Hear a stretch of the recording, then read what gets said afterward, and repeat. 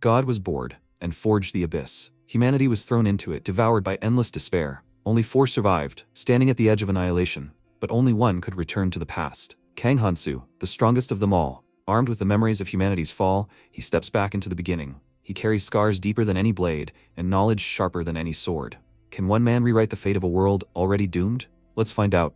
One day, God created a new world, an eccentric world, created solely to relieve boredom. God called this world the Abyss, and then he began to slowly fill this world with his creations. Struggle and war became desperate but inevitable means of survival. Survive at any cost, that was their motto. Fight, kill, survive, and God will reward you. God liked it. Or rather, he had nothing more interesting than this. The war between humans and monsters soon began to slowly end. The bodies of humans and dragons lay on the battlefield, but among them there were still 2 survivors. Only they were enemies. A huge dragon towered over the guy, and then pinned him with its paw, causing him to cough, and blood began to pour out of his mouth. But through the coughing, its loud laughter broke through. The dragon raised its paw, and the man called them all stupid creatures. They were doomed anyway. As he watched the dragon prepare to finish him off, he thought that that squad would have done it. They definitely could have done it. His life faded, and with it the mark on the hand of a member of the other squad. She informed her comrades that the last death squad had been destroyed. Now, the 4 of them were all that remained of humanity. The final death squad consisted of Ares, the ruler of the Valkyries, the mage Keldian, the swordsman Kangtae, and the protagonist Kang Hansu, the last member of the death squad. Ares said that they were the only ones who could save humanity, and he glanced at the glowing device nearby. It was the space-time crystal Urkiniel, a great sphere possessing mystical power, capable of returning to the past. The last hope of humanity, destroyed 50 years after falling into the abyss. Kangtae said that only one person could return to the past. And what was there to think about? Isn't it obvious who would go back? This must be the strongest of them. They all know who he's talking about. He smiled smugly and slung his sword over his shoulder, hinting at himself. And Keldian said that he thought he'd say something adequate for once in his life. He regretted ever expecting anything from him. Ares told them both to control themselves. Since most of the Valkyries sent to fight the Golden Dragon had fallen, it was only a matter of time before he appeared here. It seemed unfair, but they had no other choice. She approached Hansu and said that the only one of them who could return to the past was him. He looked at his hand and thought about it. He told them that he'd fought for too long. Every day, all these long years, he'd fought over and over again. But dying like this wouldn't be so bad, would it? Ares touched his hand and told him not to talk like that. The fate of humanity was now in his hands. She smiled and asked him not to give up, but he remained silent, and the others' gazes were fixed on him expectantly. Keldian said she was right. The fact that he started 20 years after them and was still here in itself proves their choice. Ares said that if he had started a little earlier, even 5 years, the current situation would have been different. Kangtae smiled and agreed with them. Even he acknowledged his skills, but if he really doesn't want to go, let him say so. If he returns, he can get all the things he missed out on. Ares looked at him with displeasure, and he nervously said that he wasn't talking about himself, but about him, since he was the only one who could go back. Hansu smiled wryly, then stood up and headed toward the sphere. Under the gaze of his comrades, he stopped in front of it, and for some reason, everything around him began to tremble. They all realized that their enemy was already here.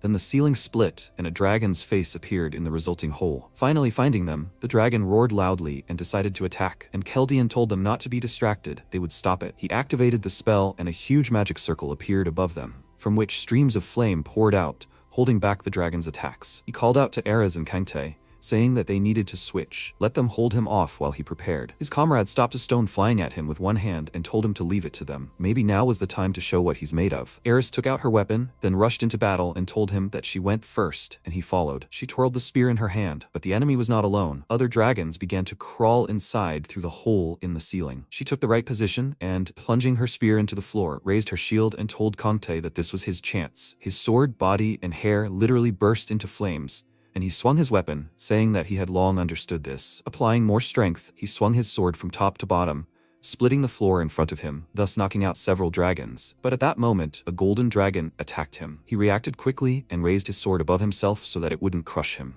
but he was having difficulty holding back the attack. Hansu was about to go to his aid, but Keldian ordered him to stop and reminded him that his main weapon was broken, so he should not get distracted. Ares agreed with him and told him to leave the dragon to them and go, and also, he should not turn away from the people he met just because he found them annoying. He should take care of them as best he could. At least this time, he would listen to her. She turned to him with hope in her eyes, and he answered with a smirk that he would try, which made her smile and ask if he didn't change even in this situation. She looked forward resolutely and told Keldian that the rest was up to him, and he, adjusting his glasses, glanced at Hansu and said that he would have to listen to him carefully. He began to cast a spell, and noted that, as Ares had said, there was no need for aimless killings, but he should not spare the parasites that would harm humanity during the Great War. Let him save only those who deserve life, and not forget about the king of the berserkers, Clementine. Let him definitely kill him. He extended his hand to him and asked if he understood everything. He only nodded silently in response, after which he smirked and, continuing to activate the spell, advised him to prepare. The device behind him glowed and began spinning at high speed, and Hansu realized it was time to prepare for the leap into the past. Sparks began to emanate from the sphere, and Kangtae and Eris turned to take one last look at it. Then, Keldian clasped his hands together,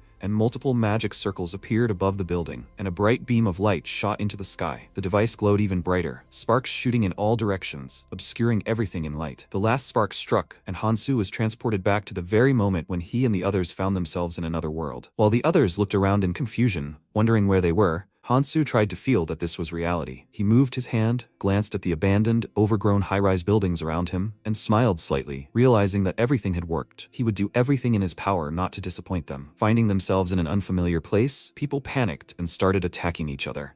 And MC thought, of course they were worried, they just ended up in Otherworld. The year of his birth was special. It all started with 100 people, but the number grew exponentially. There were so many missing people that the situation got out of control. When he turned 20, he saw a rift in the sky through which someone's huge eye was visible, and then he too disappeared due to the interaction of an unknown force. Of course, the government knew about this, but they could do nothing except recommend people to stay home and be careful. Otherworld absorbs other dimensions and is the midpoint of the Abyss's influence. Those who arrived here first immediately learned skills and were hyperactive, but strange monsters made this place simply nightmarish. It was a world of cruelty and lawlessness. Those absorbed by the Abyss are sent to Otherworld, and when everyone from the absorbed world ends up here, the door to the Abyss will open and a great war will begin. He only has 5 years to become strong. All the skills he learned, all his strength, everything is gone. In any case, he should appear right now. A few seconds later, a rift appeared in the sky, and a small horned flying creature squeezed through a small gap. He grabbed his head under the surprised looks of the people,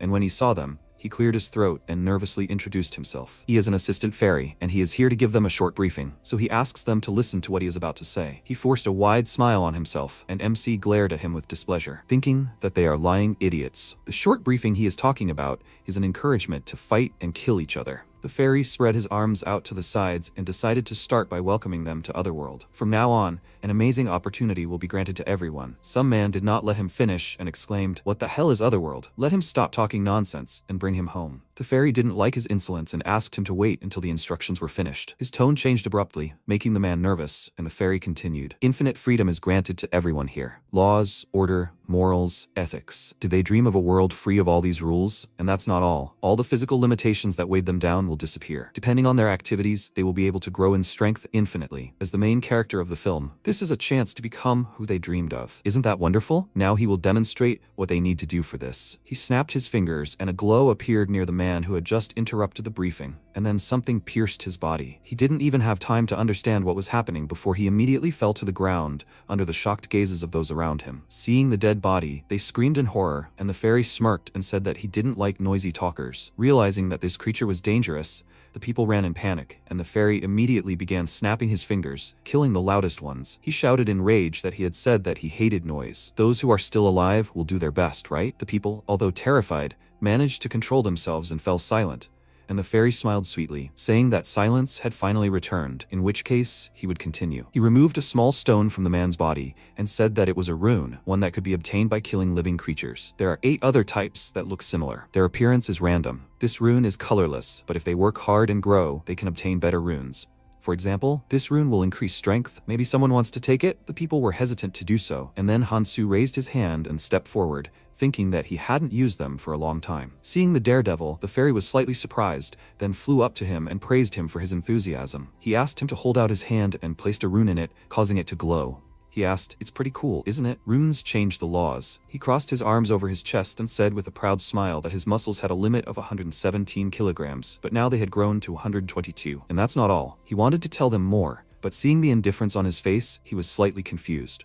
This was not the reaction he had expected. In fact, MC was terribly bored listening to what he already knew. The fairy coughed awkwardly and flew away from him, saying that runes have different effects depending on their type. They are full of abilities that cannot be explained by science. He wants to show them this again. Is anyone willing to try? Noticing his evil grin, the people became frightened, and the fairy sighed, deciding to leave it at that. Let them remember one important thing. No matter what ability or stat a rune improves, it won't be a bad thing. To become stronger, They need to collect as many runes as possible. Well, that's if they want to survive. The last words made the people think, after which they rushed to the dead bodies and started pushing each other to grab the runes first. When one of them was about to take the rune, the fairy took it away and asked, "But judging by the guy who received the rune, it doesn't look like they need instructions, so he'll take it." They became very upset, and then he flew up to Hansu and pointed at him, saying that if they touch their right ear, they can see how many runes they have. People like to count things, don't they? They tried to do so, and their status windows appeared in front of them. The fairy said that the average human stat is 10. That's all they need to know. MC glanced at his status window. His strength had increased by 1 point. If he collected more runes after hunting,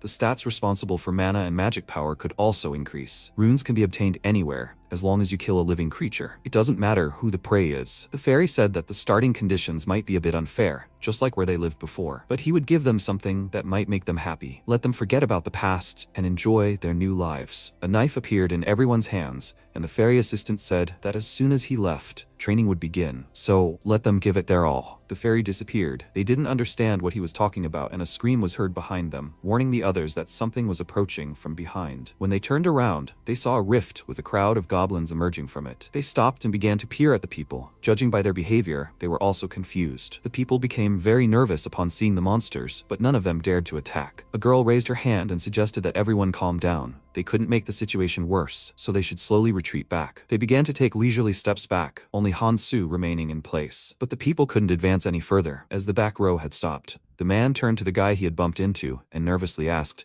"What is he doing?" He pointed forward and told him that something was wrong, that there was something here. He touched the barrier wall and exclaimed that they were locked in. Because of this, the others panicked and started pounding on the barrier, asking to be let out. But when they felt the walls getting closer, they took a step back and became very nervous. At that moment, goblins began screaming. It turned out the wall on their side had also started moving, pushing them toward the people. This caused a crush on their side, and the people clutched their weapons tighter, and the guy exclaimed that he would not die like this. Out of the corner of his eye, he noticed a man running past him and finding himself on the other side of the wall, which surprised him greatly, and he asked how he got there. He scratched his head in confusion and answered that he didn't know, he just passed through. The number 49 was displayed above the invisible passage, which slightly confused the others. Then the guy followed the man's example and ran through the portal. The number decreased to 48, and the people realized that only 50 people could leave, and immediately rushed to the barrier, pushing each other. Looking at the crowd maddened with fear, the MC sighed and thought that they were insignificant. There were hundreds of them. They could just gather together and fight. They might get some wounds, but the death toll would be far lower. The last time he was here, about 40 people died from goblins. Of all those who couldn't get through the wall, only 10 survived. But this time, everything would be different. First, he needed to clear this area and move on to the next one. He pulled out a knife, and at that moment, the goblins rushed to attack. They pounced on the people who hadn't yet managed to escape. All they could do was beg for help. Just then,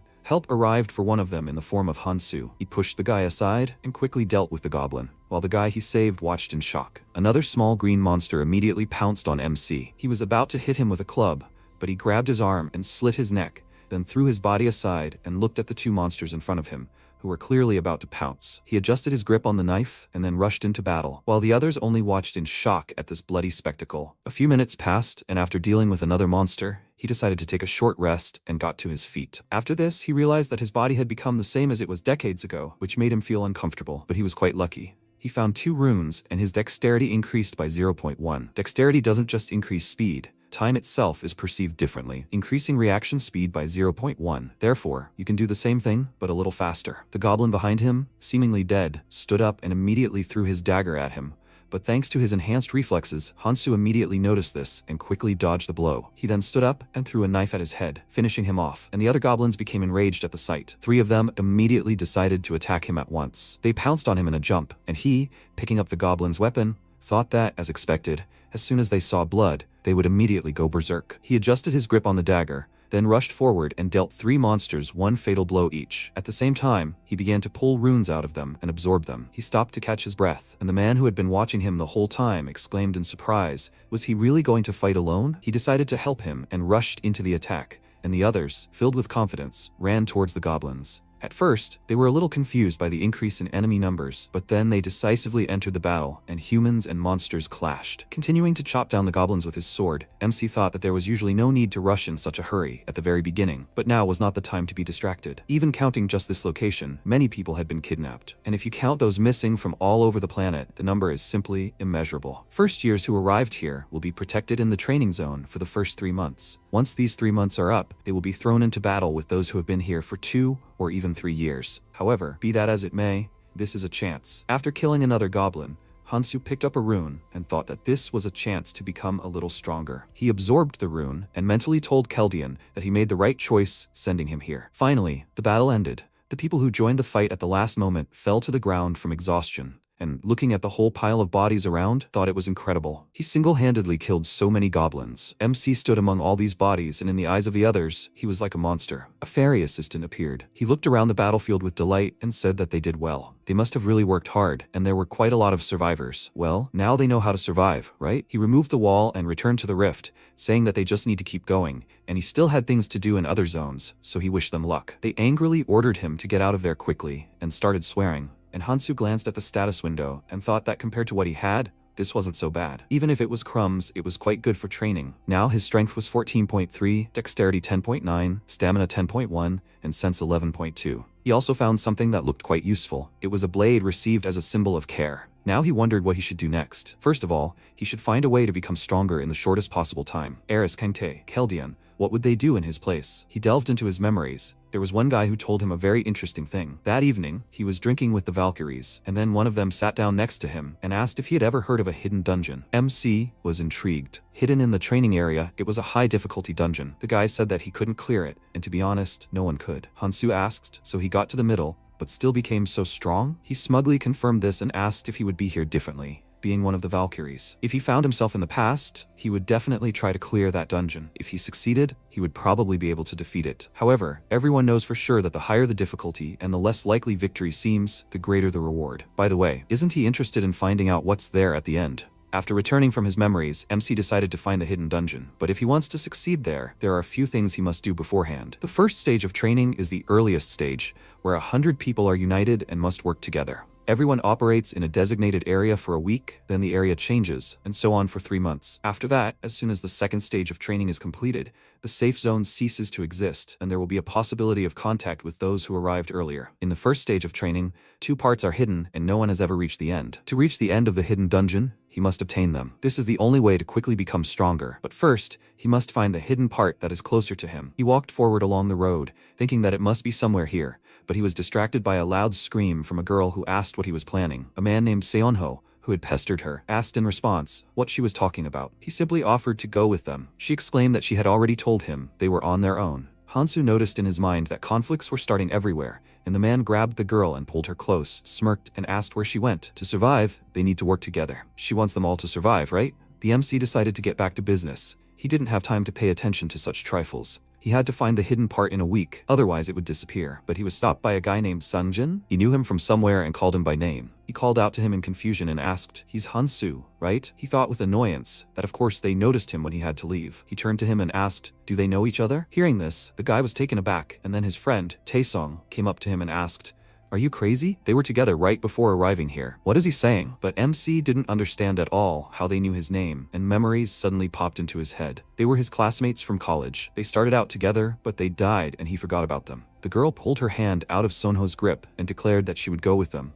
then ran up to Hansu and he remembered her. It was Jin Mi-hee. With looks like that, she would quickly get into trouble. While she was chatting with him, Sonho exclaimed, "How dare they ignore him?" Seeing Hansu, he swallowed nervously and thought, wasn't he the one who dealt with a pack of goblins single-handedly? But what if they attack now when he's tired? He exchanged glances with his friend, after which he called out to them and asked, "Where are their manners?" He hadn't finished speaking yet. "By the way, who is this guy? He looks shabby. Will he be able to do anything in this state?" He chuckled and told Hansu that he should approach while he was asking nicely. The more the merrier, so he better go to them before they go to him. The MC glanced at him and noted that such scum are everywhere. Overexcited from the first battle, so much so that they do not understand what kind of opponent they are going up against. Blinded by the thought that they can win, he walked up to him and put his hand on his shoulder, threateningly asking, does he understand what he is leading to? He walked further, pushing him with his shoulder, and the man hissed a curse through clenched teeth. And then Hansu took out a dagger and asked, Did he have something to say? Their boss appeared. He asked him to calm down and said that they were not bad people. Sungo and the others were very happy about his appearance, and he asked why he didn't come with them. Given the situation, they all had plenty to do. Wouldn't it be better to work together? MC looked into his eyes and realized he'd already adapted to this place. He no longer saw the point in hiding his true nature and acted like a hyena in his natural habitat. He'd end up a criminal. Should he deal with him right now? He remembered Keldian's words. There's no need for aimless killing, but there's no need to pity the parasites who will harm humanity. Eris, on the other hand, wanted him not to turn away from people, that he would meet and care for them. He thought about how she'd saved so many lives, and he didn't have time to deal with all these guys right now. Not to mention that people like that have a habit of self-destructing over time if left alone. He headed toward his classmates, telling them to go, and Sungo shouted something after him, but his boss told him to stop. He wanted to object because he was acting quite cocky, but he told him to just forget about him. They needed to focus on their goal, bringing order to this strange place with strange monsters and that devil. But there was also something he liked here, the strong rule here. So why shouldn't they take the chance? He told his guys to leave, and Taesong, following them, sighed in relief and asked how it happened that humans became scarier than monsters. He followed Hansu and thought that he knew he was weird. But was he always like this? He was an orphan who always sat in the corner with a gloomy look, so he didn't pay attention to him. He walked up to him and asked why he was acting like he didn't know them. MC thought for a second and then told him that it was just memory loss. Hearing this, he doubted and asked, is he serious? Why is he talking like some old man? He asked in response, isn't it obvious? Mihei couldn't help but giggle, then laughed even harder, and Hansu looked at her, wondering what was wrong with her. What a shame, she had a good life ahead of her. But beauty here is a double-edged sword. If used correctly, it's quite a powerful weapon, but he hopes she'll be okay. Some time passed. They walked in the middle of the street, and Jishon noticed that they didn't say a word the entire time they were walking. Where are they even going? Mihi agreed with her, and nervously looked at Hansu, wondering where they were going. He told them that they would understand everything when they saw it, and finally, they reached their destination. MC stopped and thought that his first goal was the subway station, where the hidden part was located. In front of them was the descent to Gangnam Station. Mihei asked why they were there, and he realized he couldn't waste time explaining every detail. If it weren't for Eris's words, he would have gone alone, but he had no choice. He decided not to go into details, and simply said he was being guided by a premonition. He thought he had gained superpowers in exchange for his lost memories. His classmates were very surprised upon hearing this, and he thought they must have seen a fairy recently. Should they be surprised? Some didn't seem to believe him, and Jisun whispered to her friend, Youngyu, if he was sure they should follow him. Hansu heard this and said that he wasn't forcing them. He's the kind of person who respects other people's preferences.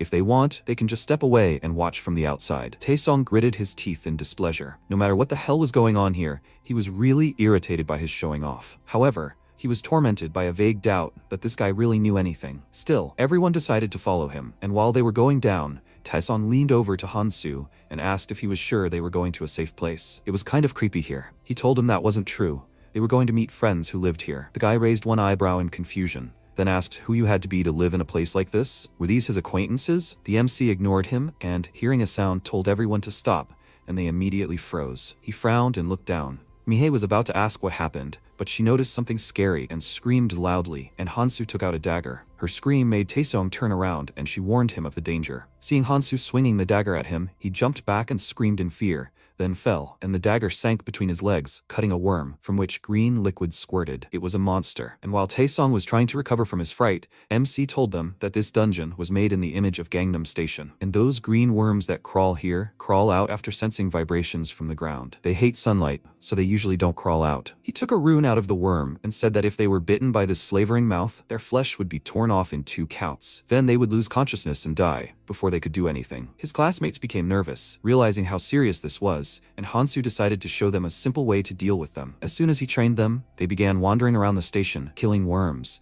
and MC, looking at their progress, thought that these 4 could be useful. But he was no good. He approached Sangjin, who had never killed a single monster before, and said that if he was unsure of himself, then he should walk on intact tiles. If he saw a crack with earth inside, then he should simply pierce it with his blade. However, he must not forget to protect his hands. Mihi, meanwhile, wiped the sweat from her face and said with a playful smile that they just need to hit where the ground rises. Jiseon agreed, remarking that it was like a game of whack-a-mole. Sangjin, meanwhile, was gathering his thoughts, trying to convince himself that everything would work out, when the ground rose up behind him, and then a green worm jumped out and aimed at his leg. Seeing this, he froze in fear, and then Hansu came to his aid. He pushed it away and cut the monster into several pieces. Sangjin smiled and thanked him for his help, but he ignored him, disappointedly thinking that his fighting skills were already clear. Ultimately, he would prove to be nothing more than a burden. Looking after him, the boy realized what he was thinking and hung his head dejectedly. Meanwhile, Taeseong approached MC and said that he had a feeling that he knew in advance what would happen. But from where? He asked. Didn't he say that? He proudly declared that this was his superpower, and they were a little taken aback and decided not to ask such questions anymore. They decided to concentrate on hunting, and when many worms had already been killed,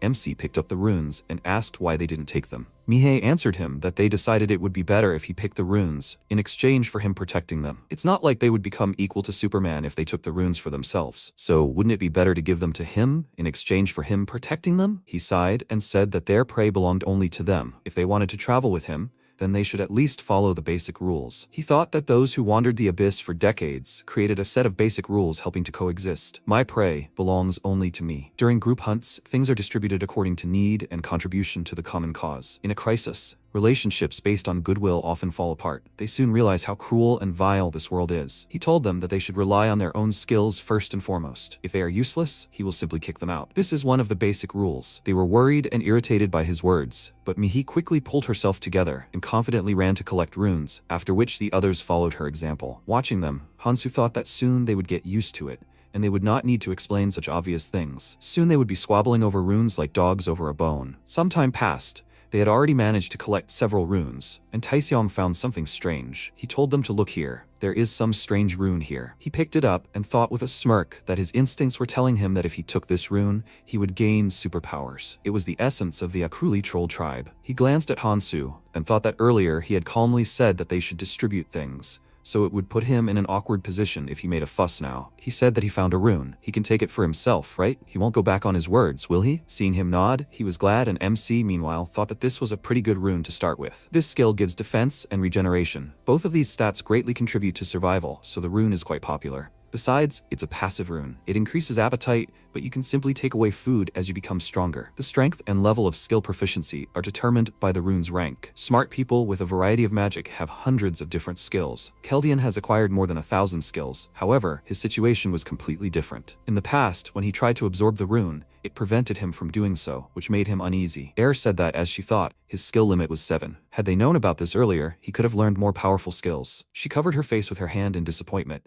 and Hansu glanced at the rune with annoyance, thinking that having only 7 skills was a fatal limitation. But he had a strength incomparable to this weakness, the endless evolution of his acquired skills. Dororo's lizard essence, which only granted rapid regeneration, later matched Kangtae's art of immortality. Gonlian's rapid dash reached the level of Keldian's signature skill, Space Rupture. 7-star heirs gave him this nickname because of his unique feature. It was this feature that allowed him to keep up with them. He caught up with them despite being 20 years behind, and this is the main reason why he was the one who went to the past. So he mustn't make a mistake. Heirs told him to be careful when choosing the 7 skills to learn. If everything goes according to plan, he will go through the training like a walk in the park. Meanwhile, Taeseong decided to use the rune, and it began to evaporate. The system informed him that the physical resistance stat was created. At the moment, he has mastered the skill essence of the troll tribe Akrul by 1%. He checked the status window and saw that he had received a new stat. The others had also increased. He glanced at Hansu with a smirk and thought that he was an idiot. In his place, he would never give up such a thing. Let him just wait. He will catch up with him very soon. MC waved his hand, saying that they need to go, and Taeseong ran up to him and put his arm around his shoulder, saying that it would be dangerous now, so they should go together. It is logical for strong people to go on the front lines, right? He turned around, and Mihei wondered why he was looking at her while saying all this. Hansu, meanwhile, thought, did he consider him his rival? It was even a little cute, but that didn't mean he would turn a blind eye to it. He threw off his hand, and they began to go down. Mihei wondered why they were going down, and he answered her that he needed to take the subway. She asked in surprise if the trains were still running. He answered her that she would soon see everything for herself, and he remembered that guy from Valkyrie. While he was telling him about how many dungeons he had already been to, a man approached them and said that he was sure that the dungeons he was talking about were not even close to those he had been to. The guy pouted in displeasure and asked why he was interrupting other people's conversations. The man answered him that he overheard him bragging about his non-existent knowledge. He wedged himself between them and decided to tell them the fastest way to gain power. He needed to lay his hands on one important thing in the training area. It was somewhere in the subway. The stations were located and laid out differently, but they were essentially the same up until the 3rd floor. If he went through the portal in the center of the stairs and went down to the end, he'd find a train waiting. If he managed to catch it, he'd be done. The only problem was, it was hard to get to. MC returned from his memories and thought that the train was leaving the next day, so he had to get to the right place today, no matter what. When they descended, they discovered a glowing blue portal ahead, and Mihi was surprised to think that this definitely wasn't Gangnam Station. She had been here many times, but she had never seen an entrance like this. She looked worriedly at Hansu and asked if he wanted to go in. He didn't know what awaited them there. He replied that he went where his instincts led him. As he had said earlier, anyone who wanted to leave could do so at any time. Taeshong said without hesitation that he would go with him, and Mihi confidently stated the same. MC noticed that she was starting to worry. Most likely she was well aware of the situation, that someone like her was in even more danger than everyone else. That's why she strived to become stronger, even if it ruined her face. Jiseon hesitantly said that they would stay here. After all, no one was stopping them from just continuing the hunt. Sungjin also decided to go down and nervously hugged himself, and Taehyung just laughed at him and asked, "Where is he going?" He was too scared to do anything before. He told him that it shouldn't concern him. Whatever he does, it doesn't concern him. Taehyung got angry and pointed a finger at him, exclaiming, "What did he just say? That's too much talk for a useless travel companion. Will they also have to clean up after him?" Hansu didn't want to listen and told them to stop this useless chatter. Time is short, so let them do what they want. He headed towards the portal, followed by Mihi and Sangjin. Taeseong, meanwhile, was very angry, namely because these idiots dared to insult him in front of Mihi. They all came out on the other side of the portal together. MC thought that there were thousands of mobs in the training area, and the landscape was also random. However, there are still common factors. Noticing something ahead, they were surprised. Hansu thought there was a 24-hour shop here. They went inside and started packing, and he thought that the rumors that there was always a shop on the second floor of the subway were true. Was this some kind of reward? While everyone was pondering what to get, MC walked over to the shelves with kitchen utensils and thought he said it was more of a supermarket than a 24-hour shop, but there was literally everything you could need here. He picked up a pot, a portable stove, and Mihi approached him, asking what he was doing. He took out a bag and told her that he was cooking. And when she saw him pour the contents into the pot, she was very surprised. It was green worm blood, and she kept wondering what he did with the dead worms. Judging by Hansu's smile, cooking brought him pleasure, even with such disgusting ingredients. He tore the goblin skin into pieces and thought that it became extremely poisonous when in contact with green blood. Goblins evolved to survive against green worms, and their poison is quite potent. He threw the pieces of skin into the pot, and Taesong approached him, smiling, saying that it smelled so wonderful. Would he let him try a piece? He told him that it was poison, and he immediately jumped back, exclaiming, "Why didn't he say that before?" He responded by pointing out that he himself had approached towards the smell and continued cooking. Mihei said that they would never have thought to cook something like that. How did he know how to brew this poison? He again referred to his superpower, which began to really irritate Taeseong. Everyone could clearly see how he was evading answers, but in reality, Hansu thought his head would explode while he was memorizing all this. Keldian gave him a couple of lessons. Even if he could go back to the past, without knowledge it would be useless, and so he told him about all the important information. Not only about where to get items, but also how to strengthen them. If he had any brains, he should understand why this was so important. But he shouldn't share this information with anyone. He slammed his hand on the board that had all the necessary information on it and ordered him to remember it all. Knowing the future would only speed up the destruction of the abyss, he shouldn't become Prometheus. He should only share knowledge according to plan, only when necessary. Thinking back on this, MC thought that if they didn't know the exact proportions and brewing time, the recipe was useless, so it was okay if they saw it. Once the poison was ready, he poured it into a bottle and screwed on the dispenser, then smeared his dagger with it. Seeing this, Mihei asked if they could have this too. He agreed, and they were already overjoyed. And then he extended his hand to them and said that he would take half a power or stamina rune from them for each use. The smiles immediately disappeared from their faces, and Taesong exclaimed irritably, why was he so petty? He answered that he could give them the poison for free, but in the long run, he didn't think it was a good idea. In his mind, he added that one-sided relationships always quickly deteriorate. Even despite the fee, Mihei still wanted to try and confidently said that she would give him the runes later. Then he handed her a bottle of poison and warned her that if she got it on her hands, it would be very painful. Taesong was very angry. He thought that if he continued to behave like this, he wouldn't even be able to steal the poison from him. He asked him for permission to use the poison and give the runes later, like Sungjin, and he allowed them to do so. While they were looking for weapons, he decided to start other preparations, after which he packed 2 backpacks of things and left the shop. When his fellow travelers came out, he looked at them with surprise and at the same time dissatisfaction. They were slinging a bunch of suitcases with things on themselves. He asked, were they going on a hike, or did they want to use them as bait? Why did they take so much? If they don't want to fight for the rest of their lives, then let them bury the things here. Besides, if they keep taking everything around like this, other people will start chasing them, so let them leave at least something. Mihi, meanwhile, was pleasantly surprised. At first, she thought he was just silent, but he is more than an excellent fighter. While they were chatting, she felt uneasy. She decided to bury the package and thought that hundreds of millions of people had disappeared before yesterday, but none of them were ever found. She will have to survive here for the rest of her life. She doesn't want to die, so she will do whatever it takes to survive. And next to Hansu, she'll be able to do it. Having finished with her things, she approached him and smiled faintly. Taeseong, looking at the couple, said irritably that this idiot was acting like he was the center of the universe. He rudely threw his backpack at Sanjin, then called out to Hansu and asked, the superpower he mentioned, can they get the same? He answered that it was possible, and they asked hopefully, is it true? He confirmed it, and their eyes sparkled with joy. While they were discussing this possibility among themselves, he remembered Keldian. He said that among all the people who came to this world,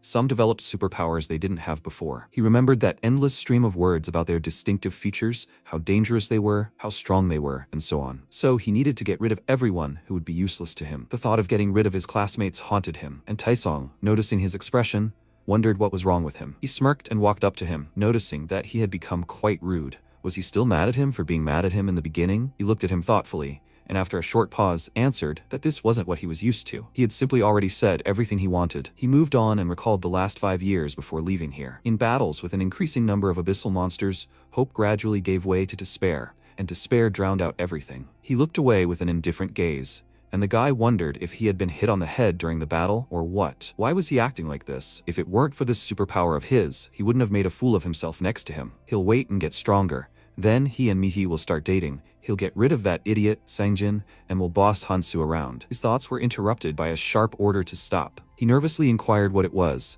and MC crouched down and reached his hand towards something on the floor. It was slime. MC thought that, judging by the type of it, it didn't belong to a sword-shaped snail, since there was no sharp sour smell. He also didn't see any offal anywhere on the half-dried stuff, so it wasn't a chopped-up zombie. That meant there was only one option: land mermaids. They were slow, but once they got a dose of paralyzing poison, it wouldn't be hard for them to kill them in a second. But he had one plan. Taesong told him to stop acting like a know-it-all, and he, ignoring him, headed back to the shop and told them to follow him. They would be surprised. After that, he showed them how to make a Molotov cocktail. He poured the powder into a bottle and thought they didn't have any gasoline, but this would do. Mihei glanced at several prepared bottles and asked in surprise, did he make them from stuff he found at the store? Taesong took one and asked mockingly, is this part of his superpower too? How convenient. He probably likes it here more than in his homeworld. He can do whatever he wants here. I wish he had that kind of power. Hansu glared at him, warring between the desire to kill him and his promise to Eris. Noticing his gaze, Taesong became agitated and asked why he was looking at him like that. Did he say something wrong? Calming down, he sighed, then began drawing on the ground and said that he would now tell them the plan, so they should listen carefully. One of them would throw a Molotov, after which the other 3 would move forward to attack. The person in the vanguard gets priority when distributing runes. Taesong immediately volunteered to be in the vanguard and noted that someone competent should go ahead. MC didn't argue and asked who would throw the Molotovs. Sangjin and Mihi simultaneously raised their hands, and he left the choice to them. The girl looked at Sangjin with a pleading look in her eyes, which made him nervous. He didn't want to argue with her, but he didn't want to give in either. Realizing they wouldn't make a decision, Hansu told them to take turns throwing, and then they set off. They walked down the dark corridor for a while, and Sanjin wondered how far they had already gone. However, he already wanted to go back. He went with them because he didn't want them to abandon him, but did they really mind? He glanced doubtfully at Mihi, and noticing that she was also nervous, was slightly surprised. MC stopped and warned them that they were approaching. Ominous sounds were heard from the dark corridor ahead, and Hansu asked the girl to throw the Molotovs in their direction. She immediately obeyed and, setting fire to the fabric,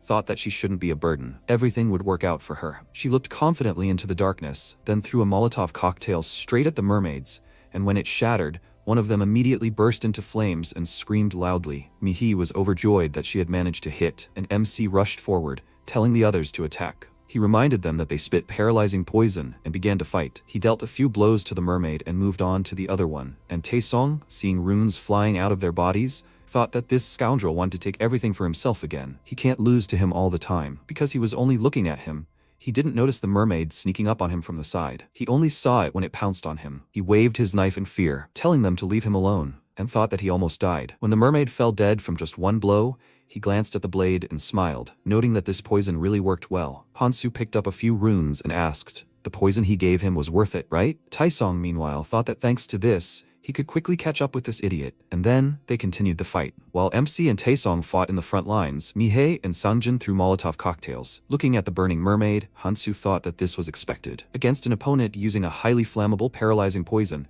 using a Molotov cocktail was a very good idea. The blade was already dull, but that didn't matter, since that's exactly what he prepared the poison for. His blow only caused a slight cut on the mermaid, but the poison caused quite a lot of damage. Meanwhile, Taeseong killed another mermaid and noticed 2 runes. He reached for them, completely oblivious to his surroundings, and immediately incarnated. The mermaid spat paralyzing poison at him. It hit his leg and burned through his pants and skin. He immediately fell to the floor in pain, but the wound quickly healed, and he only thought about how humiliating it was. The mermaid began to approach him, huge, sunken-eyed creatures staring at him. The mermaid wasn't alone, and upon seeing his vulnerability, they immediately targeted him. He screamed loudly in fear and ordered them to leave him alone, after which he began to wave his leg and cursed loudly, asking for someone to help him. Hearing his screams, Mihi was about to go to his aid, but discovered she was out of Molotovs and told Sangjin they needed to switch. He agreed and asked her to wait, after which he nervously tried to light the lighter, but nothing worked. When the flame finally flared up, he saw the terrifying face of a mermaid in front of his feet, and, in fear, dropped the bottle,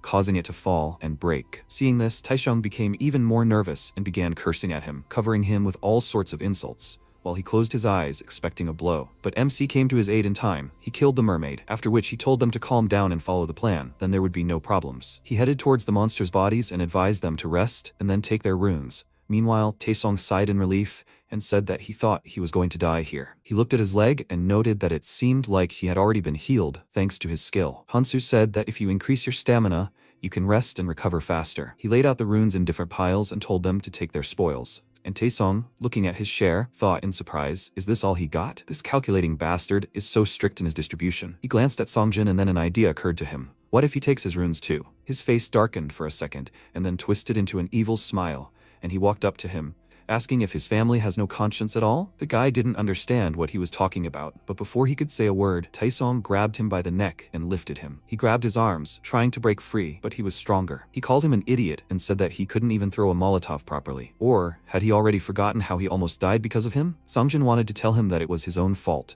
but he couldn't because he was squeezing his neck harder. Mihi became agitated and exclaimed, "What the hell is he doing? He should let him go right now. He'd strangle him." Taesong listened to the girl and let him go, calling him a lucky idiot. While he was clearing his throat, he approached him and advised him to be more careful next time and assess the situation sensibly. He grabbed him by the hair and lifted him up, angrily saying that not long ago he was crawling with his head down. It seemed he had forgotten his place. He should just follow everyone else for the rest of his life, like his father, and not show off. And he would take this for himself. He reached for his runes, but a dagger immediately plunged into the floor, and he exclaimed in fear, "What was that?" MC calmly said that it wasn't his share, and he exclaimed indignantly, "He wants to give the runes to this idiot? It's like throwing them in the trash. What did he even do to deserve them? He'll take them. They can even divide them. Honestly, they can manage without him. Or is he wrong?" He replied that the distribution should be fair, and it wasn't his place to interfere with someone else's means of survival. Taeseong didn't want to argue with him further and said that it was all nonsense. But I hope he doesn't regret this decision. He walked away, and Hansu glanced at Songjin, saying that he better learn to defend his own share. While the guy was collecting the runes, Mihi approached Hansu and awkwardly asked, "They don't irritate him, do they?" Given the situation, she thought that he might be irritated by watching them not fight. He told her that everything was fine. He wouldn't complain about what they were bad at. She asked if that meant he would travel with them until the end. She thought he acted like he could leave them at any moment. He told her that they were the ones who decided to follow him. They were doing well, so she shouldn't worry about it. After this conversation, he went to examine the mermaids' bodies. Most of the runes they dropped increased strength and stamina. You can't ignore basic stats, and it's not like it was a bad decision, considering how important strength and stamina are now, especially considering that those are exactly the stats he needed. Currently, his strength was 25.3, stamina 24.5, dexterity 14.1, and sense 15.2. Having absorbed another rune, he increased his stamina, and then there was a pop of a party popper and confetti flew above one. A fairy assistant appeared and congratulated him on his first achievement. The sum of his strength and stamina exceeded 50. The system notified him that he had received his first achievement, and MC thought with a grin that he had been caught. While the others were indignant at the fairy's appearance, he flew up to Hansu and joyfully asked, "Isn't that him, the traveler who had raised his hand first?" He wondered who was so fast here. It seemed he was right. He flew around him from all sides and said with a smile that they always loved those who tried their best, so he would like to give a small gift to the most active traveler. He lay on his head and asked if he was curious about what it would be. Should he tell her about it? Mihei hesitantly approached them and raised her hand, saying, "This is a bit unfair." They had different physical characteristics from the very beginning. Although she was afraid, she still dared to ask this question, and this did not escape the fairy's notice. He said that she did not need to be so afraid, because he would not even touch her. He leisurely flew up to her and said that they do not kill someone just because they don't like them. But there are always exceptions, right? And she could be one of them. Her heart began to beat faster with fear at his words, and he, seeing her reaction, laughed and said that he was just joking. He playfully nudged her shoulder and asked, "Did she say that it was unfair?" She, too, is incomparable with others in some ways, right? But she's in no hurry to get rid of it to be on par with everyone else. Life has always been unfair. He returned to Hansu and said that it was time to stop wasting time on empty chatter. It was time to reward him. MC already knew what the reward would be. The reward for surpassing a certain number in the combination of physical characteristics was 3 runes of his choice. The fairy snapped his finger and asked what runes he wanted. Dexterity? Sense? Maybe a recovery rune? This rune is consumable, but it can heal even severe wounds and protect against most poisons. It's like having an extra life. Hansu thought that despite all this, it would be useless with a severed limb. Hearing about the recovery rune, the others perked up. It meant that you could survive a life-threatening situation at least once. They hoped that if he chose this rune, it would save one of them. But MC had no intention of taking it. He was looking for a rune with magic immunity. Hearing this, the fairy was slightly surprised and showed him several runes. Hansu thought he had a feeling he didn't care. So, he could do it. The recovery rune is useful, but immunity to magical and physical damage is difficult to obtain in the training zone. Unless you're lucky like Kangtae, who just picked it up somewhere. Increasing stamina simply affects the cost of restoring your strength, while resistance to magical and physical damage is a much more fundamental defense, if not immunity. With experience, he can resist physical attacks, but magical attacks are a completely different matter. He absorbed the rune with magic immunity and opened the status window, thinking that this was enough to avoid immediate death. Since the fairy had done its job, he decided to leave and told Hansu that he was counting on him. He blew him a kiss and, calling him handsome, told him to keep up the good work. The others' faces widened in surprise at this, and they all thought together, did he call him handsome? MC turned to tell them they needed to move on. But seeing their faces twisted in disgust, he asked what was wrong with them. They told him everything was fine, and then set off. They were already killing mermaids without any problems, and Mihi, wiping the sweat from her face, thought that she seemed to feel better. While she was picking up a rune, she noticed that Hansu was cutting up a mermaid carcass and wondered if he wanted to make poison again. She looked at him more closely and noticed something. His movements hadn't changed at all. She approached him and said that he had received a lot of runes. Why was he still moving at the same speed? Her question made him realize how observant she was, and then he showed her his wrist, which had various runic symbols on it. She, of course, didn't understand what they were, and he explained to her that it was a way to store runes. He let her hold out her hand, thinking about storing a rune, and she asked with delight, how does he know this? He answered that it was all thanks to his superpowers. She decided to try it, but he told her not to repeat what he did. First, it slows down the hunt, so he can't store a lot of runes. Second, the runes will lose their meaning if he dies. The runes he stores this way will drop if he dies. Sunjin asked him why he was collecting them then, and he told him that he wanted to exchange them. He thought that even if it would be problematic to do this now, once the rules were established, they could be used instead of money in the training zone. He said that they didn't need to store it. They could just use it right away. Taeseong was starting to get really annoyed by all of this and, pushing Sungjin, he stepped forward and exclaimed, he dared to look down on them just because they listened to him? Why can't he do whatever he wants? MC sighed tiredly and thought that it seemed like they still didn't understand where they were, but they would come to their senses when they went down and were cursed. But before that, they needed to rebuild everything. He looked thoughtfully at his weapon, then turned to them and told them to listen to him carefully. They immediately paid attention to him, and he said that whether they followed him or collected runes, let them do what they wanted. He didn't care. However, right now he wanted them to listen to him. He extended his hand to them and asked them to give him all their weapons. Of course, such a request angered Taesong. He began to attack him, accusing him of wanting to rob them, and noted that he had his own weapon. Why was he asking them to give him their weapons? He said that they can't fight with this. The blade is too crude, so it's practically useless. Besides, he needs extra blades. Now did he understand everything? Taesong became even more angry and exclaimed, does he think he'll just leave this? What kind of nonsense is he talking about? If he takes their weapons, then how will they fight back? They will have to fight too. Or does he want them to follow him around and pick up crumbs? Sangjin said he would give him everything, and Taeseong turned around sharply, loudly ordering him to shut up. After that, he looked at Hansu again defiantly, and he asked, does that mean he wants to fight? He confirmed it, and asked, what is there for him to be afraid of here? He always hated his condescending look. MC looked away thoughtfully. He expected him to say no. He doesn't even know what's down there. But that's where he'll draw the line. He said he'll give them 2 options. The first is that he leaves and they do everything on their own. The second is that they stand aside and watch him cope alone. The choice is theirs. Sungjin nervously grabbed his shoulder and told him that he would stand aside, and Mihi said that she would too. If he says so, it means it's very dangerous there. Taesong turned to her and exclaimed that this is precisely why they must fight together. They need to help each other in these dangerous times. This scoundrel wants to leave his friends behind and take all the spoils for himself, and they will let him do that? He clenched his fist and thought that he didn't care that loser Sungjin was the one who chickened out. But since Mihei decided to step aside, it put him in a difficult position. Hansu, meanwhile, laughed inwardly at how he called them all friends. However, he remembered how he was his friend. He should be glad that Keldian wasn't the one who went here. By now, he would have already wandered through the blue or even purple zone. He can't stay here any longer. He must get there as soon as possible. He decided to continue on his way,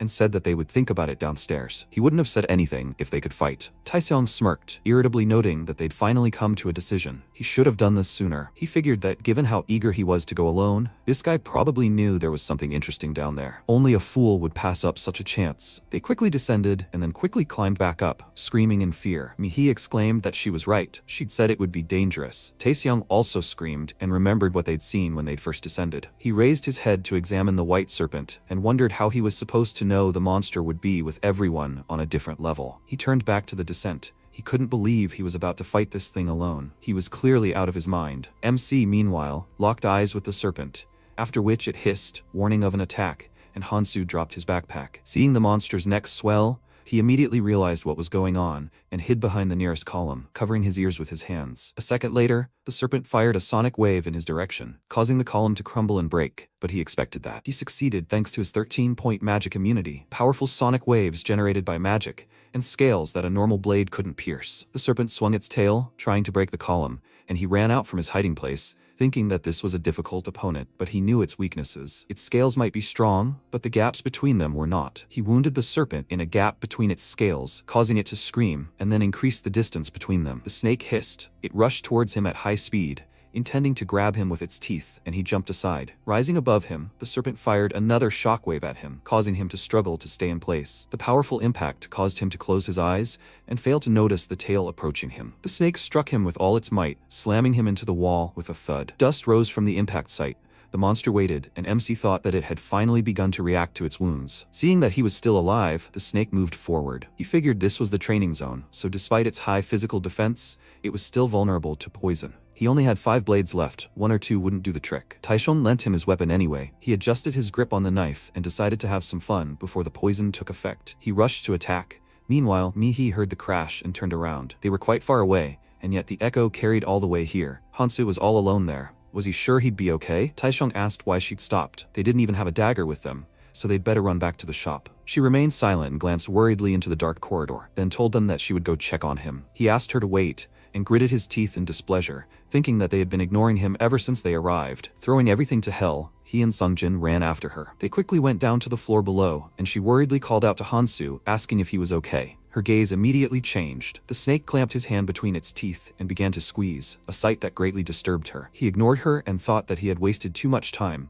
then gripped the handle of the knife and plunged it with all his might into the monster's lower jaw, causing it to recoil and scream loudly, thereby freeing him. While it wriggled in pain, he retreated to a safe distance and, seeing that the snake was getting worse, thought it was good that he was able to plunge 3 daggers into it. It bit his arm well, but thanks to his stats, it recovers quite quickly. In later stages, monsters exhibit increased resistance and healing abilities due to their evolved characteristics. These poisons are pointless, as they are ineffective, and using abilities makes things even more difficult. However, in the early stages, paralyzing poison is quite effective. He wouldn't have been able to last this long without it. He looked up at his opponent, who eventually died due to the poison's effects, and thought that everything was much easier now. Mihi immediately ran up to him and asked if he was okay. He didn't answer her and headed for his bag, asking if they were still here. She said she came here because she was worried about him, but it seems she shouldn't have. How's his arm? He threw a backpack on his back and told her that it was just a scratch. It was already healing, so she shouldn't worry. Taeseong, meanwhile, was in shock. He couldn't believe that he fought this horror alone. Of course, he understood that he was strong, but how big was the difference between them? How could he compete with him? MC, meanwhile, was examining the dead snake and something surprised him. Mihei asked what it was, and he, looking at the rune with the skill Needle Serpent Shockwave,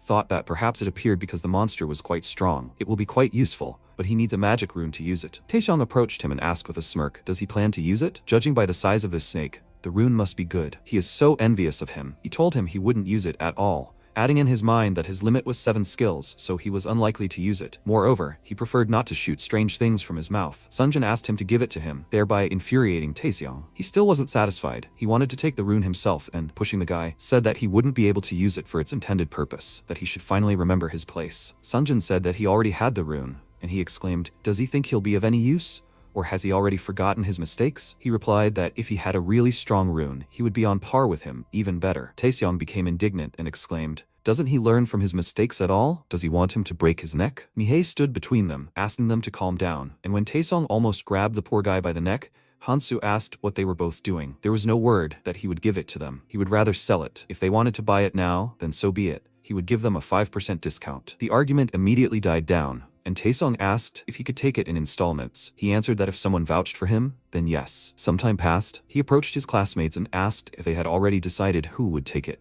Mihei said that she would take the rune, and he mentally noted that this was expected. They didn't trust each other, so only she remained. The boys handed her the rune, and he thought about how he had earlier noticed her pick up the magic rune. She shouldn't have hidden the rune, since she herself had knocked it out of the monster. But nothing surprising. The more cards you hide, the better. Is this her method of survival? Perhaps she is more ambitious than it seems at first glance. As soon as she absorbed the rune, she approached Hansu and handed him the payment. 3 dexterity and sense runes each, and 7 strength and stamina runes. He said that with a 5% discount, he would only take 6 runes and then absorb them. She smiled and thanked him, saying that he was very kind, and he asked them not to think that he was rude. If they get used to getting everything for free in a place like this, they won't have long to live. Nothing comes for free in this world. The girl glanced at the remaining rune and thought about his words, after which they continued on their way. MC looked around and thought that since there was a needle snake here, it meant there were deuterium deposits nearby. Luckily, he noticed them even earlier. He broke off several crystals, and Sangjin and Mihi simultaneously thought, is he using his superpower again? They approached him and began to watch what he was doing. He made a needle out of a crystal, and Mihi noted that it looked like metal, but it seemed soft. After that, he quickly got up and walked away, not paying any attention to them. He tore off the snake's scales with a knife,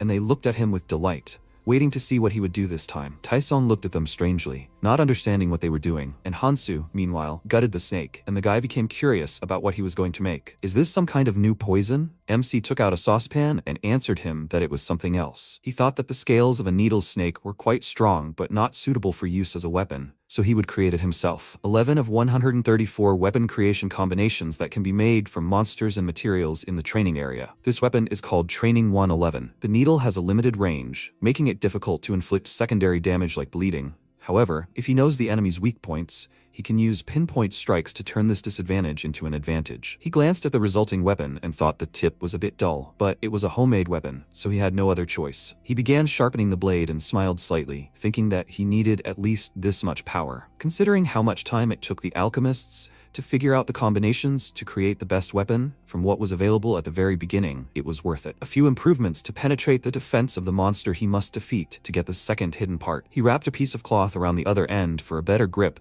and noted that now it really did look like a weapon. He muttered quietly that if he got his hands on a rococo lizard, he could create a better weapon, like 117. The scales of a spined snake are also not bad. It's unlikely that one could find a weapon better than this. Taesung, meanwhile, was extremely surprised. He wanted to buy this weapon and even promised to give him all the runes. Considering how much time and effort he spent, he was sure that this thing would be better than what he had. But Hansu turned him down. This is an unusual weapon. He would sell it to him since he was so interested, but he can't make another one because he ran out of materials. He gritted his teeth in dissatisfaction and thought that he spent everything on himself. He is, as always, a selfish idiot. Although there must be something better ahead, he just needs to be patient. He glanced at the train ahead and thought that this is their final destination. There is electricity here, and the carriage is empty. Mr. Know-It-All had gone quiet in the face of all this, so he dared to believe there wouldn't be any battles, and he could finally get his reward. MC boarded the train, and seeing them following him, asked why they were getting on. They were slightly taken aback by the question, and he told them to get off. The carriage was only for one. Seeing no action from them, he turned to them and asked if they hadn't heard. He sat down on a seat, and Sangjin asked, confused, if maybe he'd made a mistake. How could there be so much space just for one person? Taesung, of course, got angry and exclaimed, what rule says only he can ride? After everything they'd been through together, why does only he have the right to choose? It was only thanks to them that he got here. Of course, that's not true. It was because of him that they got here. He looked at them and thought they were so pathetic. It was certainly good that they wanted to seize the chance, but they still didn't take one thing into account. He stood up and took his weapon, saying that there was no rule that only he could be here, because there were no rules in this world. He pointed the weapon at them with the hilt side and said that they could either leave now or stay to argue with him. If they found a lawyer, they could try to file a complaint against him. If they wanted, of course. He smirked and offered them a choice. Seeing his weapon in front of his face, Taesung got nervous and didn't bother again. In the end, Hansu left alone, and they stayed. Taesung was probably worn out with anger by now. He mentally called him an idiot and wondered if he'd been serious all this time. He talks like he's 40. But he's talking complete nonsense. If the three of them attack him, they'll have a chance. If they defeat him, they'll get all his items. Well, if they lose, they'll just ask him for forgiveness. He won't kill them, will he? It's worth a try. And then he remembered Hansu's look when he threatened them, and realized that he would have killed him on the spot if he tried to move. Remembering how he said goodbye to them and the carriage doors closed, he thought that he was too strong. How could he freeze from just one look from him? Mihi grabbed her arm in frustration and said that they shouldn't have put so much pressure on him. They shouldn't have provoked him either. because he was the one helping them all this time. She suggested that they leave here, but Taisheng stayed and thought that they were idiots. That's why they wouldn't live long. What's wrong with striving to be stronger? Isn't that why they came here? He'll definitely get stronger. Meanwhile, MC was riding the train and thinking, if he collected all the information about this place, this is what would happen. First, the train stops at 20 stations along the way. Second, a random artifact is found at each station. And third, there is no turning back. You can't return to the previous station. This is a structure that causes psychological conflict. Even if he reaches the end of the journey, there is no guarantee that he will survive, so he needs to be careful. He is already at the 12th station. At the previous stations, he collected 8 weapons: Laloon's bracelet, Claws of Kettle, Organ Steel Glove. They are quite good for a beginner, but useless for him. Laloon's bracelet, along with the sense stat, helps identify monsters' weak points, but he already knows them, so it is of no use. He got off at the station and thought that he already had a weapon, so he was hoping for something else, something with a movement boost. With such a thing, he could move freely during battle. But what he saw at the station greatly surprised him. They were Cloud Snack Maniac cigarettes. He never thought they could appear here. After the first puff, your stats will begin to increase, and as long as you continue smoking, they will continue to grow. After smoking 1 cigarette, all stats will be increased by 20%, and the effect will last 10 minutes. This is what he needs. He was very happy with this find. Even though they cannot be used outside the training zone, there is nothing better than this artifact. He told the cigarettes that they hadn't seen each other for a long time and remembered how a girl scolded him for his bad habit. She asked discontentedly, "Is he smoking again?" How many more times should she tell him that with each cigarette he ages faster than he looks? He didn't answer her then, and she simply took the cigarettes, saying that they were ruining him. If he continued smoking this nasty stuff, he would ruin his handsome face. He took the cigarettes and returned to the train, silently telling her not to worry. This time, they were different. Time passed, and he finally returned to Gangnam Station, but he didn't see his classmates. He walked forward and thought that he still had 4 days until another hidden artifact appeared. He needed to decide what to do in the next 2 days. Focus on hunting and obtaining runes, or try to complete the remaining quests. The choice was obvious. He picked up his pot from the portable stove and thought that during the journey he had completed a couple of tasks, so he didn't know what he would get, but he would try to complete the tasks with good rewards. Among the quests, there was one with a promising reward and was quickly completed. For this, he could receive a Sage's Stone with a clumsy mage as a follower. It increases all of the user's stats by 10, including his own, and heals fatal wounds. The reward is good, and this kind of artifact is rare not only in the training zone, but also in the red zones. But whoever does this must be crazy. He remembered the girl who completed this task in the past. Onvi Aran, a member of the Death Squad. She was summoned to the Abyss along with the criminals while volunteering at the prison. He heard that her most trusted people were with her, but as soon as the training began, they all betrayed her, and anger unleashed their abilities. For 7 days, she killed everyone and ate their hearts. After that, she wanted to end her life, and then this task came up. He tiredly rubbed the bridge of his nose and thought that this didn't suit him. It also conflicted with his goal of saving as many people as possible. Since it should be night now, he remembered an excellent night task that could reward a pouch of food from a selfish and rich person. To do this, he needed to complete this task and also make sure his stamina was sufficient. Afterwards, he would be too busy to take time to rest. He went into the shop, deciding to eat first, but when he saw the completely empty shelves and the recently hidden bags missing, he was very disappointed. The moon would rise soon, and they dared to do such a thing. He would see how brave they were. Time passed, and the ones who took everything from the shop were Sonho and his gang. Hansu's classmates hid behind a nearby rock and watched as they packed the groceries into boxes. Jisun indignantly asked how they could take all this. They were supposed to stop them. They started running as soon as they heard them, which prevented her from taking anything. Why were they so fast? Youngyu asked her to calm down, and Mihi said that they might be strong, but Sunjin continued for her, saying that there were too many of them, but they were outnumbered, even though their stats were higher. Hansu hadn't returned yet, so they didn't need to take any risks. Jisun was surprised. She'd never seen him talk so much. Mihi, meanwhile, was thinking, how could they know where the convenience store was? She thought they still had time. Sungho told his guys to hurry up and turned around. When he saw them, he waved with a smile, which surprised them. Taesung said they were just trying to provoke them and then suggested they leave. He quickly returned to the alley and said they needed to find resources and food elsewhere. The others looked at him doubtfully, and he wondered why he waved to him. He had done his job well, after all. He had come to them not long before and advised them to check the subway if they needed food. It was better to gather everything now before the others arrived, and he even volunteered to lead them there. And all so that Hansu would fight these guys for food. Defeating such a crowd wouldn't be easy, so he'd have to turn to him for help. But Sono wasn't in a hurry to agree, asking why they should trust him. It seemed like he was trying to pit them against that guy named Hansu. Taeseong got angry and grabbed him by the clothes, exclaiming,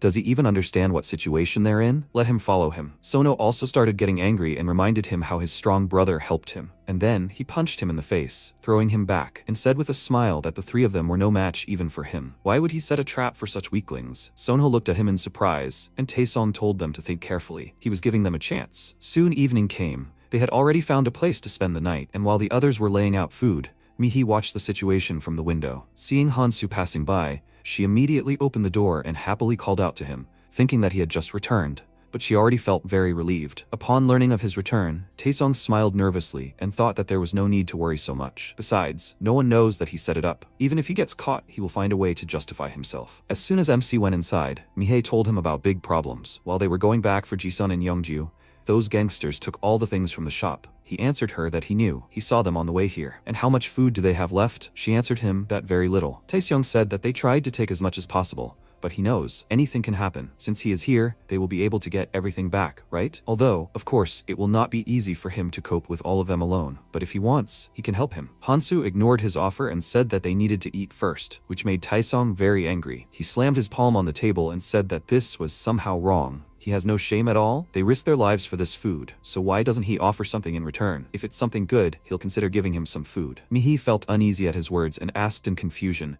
what was he talking about? They were collecting food for everyone. He asked in response, so they would just give him the food for free? They risked themselves for all of this. Even among friends, there should be honesty. Hansu didn't lift a finger for this food while they fought for it. Who said you can't expect anything for free? Jisun and Youngyu nodded, agreeing with him. And he thought with a smile that here was his chance. If he can get everyone on his side, he'll stop being a problem. Now he wonders how long he'll be so annoying. The MC said with a gloomy expression that it was such a pity. He had nothing to give him in return. What should he do then? He said with a smile that he must have picked up a lot of things there. Jiseon didn't understand what he was talking about, so he told them that he just came out of some secret place. He must have found something good there, so he should share it with them. He handed him a chocolate bar and offered to share his trophies, since he was going with them anyway. No need to push him into stupidity.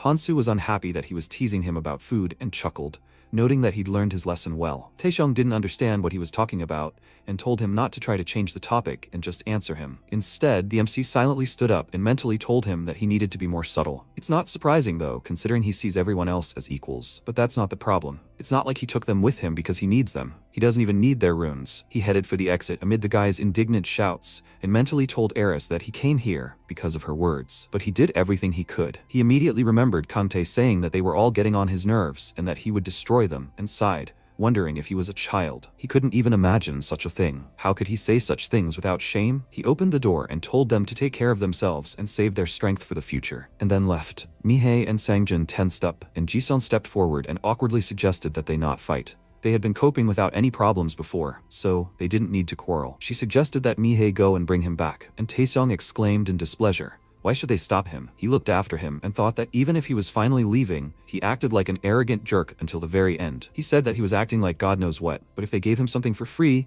he would come crawling back himself. It's not like they needed this jerk. They could handle it themselves just fine. Seeing Mihi leaving, he excitedly asked where she was going. Was she going to leave them to go after this jerk? She didn't answer him and ran to Hansu, saying that she wanted to go with him. She extended her hand to him and asked, can she go with him? She looked at him hopefully, but he didn't even turn around and told her that he couldn't take her with him. She lowered her hand in disappointment, and then he asked, didn't he tell her? It's up to them to decide whether they want to join him. Hearing this, she was very happy, and then Taesong exclaimed that she can't leave. She didn't get her runes. Maybe he gave her his, but not Sangjin, right? He really didn't want to let her go, and that made him angry, and Sangjin added fuel to the fire when he declared that he would go with them. He was about to leave, but Taesong stopped him and asked if he even understood what he just said. He can't do this. Does he really think his father will let him off the hook? He picked up a stray dog, and now he dares to crawl away? He pushed him in the shoulder and asked if he has forgotten his master? Sangjin plucked up his courage and asked what he will do. They can't even go outside now. The others don't even know that they are alive, so how exactly will he tell his father anything? At this point, none of that matters, and so he no longer has a reason to obey him like before. Even after everything Taesong had done to break him, he still had the courage to leave, and it surprised him. He didn't try to stop them anymore, and angrily told them to get out of there. They had all the food anyway. Do they think it would be different in other places? They would come back here sooner or later anyway. Some time passed, they followed Hansu in silence,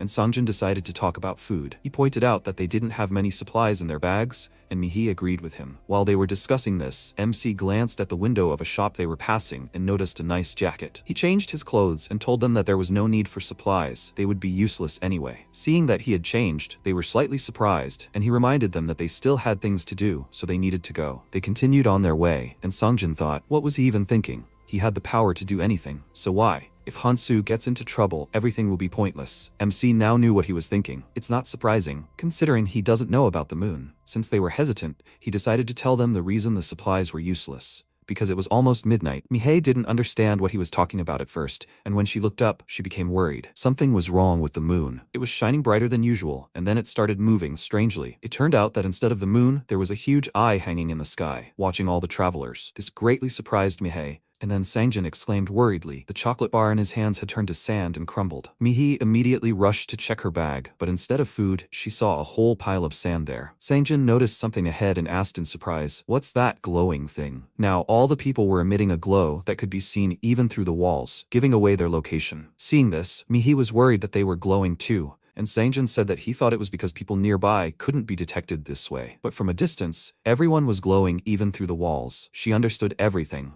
It was literally pushing them to fight each other. Songjin called out to Hansu and asked if he knew this would happen. He smirked and told him not to talk nonsense. Maybe he had abilities, but he couldn't have known about something like this. Songjin, of course, didn't believe him because he was too calm for it to be true. Immediately after that, indignant voices were heard from all sides. The moonlight reached their food, and now they blamed each other for everything and started fighting. After listening to them, MC mentally noted that this is truly a terrible world. That's why he told them not to take much food, because when the moon, which exists only in this world, appears, all the food simply disappears. He continued walking down the street, and Songjin asked where he was going, to which he replied that he needed to do what needed to be done. Meanwhile, the rest of his classmates discovered the missing food. Jisung became nervous and asked what they should do now. Should they look for food somewhere? Youngju noted that most likely all the food from the shop had already been taken. Taeseong was very angry. He blamed everything on Hansu because he probably knew everything from the very beginning and thought he decided to trick him. It was all about his superpower. Jisung distracted him from his thoughts, exclaiming that there was something outside. Nearby, there was a glowing group of people. It was Sungho and his gang. They were looking for Taeseong because they thought he had tricked them. Meanwhile,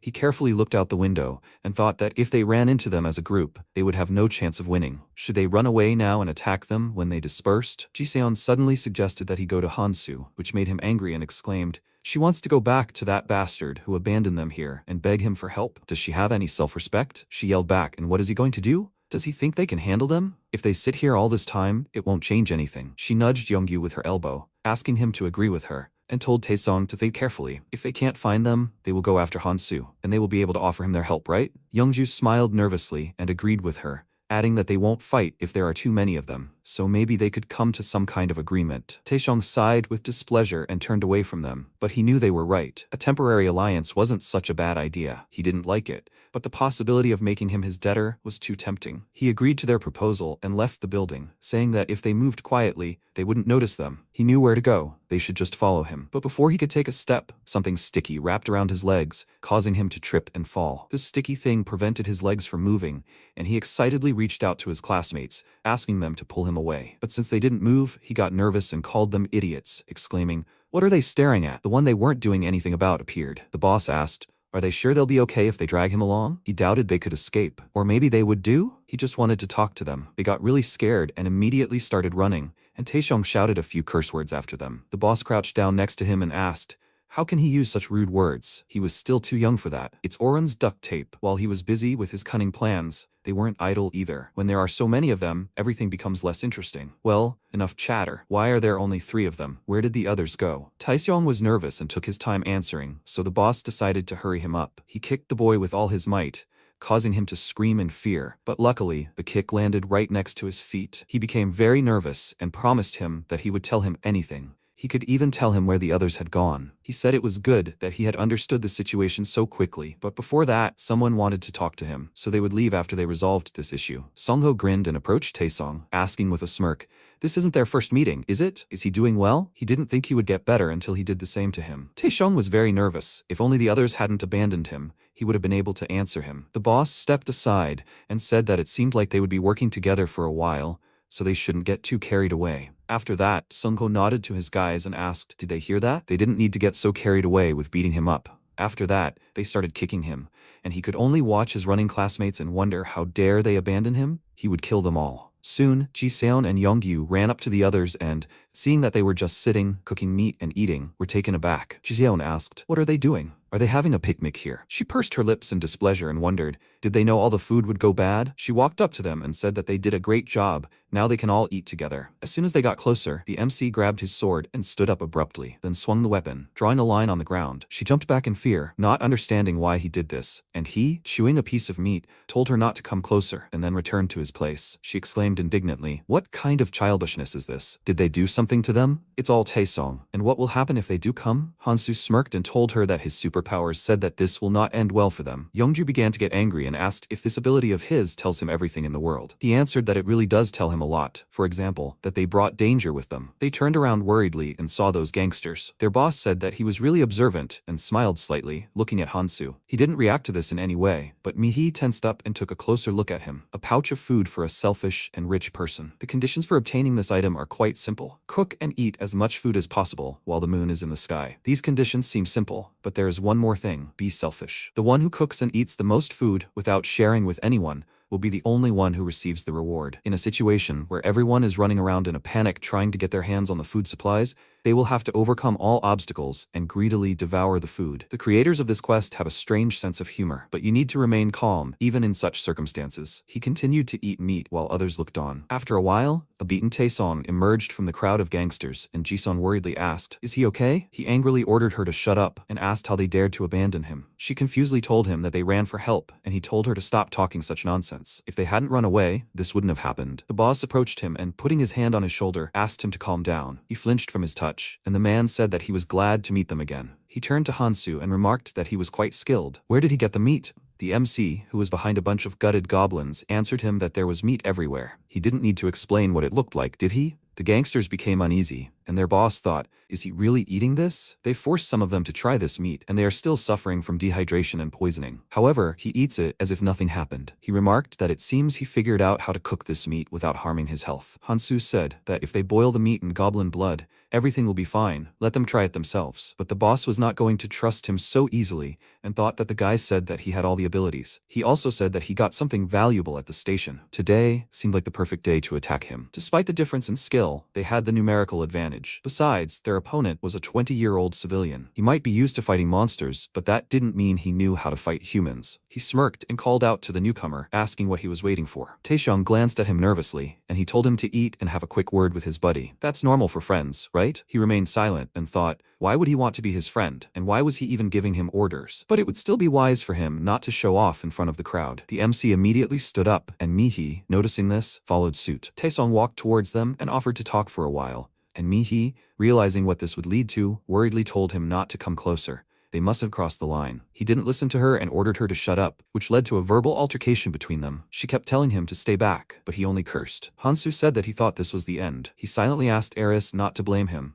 then swung his sword, and Taesong, who didn't even understand what happened, immediately fell, his body trembling. Only a few seconds later, he felt a terrible pain in his leg and screamed loudly. Seeing that he was now left without a foot, the gangsters involuntarily took a step back, shocked by this sight, as were Ji-seon and Youngyu. Mihi tried to stop him, but he didn't listen. Through his cries of pain, he still managed to curse at Hansu and ask how he could do this to him. And all this because of a piece of meat? Songjin felt uneasy from his screams and said that they better be careful with him. He did this just to avoid sharing food. If he gets stronger, do they think he won't turn against them? He'll kill them all for the runes. It's better to let them kill him right now. Or are they idiots who think they can match him later? The boss ordered his men to get ready, and Seongho wanted to object, but quickly fell silent and thought that he couldn't say he was wrong. He intended to fight them now, but if he became strong enough in the future, he would defeat them with ease. Armed or not, they wouldn't be able to escape because of the moonlight's glow. They need to get rid of him right now. He glanced at him and wondered what kind of student he was to have such a look. What had he even been through? MC meanwhile sighed and remembered that Eris and Keldian often argued, even after they decided to work together. Eris said that he shouldn't make enemies so easily, and Keldian said that if the enemy is already in front of you, then you need to crush him completely, because if you don't, you'll be crushed. Eris and he agree with this statement. He smirked, then took out the runes from the storage, and Sungho exclaimed, What kind of tricks did he decide to use? They were worried that he had done something and decided to attack first. Armed with knives, they all pounced on him at once, and Hansu, clutching his homemade sword tighter, said that since they were going to start this anyway before the night was over, he would test the mission conditions on them. He kicked off the ground and rushed towards them at high speed, making Sungho wonder how he moved so fast. Then MC swung his sword and said that it would hurt. Throwing Sungho away, he rushed in the other direction and began attacking everyone in his path. While everyone else ran away in horror, the boss stood still and watched him, wondering if he had really absorbed all the hidden runes. This can't go on like this. He called his guys idiots and ordered them not to run away. There were more of them. They should take advantage of this to deal with him. But in the end, he was left alone, and now it was his turn. Noticing him approaching, he exclaimed, "Does he think he'll back down?" With every step he took, he became more and more nervous and asked, "Does he think he'll be okay if he takes a few lives? It's not the same as killing monsters. He's committing murder. It's not something a kid like him should take so lightly." But Hansu wasn't listening at all. He prepared himself, then lunged forward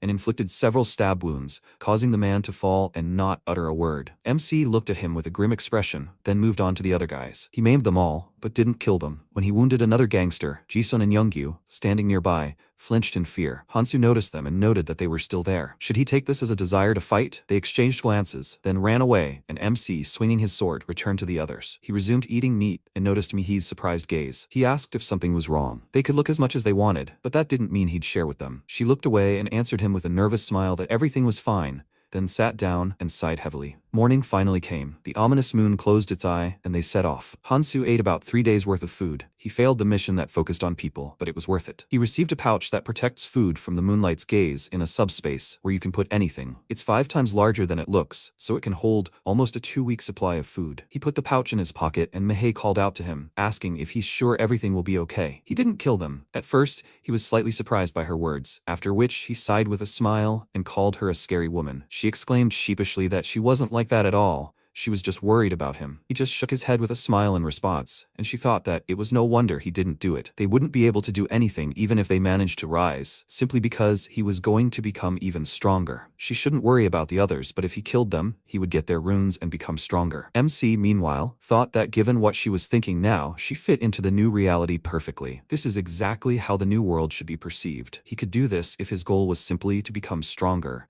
But he went to the past to save as many people as possible, minimize conflicts, and unite forces. Therefore, the most important task for him is to set the rules. And the first of them is not to kill people for runes. He could kill all the people and take the few runes they had, but he still cannot replace their contribution to the common cause. It would be difficult to impose these rules on them, but they would be more willing to follow them if someone with power set them. That's why it was impossible to let anyone see him madly killing people. Of course, a purge was necessary, but there were too many prying eyes. Well, someone would stumble upon these runes sooner or later, and that someone was apparently Songjin. He stopped and told them that he would stay here. Mihi asked what he was saying. He hesitantly told her that he didn't think he could go with them anymore, and she worriedly asked why now. Hansu told him to do what he wanted. He respected personal preferences. After that, Songjin turned around and walked back, leaving Mihi confused, and MC asked why she didn't do what she really wanted. He abruptly walked up to her, causing her to flinch, and asked if she wasn't afraid of him. This question caught her off guard, and she looked away. Of course she was afraid of him, but she just needed to not cross the line. She looked at him with a determined gaze and said that he wouldn't let her come back if she left now, so she would be with him until the end. He looked closely into her confident eyes, then turned away from her with a smile, and mentally noted that she had excellent intuition. He suggested that she continue on their way, and they headed towards the subway entrance. Meanwhile, Taesung was trying to get out from under some guy and said that they were all useless idiots. All they knew was yapping. He beat them up. He should have just killed them all. He crawled forward along the road and mentally told Hansu that he made a mistake. His minor wounds were already healing. As soon as he recovered, he would kill all these nobodies and go after him. How dare they even abandon him? Especially Mihi. He wouldn't leave that so easily. Someone's shadow appeared above him. Noticing this, he looked up and saw Boots in front of him, and then Sengjin. He said his name in surprise and thought that this idiot had been watching him all this time. Why is he approaching him? Although this could be his chance. He smiled and ordered him to help him, and he asked in confusion, "Is he telling him this?" He exclaimed in response, "Is there anyone else here? He will not leave him here after everything that happened.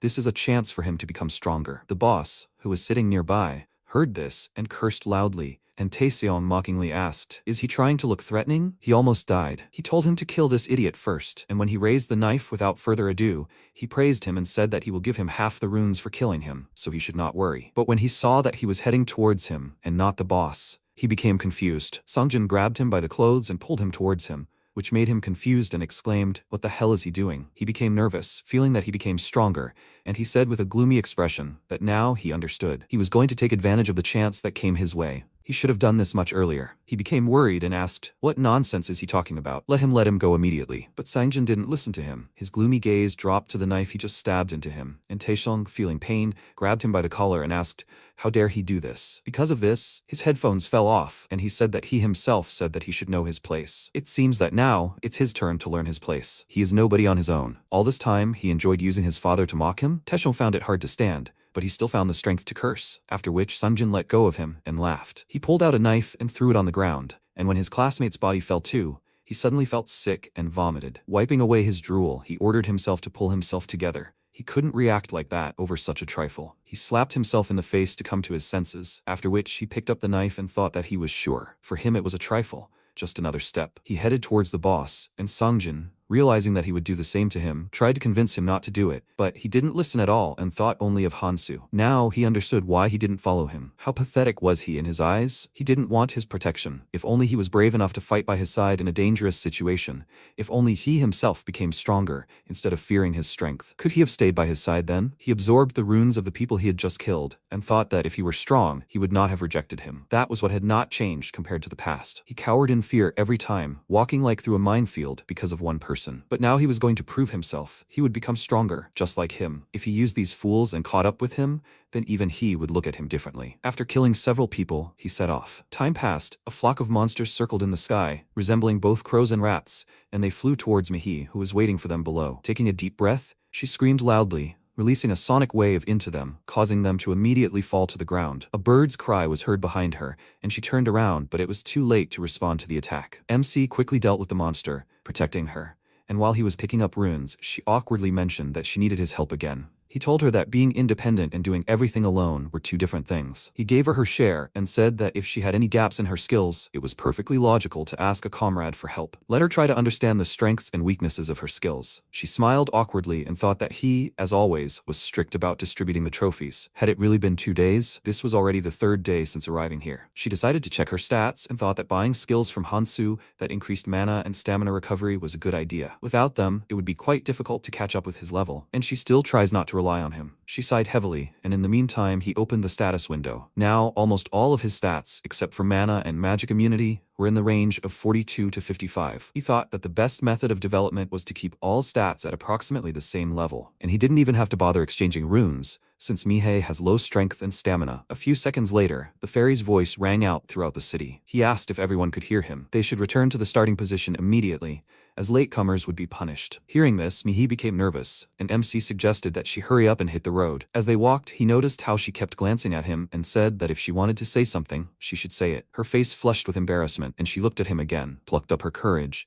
and loudly asked, "Does he have a girlfriend?" This question made him freeze. She smiled nervously and thought, is this too personal? She knows she shouldn't think that, but he seems unusually generous, so she couldn't help herself. She originally wanted to ask a completely different question. Meanwhile, he thought that she seemed shy, but still spoke directly. Kangtae would have been glad of this question, even if it was empty politeness. At first, she was so afraid that she couldn't squeeze a word out. He remembered that girl, and thought that now he hadn't even met her yet, but he couldn't lose her again. He told Mihi that he didn't remember, and she decided not to bring up the topic anymore, after which they continued on their way. Finally, they arrived at the gathering place. Mihi immediately noticed many familiar faces around, but the atmosphere was somehow strange. Finally, the fairy appeared. He joyfully greeted the travelers and said that, unfortunately, they gathered here too quickly, so he would get straight to the point. He had 2 pieces of good news for them. The first is that if they hold out for another 72 hours, they will be able to leave this place. This is such wonderful news, and he will be very pleased to hear joy and applause. But the people just stared at him silently, waiting for more news. Then he asked why they weren't reacting. They immediately started clapping with fake smiles, and he said he was pleased to see how happy they all were. Now it was time to introduce the star of this event. With a snap of his fingers, the ground began to shake, and he said that what they were seeing now was the most important place of this event. Seeing a huge tower begin to rise from the ground, the people panicked. The fairy said that this was an altar, which made Mihei nervous, and inside this altar was a very cute beast, a monster many times larger than them. The fairy asked, could they see it? This little one is called a carnivorous beast. For their sake, they deliberately didn't feed it all day, so it's just dying to break free. And this altar, although it looks amazing, is not as strong as they would like. Most likely, it's about to break. If this cutie breaks out, he wonders how many of them will manage manage to survive. The people were terrified. If the altar falls, they will have to fight this monster. Now the fairy suggested that they move on to the second news. Luckily, there is a way to make this beast fall asleep. If it falls asleep, it will not even scratch the altar because it will not try to escape. They wonder how to do it. Maybe they have some ideas. If they guess correctly, they will even receive a blessing. He blew them kisses, which made them uneasy, after which he disappointedly said that they are so boring actors. The method is simple. They just need to feed it 5 people a day. Hearing this,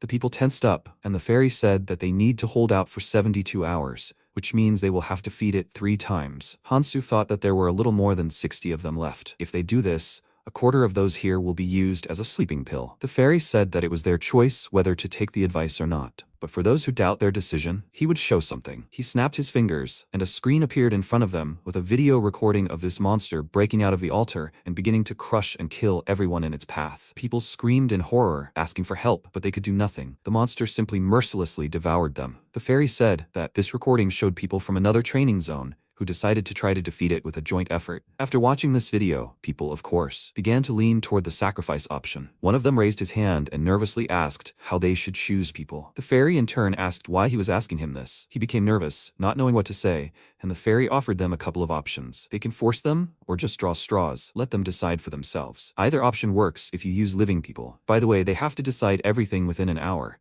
Now he will set a timer for them. This way they will be safe for the next 24 hours. And then they will have another hour to choose the next victims. He hopes they will make the right choice. He left, leaving them to discuss. While everyone else was cursing at the fairy, Mihi looked at Hansu with an awkward smile and asked which choice is right for him. He asked in response, what difference does it make? Everything has already been decided. Of course, the people decided to make a sacrifice. One of them said that they should be honest and suggested that they draw lots. Then they will be able to choose 5 people for the first day, then 5 for the second. Sangjin stepped forward and asked why they would do that. All eyes immediately turned to him, and Mihi, seeing him, was very surprised. He walked out of the crowd with Youngyu and Jisun and someone else and asked what reasons they had to be honest. The guy asked, what did he suggest they do then? He couldn't say that without offering an alternative. He headed to the pole and said that his suggestion was to use the most reasonable method. He demonstrated his power by easily breaking the pole, making the rest of the people nervous, and said that they would start with those who were of no use and choose 5 from them. With the acquisition of power, he became much more confident, and now everyone was listening to what he said, and he really liked it. He said that they couldn't waste time. Hundreds of people had disappeared before them,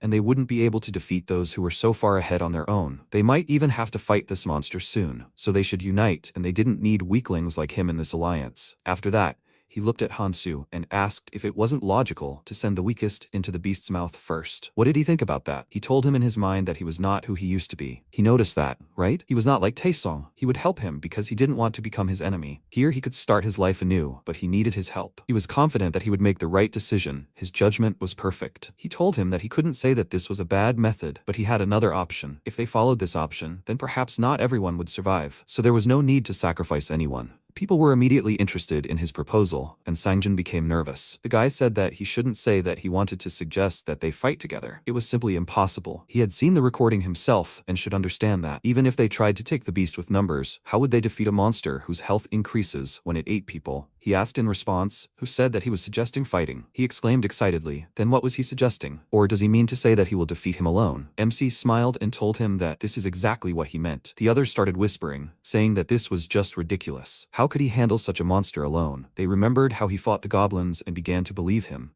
And then some man from the crowd exclaimed, what nonsense is he talking about? These are not goblins for him. If they don't do it in an hour, then they will all be finished. And they already have less than an hour left. Meanwhile, Sangjin's spirits sank. He thought he had almost caught up with him, but had he really become so strong that he could handle such a monster alone? Hansu said that he was going to fight him, but it was difficult to do so now. Sangjin immediately saw this as an opportunity and thought, even someone like him would need help in a situation like this, right? He became happy and asked, he means that the strongest should come out to fight? Then they just need to fight together. MC looked at him with displeasure and said that he didn't even let him finish, that he should hear him out first. The way he shut him up slightly offended him, and he asked, what is he proposing? He raised his hand to his chin thoughtfully, and Mihi glanced at him, thinking that maybe he would take her with him. Although, no, he wouldn't do that. After a few seconds of thought, Hansu said that it was quite simple. If he increased his strength and stamina by 30, he would be able to defeat this monster in a one-on-one fight. So he wanted to make them an offer. If they give him all their stat-boosting runes, he'll be obligated to kill this monster. The crowd began to mutter,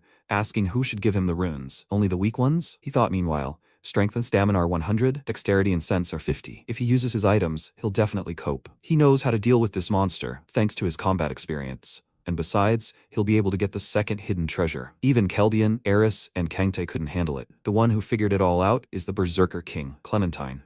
And even he, despite having perfectly suitable traits, got the treasure after nearly dying. So even if his motivation is the treasure, this time he'll become stronger many times faster. He said he doesn't care who gives the runes. As soon as he has the necessary stats, he'll immediately head to the altar. Let them just know that putting it off won't do them any good. The man exclaimed, "How did they, weaklings, get so many runes? If they had so many runes, they would be much stronger." He started cursing, nervously asking for anyone to give him their runes, and even suggested that they draw lots since they couldn't decide. Some woman called him a selfish idiot, and he turned around, indignantly asking what she called him. She repeated it and said that it was obvious that if they started with the weaklings, he would be thrown in first. So why should they give their runes to someone like him? The difference between first and last place is striking. Or is it just that he has so few of them? She came very close to him, causing him to become nervous and back away, and she said with a smirk that, as expected, weaklings like him try to run away, since he can't even give up the runes. He started cursing at her, and she took out a knife and told him not to show off, otherwise she would break everything on him and throw it at the altar. He stepped back and asked, "So it's all about strength? She doesn't even know that elders should be respected. Doesn't she live in a democracy?" He started to retreat out of fear, and then the woman approached him again and offered him to vote. Either give up his runes to save himself or prepare to be eaten. The voting will be anonymous, just like in his beloved democracy. The rest of the people became nervous, and then the man turned to Hansu for help and said that he could easily take the runes. If he just kills a few strong people, he can easily increase his stats. The guy couldn't take it anymore and hit him in the face, exclaiming he wanted to die. He responded by exclaiming that he had to survive since he had a family,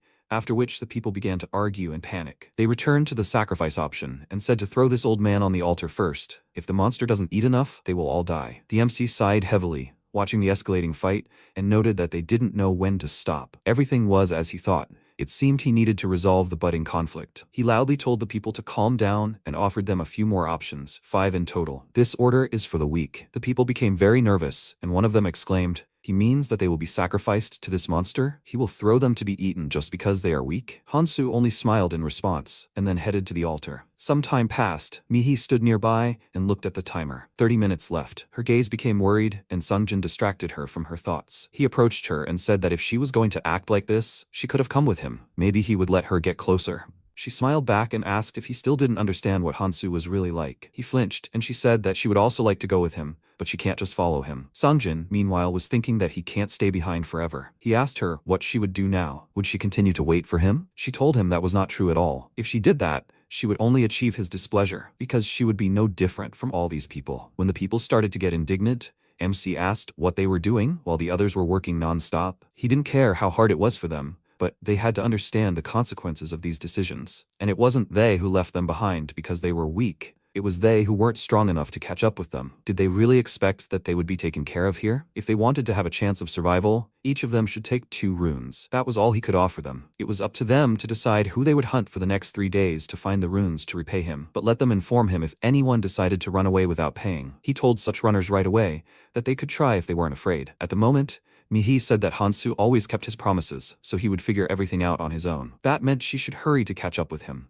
Sungjin said she could join them. The others would also be glad if she joined them. Hearing this, she turned around and thanked him with a smile, but still refused and asked if she could give her answer a little later. After that, she left, and he, watching her go, thought that he didn't need to see her fight to tell her that she had become stronger since their last meeting. He also had to show results. What he has now isn't enough. Something that will show his worth. He was distracted from his thoughts by a muscular woman who approached him and said with a smile that they needed to talk. He tensed up at the sight of her and asked what they needed, and then a man stepped forward and asked why he was so wary. She was just shy. Did he understand? He extended his hand and said that his name was Park So-yul, and then pointed a finger at his friends and asked if he was their leader, right? He thought that they, the 2 leaders, should exchange a few words. When he learned that he looked like the leader, he was slightly surprised and said that they were just friends, but they followed him. The man said with a smile that that's what made him the leader, and quite cool, considering how strong they were. Sungjin laughed awkwardly and said that he was embarrassed, and So-yul said that, besides, judging by what he saw, he knew that guy, Hansu. He would like to talk about him, if he didn't mind. He agreed without a second thought, while Hansu was preparing for battle. He figured that goblin poison wouldn't work on him, so he'd have to use paralyzing poison instead. After coating his blade with poison, he took out the flying cat prayer beads. They restore some stamina when you strengthen it. It's quite a useful item. Even though he got it while hunting, it will help in battle. After that, he began to descend towards the monster and thought that overall, the odds are not in his favor, but he didn't have much of a choice. Since it's not enough to fight this monster, he'll have to use a lot of cloud snacks. When he put a cigarette between his lips, he realized how long it had been since he'd done that. He immediately remembered that girl and told her that she should understand him, after which currents of wind appeared around him and he prepared himself. A rune suitable for this world was created. When the rune's stats exceed 100, both the color and the rune itself change. The colorless one turns red, the red one turns orange, and the orange one turns yellow. The numbers start changing, starting with the colorless runes, and although the difference between 99.9% of normal runes and 0.01% of colorless runes isn't great, the higher the rune's level, the more significant the gap between them. As for this monster, it's not even one of the monsters that will be released during the first tutorial round, so a colorless rune will do. If he had the essence of a troll, he would have done it faster. After that, he jumped down the stairs and attacked the monster from above, thinking that he knew one thing for sure. Only one person had managed to find the hidden treasure since coming to this world. Now he understands that the more difficult and impossible the task seems, the more amazing the reward. Noticing him, the monster quickly turned around and the battle began. Racial skills. Monsters like the carnivorous beast are born with these kinds of skills. The carnivorous beast was born with 2 racial skills. The beast struck, and he jumped aside, thinking that was it. The first racial skill was intimidation. A third eye opened on the beast's forehead,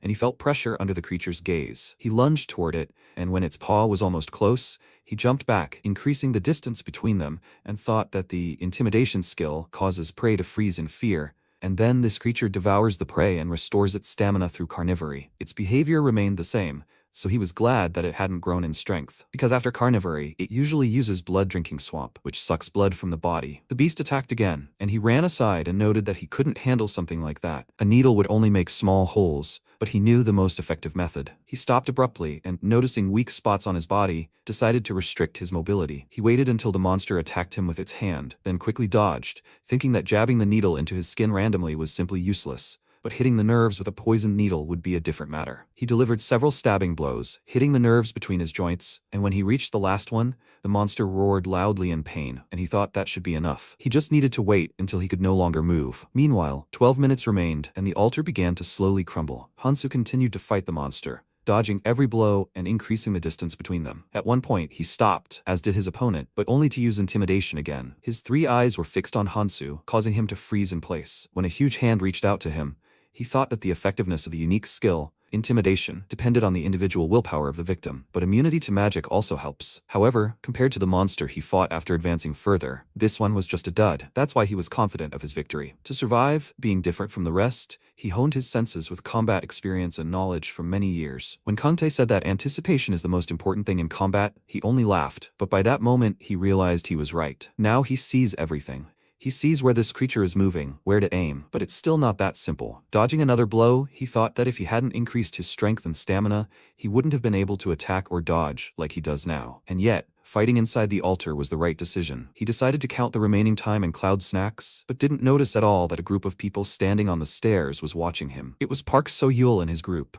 He said that from here it was clear that he wasn't joking. The woman exclaimed in surprise that she couldn't believe that he was fighting alone. He was just crazy. He even found time to smoke. The man said with a smile that he must have been confident in himself to come here, and now he looks quite relaxed. The others, looking at him, said that he didn't need to take their runes. He deliberately took them from them. Sanjin was also among them. He walked to the edge of the stairs, and while the others were discussing what to do next, he loudly called out to Hansu and warned him that they had come to help him. Hearing this, he turned around in surprise, and Sanjin asked him to wait a bit. They were already going down. So-yul immediately became agitated and exclaimed, "What the hell is he doing?" He said they would quietly go down there. What if that monster catches them? He confusedly replied that Hansu should know they were there, and the man nervously said that if he yelled like that, the monster would know they were there too. Sanjin scratched his head with an awkward smile and said he hadn't thought of that. So-yul barely restrained himself from unleashing his anger on him and forced a smile, saying that such things happen. After that, they headed down the stairs, and he began to quietly curse at him. It turns out Sanjin had been playing dumb this whole time. He glanced at Hansu and apologized to them,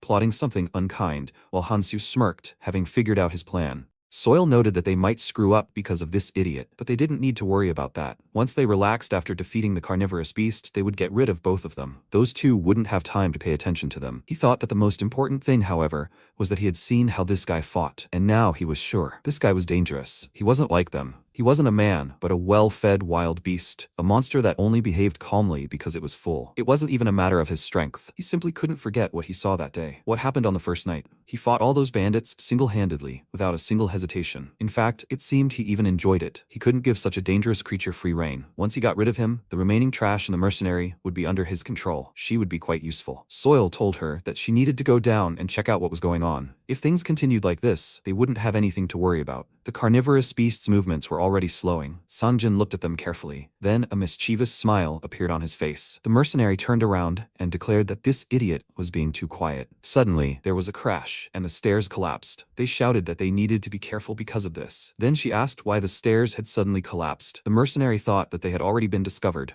but the monster was starting to tire, so everything should be fine. At that moment, the carnivorous beast used its abilities, and she thought that the pressure here was significantly stronger than up there. After a while, Soil thought, gritting his teeth in irritation, that everything was fine. The surprise attack had failed, but Hansu was with them, so everything would be fine. However, where had he gone? She shouted, "What is he doing there?" He asked irritably, shouldn't he be helping them defeat this monster? With their help, he could deal with this creature faster. Soil wondered if he'd given up when the job was almost done. The protagonist stated that he'd wanted to do just that, but they'd messed it up. Now this monster would regain all its stamina. The protagonist thought he'd barely dodged the monster's attacks, and that was thanks to the cloud snack. These idiots didn't stand a chance against this monster. Once the monster was done with them, he could fight this creature again. How much paralyzing poison did it have left? Continuing the fight with the carnivorous beast would be quite difficult. He needed to plan a second battle with this creature. The MC remarked that if they could kill this monster, they could handle it themselves. They shouted, was he really trying to escape? The mercenary shouted that he must have forgotten that his friend was with them too. She turned around and declared that she didn't think he'd return if they used him as bait. They had to bring this scum to her. Where was he anyway? Sangjin asked with a smile. Who was she looking for? He thought they'd all fallen down the stairs. The mercenary was furious and thought he was a freak. No wonder he was being quiet. Had he really broken the stairs after overhearing their plans? She furiously screamed that she'd kill him. He declared that she could try, though he was sure they wouldn't have time. The creature behind them was already salivating, waiting for them to freeze in fear of it. The carnivorous beast loomed over them menacingly. Sanjin thought the monster was enjoying this. Soil shouted that it would only be worse for them if the monster regained its stamina. If they abandoned them, it would only be worse for them. He thought they should quickly cooperate with this guy. Only then would they survive. Hansu noted that now he didn't have to worry about the monster breaking the stairs. They had come here voluntarily to donate, hadn't they? Soil asked, puzzled, what he was talking about. At that moment, the protagonist remembered the past, where fairies said there was a simple method. Just feed 5 of them to this creature every day. At the moment, the protagonist watched with a serious look as their group was massacred, and said that he thanked them for such a noble sacrifice. After a while, MC approached him and asked why he did it. He knew that he had deliberately brought these people here. He needed to choose his words carefully. Sangjin declared that he finally understood how he could be useful to him. He was asking to be used. Hansu asked, so he wanted to be used? Why would he do that? He noted that he knew his goals were different from the others, because he always thinks several steps ahead and isn't afraid to act. Sangjin thought, even though he'd been convinced of this completely, when Hansu fought those bandits. Despite overwhelming odds, he hadn't killed a single one of them, even if that could have led to problems down the road. Even when the altar appeared, no matter what anyone said, he could have easily gotten rid of them all, but he didn't. He noted that he didn't understand why he didn't kill people. Everyone knew it wasn't in his nature, so he offered to use him, and he was willing to dirty his hands in his place. And in exchange, he asked to take him along, or rather, he asked permission to travel with him. The protagonist chuckled and said with a smile that he didn't even know what to do after everything he'd done. Sangjin stated that there was no other way to deal with them that time,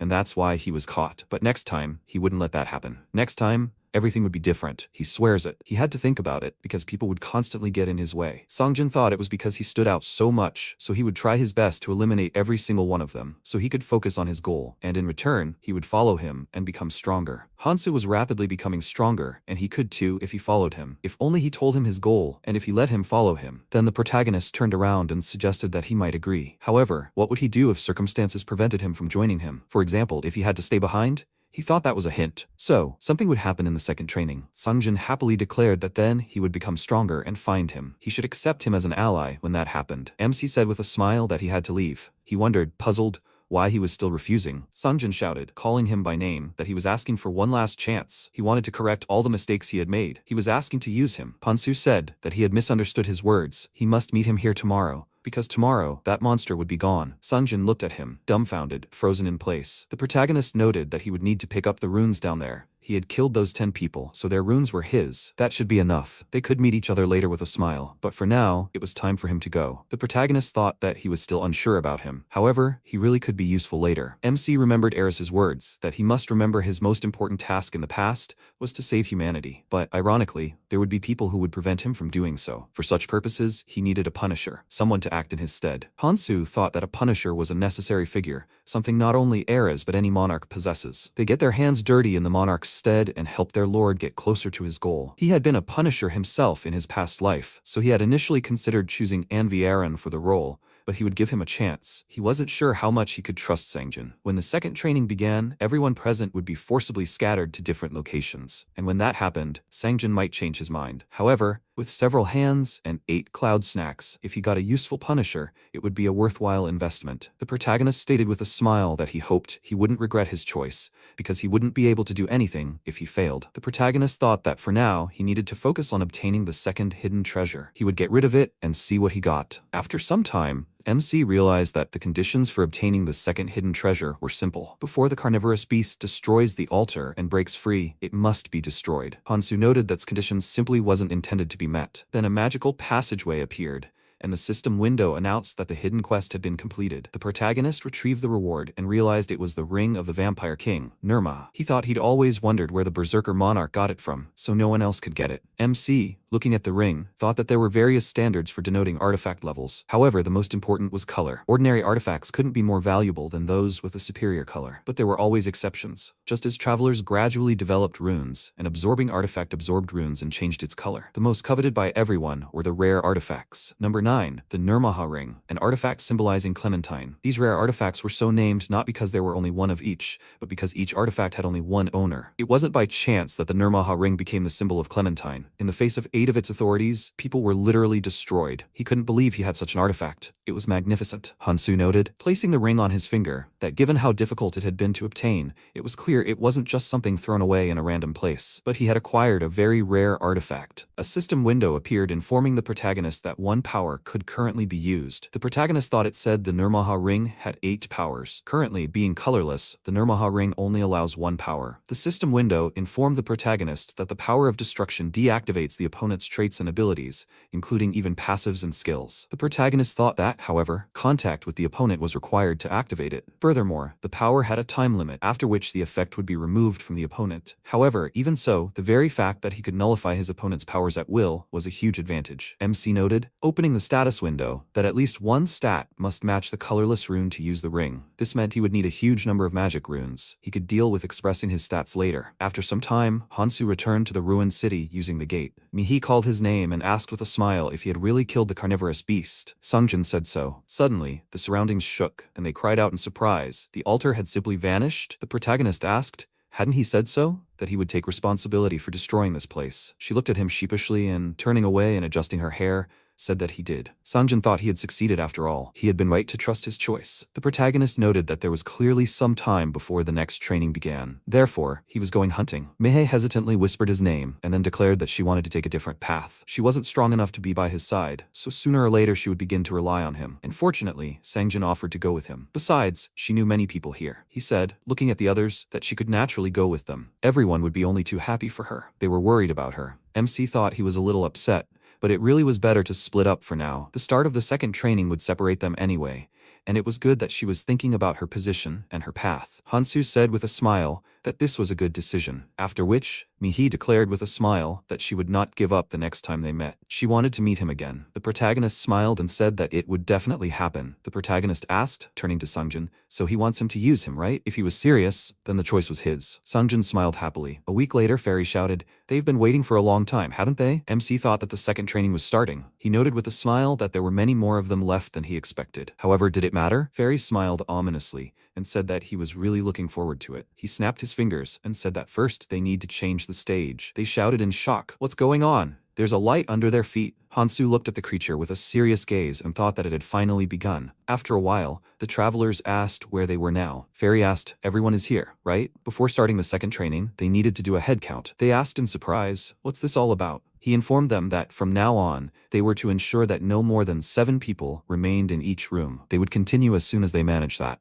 Kangmin irritably stated that there were 8 of them in the room. Fairy said that he didn't mind if they reduced their numbers even further. Each room would have different situations, but it should all start the same way, right? They could discuss it among themselves. Hanchul thought he wasn't surprised. Things had been too easy lately. What should they do now? He had a strange needle-like weapon. Could that be Hansu? He hadn't personally seen his abilities, but he had heard that he was a really good ally. Jimin stated that in any case, the remaining ones would have to work together, and someone would have to leave. Right? They can't ignore this. Why don't they introduce themselves and try to impress? The impression of their own importance as a person. Dashiol declared, introducing himself and using his abilities, that he would begin. They've never seen anything like this, have they? He believes that no one in this room has the skills to defeat him. He certainly can't be useless. The protagonist thought this skill was Chi Art, a runic skill that allows one to use magic to increase stats. This skill also enhances weapons by enveloping them in its magic. Chi Art is a unique and quite good skill. However, in this location, it's not very effective, although it's better than nothing. Kangmin noted that if they were talking about important skills, he could confidently say that his skill was one of them. He's a healer. Hanchul noted, introducing himself, that he had a combat skill. The man asked fearfully, will they really have to kill someone? They were family, so he would ask them to make an exception for them. After which, Dashiol noted that the girl still hadn't introduced herself. Since she was the one who brought up the topic, why shouldn't she lead by example? Jimin said her name with a charming smile. Then her expression changed, and she declared that she would demonstrate her skill right away. He asked fearfully, holding his weapon with a trembling hand. Why was she coming so close? She would regret it if she continued to approach him so thoughtlessly. Jimin, with a frantic expression on her face, approached him, and then in an instant she was behind him, dealing him a critical blow. The other travelers looked at her in shock. She happily said that she was lucky. There was no guarantee of this rune dropping. She would take this skill for herself, and they could split the rest between them, right? Hanchul thought she had dealt with her opponent in one blow. She was crazy. He needed to be careful with her. MC sighed heavily and thought that she had made life easier for people who didn't have skills. Since those who died in his past life are now alive, everything has changed. Things are only getting more interesting now. After some time, the fairy appeared from a rift and announced that they had reached the number of 7 people first. That's great. Now they need to explain their task. First, they need to be shown the path to ascension. They were transported to another location, and he declared their task simple. They must climb for 3 months. They need to reach the dormant volcano in the center of the 2nd floor. That will be their first goal. Once they complete this training, the world of adventure will fully open up to them. He wishes them all success. After which, Hanchul happily announced that they would be together for a while, so they should become friends. He asked irritably why he was in such a hurry. The man shouted that the bridge behind them was collapsing. They need to run. After a while, the protagonist looked at the tired people after their run. The fairy asked, did he mention that over time parts of the lower islands begin to collapse, and the bridges were collapsing even faster, so they needed to be careful? They got angry and thought, couldn't they have warned them about this before? Hanchul shouted, where was he going again? He gritted his teeth and wondered why he was such a withdrawn person. Jimin asked with a smile, maybe they should follow him? Hanchul asked what she was talking about. She noted that, judging by his confidence, he might know where to go. After that, the travelers followed the protagonist. After a while, Hanchul noted that they had been walking here for hours, and they hadn't found any bridge up. Did he know exactly where to go? Jimin irritably said that she didn't know. Why was he even asking her that? He noticed that her personality had changed quickly. Hanchul thought that they seemed to have seen similar views before. There was nothing here. How long should they follow him? He asked why he kept chewing. MC noted that it acts as a kind of antidote if eaten. The system window reported that it was oak bark. Hanchul asked, as a creature appeared behind him, what he needed an antidote for now. Hansu grabbed him while he was screaming in outrage and saved him from the monster's attack. The protagonist braced himself for battle and thought he'd finally found it. He asked how he knew the creature would attack them. The protagonist calmly replied that he had superpowers. Hanchul, puzzled, asked, is he seriously saying that? After a while, he screamed in pain as the monster sank its fangs into his arm. Hanchul then dealt the creature a fatal blow and declared that these monsters are stubborn. A system window appeared, informing him that it was an adult rune snake. The personality of these snakes depends on the constantly changing pattern of runes on their heads, making their behavior unpredictable. Hanchul noted that this was bad. They attack relentlessly, not even giving them time to heal. This guy named Hansu told them how to catch them, but at this rate, his body simply can't handle it. And, more importantly, why aren't they fighting? They need to stop hiding behind them. Let them come forward and fight. The man declared, standing before his wife and daughter,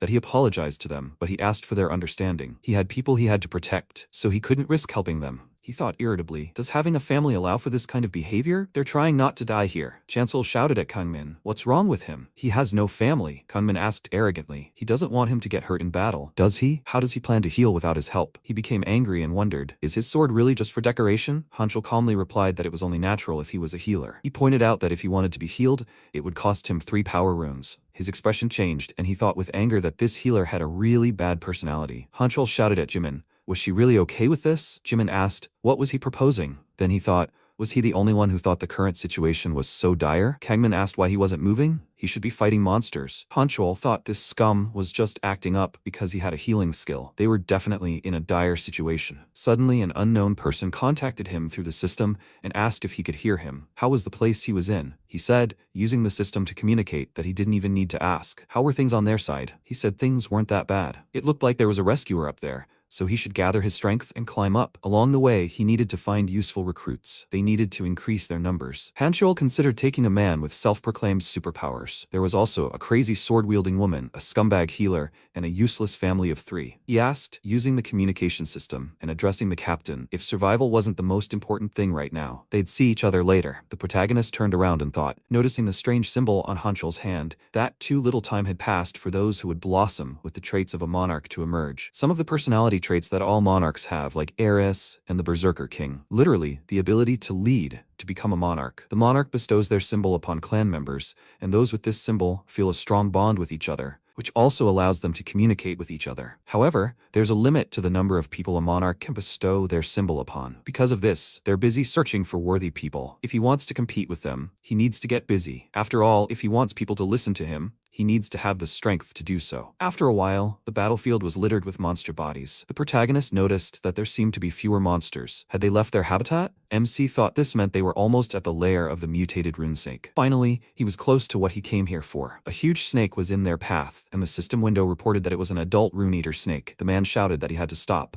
Did he really need to fight this snake? He thought the creature wouldn't attack them if they didn't get close. Why didn't they just go around this monster? Hansu said they could go around it if they wanted to. He would fight solo. He didn't care if they got to the top first. He declared that wasn't what he meant. They should stick together. Why would he do such a stupid thing? The protagonist said menacingly that they apparently didn't understand something. He wasn't the one walking with them. They were walking with him in the same direction, and the moment had come when their paths would diverge. Jimin noted that there was nothing they could do about it. The man asked fearfully, but in that case, who would fight? She asked with a smile. Could they force him to go with them? Or did he want to stay here too? It was time for them to leave here before the battle with this monster began. Hanchul thought the rumors justified his character. However, he couldn't just leave him here. Kangmin asked why he wasn't coming. If he had decided to drag him away with us, then it was best for him to forget about it. He asked why he thought so. He stated that this guy was the only one who hadn't asked him for healing the entire time they were here. He acted as if the battlefield was a familiar place for him. People like that don't listen to others, and judging by what he saw, he wouldn't live long. Hanchul thought he regretted it.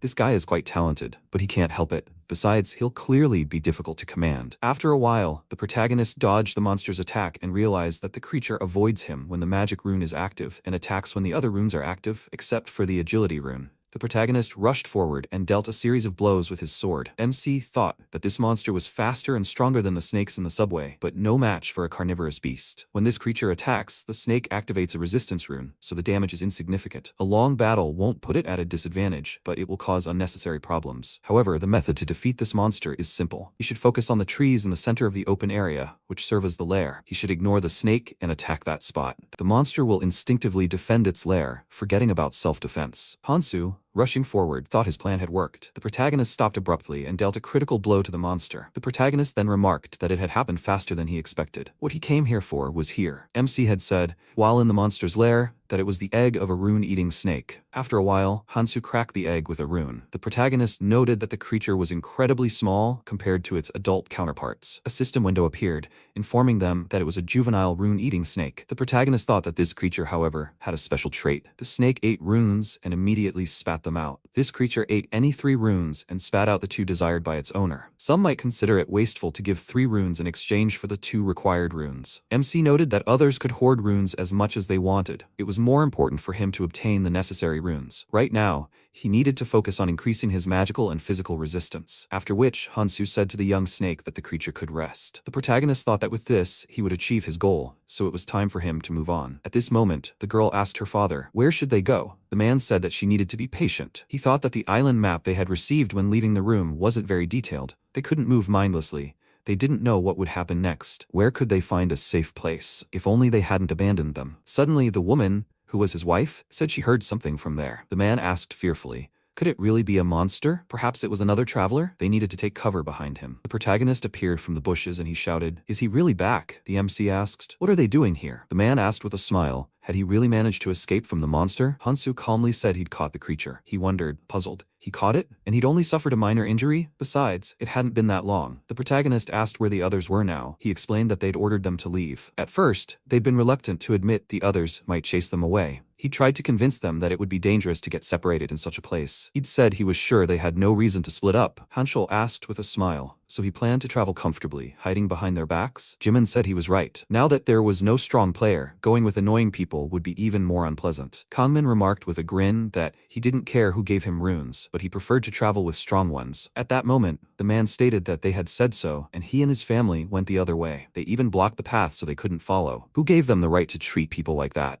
Why was he leaving? He was older than him, and he was talking to him. The protagonist declared that they needed to go. They had already wasted too much time. The woman offered to follow him. After a while, the family followed him, and the MC asked, stopping, what they were trying to do. The man asked, didn't he say that he never went with them? So let him go ahead, and they go on their own. Hansu thought that was quite blunt. However, it didn't matter to him. The protagonist turned away and said they could do whatever they wanted. The protagonist thought he would still be fighting alone. After a while, MC defeated several monsters along the way using his sword strikes. Hansu thought the fights were tough, but thanks to this, his stats were in good condition. The protagonist noted, after releasing a young snake to absorb the runes, that it was a wise choice to increase resistance first. The protagonist activated the status window and the system window reported that his name was Hansu. His colorless rune power is 0.03%. Endurance, 88.8 points. Agility, 84 points. Perception, 85.1 points. Magic, 58.4 points. Physical resistance, 32 points. Magic resistance, 32.7 points. MC stated that this makes fighting easier. Hansu noted, as his family watched, that he should get food from the remaining food. The girl admiringly said that he was getting stronger. He was simply incredible. The woman quietly said that she was glad that he didn't care about them. She asked if they should fight too. He declared that she needed to calm down. It would be foolish to recklessly interfere. The fact that their family was together was already a blessing from the gods, so they needed to stay safe. Yoon nodded her head in agreement. The man said that they should follow him. She asked where he was heading now. Was this the tunnel? Then, dumbfounded, he asked, seeing the other travelers, were they coming here all this time? They made it. They survived. The woman happily declared that they had done well. Hanchul was surprised to think that this guy had returned, and besides, he was fine. Apparently,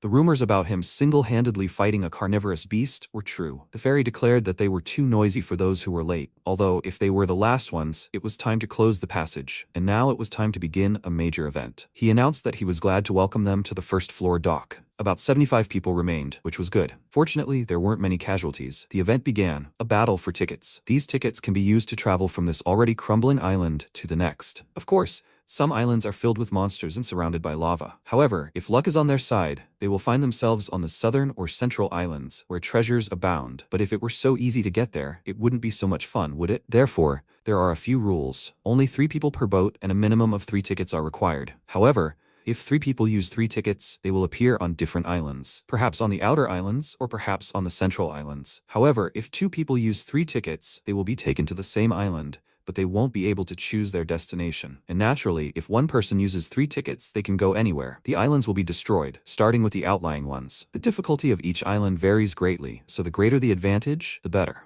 They can refer to the island map for details. About half an hour remains until this island is destroyed. There are 25 boats in the crater. The fairy grinned maliciously and declared that it was time for them to begin. Do they already know what they should do? Survive at all costs, because it's much more fun that way. After which, the travelers began to fiercely fight each other for the tickets. The protagonist thought that the inevitable chaos had begun. In that case, it was time for him to act too. Suddenly, a man called out loudly by name and, bowing before him, declared that he was begging him to help his family. They needed more tickets to safely reach the central island. He was strong, so he should be able to get the tickets easily, right? He declared with a manic grin that he could take some tickets from the others and give them to them. The man thought that if he did this, they would easily get to the right place this time. He bowed before him and declared that this way he would save innocent lives. The protagonist coldly said that it was time to take responsibility. They needed to handle their own affairs. The man asked if that was difficult for him. Was there not an ounce of compassion in him? Hanchul kicked him and declared that he should shut up. Then he grabbed him and said that he talked too much. It irritated him. him, and he was going to just listen to him? All he needed was to take the tickets and be done with it. He wanted to make him a business proposition. He offered to go with them. He would even provide him with the tickets if he needed them. He wanted to say it straight out. Even though they were his allies, he didn't like any of them. He thought so too, didn't he? He really was as strong as the rumors said. Why shouldn't he join those who were similar in level? He pointed to the symbol on his hand, noting that it was a power awakened by his commander. It wasn't a skill, and if the leader approved, he could also receive such a symbol. He'd already spoken to him about it, so he'd allow it. Besides, traveling alone was too much trouble. It wasn't even about them sharing a symbol. Hansu said he refused. Hanchol said he knew he'd agree. Then, dumbfounded, he asked, did he seriously refuse? He had to stop. They weren't like these worthless people. Perhaps he still hadn't realized how valuable the clan was? The protagonist thought, recalling his past, that he knew about it. How could he not know such a thing? He remembered the bonds within the clan. However, this time, he would follow the monarch, because otherwise he would be distracted from his goal. Hanchol asked. He wasn't even going to listen, was he? So he had no other choice. He threw the ticket at his feet and said he could take it. He hid it from that scumbag. He was upset by his refusal. But he couldn't waste his time here anymore. He was going to meet the others on the central island, so he could consider this a gift for the future. He was sure they would see each other again, and then he would ask him again. The protagonist thought that his tricks had no effect on him. None of that mattered now. The travelers noticed the ticket and began to fiercely fight for it. The MC calmly watched as the others fought for the tickets. At that moment, Un tried to defend her father, and the traveler shouted, were they really a family? Then he could give them a dramatic death together. Hansu thought, as the girls screamed, that they had deliberately placed this family in their group to force them to watch this spectacle. After all, it was obvious what they wanted. No matter how much someone resisted on the stage they had set, even death here happened according to the script. Then Jimin asked why he had rejected Hanchol's offer. The protagonist noted that he had his own personal reasons. What did she want? She said with a smile that she also had a business proposition for him. Jimin showed him the symbol on her hand and said that he should follow her. She said with a laugh, seeing how he turned away from her, that this was expected. However, before she left him, she wanted to ask one question. He wouldn't stay here out of clumsy sympathy, would he? She didn't think he was that pathetic. They exchanged glances, and the protagonist asked with a smirk, did she seriously mention sympathy? After a while, MC thought it was the last one. Everyone else who could go up had already done so. Now there was only one boat left, which meant no one else would know about what was happening here. Those who remained couldn't even protect themselves. The travelers begged him to take them with them, persuading him in various ways. The protagonist thought that he had to save all these people. However, in the training area, where phase powers are strong, he won't be able to save everyone. Therefore, he must do what is required of him, because if he fails here, everything will be in vain. The protagonist apologized to them, drawing his sword. MC thought, his hand shaking, that he knew well the fate of those who couldn't make it to the next island. Hansu thought, recalling the past, that there was acid in the river, while fairies seemed to enjoy watching them die. He could only watch. The protagonist declared that they could be as indignant as they wanted. The protagonist thought that, instead of leaving them to suffer for Fairy's amusement, he would show a kind of mercy. After a while, Fairy declared with a grin that he was amazing. He hadn't expected this. He was sorry it had ended too quickly. This was exactly what he expected from a rising star. He didn't have to worry about it. They never divulged information about others. He would wait for their next meeting. MC thought he wouldn't regret it. He hadn't returned to save everyone but to win. He couldn't hesitate. He had to keep moving forward. His next goal was the central island. After a while, Fairy declared, that was wonderful. All of them, the 1921 travelers who have come this far, welcome to the land of opportunities, the central island. After a while, he said that there were exactly 3 important things to know on the central island. First, you need to protect the crystal in the castle. Second, you can increase your strength thanks to a dungeon unique to this region. And they would soon find out the last thing for themselves. Then the travelers shouted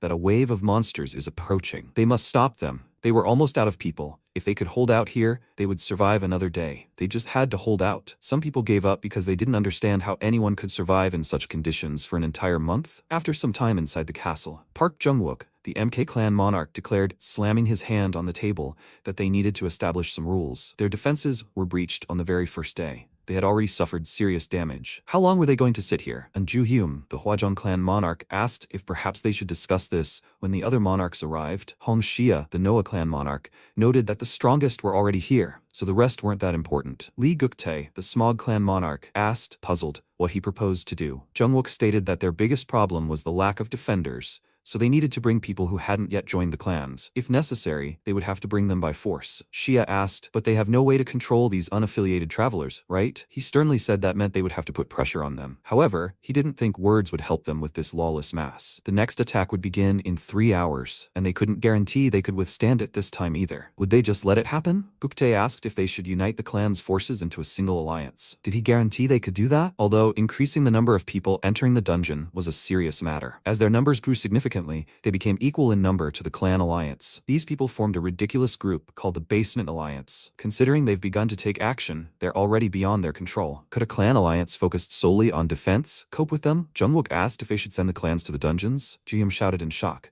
How they defend the castle then? If that was their plan, the smaller clans should go first to limit their alliance's losses. She sighed, thinking they were only discussing their own desires. If only the first 1,900 adventurers had focused on defense. Initially, everyone participated in defense because survival depended on it. However, after someone returned from the dungeon with powerful artifacts, significantly stronger, the clans began to retreat there one after another. She thoughtfully asked how they would protect the crystal this month. At that moment, a cheerful Jimin walked in and approached her. Shia said with displeasure that she shouldn't bother her now. She had a headache. She noted with a smile that she wasn't here for a prank. She had important news. She learned that some madman was currently fighting the Basement Alliance. She asked in surprise, "Is she serious?" Suddenly, cries of help were heard. Someone was asking someone to calm down because he hadn't said he wouldn't go there himself. He planned to hunt for 2 more days and then switch back. He'd join as soon as he got stronger. They could solve everything with words. In an instant, the traveler received a serious blow. The protagonist declared that he was fired. Starting tomorrow, everyone would fight upstairs. They hadn't done anything today, so they would work on it tomorrow. He said fearfully, his body trembling, that he shouldn't approach him. The traveler thought he definitely felt that his rune stats were lower than his own. Then why can't he defeat him? The protagonist remarked, holding out his hand, that he needed his weapon. Kang Min, dumbfounded, said it was definitely him. The bandit shouted, "Who does he think he is? Why does he dare command here?" He then lunged at him, and MC thought, that means the knife has a skill that increases cutting properties. It's a pretty good artifact for a colorless rank. Hansu used the power of Nirmaha's ring and delivered a direct punch to the opponent. The opponent, surprised, wondered why the knife skill hadn't worked. He was sure his weapon had gotten him. What resistance did he have? The protagonist declared, punching him in the face, that it was his turn now. Afterwards, the protagonist remarked that it was quite tiring to fight them without killing them. However, it couldn't be helped. They were an important resource, but they wouldn't listen to him anyway, would they? He had his last one left, but that would be enough. Meanwhile, the monarchs of the powerful clans were dumbfounded, asking who this guy was. A while later, in the Hall of Wills inside the castle, Jungwook thought it was the guy Hanchol had mentioned. What was that magical beast doing on his shoulder? MC announced that starting tomorrow, the Basement Alliance and the Clan Alliance would join forces and alternate between defense and hunting. If anyone had any objections, they should speak up right now. They couldn't be commanded without their participation, so they should take as many useful people as they could and force them to join their clans. He would make sure those remaining outside followed their orders, so there wouldn't be any problems here. Shia thought it would benefit them, but not him. What was he really up to? Gupte asked. What did he want? He, unaffiliated with the clans and with such power, had created chaos, and he wanted to convince everyone here that he had no personal motives. Hansu noted that as long as the basic rules and systems were in place, he had no intentions or motives. He stated that one could never be sure. What if he suddenly changed his mind and decided to get rid of the clan alliance? The protagonist said he had no desire to engage in petty debates. The protagonist used his abilities and stated that, however, if they were worried about that, Jungwook shouted that he had disappeared. Shia shouted that they needed to prepare for battle. Gupte shouted that it was a simple invisibility skill. He couldn't move from his spot. The protagonist appeared behind him and asked if he really thought he couldn't strike if he wanted to. He wondered, dumbfounded, if that wasn't some simple trick but a powerful skill. He couldn't believe he had appeared behind him so easily. The MC noted that he had acquired something shortly before coming here. He wants to keep up the trend. The people of the Smog Clan monarch called out in concern to their leader. Hansu said they could calm down. He had no ill intentions. Right now, it's a situation where they should unite, right? Shouldn't each of them do their best in their own roles? This was all his plan. As he left the room, the protagonist thought that they had been fighting each other up until now, so it would be difficult for them to unite. However, there was still time, so he wouldn't force them too much. This was just the beginning. As for what would happen next, time would tell. Jimin stood in his way and declared that she would be upset if he simply left. Did he remember their conversation? She wanted to hear a different answer now. What did he think about it? She had asked him before if he wanted to join their clan. This time she wanted to give him a real invitation. Wasn't it too lonely to travel alone? Or maybe he had someone in mind. She heard he was with a girl named Mihei at Gangnam Station. She figured he didn't react, so she should take that as a rejection. Jimin cheerfully told him not to worry about it. It would be wonderful if he joined their clan, but she won't insist on her own. The protagonist, turning away from her, said he needed to head to the city walls. She asked irritably, didn't he even pretend to listen to her? Jimin shouted in anger, calling him useless trash. The MC sighed heavily. Sometime later on the city wall, Hanchol ordered the bodies of fallen allies to be moved elsewhere. He said they needed more essential supplies. People with support skills should go to the other side. A subordinate, calling him Sergeant, reported that the southern wall had been reinforced. He said that was good. The wounded should descend from the wall. The rest could rest. How was their clan holding its positions? He reported that this time, they had managed to mount a more substantial defense. They had enough people for all posts without exception. Those who joined from the Basement Alliance were initially reluctant to cooperate, but they did their job well. Thanks to them, they had not suffered serious losses. Hanchul noted with a smile that, given how escalated the situation on the front lines had become, they couldn't afford to slack off. He had to keep in mind the monster guarding the defenders' positions. What other choice did they have? It was incredible to see him deal with so many enemies single-handedly. He thought irritably that if only this guy had any manners, he would have invited him to join the clan. Let fate decide. At this rate, they could repel attacks time after time. Suddenly, they shouted that they saw a rift in the sky. The fairy happily asked, "They missed him, didn't they? Had they rested well these past 2 days?" Hanchul thought it was a curse. The appearance of this devil was a bad sign. He noted that they seemed bored, so let's get serious. From this day on, demons would participate in battles. They were powerful creatures, but they shouldn't worry too much about that. The undead they had encountered so far had given them nothing, and killing a demon would bring them mini crystals. He was sure this was their chance. They can exchange these crystals for amazing artifacts in a shop exclusive to this location. These crystals can also be used to buy escape tickets that allow them to leave this place. They want to leave this place quickly, right? The travelers noticed that if they obtain the crystals, they can leave this place. The system window says up to 5 people can travel together. The fairy said that they should then put all their efforts into obtaining the crystals. Suddenly, a portal appeared, and a demon emerged from it. They shouted that this monster was approaching them. Someone had to go out and face this creature first. They didn't even know how powerful the demon could be. Although the items in the shop were good, they feared for their lives. The protagonist shouted, rushing forward, that they needed to retreat. The demon then blocked his blow and prepared to use its ability. The protagonist dodged the enemy attack and thought, as expected of a demon, even if not the most intelligent, he can't deal fatal damage to this monster with normal attacks, and he has no cloud sack left. He's improved his defense and resistances with the rune-eating snake, but his offensive capabilities are weak. This means he'll have to use the artifacts he obtained in the dungeon. The system window reported that using the artifact increases his speed for 1 minute. MC thought he could rely on speed. Hansu closed the distance with the enemy in lightning speed, but the creature managed to block his blow at the last moment. They fought fiercely, and finally, the protagonist scored a critical hit on the enemy, but the demon used its abilities, landing a fatal blow. The protagonist blocked the blow with his sword, and a deafening roar echoed. MC used the power of Nirmaha's ring to neutralize any skill or power on contact. Hanchul noted that he was facing the demon alone. Just how strong had he become? Jungwook declared they couldn't miss their chance. He asked the captain if he was suggesting they join the fight. He wasn't sure that would be the best decision. He said that if they didn't, the others wouldn't miss the opportunity. Then the travelers shouted, heading toward the enemy, that there was only one demon. Everyone must attack that creature. Jimin remarked to Xia that she didn't like it either. However, maybe they should join in too? Xia, crossing her arms, said she was against it. They should just watch from the sidelines first. She wanted to see what Hansu was capable of. After a while, the protagonist looked at the others who had decided to join the fight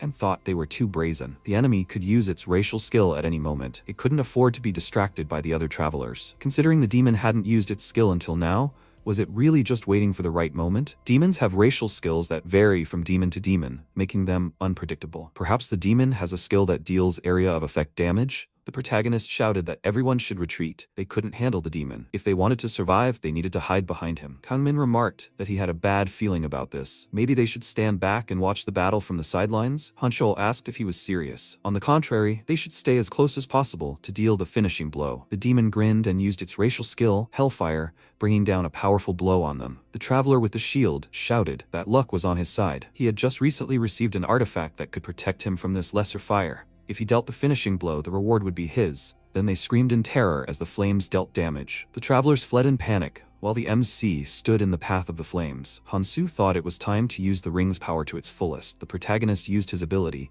the power of destruction. They cried out in surprise. What was that? He destroyed the fire with his sword. The protagonist thought, his hand shaking, that the demon was no ordinary opponent. However, right here and now, the only person who could fight this creature, one that could match the power of a 3-meter-tall demon from the underworld, was him. The monster lunged, and MC prepared to defend himself with his sword. Gupte, dumbfounded, asked, is he really an ordinary traveler like them? He thought they had definitely started this together. So why was there such a huge gap between them? They thought, watching the battle, that they needed to come up with a plan. If this continued, they would lose all their advantages. After a while, the travelers shouted that they needed to prepare for the next wave of monsters. Clan members needed to gather in one place. It was time to change the garrison. Hanchul approached her and told her she didn't have to wait for him. It wouldn't work for her either. Jimin, crossing her arms, asked what he was talking about. He pointed out that there was no point in waiting here, because he too waited in vain every time. She asked irritably, who was he waiting for? Hanchul, puzzled, said that of course he was waiting for Hansu. Who else should he wait for? Something told him she was here on the monarch's orders, didn't she? His captain always gave him such missions. Since it was just the two of them, they could talk frankly. She herself knew that the clan alliance had been unstable lately, and she knew the reason for it too. Jimin asked why he was telling her this. He asked, wasn't it obvious? Hanchul mentioned a business proposal and suddenly turned around. She asked what was wrong. He mentioned that he thought he saw someone watching them. Was it just his imagination? Meanwhile, Hectu, watching them through the window, asked how long it had been since Hansu began monopolizing the demons. He hadn't done anything strange yet, had he? Considering they hadn't received a single report of it. The subordinate reported that he had ordered the clan members to keep him under constant surveillance. However, aside from defending the fortress, hunting demons, and the occasional dungeon expedition, he barely took much rest. Thanks to him, defending had become much easier, but another problem still remained. Those who hadn't joined any clans continued to fight them. He thoughtfully noted that this was exactly what he had expected. Considering that a figure of his stature continued to refuse to join clans, the appearance of such troublemakers was only natural. Even the clan alliance was forced to follow Hansu's orders. He noted with a grin that he had therefore prepared something. If their power were to falter, they wouldn't be able to control them properly, would they? For the sake of their future plans, they couldn't allow that to happen. Hectu declared that they had all gathered just in time. They needed to discuss the future of the clan alliances. Meanwhile, the protagonist finished fighting the monsters, and throwing his weapon to the ground, said that it, too, was now useless. The protagonist remarked that he was grateful to God it was 60. He finally had the required amount. The MC, opening the crystal shop, reflected that high-level artifacts were sold in the crystal shop, most of which were exclusive to clans and had amazing effects. If the crystals fell into the clan's possession, there would likely be serious rivalry. Therefore, he must nip this in the bud. Hansu noted that there was, however, a greater goal. The system window reported that the exchange had been completed. 60 crystals had been debited from the account. The protagonist stated that while a new weapon had appeared, he was proficient with most weapons,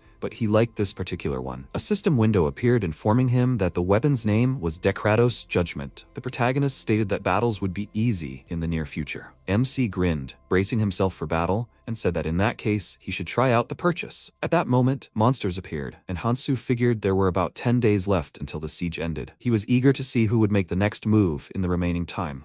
10 days later, the fairy said with a wide smile that it was quite interesting to watch the travelers this time. They had prepared a special event for those of them who had survived the longest. People heard loud noises and asked, "What's going on here?" It wasn't even time for a new wave yet. What was even going on here? The corpses of demons were gathering inside the fortress. There, these remains gathered together, and a demon from the hidden quest of the central island, the battle against the demon queen, appeared. The fairy said that if he were them, he wouldn't approach the fortress walls. Besides, there was no way to escape that way anyway.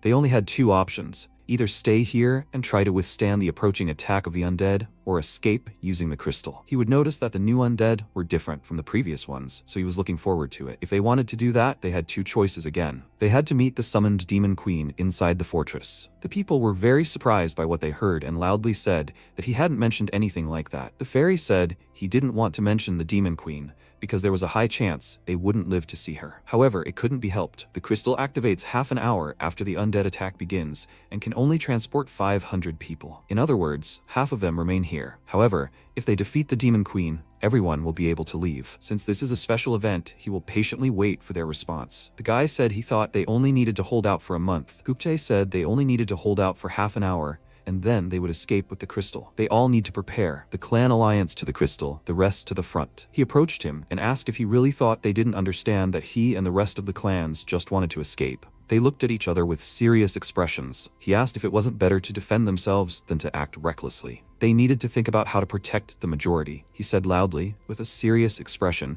that he truly voiced ideas worthy of the clan's monarch. It doesn't matter what happens to the others. He is focused on keeping alive only those he can control. Gukte asked with a serious expression if he had any ideas. The guy said that even the demon that appeared on the first day killed dozens with a single attack. So how does he plan to defeat the demon queen? He asked with a wide smile what the others would say. Would they prefer to survive and go to the next island together, or rush into the arms of death like moths to a flame? He became embarrassed by this and fell silent. Juyun looked at what was happening and thought that it was all over. The atmosphere had already changed. They were in alliance with the Smog clan, so they would definitely be saved. Hansu came out to them and said that the only way for everyone to be saved was to defeat the demon queen. In the end, if they defeat her, everyone who survives will be able to escape. Gupte looked at him and thought he was interfering again. He asked if he was sure he would survive. He sighed with a dissatisfied look and said that no one knew. However, if they headed for the crystal, more than 500 people would undoubtedly die, maybe even more. Yeon said that in that case, they would follow him. In any case, they can't trust these clansmen, so there's no reason to join forces with them, don't you think? She raised her fist above her head and loudly said that they must defeat the demon queen and escape together.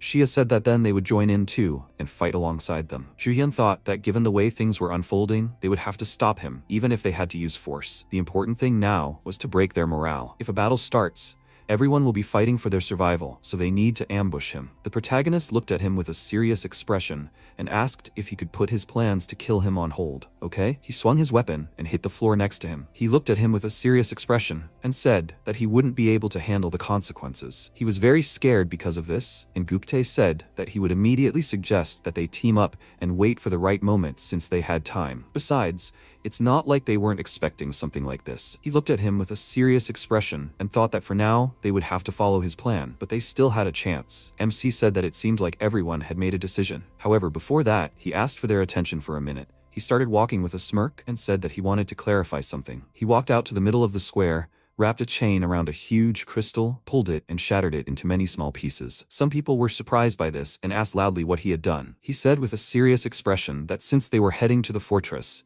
they wouldn't need it anyway. Thoughts of escaping would only weaken everyone. The people supported him and said that he was right. From now on, they could only go forward. They should all follow him and kill the demon queen. He caught his weapon with a serious expression and said that they shouldn't follow him. They should look forward for their own good. The timer ran out and he said that they should fight for their lives. After that, they entered the fortress and said that he couldn't believe that this was the same fortress they had seen before. The situation had completely changed. They saw a dark corridor that was lit by purple candles. The people began to get nervous, and the demon queen laughed and said that it had taken them a long time to get to her. They came all this way to have fun, so she can't just let them go. They were very surprised when they noticed the door closed behind them. The system announced that the fortress was sealed. Unexpectedly, the floor began to collapse under their feet. Monsters began to crawl out from there, and one of them, with a surprised expression on his face, loudly said that something was crawling up. These monsters attacked them, and they began to loudly call for help. Hansu took his weapon and said that they should stop panicking. These freaks are not much different from those they fought before. They must pull themselves together and fight. He turned around and, with a serious expression on his face, thought that the real problem was not these monsters, but the battle with the demon queen. They must pass through this gate. They became very worried when they saw pillars of fire and someone ordered a retreat. A demon gatekeeper appeared between them and the gate. They all looked with worried looks at the demons emerging from the fire. The monsters began to attack them with their abilities, and they began to scream loudly in pain. He said that they had two enemies. They needed to split up and deal with it. The support should retreat back. Those good at long-range combat should move forward. Those who weren't skilled enough should take care of the flanks. Jungwook said that he should wait. A reckless charge could put them out. He didn't have time to finish, because the protagonist called out to the people on the left side and said that he would begin the attack first. He jumped towards the large demon and thought that this demon was designed in the image of the gatekeeper in the abyss. They are much weaker, but its movements are similar, so he should be able to predict it. He began to attack with his weapon and thought that what was more important was that he would be able to fully utilize Decratos' judgment. Chains that stretch for tens of meters in strength. He wrapped the chain around the demon's sword and used the pressure skill. He also shackled this demon and fell to his knees. He thought that by binding someone with suppression, they begin to drain the opponent's magic and cast a curse, lowering their stats. Using it consumes his magic as well, but it is bearable. He asked, will they continue to stand aside and watch? Jungwook with a sly grin said that he was right. They can't just stand aside. They all must prepare for the attack. They must glorify the name of their clan. Xia said that those with low resistance should help from the rear. Jimin agreed and said that she would go first. The rest of the warriors also went on the attack and began to strike with their weapons. MC noticed flames appearing around the demon's sword and wondered, are they trying to summon hellfire? The demon released powerful energy and threw off the chains that bound his body. He ran forward and loudly said that they should not stop attacking. He thought it would be hard to withstand if they hit, but if he knew the trajectory, he could handle it. He ran close enough and struck with his weapon. Jimin noticed this and said that he should be careful. The flames would make his attacks useless. He didn't listen to her, struck, and thought that he just had to get rid of it. The place where the hellish flames erupted from was the location of the ignition crystal. He ripped the crystal out of the demon's body, and the surprised people asked, what was that? Jungwook said that the flames surrounding the demon disappeared. Hansu asked with a smirk, what did he tell them? They must not stop attacking. They cannot worry about this and just continue fighting. He will not be able to use the flames anymore. Someone called his name loudly and warned him of danger. He jumped to the side and a magical flame flew across the floor next to him. He turned around and said that the demon that the non-clan people were supposed to fight. Jungwook looked at this and loudly said that they should look there. The defeated people loudly called for help and asked why they did not attack. They became worried about this and said that, however, helping them was too dangerous. Shouldn't he take care of this problem too? What should they do? Gupte looked at this with a smirk and said that since they still faltered, it will be easier for them. He called the protagonist by name and asked, will he continue to feign ignorance, even after sending people to their deaths? This is all his fault. Everything came to this because of him. He dragged them all into this, so he must take responsibility. Hanchul, who was fighting the monsters, asked if he should stop talking and start fighting. He kicked the monster away and said loudly that they were the ones doing nothing right now. He asked with a smirk, do they think he's standing aside because he's weak? He'll show that he's different from them. He waved his hand and said loudly that they should witness the power of the Special Forces squad. His squad members ran toward the demon and started attacking with their weapons. The others watched from the side and said it was incredible. MC turned to the group of people and said that they should all go to the other side. He'll figure it out on his own. He channeled energy into his weapon, and the demon attacked with its huge sword. He jumped very high toward the demon and swung his weapon. He landed on the ground with incredible speed and delivered numerous rapid strikes. Juhyun watched with a shocked expression, thinking that he was single-handedly dealing with a monster that would have required dozens of their warriors to fight. He turned around and loudly asked, what is he doing? He should have killed them already. Hansu thought that while he wouldn't create a special forces unit just to show off his strength, he needed to focus on the current battle. He threw his weapon and bound the demon. He leaped toward the monster and attacked with his weapon. The other warriors also fought against another demon. After some time, they all defeated the demons together. Juhyun approached Gupte, called him a monarch, and said that he had brought him a crystal. He suggested using the crystal shards to purchase valuable artifacts from the store. They had raised the Special Forces unit with the help of the clan alliance, so strengthening them was a priority. He looked at him and said that he thought the Smog clan would use the spoils first. He may be a temporary commander, but the Special Forces unit is a clan alliance unit, right? So he doesn't have to worry. Jungwook looked at them and asked when the alliance members managed to create such a group. Shia said that from what she knew, they kept it a secret. They managed to bring their unruly monarchs under control and create a full-fledged alliance. The acute sense of crisis must have contributed greatly to that. However, she thinks the reason for creating the Special Forces unit isn't that worried about it. She approached the protagonist and said that it looked like the alliance was trying to attack him. He turned to her and said that she didn't have to worry. He understood exactly what was going on. She asked if he had a plan. She was about to say something else, but he said that until they took action, they should just observe. He had already made some preparations. Hanchul walked towards them and asked, however, now they would have to fight on the front lines, so it would be a little easier, right? Now that they've come forward, they can't stand by. Jimin asked if he was really sure about that. What if they gathered together again and did nothing? Even if they helped them, they would still ignore them. Jungwook said that in order to get out of here, they would have to face the Demon Queen anyway. If they wanted to live, they would have to fight. Shia looked away with a thoughtful look and said that, however, given the current state of things, she looked at the injured people who said that he couldn't move his arm. He couldn't fight like that. He thought they would only have to fight the Demon Queen. Maybe he would survive if he joined the clan? She asked if they would be able to fight properly. Yeon caught their attention and said that they should stop complaining. If they wanted to survive,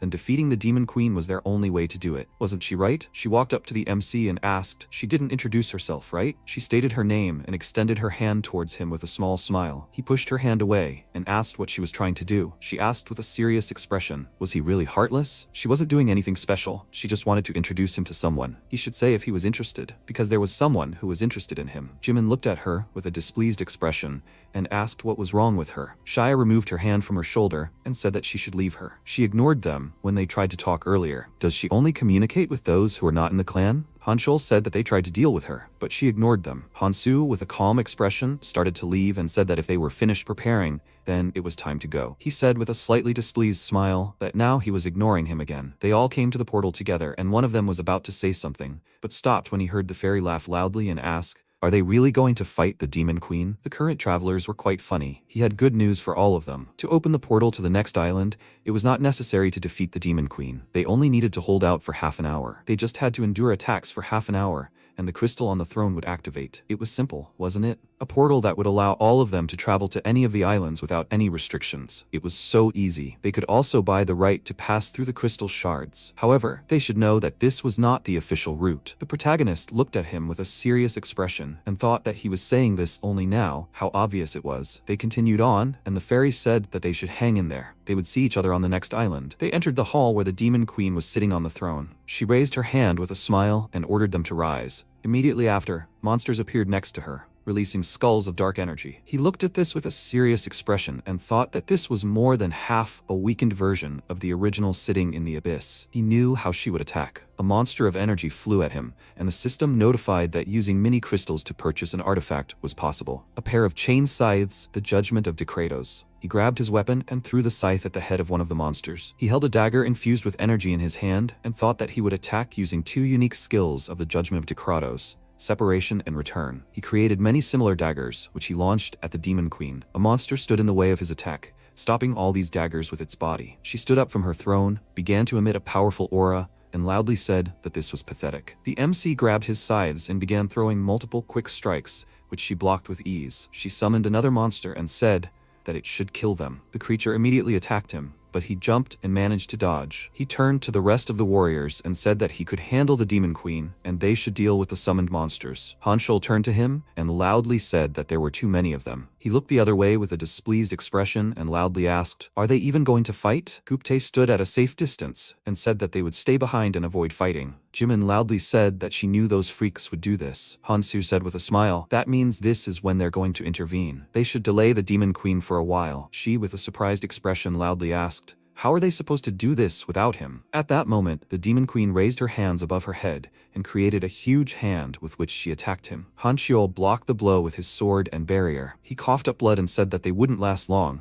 so he should quickly return. Immediately after, he ran back very quickly with a serious expression. At the same time, people not involved in the battle said that so many people and monsters were clashing there. He couldn't see what was happening. Is it normal for them to be idle here? Maybe they need at least a little help. He didn't have time to finish because someone attacked him from behind. Jihin noticed it and asked loudly, "What was that?" He looked at the one who did it and asked loudly, "What is he even doing?" Gupte, with a creepy smile, held a knife in his hand and said that they should strike while they are distracted. That is, right now. His warriors ran to attack and he said that it was time to get rid of them. He asked loudly with a worried expression, "Do they think they will leave it like this? They must fight back." At that moment, his warriors were killed and he said that he was prepared for this. The confused warriors were unable to resist and died one after another. Juhyun, with a worried look, said that the battle is not over yet. They will all die like this. He and his clan will not survive this either. He looked at him with a smile and said that it does not matter. They are all just trash, recruited as extras. They will all choose death for the monarch. He was surprised by this and wondered who he was talking about. Gupte ran towards him with a knife in his hand and said that it was time for him to disappear. Suddenly, someone threw the knife and knocked the weapon out of his hands. The protagonist was the one who threw the knife and asked, "He finally showed his true colors, right? His dirty tactics haven't changed at all." He looked at him with a wide smile and loudly asked why he was here and not fighting the Demon Queen. Although, it doesn't matter, because he was already late. He was surrounded by his warriors, and he thought that he had finally revealed himself, the Monarch of Disguise. Traces of the Black Monarch, a discarded pawn that he must eliminate in training at any cost. He called his name and said that even if they couldn't defeat him, they only needed to delay him. The Demon Queen would soon kill the rest. He is ready to sacrifice himself. Even if he dies, he will at least take him with him. MC said that he seems to be a little mistaken. He is not going to stand in his way, but wants to make him an offer. What does he think about listening to him? This time, the offer is not the worst. At the same time, in the throne room, the warriors were fighting against the Demon Queen. Hanshul held his sword with trembling hands and asked when he would return. He dodged the monster's attack at the last moment and loudly said that he had lost them. At the same moment, Hansu jumped into the hall towards the monster with his weapon in his hands. With the help of a chain, he easily killed the monster and saved 2 people. Shia looked at him and asked where he was all this time. He said with a calm expression that he was preparing for what was about to happen. She looked at him with a puzzled expression and asked what he meant. Hanchol heard a loud impact, saw Jimin being thrown back, and loudly called her name. The Demon Queen, with a calm expression, said that she was getting bored. With her huge hand, she dealt a powerful blow to the floor, but he managed to dodge this attack. Immediately after, he threw knives on chains at her from different directions. With this, he shackled her hands, and she screamed loudly in pain. She became very angry because of this, and loudly asked, "How dare he?" She began to emit powerful energy. The warriors began to prepare to attack, but he raised his hand to stop them. Hanchol, with a puzzled expression, asked why he was stopping them. At that moment, the Demon Queen released a ball of energy that hit the protagonist. This caused a powerful explosion, and the worried warriors loudly called his name. They asked with a worried look, "What's going on here?" He didn't see him? Maybe he was dead? Shia said that he would never fall so easily. Jimin, who was injured after the monster's attack, looked up and said that he was there. The others were also surprised by this and asked loudly when he managed to get up there. He took out several knives in the air, threw them, and got caught in the chains. Because of this,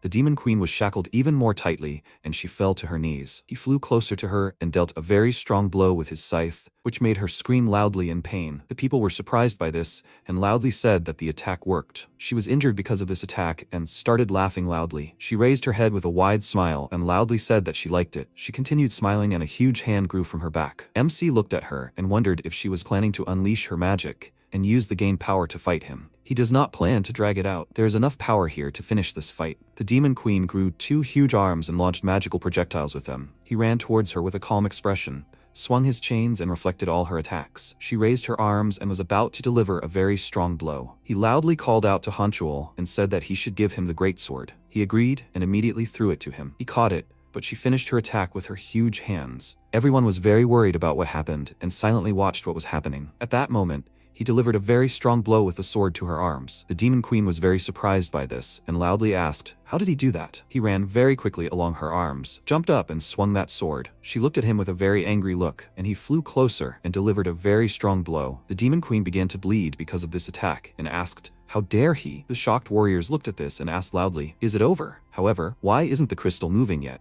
Hansu looked at her with a serious expression and said that it wasn't over yet. Her appearance changed and she said with a wide smile that she hadn't felt such pain in a long time. She released a powerful wave of energy and broke free from the grip. She concentrated the energy in her hand and said that for his sake, she would now use all her strength. Shia threw her spear and hit her hand, stopping her attack. She looked in her direction with a serious expression and said that there were still all sorts of insects left. She summoned a monster that flew towards her. Jimin called her name and attacked this monster to protect her. She praised her for this and said that they had bought themselves some time, so it was worth retreating for a while. The Demon Queen released powerful energy and said that they could try to escape if they could. Soon she would make them disappear. She pointed her finger at him and said that now he should be rewarded for her entertainment. She released powerful energy at him, and the shockwave from the warriors threw back the rest of the warriors. A large cloud of dust rose from this attack. Hanshul said that he couldn't believe that they were thrown back just by the shockwave from the explosion. The protagonist survived this attack and threw his dagger very hard. He hit the Demon Queen's body with this dagger. She said loudly that she never thought he still had the strength to attack, even after such an injury. He looked at her with a smirk and said that he could finally get some peace and quiet. She pulled out the dagger with a wide smile and said that she never thought that such a weak attack could harm her, all because of these useless restrictions. If only she had more time. Then they, pathetic people, if only she could use all her power. The warriors were surprised when they noticed that the crystal had activated and the system announced that the condition had been met. The crystal portal opened. The warriors were very happy and loudly said that he had defeated the Demon Queen. They had succeeded. They could all move on to the next island. Unexpectedly for them, the Demon Queen was engulfed in powerful magical flames. MC thought that both her hearts should have been destroyed. He was very surprised when he noticed something and was about to say something loudly. The Demon Queen's body changed again, and she said that she was just beginning to enjoy it. They can't stop here. Even if she has to pay for this, she will bury them all here. Before this fake body has time to burn, she will finish them all. A fairy appeared in this hall and said that this is enough. A huge hand emerged from a rift in space, grabbed her, and said that someone had to use their real powers in the training zone. Violating the conditions leads to punishment, so she will be the one who will disappear from here. He said that he hadn't given her permission for this. Any independent actions were unacceptable, so he was taking her, according to the rules. She turned around with a frightening look and asked loudly, "He brought her here, and now he's forbidding her to use her powers?" She wouldn't let it go, and would kill them all. He said with a displeased look that this was why he hated dealing with half-breeds. He loudly ordered her to be quiet, and the creature killed her, squeezing its hand. The warriors were shocked by this and watched what was happening. The fairy said that there was a small misunderstanding. They shouldn't worry, he had already fixed everything. That means it's time to reward them, right? He congratulates them on their victory over the Demon Queen. Few have been able to participate in such an event. By the way, there is only one reward for defeating the Demon Queen, so he will give it to whoever made the biggest contribution. Here is his reward. An item appeared in front of Hansu, and the system notified that upon use, all runic stats would be fixed at 99% for 24 hours. There is a penalty. After the effect ends, all increased stats will drop to the minimum value. The fairy began to fly away and said that he would take care of the rest. To use the crystal, they simply need to think of the island they want to travel to. He is waiting for them on the next island. He looked at what he had received and thought that with this, he had achieved everything he had come to the central island for. The energy he had recently felt was definitely the energy of the abyss. However, he still had a long way to go. Tanchol approached him and asked, "They put in so much effort and only got one reward?" Jungwook said he shouldn't worry. Everyone knew he saved them. He agreed and said it wasn't like anyone was strong enough to take his reward from him just because they wanted to. Shia said the Smog clan clearly wouldn't stay silent, although they had become suspiciously quiet. Since they didn't come out when they fought the Demon Queen, why don't they deal with it now? The protagonist said it was probably over by now. Hanchul looked at him and asked what he meant by that. Suddenly, people noticed that their marks were gone and asked, "Have the monarchs disappeared? Where did they go?" Considering the tattoos were gone, they were most likely already dead. After all, they captured them. Shia turned around with a surprised expression and asked, Did the Smog clan betray them? She can't believe they used a special forces unit to kidnap the monarchs. At the same time, an assassin stood in the forest and killed a group of people. And MC thought that it looked like the cleanup was complete. A few minutes ago, Gupte teleported to this forest and said that he didn't know exactly where they were, but judging by the tower, they were in the right place. He thought that his job, as a monarch in disguise, was to disrupt the work of the monarchs of the central island and then kill them. However, his life and the heads of these monarchs should be enough to cover up his disobedience to orders. It was easy to set traps while the monarchs feared him. The warriors tied up the captured members of Juhyun's squad, and he thought that now he could give his clan enormous power. Earlier, Hansu handed him the crystals and said that he should use this situation to rise. He can control the clan members by turning their monarchs into members of the Special Forces unit. However, he already knows this, considering that he has already created the Special Forces unit. He should just not cause trouble here, and he will turn a blind eye to what he is doing to them. Gupte thought that they made a deal only to avoid conflict in a crisis situation. He turned around and said that they should stay in touch since they were in the wrong place. One of the warriors heard some sound and said that someone was there. At that moment, someone killed one of the warriors. He noticed it and asked loudly, "Who is there?" He was very worried because he did not sense anyone. The person who did it asked, "Did he really come?" He was already doubting it. It was not for nothing that he was preparing. He turned around and said loudly that they do not show themselves. There can't be many of them. They must have an advantage. He looked down and asked why his legs were not moving and what was under his feet. He was being sucked into the ground. The stranger said that this was a temporary effect. He buried a trap artifact.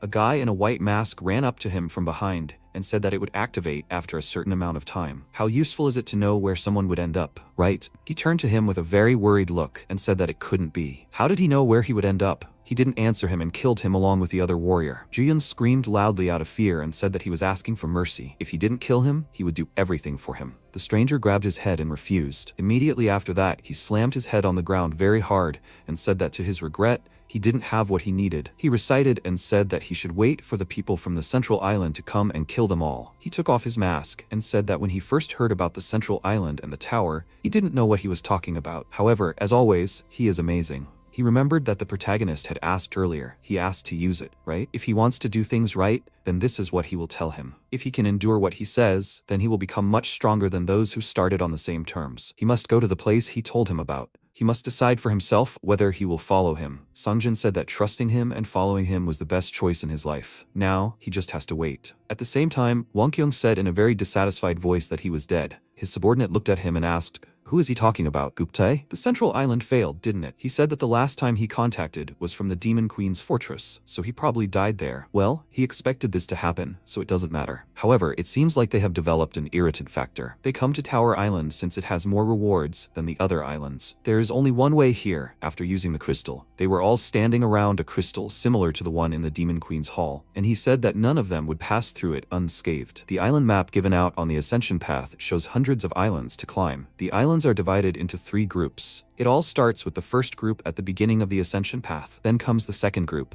which includes the central island, and the third group is the end of the training. It is said that among the islands of the third group, there is one that contains especially valuable rewards, Tower Island. The decision to rush for rewards that will help them become stronger is obvious. At the same time, in the hall where the Demon Queen was killed, someone asked what he meant. MC was eating meat and said that if they want to go to Tower Island just for good rewards, they should think twice. Otherwise, they will also be destroyed. They need to remember how it all ended when they went to the central island for rewards. They should think carefully. This is sincere advice on his part. The same applies to them. Surviving on Tower Island will be much harder than on the central island. There's no point in dying without any opportunity to become stronger. The people standing nearby asked, "What should they do then?" Shia asked. "So that means he won't go to Tower Island?" He said there's always a way to get any reward from any island. It's just a warning. It's up to them to decide. She thought for a moment. He seemed like the type to like risks, but was she wrong? Jungwook approached them and said he was right. Their clan had grown, convincing the remaining travelers to join them. After the monarchs disappeared, however,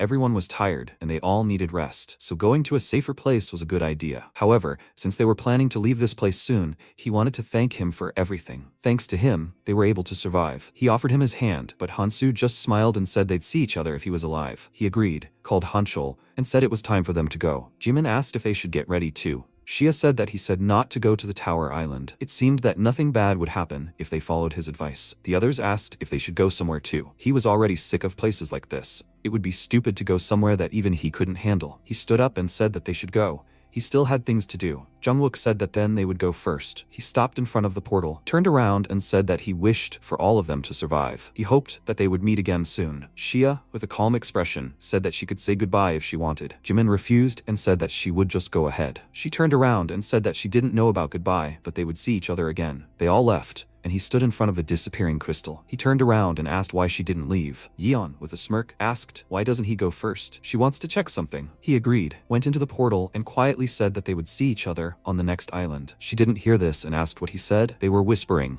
so she doesn't know where they went, but at least someone will go the right way. After some time, Wonkyung stood at the portal and said that a decent amount of time had passed since receiving that message. Was anyone even coming here? He took his weapon in his hand and said that they should get ready. He suddenly ran forward and said loudly that he would go first. He ran very quickly to the portal. Yeon came out of it, and he loudly warned her that she should duck. She dodged his blow with a frightened expression on her face and called him monarch. She looked at him and said that this was quite an active greeting. She asked why she came alone and where the others were. She said that she deliberately waited until everyone left and only then came here. He said that no one passed by. He said not a single person at all. Is she sure that she stayed until the very end? She said that she definitely saw them all leave. There can be no mistake. She can't believe that they all fell for the trick of that chain lover. He said this loudly, as if he was going to convince everyone. He said that both of these monarchs fled with their tails between their legs from the words of this freak. Out of anger, he destroyed a tree that was nearby and said that he was starting to irritate him. They couldn't kill any of them. Looking for a portal using his people is pointless. Does she know why he's doing this? She said that given how he fought on the front lines, it seems he wants to protect people.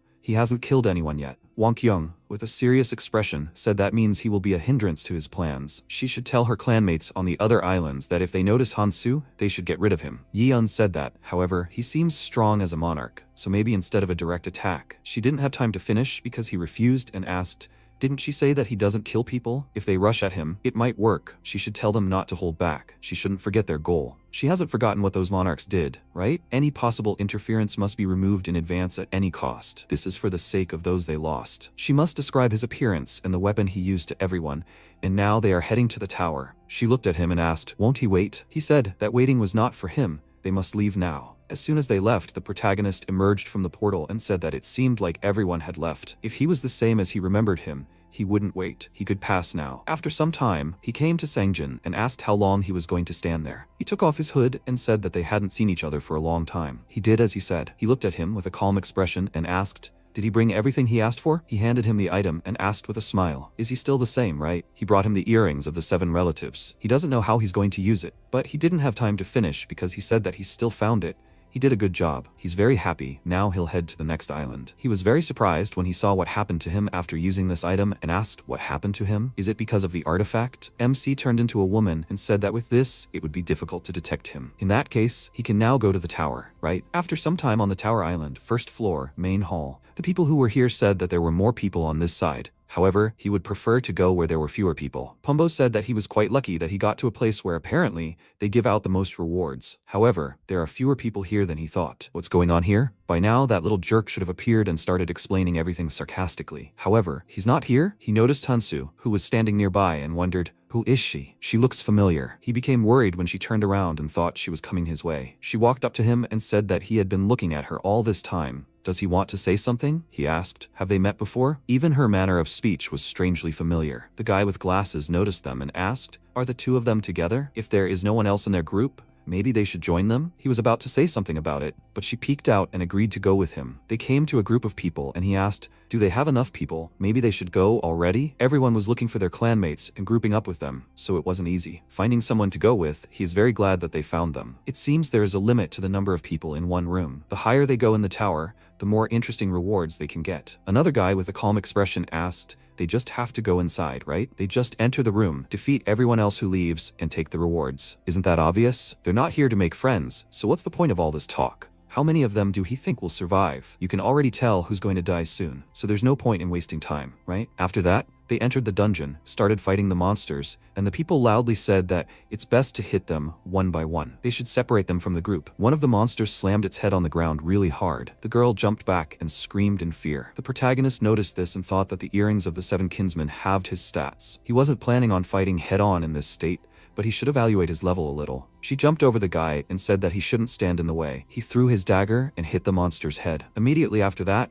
she jumped on top of the monster and dealt a very strong blow with another dagger. He thought that if it weren't for the weakening, he would have managed without a weapon, but now he needs 2 hits with a weapon. The girl thanked her for saving her and said that it was amazing that she had killed such a huge ant with such a small weapon. She must have fought a lot on other islands and seen a lot of stronger people, right? There's someone very strong that she is looking for. She heard that he helps people and uses a chain weapon. Does she know this person? She really wants to meet him. MC turned to her and said that she should stop asking meaningless questions. They need to move on. Pumbo said that he doesn't think a little talk will hurt them. Why is she reacting like that? The girl looked at him and said that she heard that he did a lot on the central island. She said his name, and he said that he kind of knows him. They started out together. She said with a happy expression on her face that it means he is his comrade. That's amazing. He asked, however, how does she know about him? She said with a happy expression that she had heard stories from travelers about how strong he was. He was his comrade, after all, so maybe he knew where he was now? He said he wasn't sure about that. He was always busy with something, so even if he didn't know where he was now, he thought that if rumors were talking about a strong guy with that name, it must be that guy he knew. Come to think of it, she reminded him a bit. At first,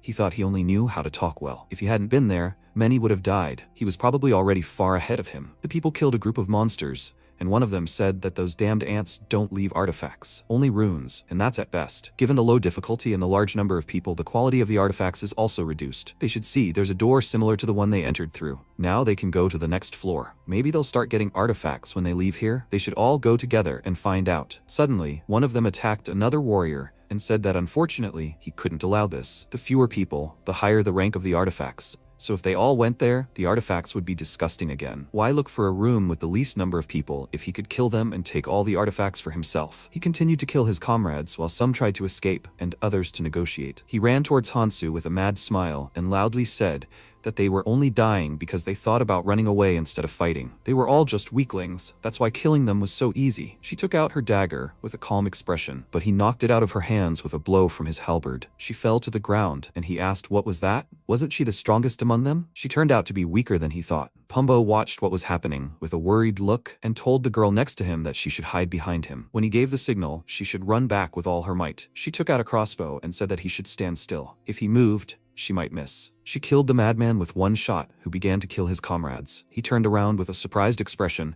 and said that she was amazing. She took advantage of his distraction. Well done. She said it was her first time using a crossbow, so she wasn't that good. He complimented her on a great shot and she pointed her weapon at him. She shot him in the head and said that she wanted to kill them both with one shot. After that, she started collecting runes and said that now that she got rid of everyone, it was worth seeing if she got good loot. She put her hand to her ear, called out to the monarch, and said that in room 10, there was no guy with a chain on the first floor. As a consolation, she took care of everyone else. The protagonist began to get to his feet, while she said that if she caught him, it would be a great gift for him. She would tell if she found him on the next floor, over and done with. He got her attention by asking what if he was still here. She was surprised by this, but he immediately chained her up. He walked up to her, put a dagger to her throat, and asked if she was looking for him. The girl was very scared and said that she definitely saw her fall unconscious. He said with a calm expression that it seemed his acting skills weren't that bad. She might not even think about contacting her monarch. The effect of the earring wore off, and he said that he would convey his greetings to her monarch. Immediately after that, he killed her with one blow, and she fell to the ground. He said that it seemed that only she was sent here. He didn't expect them to give up so easily, but they would meet sooner or later. He shouldn't be impatient. He thought that what he heard in the training area in his past life was that the hidden dungeons were not separate entities. The Tower Island had its own structure, through which, in order to rise to the next floor, it was necessary to pass through the dungeons. This meant that there could be dungeons beyond the third floor. This is the ultimate goal of the training zone.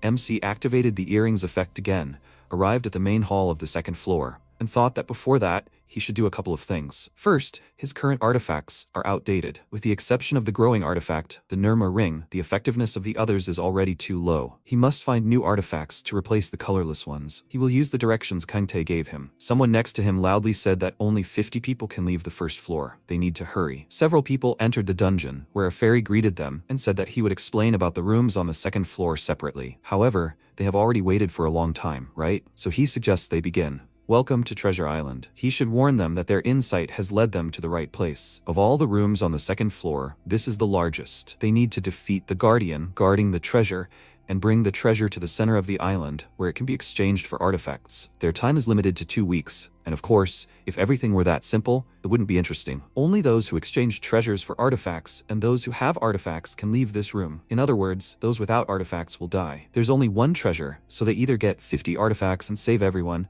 or choose one artifact, but few will survive. However, the fewer artifacts, the higher their rank. He hopes they make a wise choice. There are 128 guardians in total. He'll mark them on the map. Hansu looked around and thought that these were quite difficult conditions, and he wondered how they would cope. The girl said she proposed dividing into 5 groups of 10 people. Each group would have to find and destroy 2 guardians a day. Everyone can handle that, right? The people asked. Is she suggesting that the clans work together? Only 10 people per team? People without clans would be at a disadvantage. He thought, with a calm expression, that, strategically, this was not a bad idea. The guy named Hosok pointed a finger back and said that they agreed to it. 2 guards a day? Sounds adequate. Whoever fails will be to blame. Their clan was already divided into groups. He looked at this and thought that this meant that the 2 who seemed the strongest set the tone for everything. The rest of the people said that for now, they had no choice but to follow them if they wanted to survive. When they found the treasure, they would tell everyone and immediately go to the center. Then 5 more people should come here. There were more than 10 people in their clan. The protagonist looked at the map and thought that 128 guards were distributed throughout the area, since the dungeon was quite large and he had to move on. For now, it would be better to go alone. After he left, a girl named Unchai noticed and asked where that woman went. He thought that in this place he should find the hidden treasure, the Philosopher's Stone. He remembered Kangtai saying he was sure no one else could succeed. He was saying this specifically for him, so he should listen carefully. Among the orbs obtained for killing the guards, there were no standouts, with the exception of one shining one. People were greedy for the treasure and threw away ordinary orbs that held no interest to them. However, he discovered that they were not useless. He figured this out with his genius mind. If you collect 32 orbs, you can exchange them for an artifact that quite successfully disguises itself as a Philosopher's Stone. Finding hidden events is incredibly easy for him. Keldian adjusted his glasses and said that he was talking too much for someone who simply collected discarded orbs out of greed. Currently, MC took out his weapon and said that although this is not the fake that Envy Aaron ate, it has the same effect, so he must get it. He thought that the dungeon wasn't easy, and the number of times he could encounter them was limited. To handle it faster, he should go alone, if he was far enough away to avoid being caught. At the same time, a guard with a large cannonball on his head emerged from underground. People passing by heard it, and one of them said that the sounds were coming from nearby. The fairy said that the second guardian was dead, and he congratulated them all on it. This was the second one to fall that day, and at this rate they would handle it quickly. This attracted Unche's attention, and someone loudly said that she mustn't lose concentration. She turned around with a calm expression and easily dodged the monster's attack. Immediately after, she delivered a very powerful kick and threw it away. Hoshok shot the monster with his bow and said that she was able to dodge it without even looking in that direction. Why was he even helping her? She said that, in general, he should have handled this alone. He put the bow behind his back and said that they didn't even find one guard, but someone had already killed 2. After all, they only come across monsters. She said that the first and second guardians weren't defeated by anyone's group. They were defeated alone. She has that feeling. He asked with a thoughtful expression. If the monarch said so, then it's true. What do they think about it? She turned away with a displeased look and said that he can't call her that. This ability really irritates her. They should stop talking nonsense and hurry. It seems that what was in front of them is no longer there, so they will turn right. She noticed something and said that something is coming towards them. That ominous and powerful aura that she felt at the very beginning. At the same time, another group was walking through the forest, and their leader said that he told them not to hunt the guardians. Even if they find the treasure, they won't be able to deliver it to the altar. They should just look at the other teams. There are plenty of strong travelers there. One of them agreed and said that they can't just sit and hide. He turned around, agreed, and said that while the others were looking for the guards, they would take the chance to get stronger. Even hunting the monsters that were nearby would give them enough strength to fight. Then they would simply attack those who would return with the treasure. To be honest, he didn't think anyone would notice that several people were missing. Yunche was watching them from hiding, and he said that if they couldn't find the treasure in 2 weeks, they would all die. She said that if others started acting like that, they would get into trouble. However, that strange feeling wasn't because of them. They were very surprised when they noticed Hansu, who was standing next to them, agreed and said that in situations like this, order came first. They turned to him, and one of them loudly asked, "Who is she?" She looked at him and thought she was covered in bruises. Why was she traveling alone? Besides, she was the source of this strange feeling. Hoshok took aim at him and asked why she snuck up behind them and what she wanted. It seemed like she was alone here, so it was better to answer honestly. He stood calmly by the tree and said that nothing special. She just wanted to make one proposal. He continued to aim his bow and ask if she was crazy. Why would they even listen to her? He looked at him with a calm expression and said that being on guard was right, but they were afraid of the wrong person. She was not here to talk to them. He called the clan monarch and said that she wanted to talk to that lady over there. However, she knows this herself, given her high intuition stat. She looked at him and thought that she was the reason for that strange feeling earlier.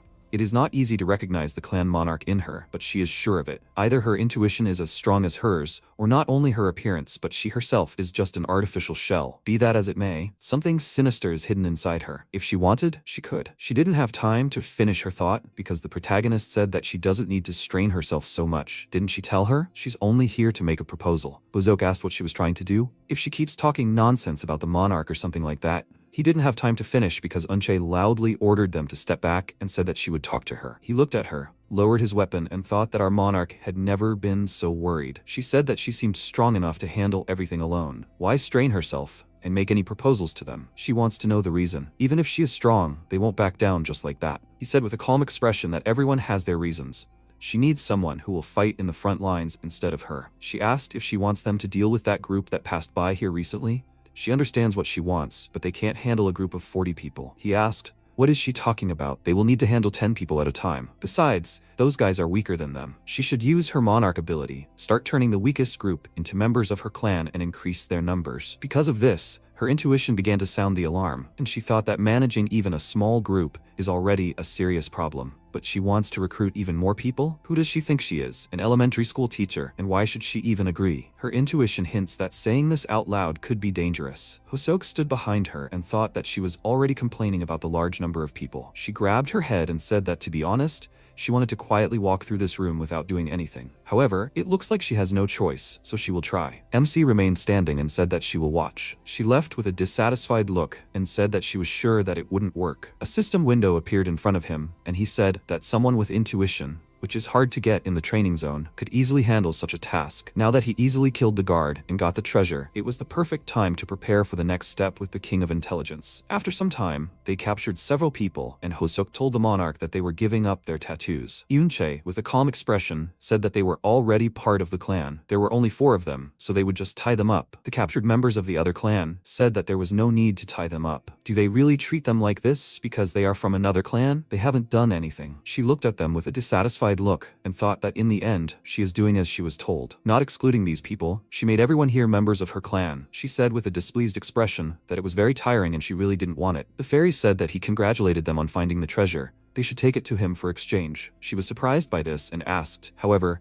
if everyone is here, then who discovered the treasure? A member of her clan called the monarch handed her a glowing sphere and said that he found it under that tree. She looked at it and said that she did say that she would let them leave here easily. This is a real treasure, right? After some time, she gave it to him, and the fairy said that he confirmed that it was a real treasure. It's a pity that no one died. They did well. However, it seems they didn't get it directly. She asked, and because of this, they won't get a reward? He snapped his fingers and said that there was no need to rush and worry. He would give them enough time to choose. Buttons with numbers appeared in front of her, and he asked which number she would choose. Since she is the leader of the clan, the one and only golden cape flies past her. People looked at her with worried looks and really hoped that she would choose 50. She looked at the numbers with a smirk and asked what she should choose. Maybe 1 and kill everyone here? The people became very worried about this and loudly asked to be saved and said that she must save them all. They will serve her as their monarch. She turned around and said that, however, it seems to be getting too boring. Don't they think so? Then what about the survival games? All clan members must kill themselves or kill everyone else. That is the monarch's order. They became indignant about this and loudly asked what she said. Does she seriously think they will carry out this order just because she is the monarch? She ran away,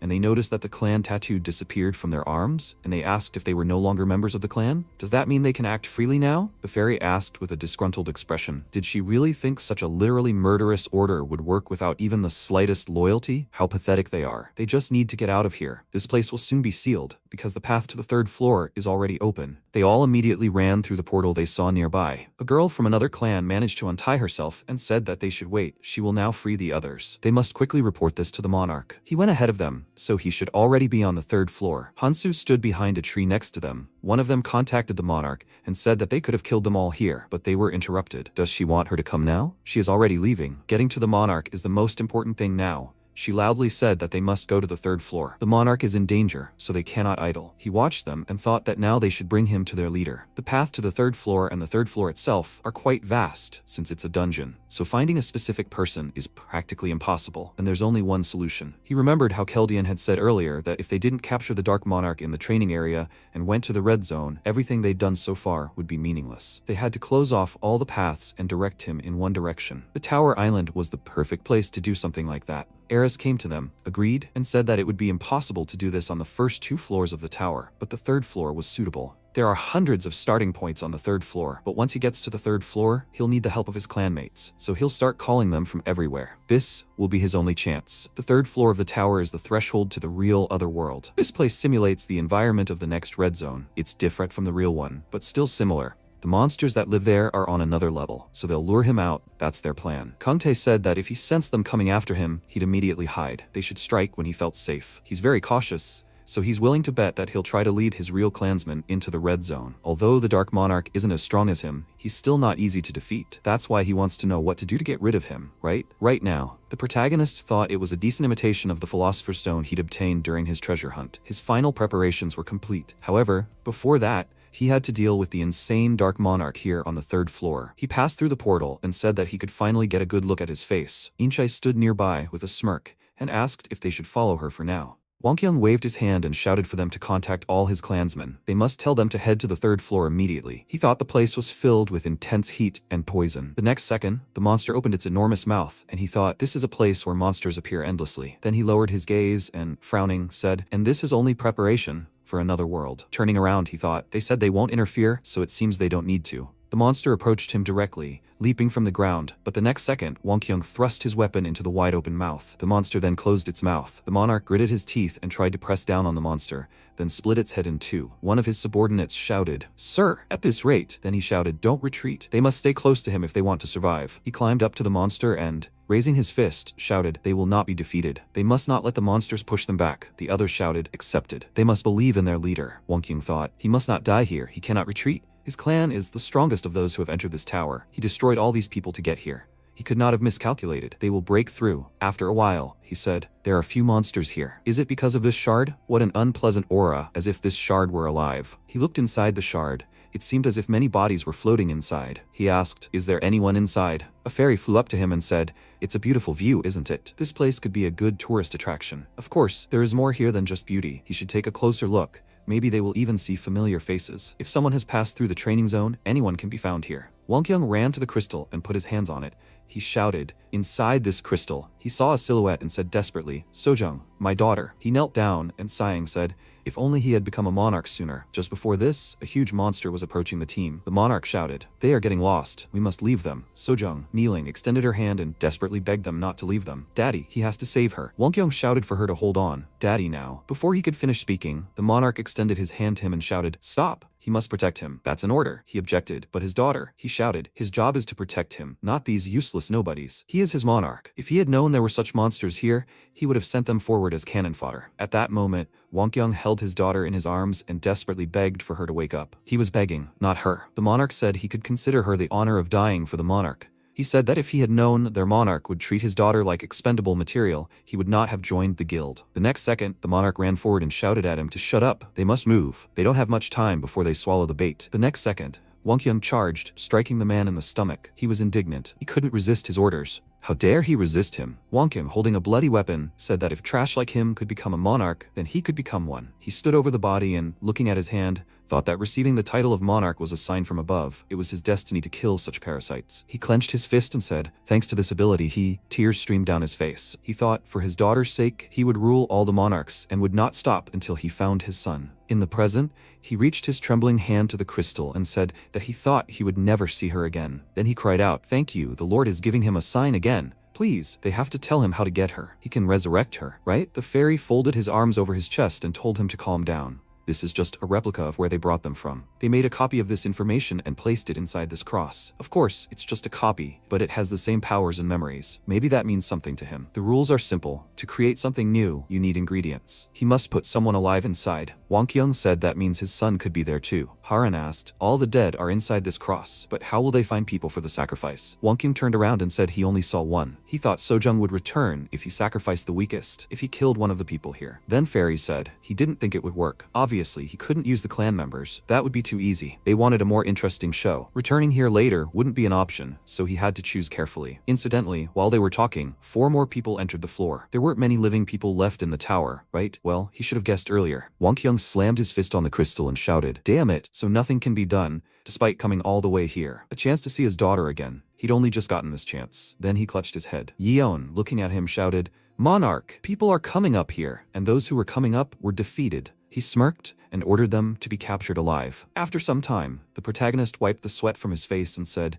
it's a shame I can't have a cigarette. They had finally arrived. He looked at the clan standing nearby and thought, one of those who should be eliminated along with the berserker monarch. The maddened dark monarch, Lee Wonkyung. Even listing his crimes would be a challenge. Of course, these crimes are from his past, but they will soon be fulfilled. The maddened dark monarch, unable to resurrect his daughter, will focus on finding his son and will be dragged into the abyss. In his desperate attempts to find his son, he will commit massacre, becoming a killer far beyond his current level. The protagonist took up arms and thought, I'll have to end him here, but he will save his son. It will be better that way. The next second, Yeon screamed, it's him, the one with the chain. Wang Kyung spread his arms and laughed, shouting, what luck, to think that the one they wanted to kill would actually come here. This must be a gift for Sojung. Then he shouted, his meaningless life finally having meaning. Their gazes locked, and then the monarch swung his weapon and leaped to attack. The next second, a huge monster burst from the ground, scattering the travelers in all directions. Yeon called out again in alarm, Monarch, and he, looking at the monster, shouted, damn it, if that creature continues to rampage here, all they can do is run. Turning around, he told them to watch out for that guy with the chains. Yeon, she must go back and keep an eye on him. Before he could finish, MC said, no need. Using his weapon, he wrapped the chains around the monster, and the next second he swung this one,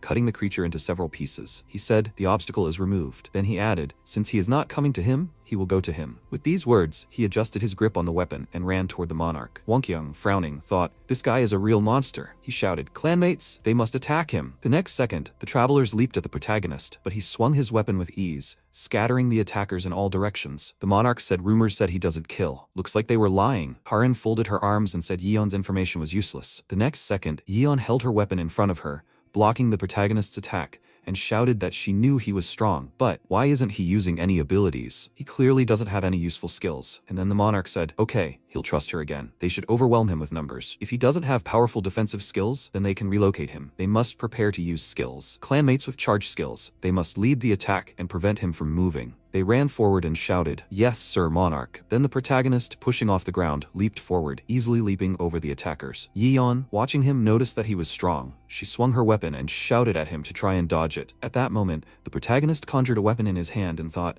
since he couldn't dodge, then he'd counterattack. The next second, he used the conjured weapon to block the girl's attack and thought, she's quite strong. Exchanging blows will eventually lead to injury. As the attackers charged at him again and again, the monarch shouted, it worked! They must keep pressing him. But MC continued to attack them with his weapon, using his chain to push the attackers in different directions. The next second, several runes flew out of the boy. The snake darted forward, caught the stones, and then threw them into the protagonist's hands. One of the people present was surprised. What was that? He was carrying a monster? His friend said that it ate the runes. Wonkyung shouted, they must stop it. They mustn't let the monster swallow any more runes. He thought he wanted to use them to become stronger. The next second, Harin thrust her hand forward, creating magical symbols under the protagonist's feet, from which roots emerged, clinging to his legs. Yeon leaped upward, raising her weapon, and shouted, now! She then attacked the protagonist, but he managed to extend a chain in front of him, blocking her attack. The monarch shouted, don't stop. They have come so far to take revenge on the clans that trampled them into the dirt. They must not give up. They must destroy all the vermin that stand in their way, for their fallen comrades, for their deceased families. His words would guide their lives, guide their revenge. The protagonist thought, if necessary,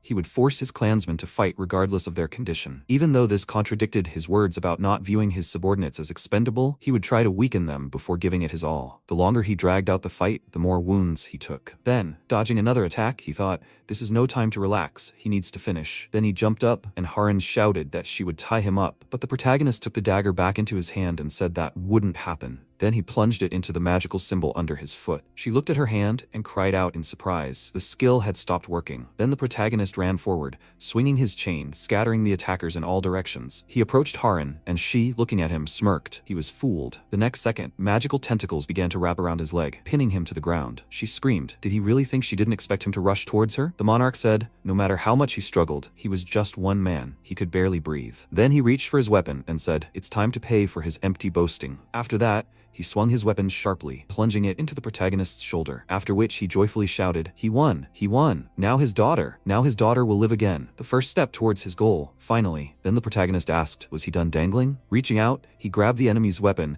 and, pulling it from his shoulder, said that it seemed he didn't realize that he was the one who walked into a trap. There was no one here to protect him. After that, he took the weapon back in his hand and said that he would see if he could escape from such a distance. Wang Qiang drew his weapon and, after fending off the enemy's attack, shouted, idiot! Did he really think he didn't have a spare weapon? He'd seen through all his tricks. It wouldn't work anymore. MC asked, is that so? It seemed he had the wrong impression. He never said that this chain was his only weapon. Then he recreated the dagger in his hand. The monarch, perplexed, shouted, what the hell? The next second, the dagger pierced his body. Haran, seeing this, called out to him in fear, screaming for him to get away from the monarch. She won't forgive him. Wang Qiang knelt down and, looking at the protagonist, said that he never thought he would use himself as bait. This is their chance. They need to kill him before he recovers from his wound. The protagonist said that if he wants to kill someone, he must be prepared to die himself. Does he have the resolve for such a thing? He must watch his subordinates die, as he always did. After a while, he held Yi Yon by the shirt, and she was kneeling. Wang Qiang, pressing his hand to his stomach, shouted, why is he going so far to stop him? What did he do to him that he is treating him like this? Is it because of the rules he set, that stupid rule, no killing travelers? The protagonist said, and again, not long ago, Wang Qiang asked,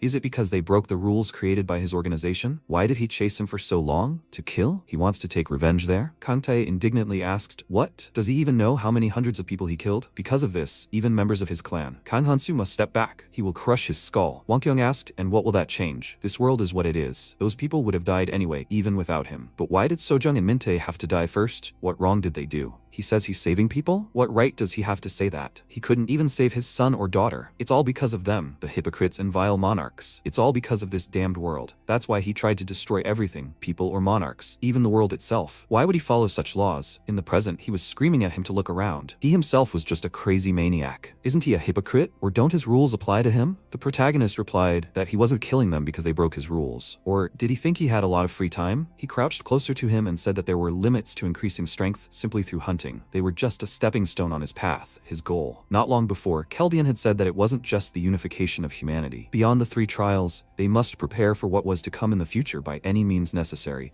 even if it meant killing everyone in the training area. With these words, he placed his hand on the book and then asked, Eris, she has an objection, doesn't she? She turned her gaze to him. At that moment, Kangtai approached them. He smiled awkwardly and, scratching the back of his head, told Eris not to worry. He would handle such an important matter himself. He would kill everyone who stood in their way and take their treasures for himself. He would become a famous hero and a ladies' man. But before he could finish speaking, Eris punched him in the face and said that she did not agree to sacrifice the minority for the majority. They really needed to become stronger, since they did not know what awaited them in the hidden dungeon. He shouted, it actually hurt. Does she know? She clenched her fist and added, however, they must find another way besides killing everyone for strength. Kangtae, turning to Keldian, asked, what did he just say? Then he looked at the magic symbol next to him and said thoughtfully, honestly, there's no one better for this task than him. The next second, MC approached them and asked what the calculation said. Kangtae, lying on the ground, replied that the hidden dungeon tower must be cleared for a good future. Keldian added, however, it won't be cleared with a simple hunt. There are people who need to be dealt with before the training ends. They'll need to get rid of them anyway, so they need to do it profitably. Kangtae approached the protagonist and, raising his index finger, smiled, then remarked that it was true. If they kill all the bad guys and obtain their runes, they will definitely become strong enough to clear that hidden dungeon.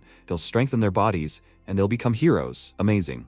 The protagonist indicated that if they all agree, then so will he. Then Keldian placed his hand on his shoulder and said, Hansu, don't overcomplicate things. Anyone who gets in the way of their goal, he must. In the present tense, he said he tried to kill him. He walked over heads to get here. So why is he pretending he didn't deserve it? Isn't it better to think that this is precisely the reason they clashed? With these words, he pressed the dagger to the opponent's neck, and he said that he thought he was trying to act like a hero, but that's what he really is, huh? He thought they were messing with the wrong guy. What he foresaw had arrived much sooner than he expected. Then he said that if he found his son, he must keep an eye on him. He had the same red eyes as him. The protagonist said that he didn't have time for that, but if his plan succeeded, everyone, including his son, would live. He still didn't understand what he was talking about. The next second, He swung his weapon, taking the monarch's life. After that, he looked ahead and said, "Okay, now." Meanwhile, Yunche screamed indignantly, asking how much longer they had to guard this place. The archer, turning his gaze to her, said she could just leave. She replied that she couldn't. She felt there was something else left. Her instincts told her so.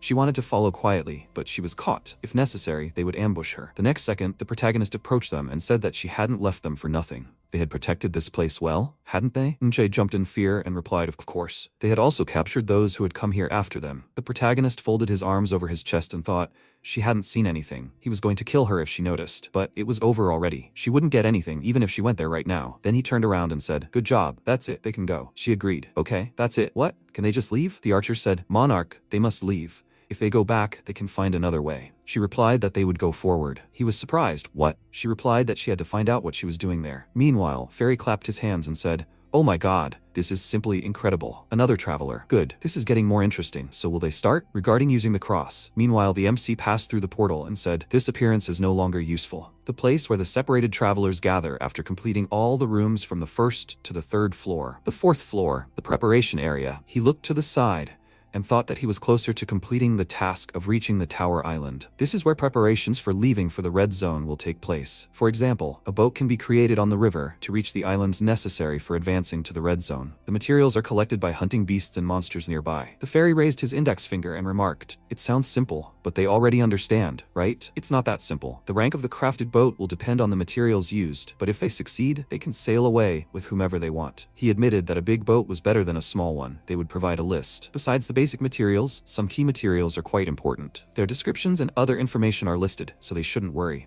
Now they should begin preparing to leave the training area and enter the new world. At that moment, the traveler looked ahead and said in surprise, "There's a forest beyond the wall." Then he shouted, "They need a boat large enough to accommodate the entire clan. They must hurry." Another traveler said, "Their clan will help. Now they need to work together." The protagonist thought he needed to find that place. Sangjin approached him and noted that he had arrived later than he thought. They had arrived quite early, and since then, they had been gathering materials. Did he finish what he needed to do? The protagonist replied, "Black Monarch." "Yes, he did." "Does he remember what he told him?" He replied that he was preparing what he told him on the first floor. "So what, will he return to that form again?" He replied that he no longer needed to hide. Shouldn't he go? A large ship would require a lot of resources, and that was limited. Besides, he should know that his time is short. Sangjin replied, "Mihi and the clan will take care of it." MC was surprised. "Mihi?" He replied that he found her on the first floor of the tower. She had changed. Then she attacked the monster and said that she needed support. Then he said that Mihi would be happy to see him again. "What's that?" At that moment, the protagonist threw the snake into his hands and said that he no longer needed it, but he could find a use for it. He was busy, so he would go. They wouldn't have many opportunities to get together and talk like this. The Red Zone following the training is much more dangerous. Sangjin let go of his head and said that he had become stronger thanks to him. They would see each other again. Then MC turned and walked forward. Sangjin thought he hadn't expected an answer, but at that moment, Unche emerged from the portal and turning to the archer, she said, "He sees. They're too late. They've lost too much time since that cross." He asked if maybe they shouldn't have taken Wonkyung. She told him to be quiet, they could be heard. "Come on, he has to go. It's time for them to go." The next second, Wonkyung emerged from the portal and apologizing, said he was worried about his daughter. Gunshe, placing her hands on her waist, said that their guys are guarding the rear. "What are you worried about?" Anyway, he still doesn't remember anything? He confirmed it. He doesn't know what this place is. He was jogging with his daughter. She sighed and said she understood. She thought she wanted someone strong to lead the way, but she hadn't expected the resurrected to lose their memories. Then she stepped forward and said, "Twins, they should follow behind. She needs to talk to that fairy giving them instructions." At that moment, Sunjin was watching them, peeking around the corner. Meanwhile, the protagonist walked deeper into the forest and thought, there's not much here. Most of the monsters are in the center of the training area. Inside the tower, each floor and each room has its own environment. There are places that look like the real sky or underwater. But here, everything is artificial. He placed his hand on the barrier and said, "So, that's the end of it." He thought they were making it look like the tower ends at the fourth floor, but in reality, there are 5. A dungeon containing a hidden treasure. He said that under normal conditions, even reaching it wouldn't be easy. So, that means, with these words, he began to attack the barrier with his weapon, and thought that he would use the destruction of the Nirma Ring's authority to punch a hole in the wall that represented the floor's wall. If he used this route, the next second, the wall collapsed. He emerged from the wall and said, "If he can't climb from the inside, he will climb from the outside." After that, he turned around and noticed that the hole closed quite quickly. It would be difficult to pull off such a thing without the Nirma Ring. He thought, too ineffective. Then he looked at his stats. Strength, colorless 60.8%, agility, colorless 61.1%, endurance, colorless 66.7%, perception, colorless 67.7%, magic, colorless 58.7%, physical resistance, colorless 58.7%, magic resistance, colorless 58.7%. He thought that he had only raised his stats by 40 using the runes he received after the Black Monarch's attack, but he hadn't reached the minimum. Now everything depended solely on his ability to hold on. With these thoughts, he climbed to the next floor of the tower from the outside. Having reached the top, he said, "Here it is." A system window appeared before him, stating, "Entering the dungeon." The next second, he reached for his weapon, and then a multitude of swords plunged into the floor. He thought that he had to win at any cost. He saw a golden glow before him, and the system reported the creation of a monster, according to the intruder's memories. His eyes widened in surprise, and he said, "It is!" Eris called before. Kiriel, Hansu, where are they? Keldian, continuing to cast magic spells, said, "All of humanity is stalling for time for them. Come on, they can no longer hold their positions. They need to pass through the crystal ball. He is leaving command to Anvi Arin." Hansu. MC held Kiriel in his arms at that moment and asked why. Why did she do this? If she hadn't tried to protect him, she would have, he said. Kiriel. She extended her hand to him and said, "Thank God he's alive." He said she can't stop, not here. She must promise him. He gritted his teeth and looked ahead. In the present, he thought. Finally, he met him again. The golden dragon Bellium. The hidden dungeon recreates the strongest enemy in the memory of the one who enters. He is grateful. Now he has the opportunity to defeat him. Even if it is a weakened version, adjusted to the red rune, he will have to give it his all. Then he looked at the runes in his hand and thought, all the items he brought are needed exclusively for clearing the hidden dungeon. The system reported, a worthy imitation of the Philosopher's Stone, a consumable item, obtained during a treasure hunt. He thought that he exchanged 32 treasures for the Philosopher's Stone on the second floor. It's not perfect, but if he uses it, the numerical values of his runes drop to the lower end of red, and if he uses the Jade Demonic Essence, this artifact alone was worth killing the Demon Queen for. Afterwards, he brought it to his mouth and, biting into it, thought, for a day after consuming it, all stats rise to 99.99. However, this only lasts a day, after which the stats drop to 0.01. His body emitted a powerful energy. He said that he pursued the red rune only for this. He's finished. The next second, the dragon swung its paw, and the protagonist jumped back, skidding to a stop on the ground. He used the Nirma Ring, First Authority, Authority of Destruction, red 99%. His weapon glowed with a red aura, and he swung it, trying to hit the dragon, but the blade of his weapon cracked and broke. He thought his attacks weren't deep enough. Only the dragon's scales flew off, and the next second the dragon began concentrating energy in its mouth. MC said, "It is." He thought, "It is his breath." The next second a powerful stream of fiery energy flew straight at him. Meanwhile, Sangjin jumped onto the monster's body. He ran up to him, and calling out to him, said, "This is the last kelk in the area." He took out a bag and, jumping off the monster, said that they had collected the kelk slime bags, so they should start building a ship. She said it would be great if Hansu were with them. He replied that even if he hadn't gone somewhere, it would be difficult for him to go with them. She clarified, it would be difficult to go with them? Huh? What was he talking about? He said they were still in his shadow. Meanwhile, a powerful stream of fire continued to approach the protagonist. He thought the situation was different from before, when he still found himself in a similar position, however. This time he would be able to dodge. He actually flew to the side of the fire stream and thought that a normal weapon wouldn't pierce his scales. The Dekretos, Judgment and Justice, were originally dual-wielded weapons. It reveals its true power when used in pairs. He summoned the weapon, and the system reported that it was an enhanced version of the Dekretos. He used Nirma's second power, Hemorrhage. Using a long chain, seemingly adorned with sharpened spikes, he bound the dragon's neck, then squeezed with all his might. He thought, however, the enhanced version offered strength at the cost of durability. The dragon's aura was strong. He wouldn't be able to hold it for long. Would the chain hold? He thought it should. He couldn't weaken his attacks. Even if he had to sacrifice the weapon, he would strike, even if it cost him all his weapons. He continued to pull on the chain, but the next second the dragon struck him with its tail, sending him flying. The protagonist stopped in midair, and then swung his chains again, lifting the swords that had been stuck in the ground into the air. But the dragon flapped its wings, shattering the weapons that came toward it, then opened its mouth and screamed loudly. Meanwhile, Sangjin said that even now, Hansu's power was likely growing. He adjusted his hood and added, so they should prepare themselves to follow him. They must go, but first they have something to do. There are a few people they will take with them on the ship. She wondered, what kind of people? His acquaintances, he replied. Something like that. He's not entirely sure, but he thinks they could be useful. Meanwhile, Johann ran through the forest, trying to avoid the spilled poison, screaming, "Damn it, the poison has even spread here." Entering the area, he shouted for them to wait. He's not on board yet. They have to stop. But the next second, several spears flew at him. Jumping aside, he shouted, "What are they doing?" One of the travelers on the ship said, "Damn it, he missed. That little dwarf is really good at dodging." Johann shouted, "They tricked him. They said they'd take him on board if he helped them with the materials." He replied that they had no reason to take him without the clansman. The ungrateful idiot. He gritted his teeth and thought, "Damn fools." Then he ran back and they shouted, maybe he'll have time to build himself a boat in the time left. And his comrade replied that he thought he'd rather die from the poison. Johann, running headlong back into the forest, thought he shouldn't have trusted those clansmen. No, if only that damned creature had warned him about the time limit. He clenched his fists and said he had to kill something quickly. There had to be a kelk slime sack somewhere. He stood near a wall that was covered in cracks. Then he turned around in surprise and asked what that noise was. His face twisted in horror when he saw the protagonist crawl out of that hole. He fell to the ground and screamed, "Who is he?" Climbing out of the hole, MC thought. As he could see, the ground wasn't saturated with poison yet, so there was still time. Then Johann asked in surprise, "Who is he? How did he get through the wall?" He didn't even know it was possible to break through.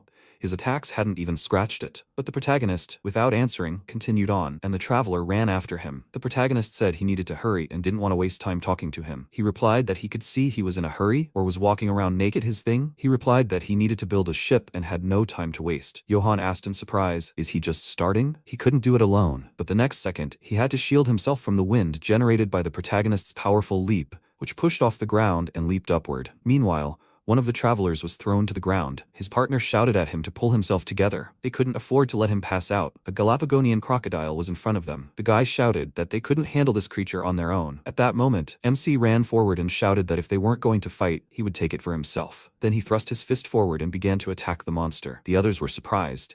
He was literally rushing at this creature with his bare hands. Who the hell was he? Johann, having just reached the spot, breathless, shouted, "Too fast." The others were surprised. Is he with him? He replied that he had just met him, something like that. At that moment, the protagonist had already pulled the necessary bag from the monster. Looking at it, he thought he had caught it because it was on his way. But he didn't really need the Galapagonian crocodile parasite. Then one of the travelers called out to him, shouting, "Would you mind pooling their resources to build a ship?" Johann told them to wait. He would contribute his materials, but they had to let him in. One of them turned around and said, "The Galapagonian crocodile parasite can only be used to build a 20-seater ship. There's no room." He protested, but he needed it. He was willing to trade. The traveler shouted, "Damn it, he'll take it." They banged their heads, trying to convince each other, and he protested. He met this man first, but the next second, MC tossed the parasite toward them and said he didn't need it. He was making a 500-person ship. They could do with it whatever they wanted. The key to building a 500-person ship was the heart of a no-croc stone lizard. The difficulty of obtaining materials for larger ships was growing exponentially. Johann thought the fourth floor was filling with poison faster and faster, and it was unclear how much time was left. Was he going to create a 500-person ship while hunting an elusive monster alone? Then the protagonist pointed forward and said to tell everyone remaining here that if they brought materials as payment for passage, he would let them sail with him. Johann stepped forward and asked if they could board. After some time, the travelers gathered materials in the preparation area. They weren't sure if he would take them with such materials. Johann, folding his arms and looking at the logs, thought he had brought everything that had been said. This was his last gamble. He hoped he wouldn't be tricked again. Then the travelers started turning toward the entrance, wondering what that noise was. A monster was flying straight at them. Johann looked up and asked, "Is it falling on them?" The leader shouted for them to disperse. People ran in different directions, and the protagonist on top of the monster said, "It looks like everyone has already gathered." He jumped down and told everyone to get ready to leave. Johann looked at him and thought, he really did defeat it all by himself. After that, the protagonist approached Faye and said he had brought the heart of a knockrock stone lizard. They should arrange an exchange. Faye, looking at his watch, asked thoughtfully, "Already?" He still had time. He knew he needed other materials, right? He replied, "Of course." Then he began to take out the items and said, a Xelt's slime bag, an Aran tree, the materials the others brought as payment for permission to board, and finally, an Arak silk rope. "Is that correct?" The fairy flew closer and folding his arms said, "That's enough. He must wait." "And where's the stone lizard's heart?" Johann wondered in surprise what kind of artifact he had instead of a backpack. The protagonist replied, "It's behind him. He can take it." Then the fairy smiled and said, "Okay, congratulations on collecting all the necessary materials." There were still materials left, but he was the only one who brought so many himself. He almost wanted to reward him. At that moment, the poison began to creep closer. The travelers retreating further screamed.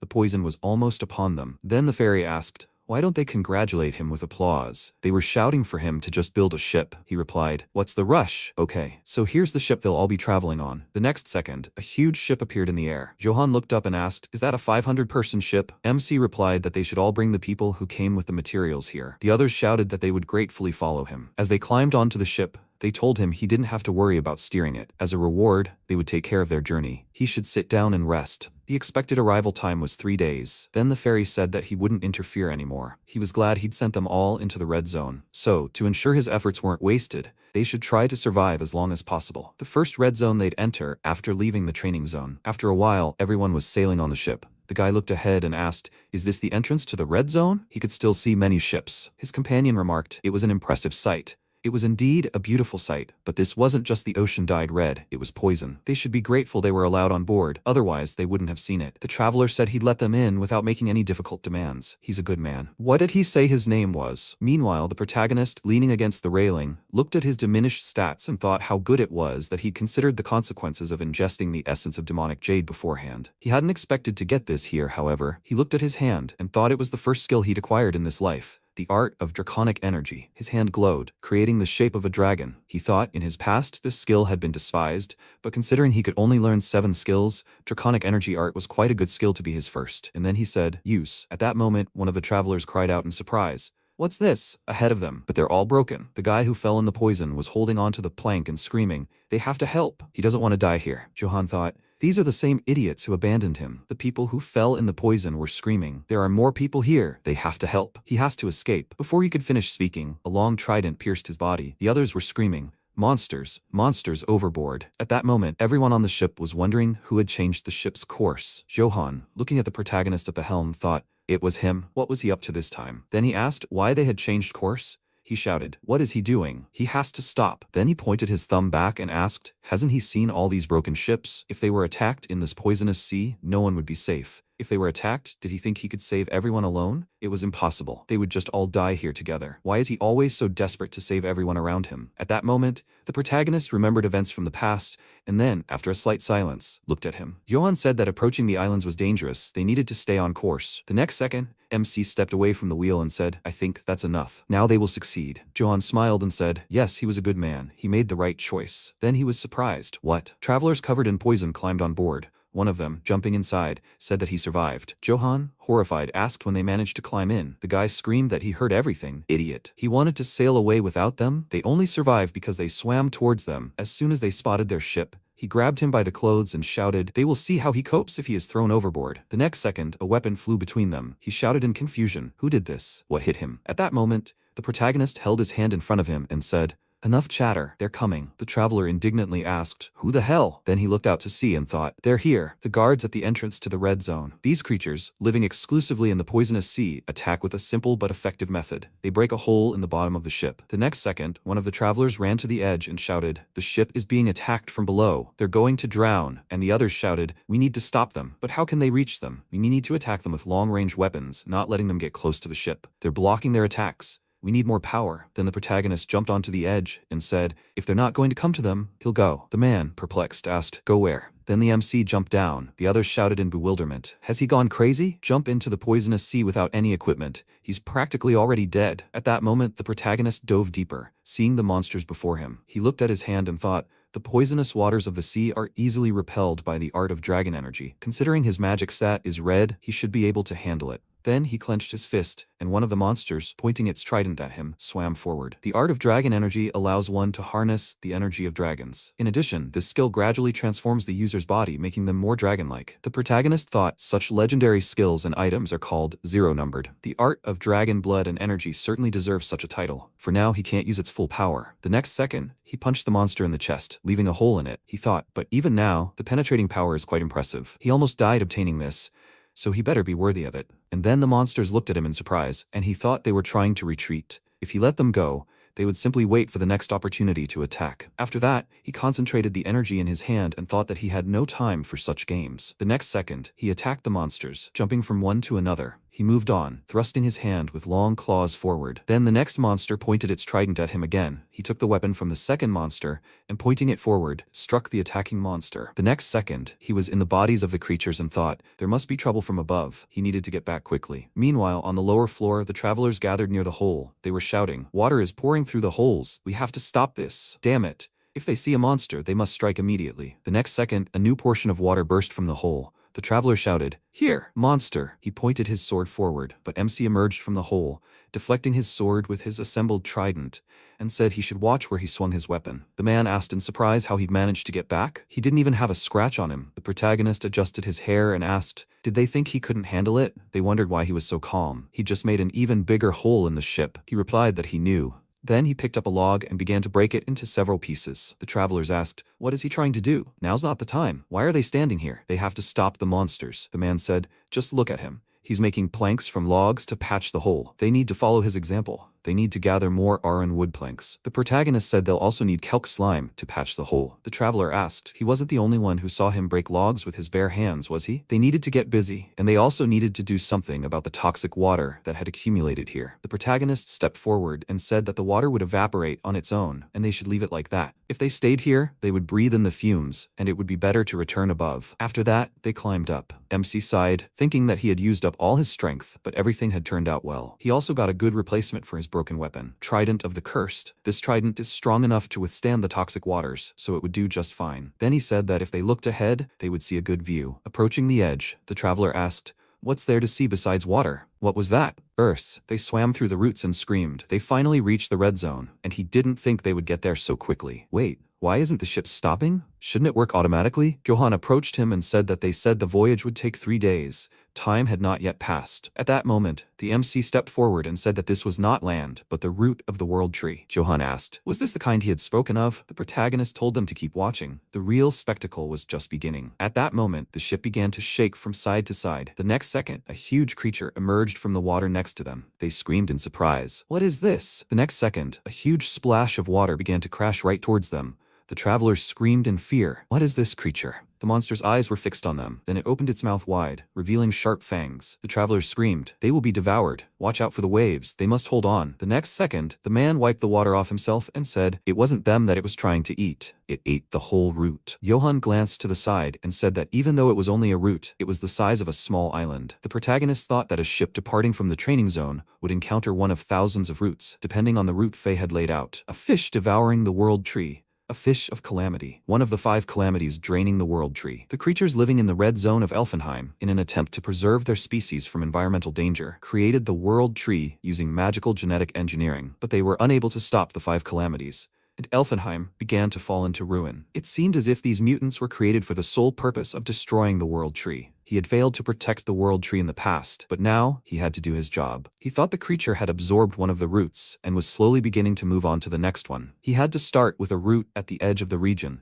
located away from where they were originally heading. At that moment, he started to steer the wheel, and Johan ran up to him and shouted at him to stop. What the hell was he doing? He had steered the ship right after that monster. Had he lost his mind? Yes, he was strong, but that creature was clearly beyond his capabilities. This couldn't be done. He should have asked the others if they agreed. Then MC thoughtfully replied, indeed, there might be some who disagreed. Johan thought indignantly. Had he only just realized this? And then the protagonist said, in that case, they could disembark the ship. The others looked at him in surprise, and he pointed a finger back and said that he really needed to follow this creature. So whoever wanted to get off should raise their hand. He would lower them right away. After some time, they swam to the root, and one of those present asked, here, the world tree, the roots, the top where the roots of the world tree begin. Johan stood on the root and asked, this? They were standing next to the dying world tree. He said that he thought this was the ground, but this is where the roots grow from. How enormous. He couldn't even tell how high it had grown. The protagonist put a hand on his shoulder and asked, better than in the water, huh? Come on, they should smile. They have 2 more weeks. They will be safe if they continue to climb. Johan asked, what do you mean, 2 weeks? The demon had said that they should head for the world tree. At that moment, the man shouted, hey, isn't he coming? The protagonist turned around and said that they couldn't just sit there. He had to follow them, even if they wanted to leave. Johan shouted for them to wait. He was coming too. Then he ran in the opposite direction. MC said that he would advise them to hurry. The disaster fish would arrive to eat the roots in 2 weeks, so he should go find that person. But first, he couldn't let the others use the ship, so he would have to destroy it.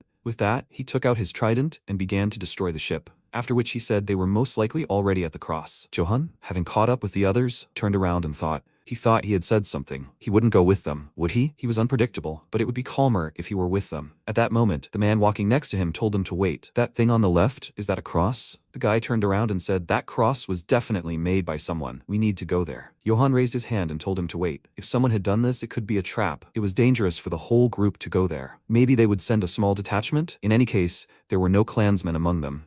A few people would go in pairs to scout the area. At that moment, Aaron Pat, standing above, sighed and said that this is why he considered cautious people problematic. Maybe it was better for survival, but it only caused problems for them. The others below shouted in surprise, who's there? Bake Minahul said that he was the only one who considered this a problem. He better keep quiet, otherwise they would misunderstand him. Then Aaron jumped down and said that he always pushed the conversation onto him. Then he looked around at those present and said, Let's see, 148 people? He was surprised that so many clanless people had made it this far. He was from the Valkyrie clan, part of Aaron Pat's group of helpers. They were essentially their new saviors. Johan asked in surprise, what did he mean? He continued, as they know from training, those fairies with strange bodies don't interfere or give instructions. Scratching his head, he added, of course, they're watching them from somewhere, but they won't help, so they can follow them. Those present began to mutter among themselves. What did he think? There seemed to be few of them. Maybe they could handle them. The next second, Minhol stepped forward and said that no one would follow him after such words. Then he introduced himself and said that he was from the group of assistants. Then he pointed to Pam Ferris and said that he would explain everything properly. They, the assistants,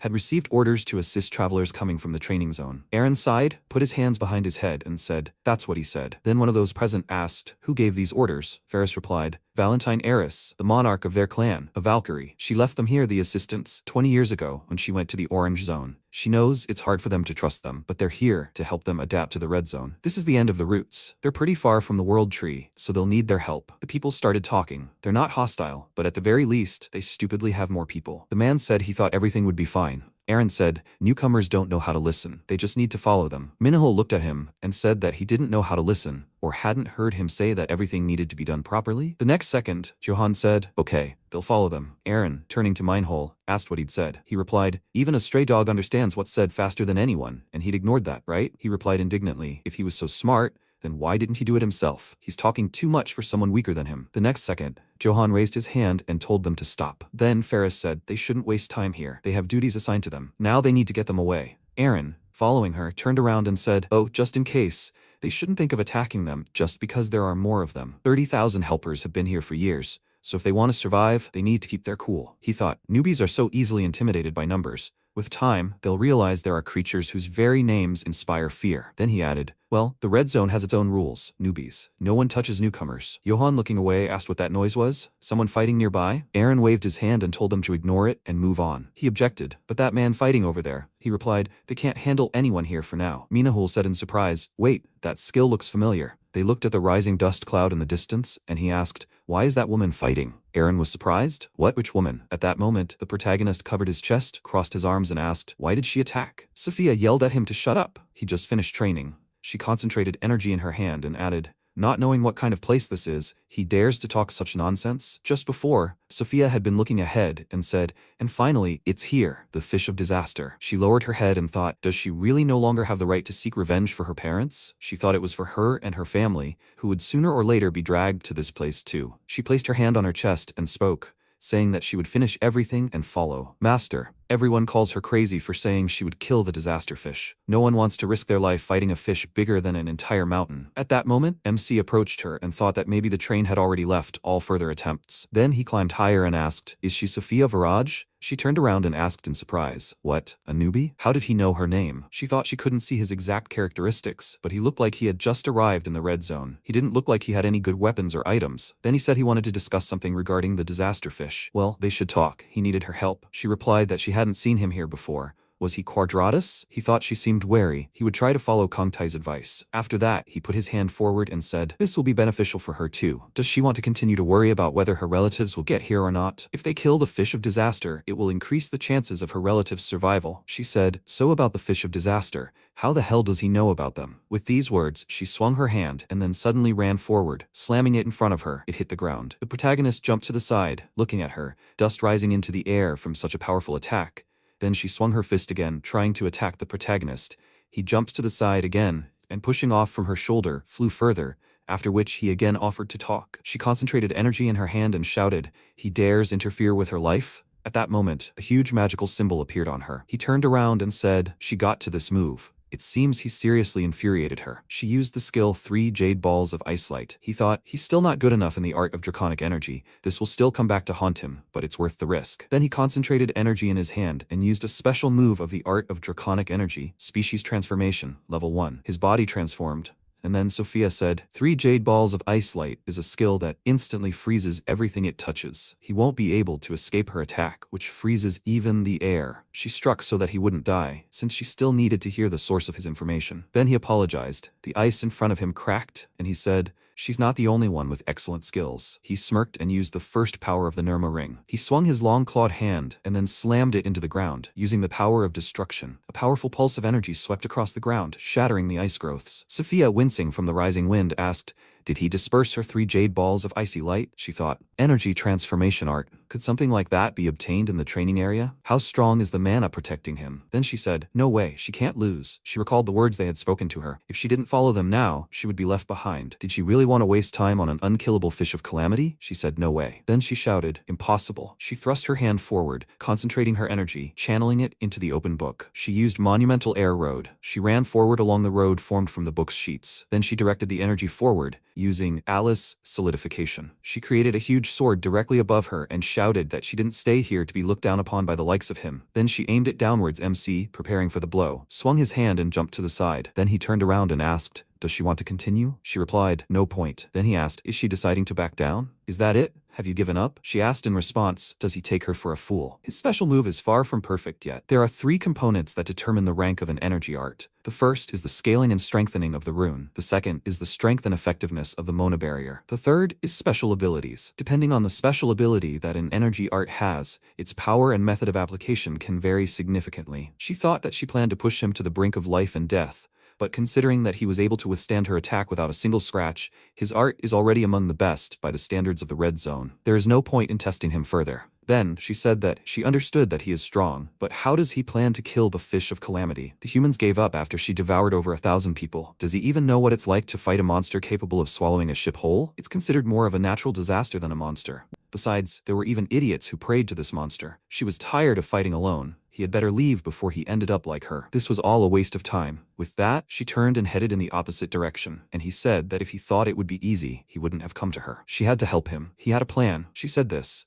It seemed he didn't understand. She had no intention of continuing this stupidity. He replied that this would be her 14th attempt to kill the disaster fish. She gave up. She turned around and said, no matter what he said, she would not fight. She was the only one who stood against the disaster fish. Her parents had been eaten before her eyes. Sophia had defied her time and time again. First, second, third, fourth, 13. Numbers meaningless without success. Then, the protagonist said she may not have succeeded, but she had avoided being eaten 13 times. Without him, she would have failed again, but this time he was here. He would make sure she killed the fish of disaster. She remembered Keldian saying she didn't need to come with him. He knew he could handle it. She had to trust him. Then she turned back and told him to let her ask him one question. Why was he so determined to catch it? He looked away and said simply, he wants to save billions of lives. She was surprised. What? He replied, more like 1.5 billion. She continued to look at him in surprise and said, he's even worse than most madmen. At that moment, Aaron, hiding behind a root, watched what was happening and thought, he wondered what all the fuss was about. It all seemed strange. If only they didn't get dragged into this. Better to leave before that woman caught him. The next second, the trident flew into his cloak, pinning it to the ground. He turned around and thought, it can't be. At that moment, MC approached him and shouted, is he leaving without even saying hello? He wondered how he found him. Then Sophia asked in surprise, Aaron? What was he doing here? He smiled awkwardly and replied, nice to meet you, Sophia. The protagonist thought, Aaron, he was here at the time. Then he asked, would you mind showing them the way? Meanwhile, Johan and the others walked deeper into the camp. He said there were a lot of people here. Minhol, looking away, said, the refugees from the end of the route need to constantly move. If the disaster fish starts eating the route, they'll have to move. So they're trying to keep the number of people in one place to a minimum. In the central building,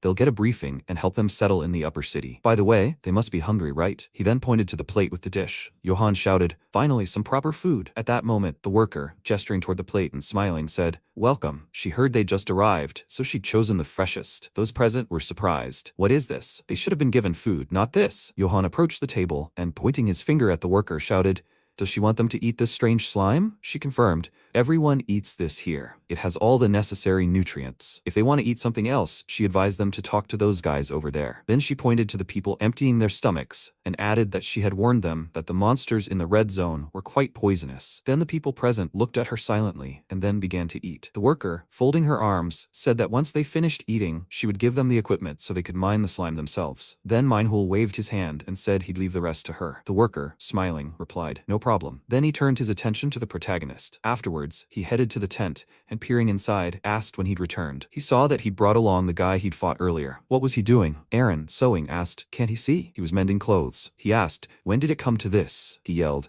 that crazy idiot fought Sophia. Minahol said he'd go scouting and not get caught. He replied, anyway, how are the others? He said it was as expected. They were much stronger than last year, and the more severe the red zone gets, the stronger the people who enter it become. And there are some pretty strong individuals in this group. If it weren't for the disaster fish, each incoming group might have had just as many people. Adventurers who need time to get used to the routes need to live closer to the center, as the outskirts will be devoured by the disaster fish. Manhwa said, Fairy knows this, that's why they changed the difficulty of the training, so that only the strong can complete it. Aaron said, there's no one as crazy as that guy. Sophia and a guy who just completed training can give the monster a fight. Rumors are probably already spreading, so the newcomer himself might show up soon. Meanwhile, John Gaesu climbed a root and looking ahead, said, I'll take a look. Then he smirked. After a while, Sophia approached the protagonist and asked if he'd gotten the slime mining device. He wouldn't survive here without it. He asked where she'd been. She answered, and he answered with a question. He needed to stop by somewhere. Then she handed him some clothes and told him to take them. She'd gotten them in a hurry, but it was better than walking around like this. She was still nervous about the attack on him. They would work together. Then he started to get dressed, and she shyly yelled at him to stop. She didn't mean he had to change there and then. He said, of course. Then he thanked her, and she covered her face with her hand and said she just didn't want to see him half naked. But before they went, there was somewhere they needed to stop. They reached the newcomer aid center. Adventurers who weren't planning on going to the next zone, this place was created for those waiting for their families there. One of the places created by Eris, and then the worker said, oh, Sophia. She hadn't wanted to for a long time. She greeted her back and asked if she could check the list of former arrivals' news and about the artifact left here. She replied, of course, she's a VIP. Just a second. The help center not only helps new arrivals but also provides various services to those who sponsor this place, finding people. And then she presented a list and said, here's a list of those recently rescued from the nearby routes. If she wants them to check the other routes, it will take about a couple of days, so she should stop by later. Sophia lowered her head and wondered if they were in this world yet, or no, they should focus on the disaster fish. Then the protagonist said that if she was finished, they should discuss the plan. She agreed, and then he said they had 13 days and 18 hours left. Not much time, so they should move. She looked at him and asked, confused, what his plan was. He said it was simple. She would take him inside and he would use his special weapon on the disaster fish's weak spot. She asked, surprised, was that all? He asked, what's wrong? She thought maybe she should just leave. Then they left the tent and she said, well, yes, the creature couldn't be killed from the outside, but it wasn't that simple. He told her not to worry, they could go by ship. She asked did he have a ship prepared? She had a 30-seater. He said a 30-seater wouldn't do, they would use that. He had a 500-seater ship. She was surprised. What? He left that there? He said he wasn't a rookie. She would see for herself how they got there. She noted that, in fact, he was exactly a rookie. Then he suggested they just agree that he had superpowers. They had a ship, now they needed to gather materials. We should split up, okay? If she trusted him, everything would go smoothly. She watched him go and thought, that confident voice and look, he reminded her of her teachers. Then she turned around, smiled, and said that she would gather the materials over there, so he shouldn't give up on her just yet. Then she tossed him an axe and told him not to forget it. His weapon would soon break in the red zone. This axe was better than the trident, so he shouldn't give up. He looked at the axe and thought, this is just like when she taught him how to survive. Not long before, she said, his first weapon, the one she was giving him, as her teacher, he should take it. He thought that some things never change. Then he placed the weapon in his belt, and she said that she had already figured out what materials they would need to hunt the disaster fish, thanks to her ability. He replied that he knew, the library, right? She was surprised. How did he know? Did he really have an ability?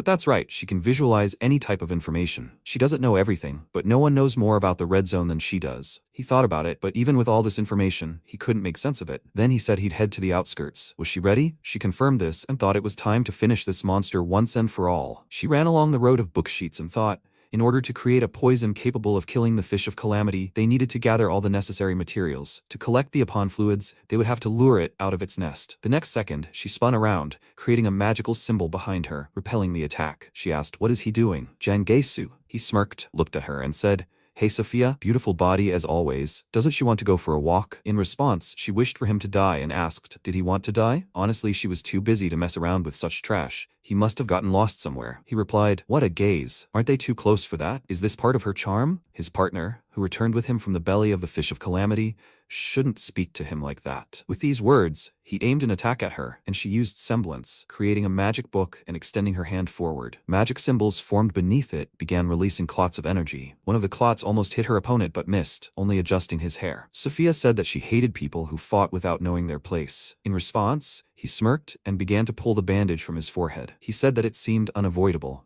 He revealed the third eye located on his forehead. At that moment, Sophia aimed an attack directly at the center of his third eye and he laughed and said that she was thinking quickly. She knows what that eye is, right? The beacon sees. Did she really think he would attack without a backup plan? There's an entire organization working with them.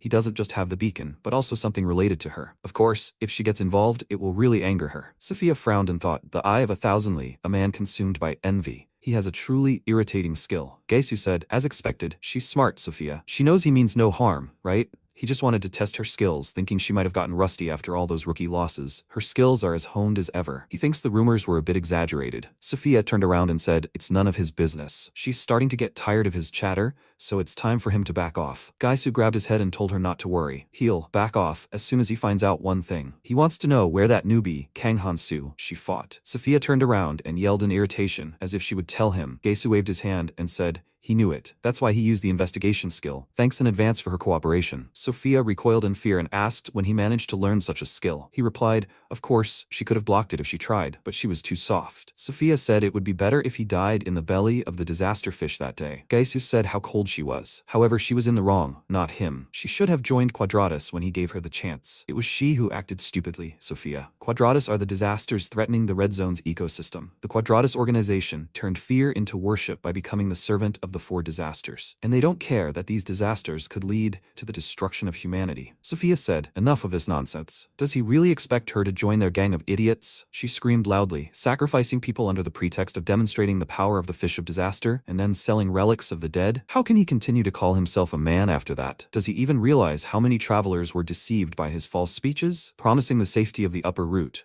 only to end up in the belly of the fish of disaster? Gaesu asked discontentedly. So what? He makes money using his abilities, and he participates in religious ceremonies, and those who bought into his speeches, they are just idiots. They wouldn't have survived here for long anyway, so they should be grateful for the opportunity to live in such a luxurious place like the belly of the fish of disaster, even if it is only for a short time. He hopes that she will find out soon and will be able to understand if she tries a few more times. He disappeared and said they would see each other later. Sophia looked in surprise at the spot where Gaesu had just stood and said, he's definitely a professional escape artist. She wondered, Gaesu, if she had known back then that he would become like this. He had completely changed after barely surviving in the stomach of the fish of calamity. Sophia said, if she were to chase him then? She remembered MC's words that there was no need to worry about him. She needed to forget about everything and focus on gathering materials. Sophia sighed and said, let him forgive her, but she would have to leave this to him, Kang Han-soo. At this moment, MC was running across the field and thinking, the most important thing for killing the fish of calamity is the sclerosing solution. The sclerosing solution, the result of the complex knowledge of magicians, is the perfect poison against the fish of calamity. First, MC needs to obtain the main ingredient. Kang Han-soo jumped down into the cave and thought, he needs to obtain Kukul's heart. He said that to find the Kukul's, he needed to find a valley located, presumably, between the middle and outer roots, a cave where the Kukul's hide, escaping from the disaster fish near the outer root. They burrow into the root and make a nest inside. MC said he found it. He thought about it. The rest of the ingredients for the sclerosing solution are relatively easy to obtain, but finding the Kukul's on the outer root is not easy, so it's good that he found the nest. He walked forward and spoke, already close. He took out his axes and used draconic energy manipulation arts. Magic enhancement activated. The swampy water became covered with a bubbling crust, after which the creatures emerged and the system window reported that it was a herd of Kukul's. MC swung his weapon and struck at the creature. He pushed off the surface of the water and rushed on, beating one creature after another. He stopped and said that he didn't think the weapon would be able to withstand powerful chi arts for long. He should adjust his attacks until he obtained a worthy weapon. Suddenly, a monster appeared above him and he spun around, swinging his axe. Hansu attacked the Kukul's, when suddenly another one appeared. MC threw the axe, spinning it in the air a few times. At that moment, even more creatures appeared around him, slapping their tails in the water. They rushed towards him, and he looked up. MC pushed off the surface and approached the largest creature, hitting its back with the axe. He jumped down and put the axes back. MC thought that the ones he had just killed were young Kukul's, and the adult was somewhere else. Maybe he should kill more? He took out a skill rune and spoke. Since he constantly uses skills, he uses a lot of stamina and mana. It's not much, since they are red runes, but for now, he should collect it. He absorbed it into his palm, when suddenly tree trunks flew towards him. Hansu blocked the attack and frowned, looking ahead. He dodged and looked at his axes, thinking that he was too hasty in using them in this state. Gacy said in surprise, wow, he managed to block his attack. He planned to stop if he died, but he turned out better than he expected. He wasn't trying to kill him, he was just testing him. So there's no need to be angry. Gaesu said that he wanted to make MC an offer. Hansu looked at him carefully, and Gaesu offered him to join Quadratus. Someone has their eye on him. It's a good offer, so he should accept. MC threw his axe at him and slightly cut his long hair. Gaesu shouted in irritation, what an idiot. Is he looking for his own death? Crazy. How dare a newbie like him attack when he speaks? He just completed training, and he's already confident in everything. That's why he thought that he could be attacked without fear for his life. Maybe that idiot will like him for some reason, but he refuses. The MC said his offer, he refuses. A group that worships disasters. Quadratus, Hansu knows about the atrocities they commit, but the worst thing they do is their tourism. They feed the disaster fish. When Quadratus started their activities, the number of travelers from the red zone began to decrease. Their tourism involved watching the disaster fish eat people, and the more brutal the spectacle, the more money they made.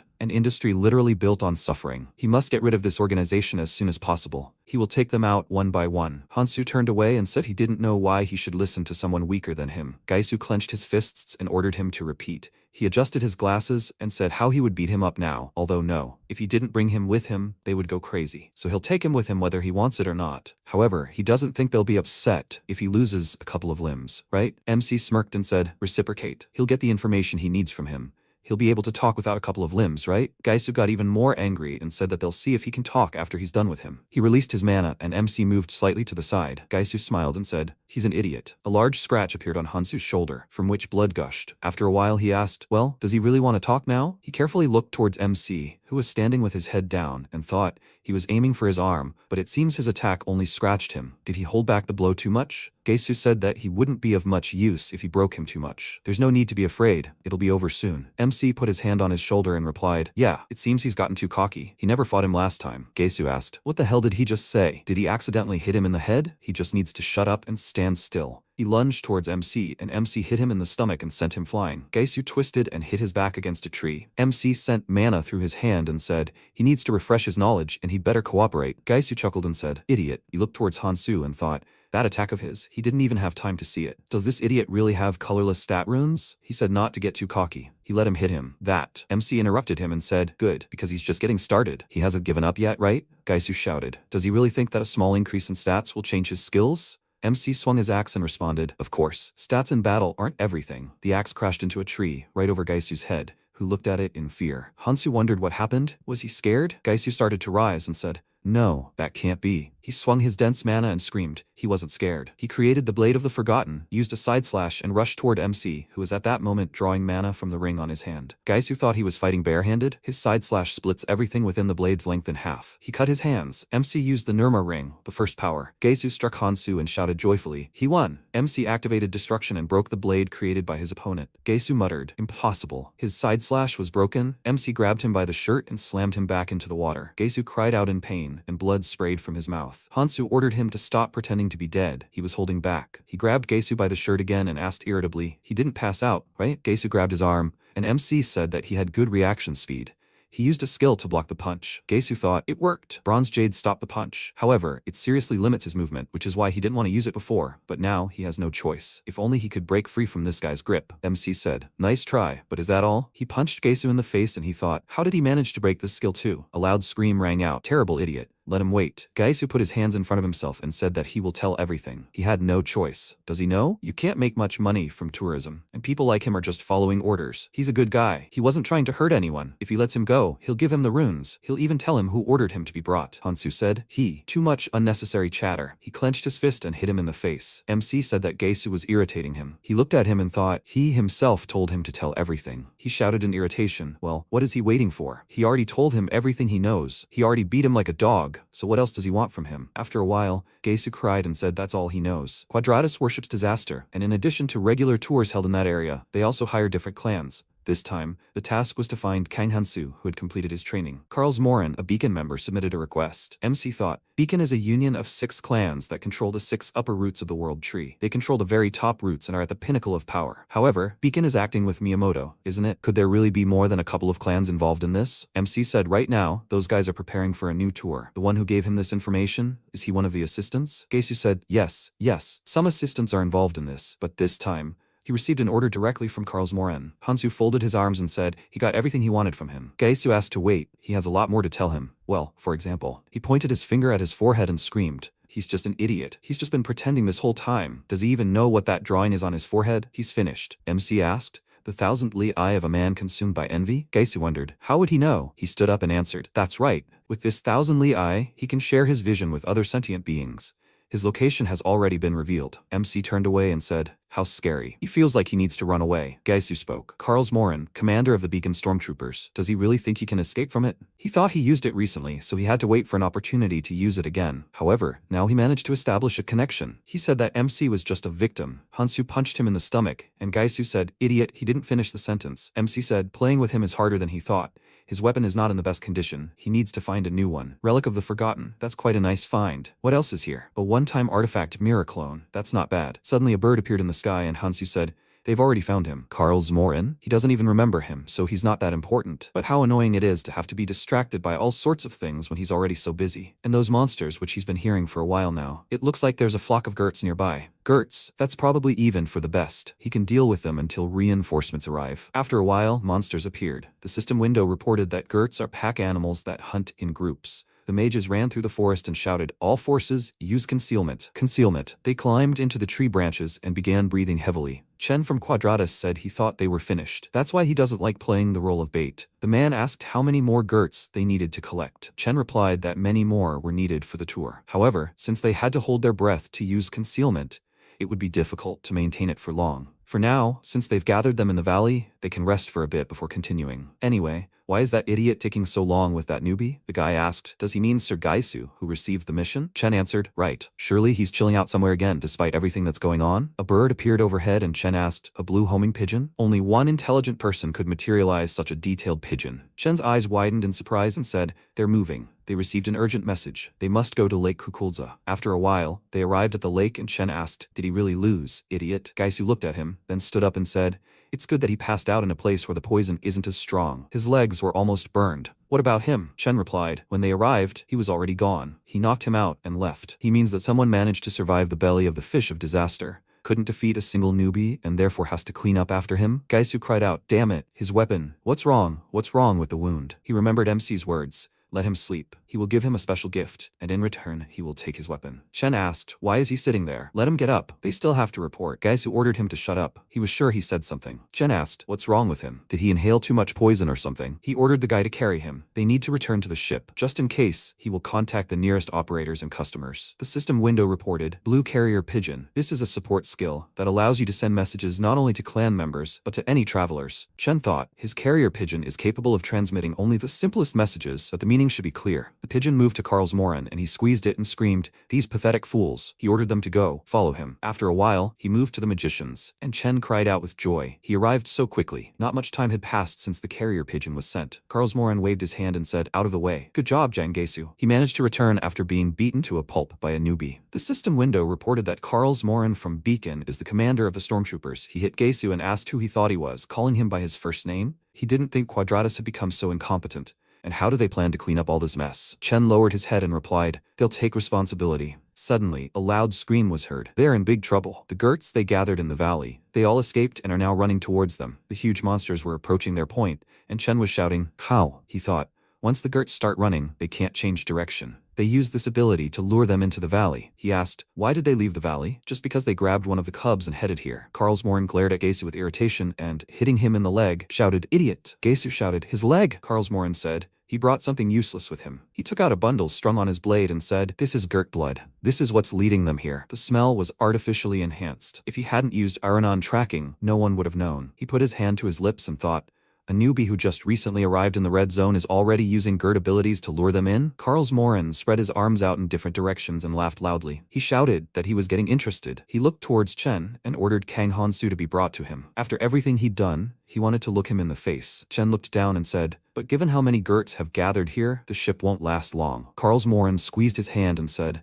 it looks like he'll have to repeat that. He'll sort this out. Chen said, however. Carls Morin grabbed him by the robe and said that he didn't like to repeat himself. Chen screamed, he's burning. Let them save him. Carls Morin ordered them to hurry and bring him, or he'll feed them to the Gerts. He'll sort this out, so let them decide quickly. He threw Chen to the floor and said, Kang Hansu, if you thought that would be enough to stop him, then he made a fatal mistake. He created a stream of his mana and said that it would make him regret it. He directed his mana towards the Gerts, after which a bright explosion occurred. MC looked at the tree branches swaying in the wind and said, It looks like his trap worked. He bought himself some time, but he still needs to hurry. Hansu looked at the device and said, there are no nutrients here at all. He hadn't eaten for 2 days, which had put too much strain on his strength. The nutrients flow through the roots of the world tree. Some roots absorb poisonous water, others purify it and remove the water. He needs to find roots that contain nutrients, but since the death of the world tree, the number of suitable roots has significantly decreased. MC collected most of the necessary materials. The system window reported that this is a pouch of food of a selfish and rich person.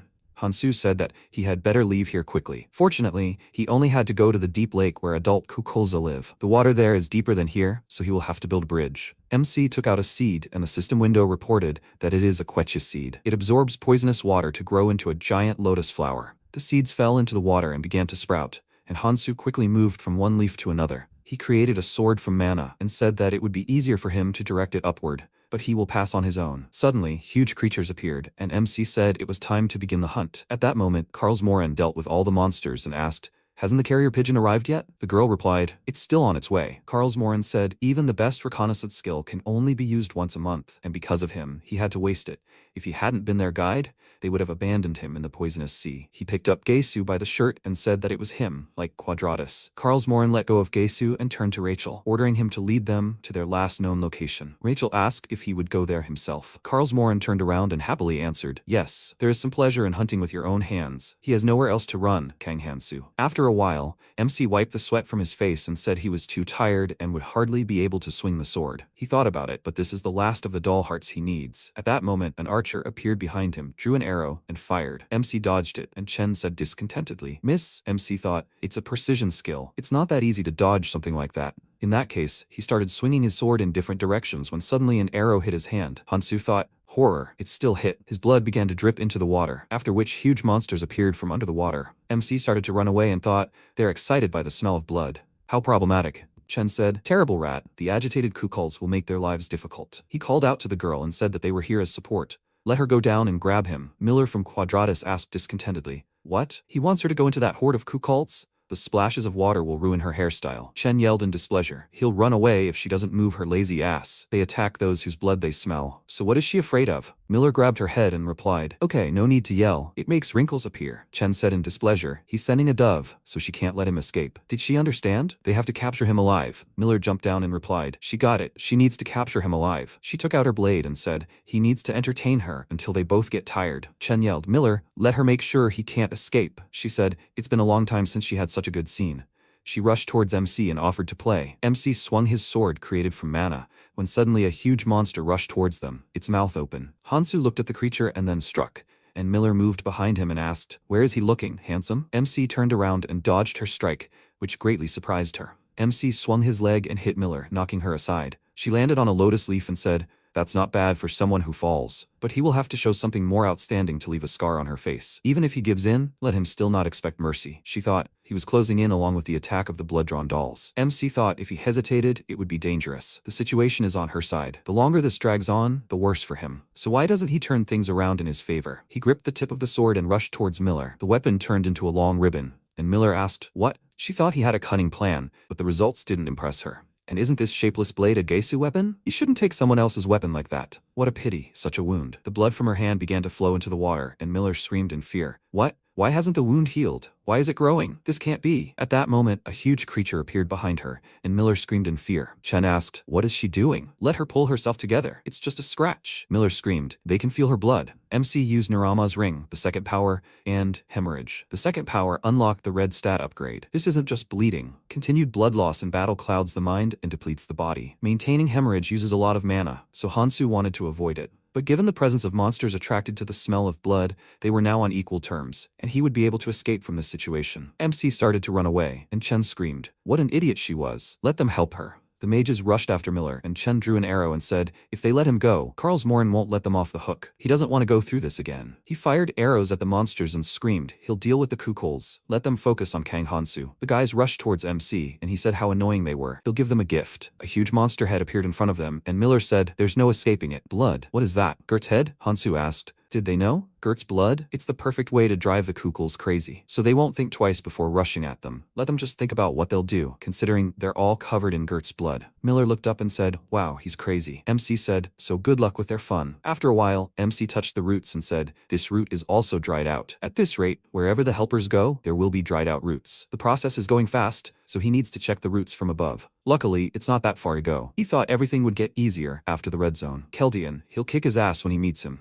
After a while, the man asked, what do they have here? Fresh blood is wandering around here, not understanding anything. He called out to the guys and ordered them to go to the lower roots. The guys screamed, idiots, this is their territory. Johan cried and talked, but there was no food on the lower roots. They were at the end of their rope. Even the slurry the helpers had given them was gone. He asked, please, to be at least a little friendlier. The guy smirked and said, he thought they should have conserved their resources better. This root belongs to their clan. The man chuckled and asked, are they sure such newbies can fight them for this? It's only natural for newbies to be a little hungry. The group turned away, and Johan thought, damn it, after everything they've been through to get here. This world tree is rotting, so it's only natural that the lower roots can't provide enough food. The upper roots contain plenty of nutrients, but those places are full of monsters, and every time they try to climb, other clans block their path. Are they really going to starve to death? A sudden scream rang out. Who the hell is he? The group turned around and heard loud screams. When did he get here? The man ordered them to get lost. Johan cried out in surprise. Kang Han-soo! The man yelled. He knocked out their captain with one blow. They need to retreat. Johan said. They're escaping. They'll finally be able to get that nourishing slurry. The guy said he never thought he'd be happy about this. So, they need to use their getters. Hurry up and eat. The guy spoke up. He solved their problem in one move. Kang Han-soo? He's Kang Han-soo, right? They haven't seen each other in a long time. MC jumped down the hill and asked if he knew him. The guy replied,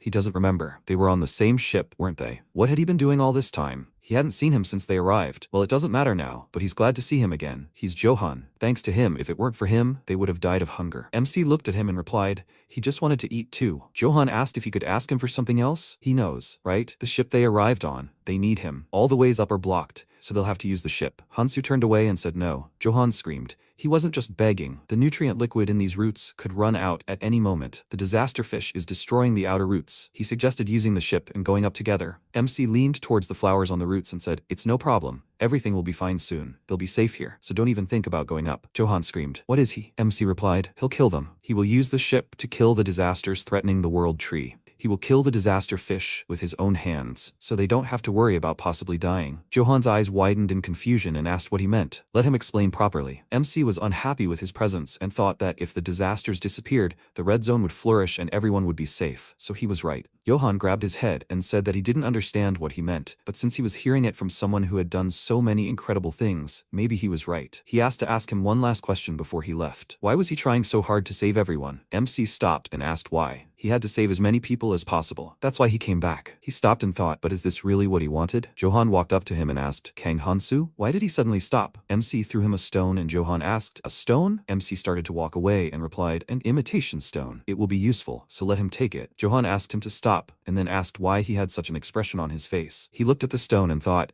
it's not incredible, but it's just like when he gathered them on the ship. They thought that what he was saying was impossible. But he's the kind of person who can make the impossible possible. Maybe this time, he really gives him hope. After a while, Hansu ran along the ground and thought, it's only natural to act for the survival of humanity. So why does he feel so strange? He needs to focus on the necessary things. He called out to Sophia and said, she's early. Did she gather everything she needs? Sophia replied, everything with 2 exceptions, but she came here just in case. MC replied, not bad. Sophia said, he looks worried. Something happened? Hansu replied, nothing at all. Some people are tracking them. Did she notice? Sophia said, yes, Quadratus. They're targeting him. That's why they came for her too. MC nodded and replied, yeah, he met with them. Karlsmoren was looking for him. Sophia screamed. Karlsmoren? Why would the commander of the Beacon stormtroopers need him? Hansu said, he was able to delay him, but he was quite skilled and would be heading after them soon. Sophia said, he's no match for the other opponents. He may be strong, but he can't handle him alone. Hansu suggested that they work together. He pointed his finger at her and said, one of them will gather materials, and the other will act as bait for Karlsmoren. Sophia asked, doesn't he understand? Beacon is one of the clans that rule the Red Zone. Not only are they numerous, but there are plenty of veterans among them who have lived for years in the Red Zone. The Beacon is full of people who are strong enough to leave the Red Zone, and among them, the Stormtrooper squad is the most aggressive. Karlsmoren holds the rank of their commander. Sophia said that they need to deal with them together. It's best if they gather the materials now, while they don't know where they are. They need to hurry. MC turned around and said, it will be too difficult. He left the artifact there, but judging by the current situation, they are already caught. At that moment, Karlsmoren held Johan by the neck and said, he will give these idiots another chance. Do they want to burn alive or die quickly? Tell him where Kang Hansu is. The bodies of his allies were scattered everywhere, and Karlsmoren thought he didn't even notice him approaching. How did he manage to gather so many people here so quickly? Johan replied, they don't know who it is. He's asking the wrong people. Karlsmoren let him go and asked, his name is Johan, isn't it? He put his palm on his head and slammed it on the ground. Karlsmoren said, he's pretty stupid even for a newbie who just came here. What impudence. Did he know what he smelled like when he lied? He already knew he was here. Tracking Aronan, that's his skill. He erased most of his tracks, but he was still able to catch the scent he left.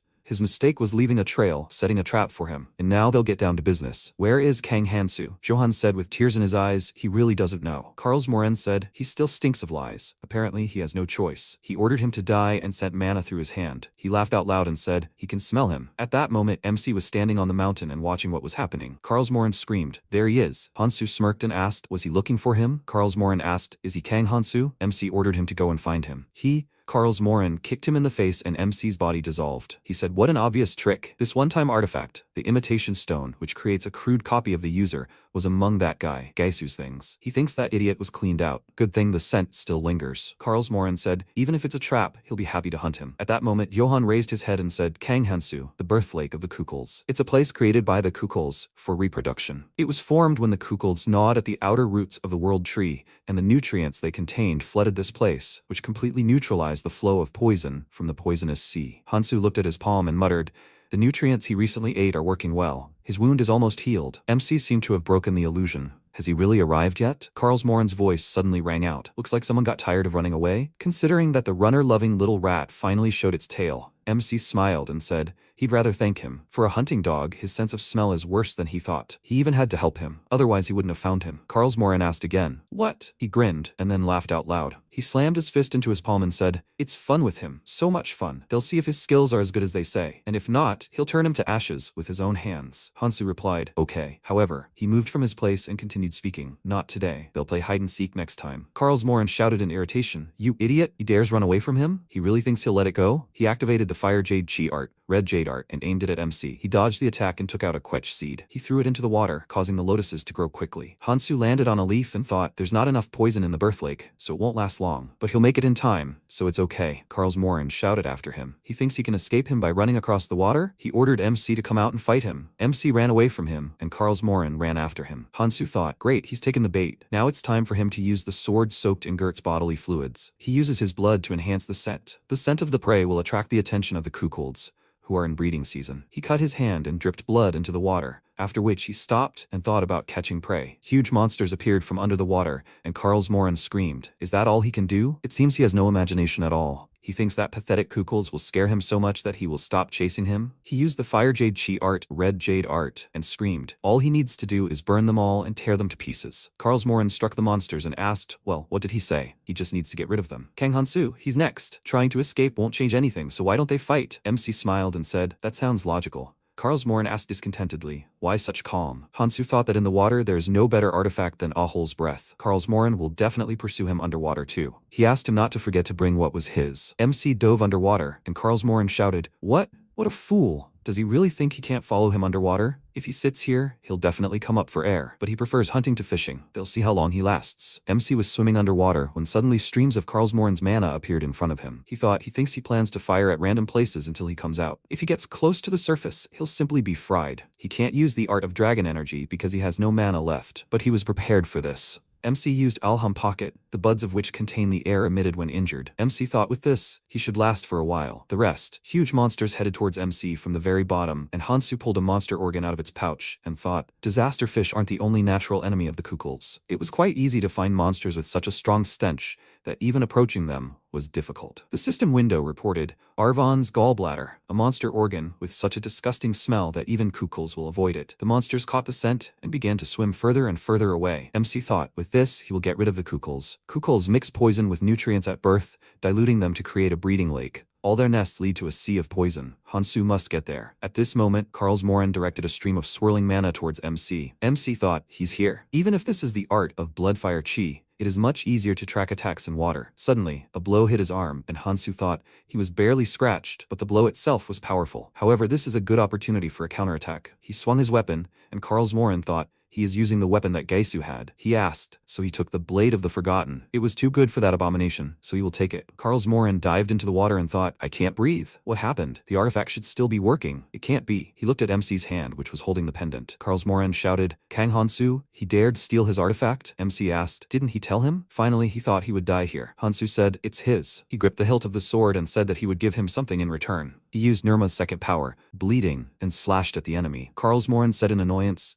what a stupid trick. Suddenly, a huge monster appeared behind him, opening its toothy maw. Karlsmoren stretched out his hand and activated mana, thinking, little rat? He looked up and thought, now, everyone in the nest will gather here. This irritates him. The situation is too unfavorable. It's better for him to retreat. But don't think that this is the end, Kang Hansu. Karlsmoren swam back, and MC said how good it was that he gave up so easily. Now he can take what he came for and leave too. He feels like he made her wait. MC swam through the roots, and Sophia was standing next to him. She said she thought this was the end of the roots. Come to think of it, this was where she first met Kang Hansu. When will he come here? She knew they shouldn't go against Beacon. She hoped he was okay, but more importantly, where's the ship he mentioned? She doesn't see anything like that here. She's sure a lot of people follow the 500-seater ship. If he can't get here because he failed to save the ship, there's nothing to be done. Sophia put her hand to her face and said that maybe he was upset, but if she offered him a 30-seater ship, which she was able to get. Suddenly, a huge splash appeared behind her, and she turned around. A large ship surfaced, and Sophia activated a seal to protect herself from the water. She asked, ship, where did this come from? MC stood on the deck and said he thought she'd arrived just in time. He told her to get on board. They were leaving immediately. After a while, they were sailing across the sea,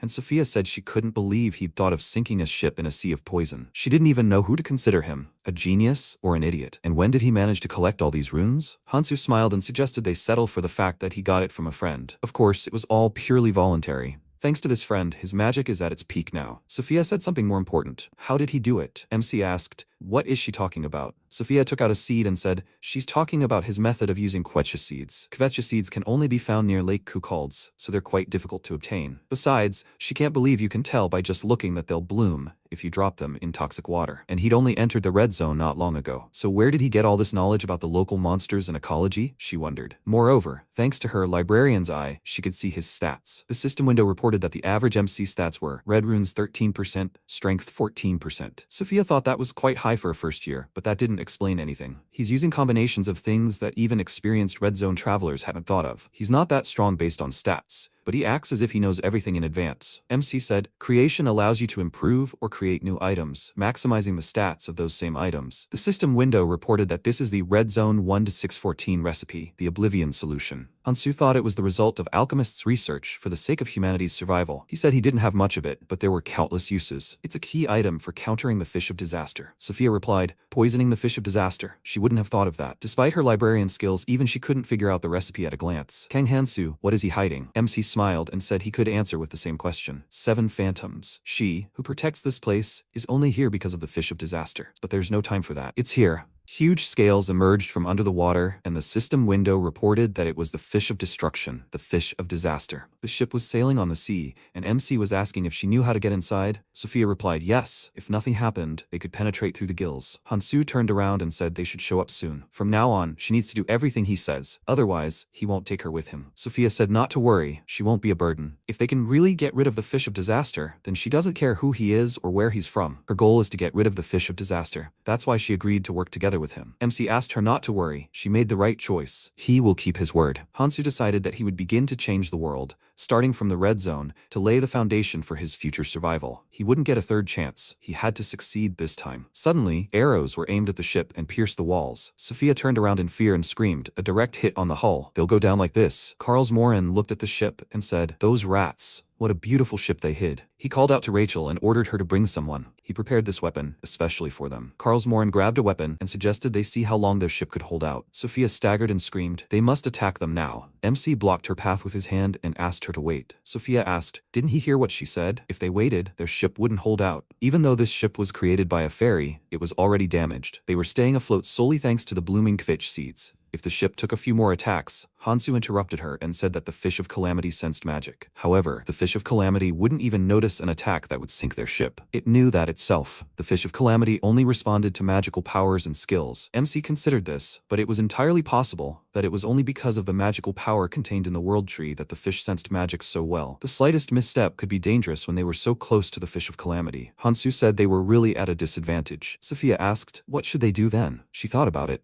She hadn't come all this way to be useless. Surely she could do something? MC asked her not to worry. By at a disadvantage, he meant being unable to fight enemies from a distance without using skills. But since they couldn't do it on their own, why not call for help? Sophia looked at him in surprise and thought, he's using another item he made. She asked if they should make some bait. She thought this amount would be enough. Hansu said they just needed to drive them away for a while. So is it time to go fishing? Sophia answered. She had already decided to trust him. At that moment, a ship was sailing behind them, with Karlsmoren standing on the deck. He said that this ship would soon sink to the bottom of the sea. He didn't think he was all that remarkable. He ordered all the remaining harpoons to be brought. He will sink them himself. Chen asked, seriously, what were they even planning to do? They keep throwing things overboard? Is this some kind of trap? Karlsmoren shouted in irritation. What difference did it make? It's all useless. Let them break the boxes. He ordered to get rid of everything in his path. Everyone screamed, yes sir, commander. They were attacking the MC ship and he was asking Sophia to hold out a little longer. He looked to the side and said, the fish took the bait. Suddenly, a huge kraken appeared, which scared everyone. There were screams. They were attacked. It's hunting them. The system window reported, it's a kraken. Karlsmoren asked again, a kraken? It usually doesn't rise to the surface. Gesu shouted, if they don't deal with the creature quickly,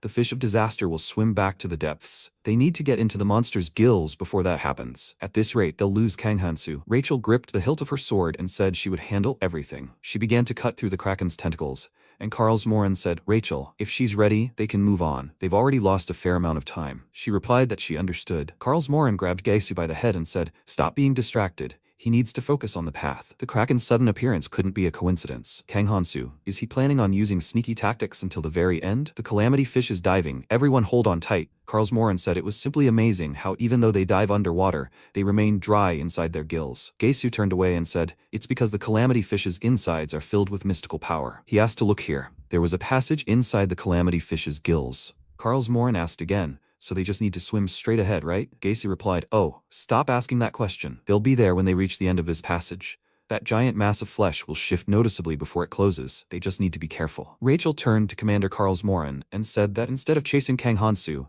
they should focus on the tours. She was sure they knew about the need to recruit promising travelers to Quadratus. Karlsmoren slammed his hand on the railing and replied, he knows. Why shouldn't she be patient? They're already inside the fish of calamity anyway, and they can't just swim away from here. What do they think this guy can do without a guide? It'll be a miracle if they don't stumble upon his corpse. Inside the stomach of the fish of calamity. The stomach of the Revi of calamity is a pocket dimension where everything absorbed by the creature ends up forming a giant island. Someone said it wasn't much different from a dungeon. Karlsmoren looked around and thought, the flow of magic here is distorted, making it difficult to pinpoint a specific smell. How he doesn't like being here again. The guy called out to Quadratus and said, there are only half-destroyed and half-digested corpses here. This isn't what they paid for a trip here, is it? Gesu spread his arms in different directions and said he didn't think they quite understand. This is a delightful place, a blessing from the fish of calamity itself. The highlight of this place. The only thing that is fully digested inside the fish of calamity's stomach is the sap of the world tree. The remains of Elfenheim, the creators of the world tree, are collected here. A whole treasury hidden inside the fish of calamity. Many remains rest here. What do they think happened to their artifacts? It's simple. He was able to escape this hell alive solely thanks to what he found here. Do they desire power? If they are willing to serve the fish of disaster as part of Quadratus, they will gain everything they desire. A cry rang out. Long live Quadratus, Gesu said.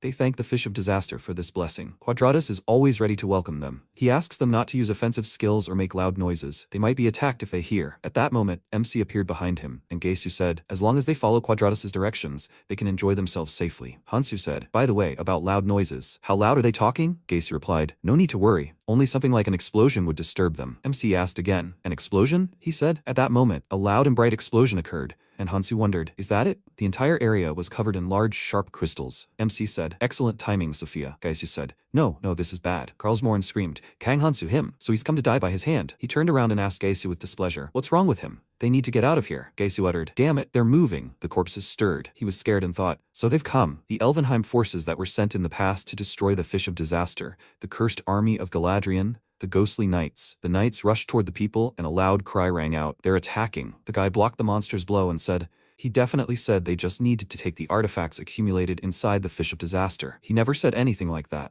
At that moment, there was an explosion and the guy screamed in fear. Karlsmoren said that even cheap tricks like this require considerable skill. He ordered an attack to destroy these spirits of the dead. The warriors rushed to the attack and answered, yes, Commander. Karlsmoren activated his mana and shouted, there's nothing his fire jade Shi'art can't burn. This is the power of a beacon stormtrooper commander. He dealt with them so easily. Gesu looked at the knights and thought, no, they couldn't fall so easily. They are the guardians of this place, the fish of calamity. Their cursed bodies allow them to fight endlessly. As long as the Fish of Calamity live, they will continue to rise. The monsters came to life, and the battle began. Loud cries rang out, "Someone save them!" Karlsmoren shouted in displeasure, "Idiots! We can't retreat. They need to hold their ground." Gaisu turned around and thought, what a shame, but he can't risk his life here. He must escape. Stop. Kang Hansu, where did he go? He made such a fuss, and then vanished.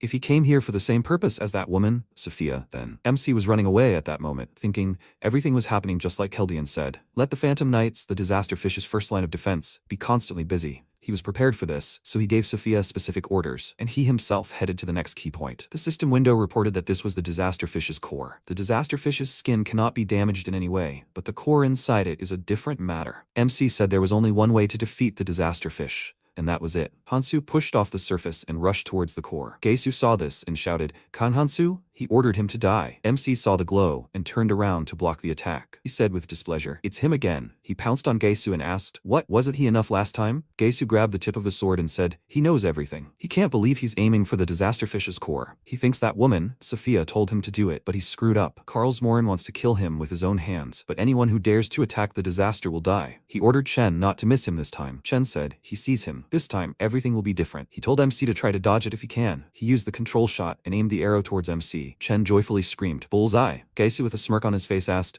"Is this the end for him?" They froze and asked, "What? Not a scratch on him?" A steel guard appeared on MC's neck, and Chen screamed, "It can't be. The control shot is powerful enough to kill even a Kukulz." Gaisu asked, "These are the same energy arts that he saw the first time. How did they become so much stronger in such a short time?" Chen replied, "Since one shot is not enough, he will shoot until he achieves the result." Hansu spoke up. They could have just left him alone, but since they didn't want to let him go, he had no choice. The first dragon energy art he used was too draining of magic, but he had already solved that problem. He wouldn't stand on ceremony with them. At that moment, the battle with the Spirit Knights was taking place. Karlsmoren ordered to continue the attack. "We can't let them regenerate," the guy screamed. "They're regenerating faster and faster." "They can't," Karlsmoren thought. "Damn it! If this continues, they'll just waste all their magical and physical strength. They're fighting a constantly rising enemy, which leaves them at a perpetual disadvantage." Kang Hansu? How did he figure out a way to use the Fish of Disaster like this? He shouted loudly, "If they die here, they'll end up like the rest. Everyone, use the feathers you brought." The system window reported, "The feather of the world tree. It's a one-time artifact. A broken piece of the world tree's leaf, now impossible to obtain.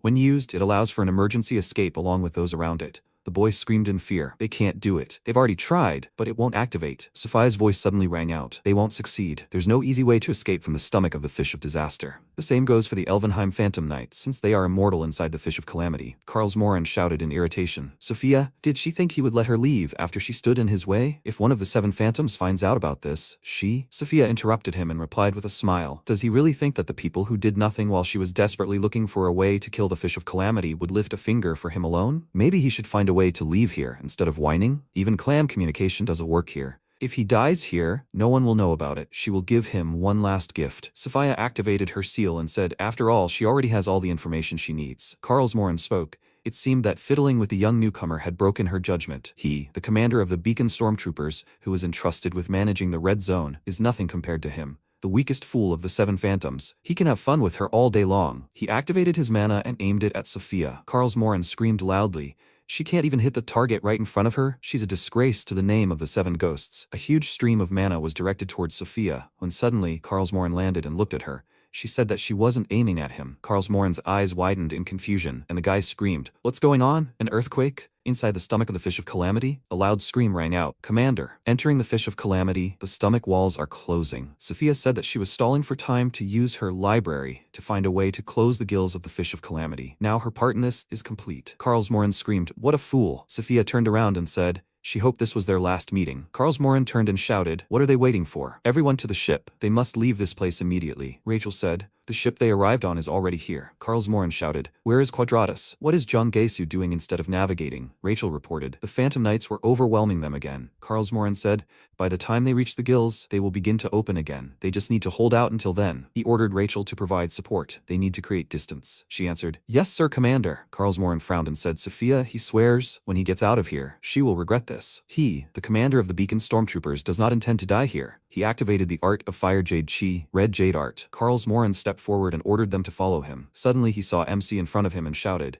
Kang Hansu, how dare he? MC was holding Gaisu in his hands and said, appearing at a time like this, he downright feels like a villain. Well, what is, he wouldn't have listened to him anyway. Karlsmoren screamed, he's an arrogant jerk, a fearless idiot. He was going to accept him without causing him harm for a while. But everything changed. He changed his mind. MC moved towards him and said he didn't need any more words. He struck Karlsmoren and he fell to the ground. Rachel screamed in fear. Commander. He thought he was thrown back? Even though he was running all this time, did he really become stronger by absorbing the runes of those Quadratus guys? No. Even then, he doesn't stand a chance. Karlsmoren stood up and asked, did he really think that because he absorbed their runes, he became his equal? He will crush him and take back the breath of Ahol that he took from him. Rachel said, Commander, they will help them. He ordered them to get lost. Do they really think he is so weak that he can't handle him alone? Karlsmoren pushed off the ground and rushed towards MC. He ordered Rachel to hold back the ghost knights. She answered, yes sir. She understood. Hansu asked not to worry. He was planning to clean up here anyway. Karlsmoren screamed, he is nothing more than a newborn puppy. He tried to strike, but MC skillfully blocked the attacks. Karlsmoren smirked and asked, after all his big speeches, is this all he can do? He thought happily, he knew it. There is no way he can be stronger than him. He will never lose to a newbie like him. MC blocked his attack, when suddenly Karlsmoren screamed, this is the end. He stabbed his sword into Hansu's chest and said, idiot, if he had accepted his offer and become his subordinate, he could have saved his life. He would die for a simple reason. He was simply weaker than him. Suddenly MC asked, really? He snatched the sword away and said, then he will tell him the same thing. Hansu said with a smile that the knight's artifacts were quite good, sharp enough to cut through the scales of dragon arts. He was grateful for sharing this. Karls, with a very displeased expression, said loudly, he definitely pierced his heart. Had he really modified his body? Hansu smirked, swung his hand and said it was too late to realize it.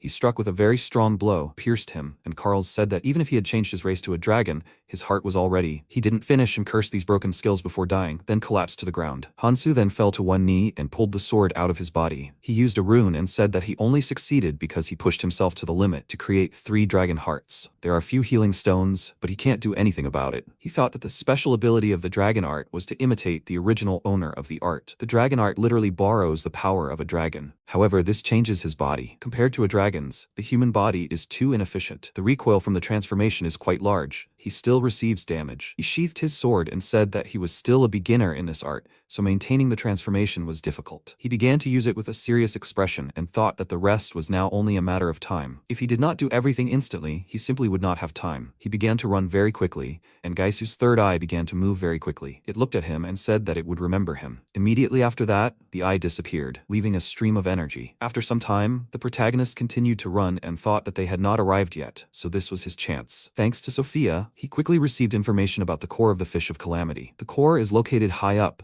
so it would be difficult to reach it on his own. However, the platform will be ready soon, as it will react quickly. The disaster slaves have no defense systems that could cope with external threats. However, there was one exception in the form of an internal defense mechanism for emergency situations. Not just ghost knights, but a full-fledged defense system. Any approach to the core of the disaster fish is immediately met with physical attacks. Simple, but nothing more effective. He can cut it down, but given the speed of the disaster fish's regeneration, it will not change anything. He needs to prevent regeneration, because that is the only way to deal a decisive blow to the disaster fish. He tossed the flask over his head, broke it with a blow of his sword, and then struck the tentacle. It began to crack, and he thought that the Oblivion solution does not simply strengthen things, it binds everything it touches within a large area and prevents regeneration. The tentacle began to crumble, and he said that the composition worked as expected from the alchemist's recipe. Now that he has confirmed the result, he broke another flask of the potion with a sword strike to apply it to the blades of the swords, and said that all that remained was to reduce their numbers. He ran to attack, and the creature directed the remaining tentacles towards him. At that moment, the Fish of Calamity screamed loudly in pain. Minhul watched this from the shore and asked what Ferris said. Aaron stood next to him and said that the closest assistants should be nearby and ready. He said that he had never seen the Fish of Calamity behave like this. What could have enraged it like that? It was as if it had swallowed fire and was now beating in agony. Sophia got out of there and flew towards them. He noticed this and said that he should wait. Something was approaching. Aaron, with a calm expression on his face, began to walk away and said that now was not the time for this. They needed to scout the area. He was about to say something, but at that moment she crashed into him and he cried out loudly in pain. He hit his head really hard, and she said that if she hit it a little more, it would have been the end for her. He looked at her and asked, "She's Sophia Viraj, but where did she come from?"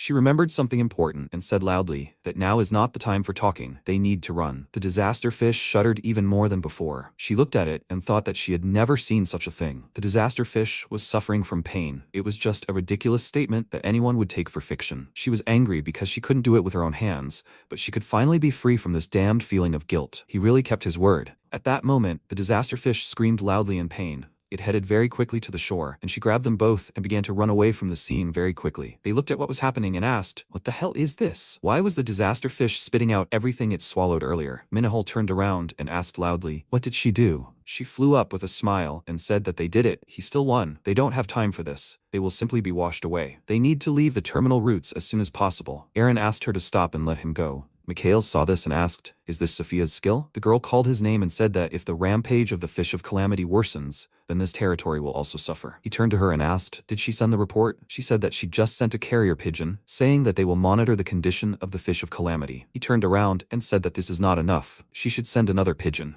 Could this be the beginning of the end of the balance which has been maintained in the red zone until now? At the same time, MC managed to damage the core of the Fish of Calamity with his attacks, and a strange liquid began to flow out. He sighed with a slightly tired look and said that, as expected, holding out only due to human strength is very exhausting. He thought that the strain on his body was increasing due to the use of dragon transformation. However, the main thing is that the tentacles of the Fish of Calamity are cursed with a skill that weakens regeneration. However, his only chance is a direct attack. He again rushed to the attack and with very fast strikes destroyed the tentacles that were heading towards him. He plunged both swords into the core and said, which means that it can still feel pain. The core is destroyed and the subspace that forms the stomach begins to collapse. It's time for the next step. He began to swim in the liquid along the long channel and thought that the first step to guarantee the death of the Fish of Calamity is to destroy its core in the stomach. The second is to go inside it and through the artery connected to the core to reach its heart. Finally, the third step awaits him, allowing him to finish off the Fish of Calamity. He will remove the poison using the arts of dragon energy. He will be able to breathe thanks to Akob's breath. Everything is going as well as possible. There, the tentacles began to attack him again, and he began to attack them with his weapon. He missed one blow. He was pressed against the wall, and he felt a strong pain in his heart. He immediately came to his senses, and with one blow broke the tentacle that attacked him. He immediately swam further and thought that he did not have time to rest. He had to hurry. He saw many tentacles approaching him from different sides, and thought that there were many more than he thought. He had to retreat. He put up a block, trying to stop these attacks, and thought that if he retreated again, he would continue to retreat. He had only one way left, forward. He began to deliver many quick strikes with his swords, and thought that he needed to be a little faster. He continued to fight his way forward, swam to the place he needed, and thought that he had succeeded. The source of energy that feeds the entire body of the Fish of Calamity. Hansu saw a fragment of the divine stone and thought that it was once part of the foundation of the world tree, now broken into fragments placed in the tribulations. He looked at it and said that this really makes things difficult. Tentacles began to emerge from the body of the tribulations fish, at the end of which were mouths with sharp teeth. He gripped the sword in his hand tighter and thought, until the very end, right? In that case, he was not going to give up. He swam forward,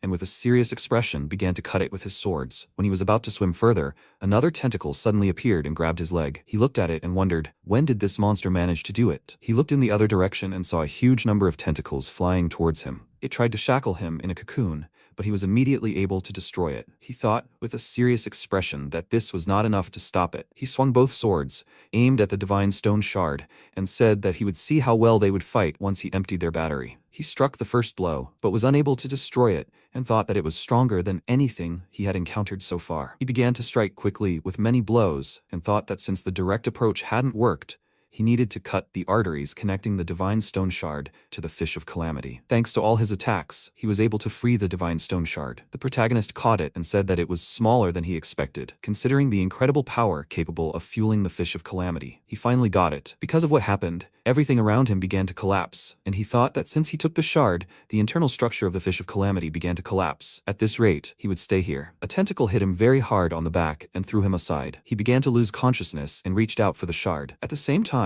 a bird of energy landed on the man's hand, and he said that it was that person's order to find the one who killed the Fish of Disaster. On the shore, a guy loudly called out to Deputy Commander Liu and called him here. Deputy Commander of the Beacon Assault Force, Liu Hong, approached him. He looked into the ruins left by the Fish of Disaster and said that this means it is true after all. He took out a mask from there and said that it was the mask of Carl's, the Stormtrooper commander. He was tasked with taking care of Quadratus. So what happened to him? The guy said that they also found the bodies of the remaining Quadratus members nearby. It was confirmed that they were all from the Stormtrooper commander's squad. As he said, there are traces indicating that they all fell victim to that person. He was about to ask the deputy commander something, but he threw the mask on the ground with a smile and said that, as he himself saw, The commander is no longer with them, so their ranks need to be updated. He called him commander, and he said he liked the sound of that. He thought he was different from Carl's, who had easily earned his rank of commander simply because he had been here a couple of years longer than him. He asked what else they had discovered. Were there any survivors? The guy said that reconnaissance was still ongoing, but given the state of the wreckage, it was unlikely there were any survivors. Besides, they couldn't find any runes, but they were able to get hold of artifacts that used to be inside the Fish of Calamity. Hong took out a broken sword and said that something so large had died without leaving behind any runes. Given the situation, how many things were still functional? He threw it away and said that more importantly,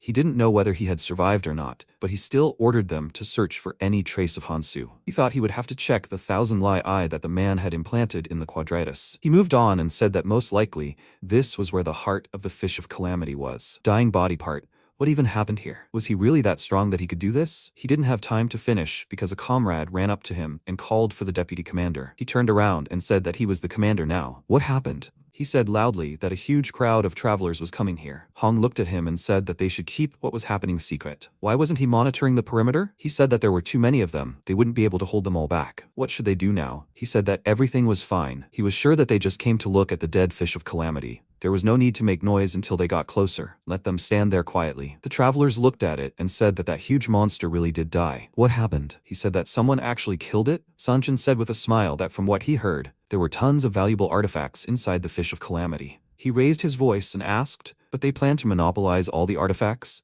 Do they really want to take everything for themselves? People heard this and asked, did he mention artifacts? Runes are already difficult to obtain because of the extremely risky hunting. Why are they still standing here and watching? They should go and take a couple of artifacts for themselves. Right, they have the advantage in numbers.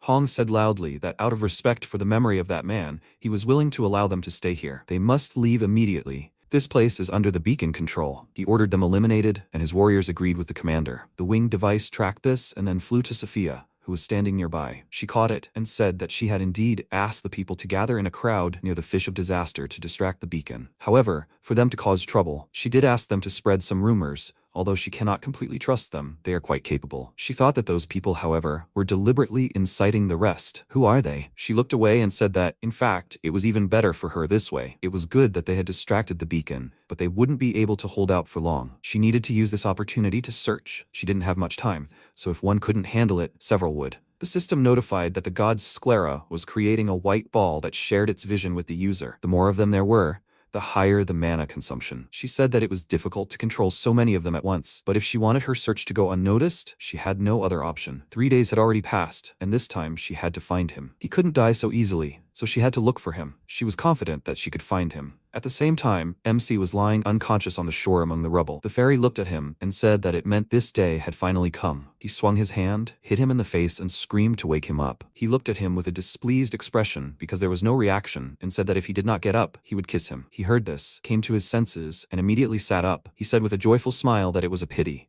but he still woke up. He moved his hand and thought that it seemed like he managed to recover a little before his dragonification wore off. Luckily, he got everything he needed. He turned around and said that, however, here is the one who woke him up. He looked at him with a wide smile and said that they had not seen each other for a long time. He missed him, right? He looked at him and asked what he was doing in the red zone. He said with a wide smile that it meant he realized that they do not descend to them until something extraordinary happens. That is true, but it was impossible to just sit and watch since the situation is far from ordinary. He pointed to the side and said that he must look at his masterpiece. He is the first traveler who killed such a creature. Among them, there is a rule. For a great deed, a great reward. To be honest, the Fish of Calamity was not intended as prey, so there is no special reward for killing it, but it would be a pity. Hansu said with a smile that this was strange. If he became stronger, they would not be so interested. He thought that since they were sadists who loved cruel situations, this parasite could not have come here with good intentions. The fairy looked up thoughtfully and said that he was absolutely right. That's why they thought about this matter carefully. What could they do to make him desperately jump headfirst straight to hell? How carefully they thought about it. That's why he wants to make him an offer. He can't say it's bad for him. He began to concentrate energy in his palm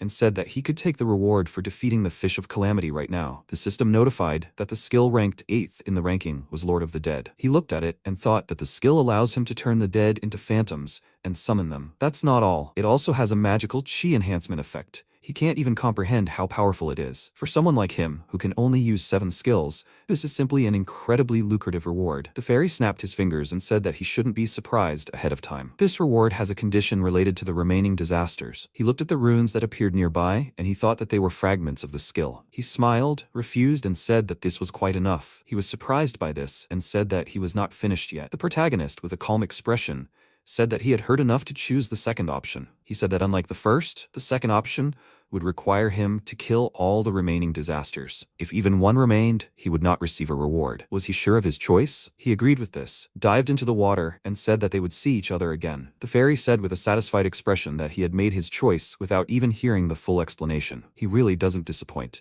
If he chose an easy reward, it would be sad even to discover all the disasters of the red zone. It was already a difficult task. He hoped that his struggle would last a very long time. At the same time, the huge monster, the spewing root, said that it could not hear the voice of the disaster fish. It opened its mouth, from which a strange gas came out, and it released its roots. After some time, he climbed ashore, remembered what had happened earlier, and thought that he might have readily accepted the fairy's proposals. But in fact, the situation was quite complicated. His existence had definitely accelerated the corruption of the abyss. He must complete everything faster than in his past life. He remembered Conte saying earlier that if they set off without using the space-time arcanial crystal, the more knowledge from the future they applied, the faster the corruption of the abyss would accelerate. So he should act as quickly as possible. This was much more annoying than it seemed. MC agreed and said that he could travel to the past himself. For some reason he didn't really want to. Currently, he said with a displeased look that he was a little annoyed that all this was dumped on him. He thought that now that he thought about it, he realized that it was true. They just dumped this task on him. He saw the girl's spirit, who took his hand with a smile. She started to walk away and dissipated,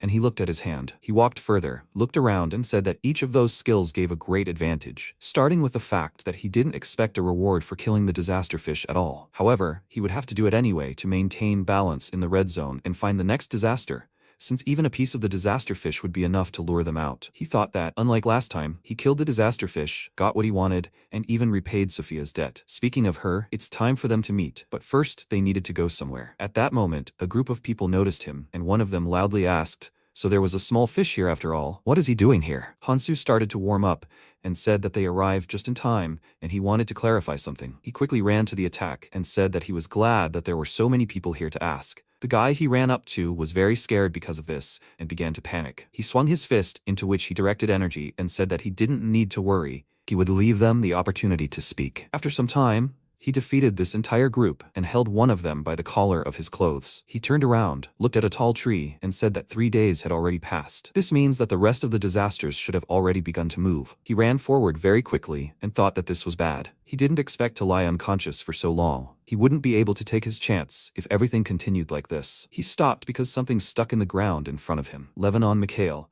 a Valkyrie clan member and assistant partner who did this, stood on a cliff and asked, "It's him, right?" He called him by name, and the protagonist, with a serious expression, asked, "What do you want?" He was busy right now and needed to move on. Immediately after, the rest of the people gathered around him. Aaron wondered if Sophia had been looking for this man, but hadn't she found him? He was just lucky to find him first. He turned to him, called his name, and said that he would confirm his assistance in carrying out the orders of the 7 phantoms, as he wanted, despite the fact that he was only an assistant of the Valkyrie clan. So he shouldn't even try. He jumped off the cliff and said that they needed to deal with him first. He was about to draw his sword, but at that moment, Sophia flew towards them. She landed and said that she had finally found him. He really was entangled in useless people. Still, it was a relief that he was okay. Mikhail called her name and asked why the one who was supposed to guard her place among the 7 phantoms was helping him. That man already knew what happened here, and of course he already knew about his involvement. She said that she had already decided everything for herself. If they planned to stop him, she started using magic, called MC by name, and said that he should go. She would buy him time. He still had unfinished business. He walked towards them and said that there seemed to be a misunderstanding and he just wanted to know something. Was it really him? The one who dealt with that monster? The fish of disaster? He looked at them with a calm expression and asked, why did they care? He snapped his fingers and said that he knew it. Well, he had no choice. He extended his hand and said that he was offering to shake hands. She looked at him in disbelief and asked, what was the point of all this? Why does he want to join forces with them? Hansu asked what he would get for shaking his hand. Besides, he wouldn't get anything out of it. Mikhail said that unlike the woman standing next to him, he could make sure he received the direct support of his assistants. This was a good offer for him. He wants this place to change. The red zone hadn't changed since the day he came here, and yet he managed to do it. He needs a storm to disperse the stagnant waves. He needs someone like him. Sophia said that it sounded very suspicious. Is he sure he wants to accept the offer? He said with a calm expression, which meant that even now there were people who wanted change. He agreed and said with a smile that he had made the right choice. He was about to say something else, but at that moment they felt strong vibrations and he loudly warned that they should dodge. At that moment, a huge worm crawled out of the ground. He was very surprised when he saw this and wondered where this monster came from. The protagonist saw a notification that it was a demon's mouth and thought it was just the stem of an erupting root, one of the disasters. However, it can suck in everything that is nearby. However, because it is tenacious, random attacks will not even scratch it. Besides this, he does not say their number yet. People started to run away from this monster, but it began to catch up with them and kill them. Mikhail thought, usually this monster does not crawl to the surface, so why is it here? The guy who was attacked by the monster extended his hand and called the commander for help. He turned around and said that if they stay here, everyone will die. They need to run. MC grabbed his hand and asked, he said that he wanted to help him, right? Then they should go together. He asked, where does he want to go in such a situation? Now is not the time for jokes. He turned around, created a sword, and said that he didn't have to worry, it wasn't far. He slashed the monster with his sword and said that they needed to enter here. He looked at it with a surprised expression and said that he didn't think that wood could be cut so easily. What did he mean by enter? He didn't answer his question, but used energy to wrap himself around his arm and pull him along. He went inside and said that the demon's mouth on the inside didn't look like he imagined. He turned around when he heard a loud falling sound. He turned away from him and said that he didn't know how to land at all. Mikhail got very angry about this and asked loudly whose fault it was anyway. Who in their right mind would drag someone along with them like that? Besides, why did he drag him here in the first place? He looked at him with a calm expression and asked if he himself hadn't offered him his help earlier. He said that this wasn't the help he wanted to offer. However, something else is much more important. What is he even planning to do here? This liquid looks like nutrients. Hansu said that all disasters have one thing in common. He does guess that, right? He heard a loud sound and asked loudly, are the insides of this mouth moving? He looked ahead with a calm expression and said that it seems that you can say so. He must prepare. They noticed many silhouettes that were quickly running towards them. When these monsters ran close enough, they were able to see it. Mikhail was very scared when he saw this and thought that all the monsters of the red zone were running towards them. It was too dangerous to fight so many monsters. It was better to run away. The protagonist calmly looked at this and said that's that so. The common feature of all disasters is that you always need to look forward when fighting them. There is no turning back. He channeled energy into his sword and used the awakening of the art of dragon energy. He swung his sword and released a powerful wave of energy, which seriously injured several monsters. Mikhail looked at this with a surprised expression and wondered how he did it. How strong was he that he was used to moving forward alone? He asked, isn't he scared? Sophia stood next to them, casting magic and saying he didn't understand. He had only recently met him. She attacked a group of monsters from afar with an energy weapon and said she couldn't believe he had disappeared without a word. Did he really take it for granted that she would follow him? MC called her name with a smile and said that he knew her well. She sighed with displeasure and said that it was as if they had known each other for so long. Mikhail asked how the two of them could talk calmly in such a place. They needed to get out of here. She looked at him and said that she came here to help and fight with him. If he was afraid, he could run. He thought with a serious expression that they were completely crazy. This place was constantly creating monsters from all corners of the red zone. This was not something two people could handle. She noticed another group of monsters and said loudly that they should prepare. More monsters were coming. She felt the wind and thought it was the wind path artifact. Mikhail used the wind to attack and with a serious expression said that no matter how stupid it was, he gave his word that he would help him, so for now he would stay with them. He called her and said that he wanted to see the true power of the seven phantoms. He also wanted to see this man's true strength with his own eyes. He had managed to bring about changes in the red zone, so he expected even greater changes in the future. She thought that even after a short conversation, one could understand that he really had such power. The power to change everyone and lead people. After that, they began to fight against the monsters using their abilities. Mikhail said that they were still holding out, but they were gradually being pushed back. Do they plan to hold the line for long? Hansu, looking a little tired, said that the number of monsters was gradually decreasing, which meant the first wave would soon be over. He looked back and asked, after this, she can see it, right? Sophia agreed and said that from the moment she entered here, she had been observing it using the library. She summoned the divine eye and said that she roughly knew where it was. She just needed to find the exact location. She launched it forward and thought that if the erupting root, the next disaster, had a structure similar to the disaster fish, then attacks from the outside were pointless. The demon's mouth is just the mouth-like organ of the erupting root. It can only be damaged from the inside. The erupting root's real body is located under the world tree. It is well hidden and difficult to damage. However, if you enter through the mouth, you can find the hole from which the demons emerge. The place where the monsters emerge is its only weak point, connected to its insides. The divine eye flew to the right place, and she loudly said that she had found it. She found the right place, but the monsters were pouring out of there, so her connection with the eye was lost. Besides, the place is quite far away, so getting through all the monsters will be... She didn't have time to finish, because the protagonist activated his form and said that it was no problem. It would only take an instant. Sophia looked at this in surprise and thought that the art of transformation of the body became even stronger. Mikhail looked at him and said that he even had the skill of the art of energy and capable of body transformation. Who is he anyway? She said that the body transformation by the art of energy will not last long, so they should finish everything with one blow. However, no matter how strong he was, he will not be able to deal with everyone. She stepped forward and with a serious expression said that she would clear the way for him. He also stepped forward and said that he requested help from the clan on the surface. He does not know how soon they will arrive, but they will help. He can no longer stand here and watch them fight, although he is not sure that they will hold out until help arrives. MC looked at this, remembered the past and thought that it was so nostalgic. He asked them to wait and said that he will have to use accumulation. He took out a shard, which he clutched in his hands, and Mikhail asked what he was doing. What does he want to achieve by breaking this crystal? He said with a serious expression that he was not simply breaking it but using parts of it. Crowds of monsters were approaching him, and he raised his sword above his head. He struck a very strong blow with the sword and released a powerful wave of energy. He said that Gaisu clearly had an eye for good items. Now the task looks doable. Mikhail was very surprised by this and said loudly that one blow, but such power. This is very different from the blade that Gaisu used. He handed them 2 crystals and said that the 2 of them should give him their weapons.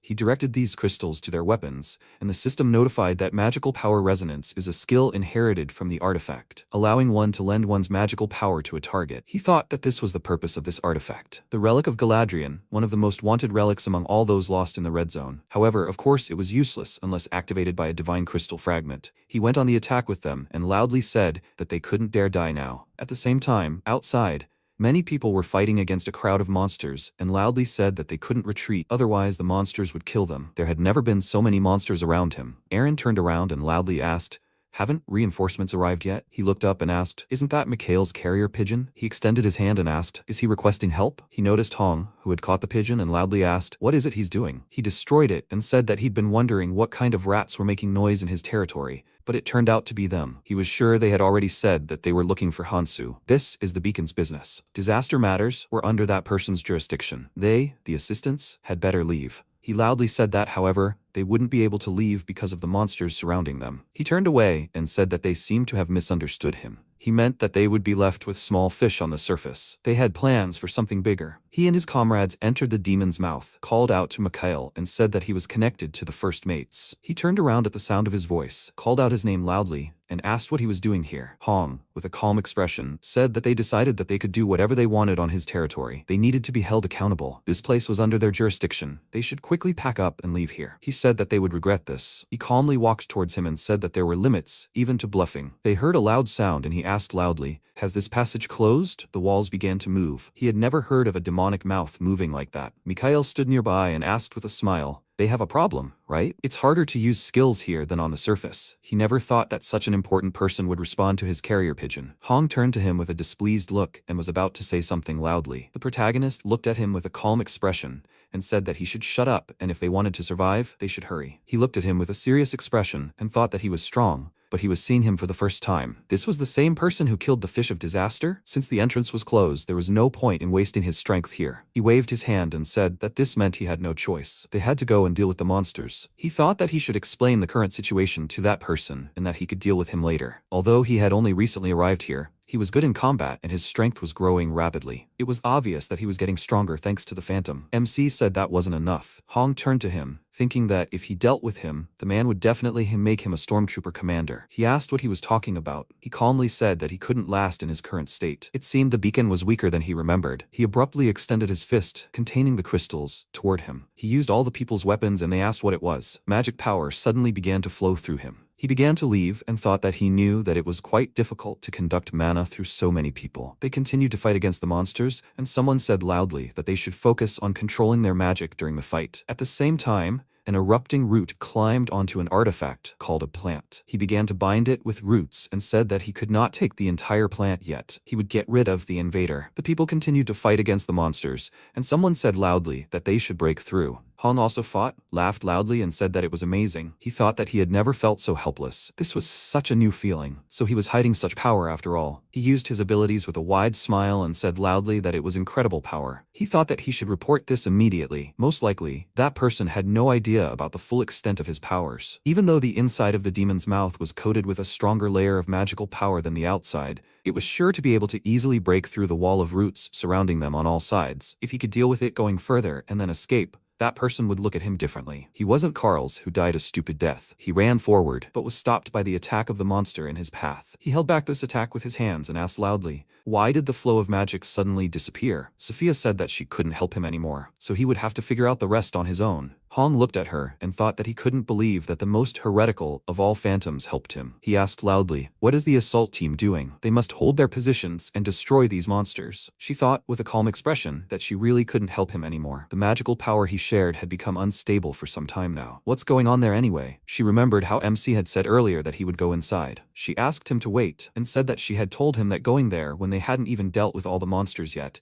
was too dangerous. He said that it was okay. They couldn't continue like this for long anyway. The only way from here was forward. However, he couldn't go forward with the enemies behind him. That's why he would go forward and leave them to cover his back. She thought with a serious expression that he shouldn't worry, she would follow him soon. At the same time, inside the central area of the roots, Hansu stood in front of the monsters and said that he knew that as soon as he headed inside he would come out. A defensive system protecting the inside of the root. The last of an extinct race, the only survivor of the Elvenheim army. He ran to attack and began to deliver numerous rapid strikes with his sword. He ran behind and the monster immediately turned to him. He swung his hand and delivered a very strong punch to it. He raised his sword above his head and was able to withstand this very powerful blow. He thought that his movements were different because his body was still alive. However, if this was the case, then he would use the power of Nirma in addition to the relic awakened by using a piece of divine stone. He used the skill, Power of Destruction, and released powerful energy into the hand of this monster, and it screamed loudly in pain. The protagonist thought that he got rid of the defensive ability created only by magical power. The attack worked,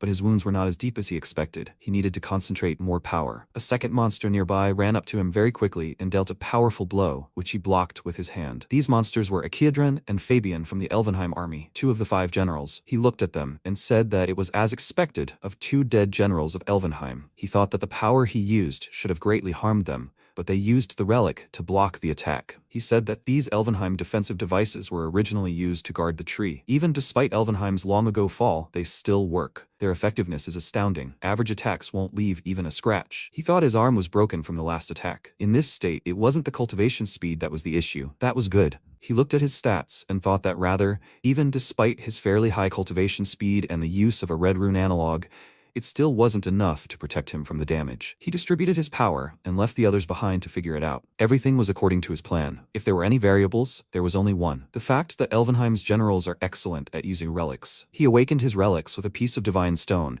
but he doesn't yet know how to use it to its full potential like they do. He must draw as much power from the relic and the divine stone as possible. Besides, his target isn't the Elvenheim generals. What's more important is what's behind them, the one behind their power. Monsters began to emerge from underground, and MC wondered if the second defense system had already been activated. The system announced that it was the Galadrian army. He looked at the crowds of monsters heading towards him and said that if this was a battle of numbers, then he came prepared. At that moment, Sophia ran up to him with the rest of the warriors. They began to fight against this army and loudly asked, "What kind of freaks are these? They had just gotten rid of the bugs blocking the way here, and how did an army of zombies appear?" With a surprised expression, she thought that the Galadrian army, who were in the stomach of the Fish of Calamity, had originally guarded this place. Hong began to fight and thought that he noticed that something was wrong with the descendant of magic. Who would have thought that a battle of such a scale was unfolding here? If this continues, the plan can be completely forgotten. How far does he want to take this battle? Hansu attacked Fabian with his sword, but his body quickly regenerated. He jumped back because he noticed a magical attack aimed at him. He thought it was causing damage, but it was recovering too quickly. He attacked with his sword at the magic circle that was next to him. He said that, besides, those two attacking him at the same time were a bit of a hindrance. He thought that if the battle dragged on, and he continued to use the art of manipulating dragon energy, his body simply wouldn't be able to withstand it. Since he uses dragon power to forcibly heal the body, while simultaneously using magical power, he feels like his veins are about to explode. He only has one goal. The rest is just a distraction. The Central Heart. Elvenheim is a state that ruled the Red Zone in the past.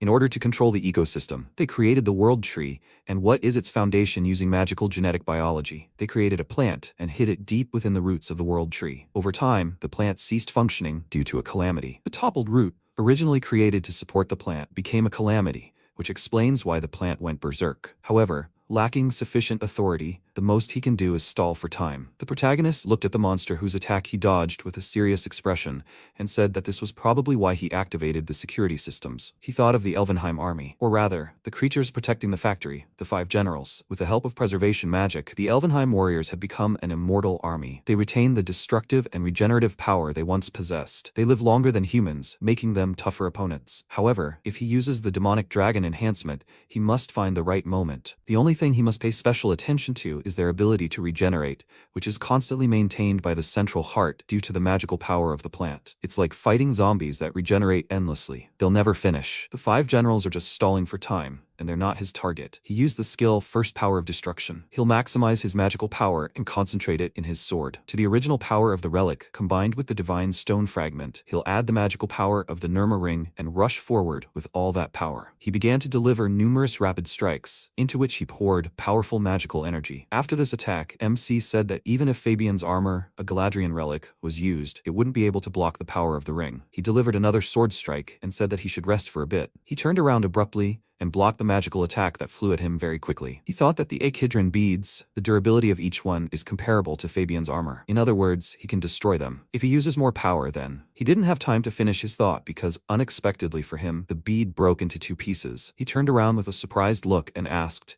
"Did it split on its own?" He looked at Echidron and wondered, did this cunning freak do this on purpose? It seemed that this meant that as long as he didn't destroy it, the relic would remain intact. The monster threw these beads at him, and he began to attack it with his sword. It split into many pieces and attacked him from behind. He was thrown aside and he asked, so even having changed the form of the relic, its power remained the same? It was quite painful. The rest of the warriors next to him continued to fight against the army of the dead. The beacon member asked how much longer they had to fight. The magical power continued to fluctuate for some time, so he couldn't move normally. Without it, he would have already fallen. He loudly called out to the commander and asked, how much longer should they fight? They fought non-stop, but their numbers weren't decreasing. One of the zombies was about to attack him from the side, but Mikhail killed this monster and said that they must not let their guard down. They were constantly rising. He turned around and said loudly that it was all because of his people. Sophia used magic and said there was no point in complaining now. She created a magic circle from above and released numerous ice shards. She said loudly that he should forget about everything else and focus solely on fighting the Galadrian army, otherwise he would die here. Hong looked at her and thought that she had dealt the brunt of the damage to the destruction fish. However, after observing them,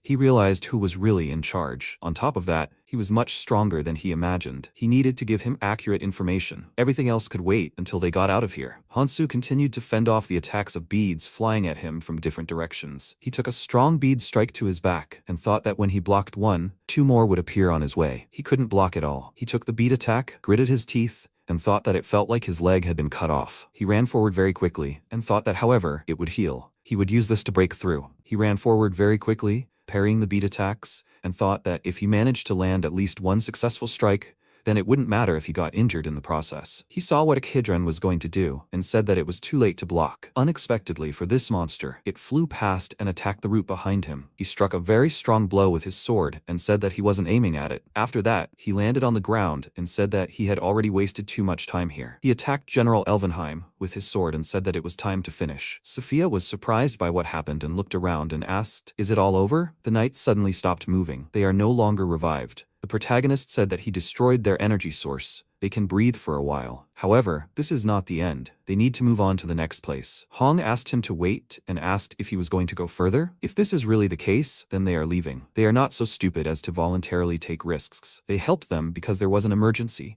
but they do not obey his orders. They are not obliged to join him, right? He agreed with this, after which he released a wave of energy above his head. This surprised him very much, because he did not even notice it and asked loudly, how dare he attack him? He said with a calm expression that he should not misunderstand. He did not attack him. He simply made a path he would take. By the way, they better hold their breath. The people turned around sharply and saw how water began to flow through the hole from his blow. Because of what happened, they were all swept away by this stream. Hong stood on the roots and wondered, was he trying to drown everyone? He can't believe he did this after they tried to leave. He didn't want to use the feather, but now he has no choice. If only he could get out of here. The system notified that this artifact cannot be used. He was surprised by this and asked, An artifact that can teleport to any point in the red zone cannot be used. MC said that he seemed to still not understand what the red zone is. You can't use this feather inside the Fish of Destruction or the World Tree. More precisely, since they are not in a dungeon, it will not activate. After all, the Divine Stone fragment limits its use. He thought that this is the place where the spewed root parasitizes the World Tree. The inside of the World Tree's roots, the center of the red zone. He said that they are not far from the place where the plant is. Since he also brought the 5 Generals relic with him,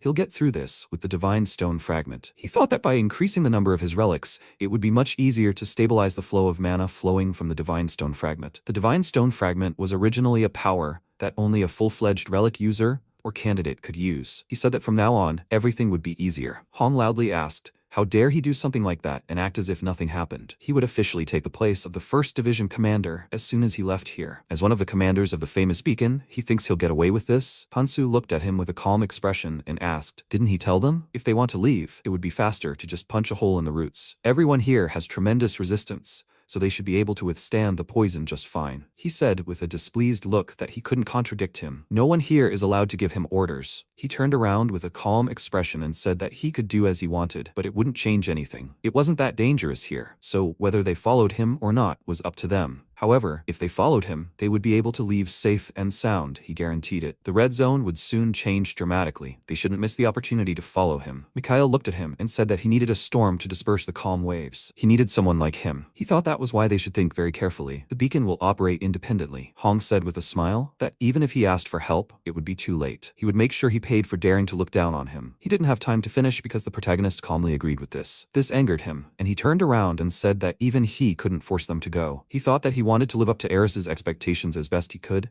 but there are always exceptions. He got very angry about this and asked loudly, is he looking down on the beacon? Sophia looked to the side and asked, isn't that strange? Perhaps he was wrong this time. Her observation skill detected movement nearby. The people looked to the side and asked loudly, is something approaching? What is it? It's advancing. He looked at the ugly monsters and wondered, has the plant gone berserk? They don't look like full-fledged creatures that can survive in a normal ecosystem. He is sure that they will die once they exhaust their life force, but until then, they will absorb everything in sight. Has this damn spewed root lost control of the plant? He asked.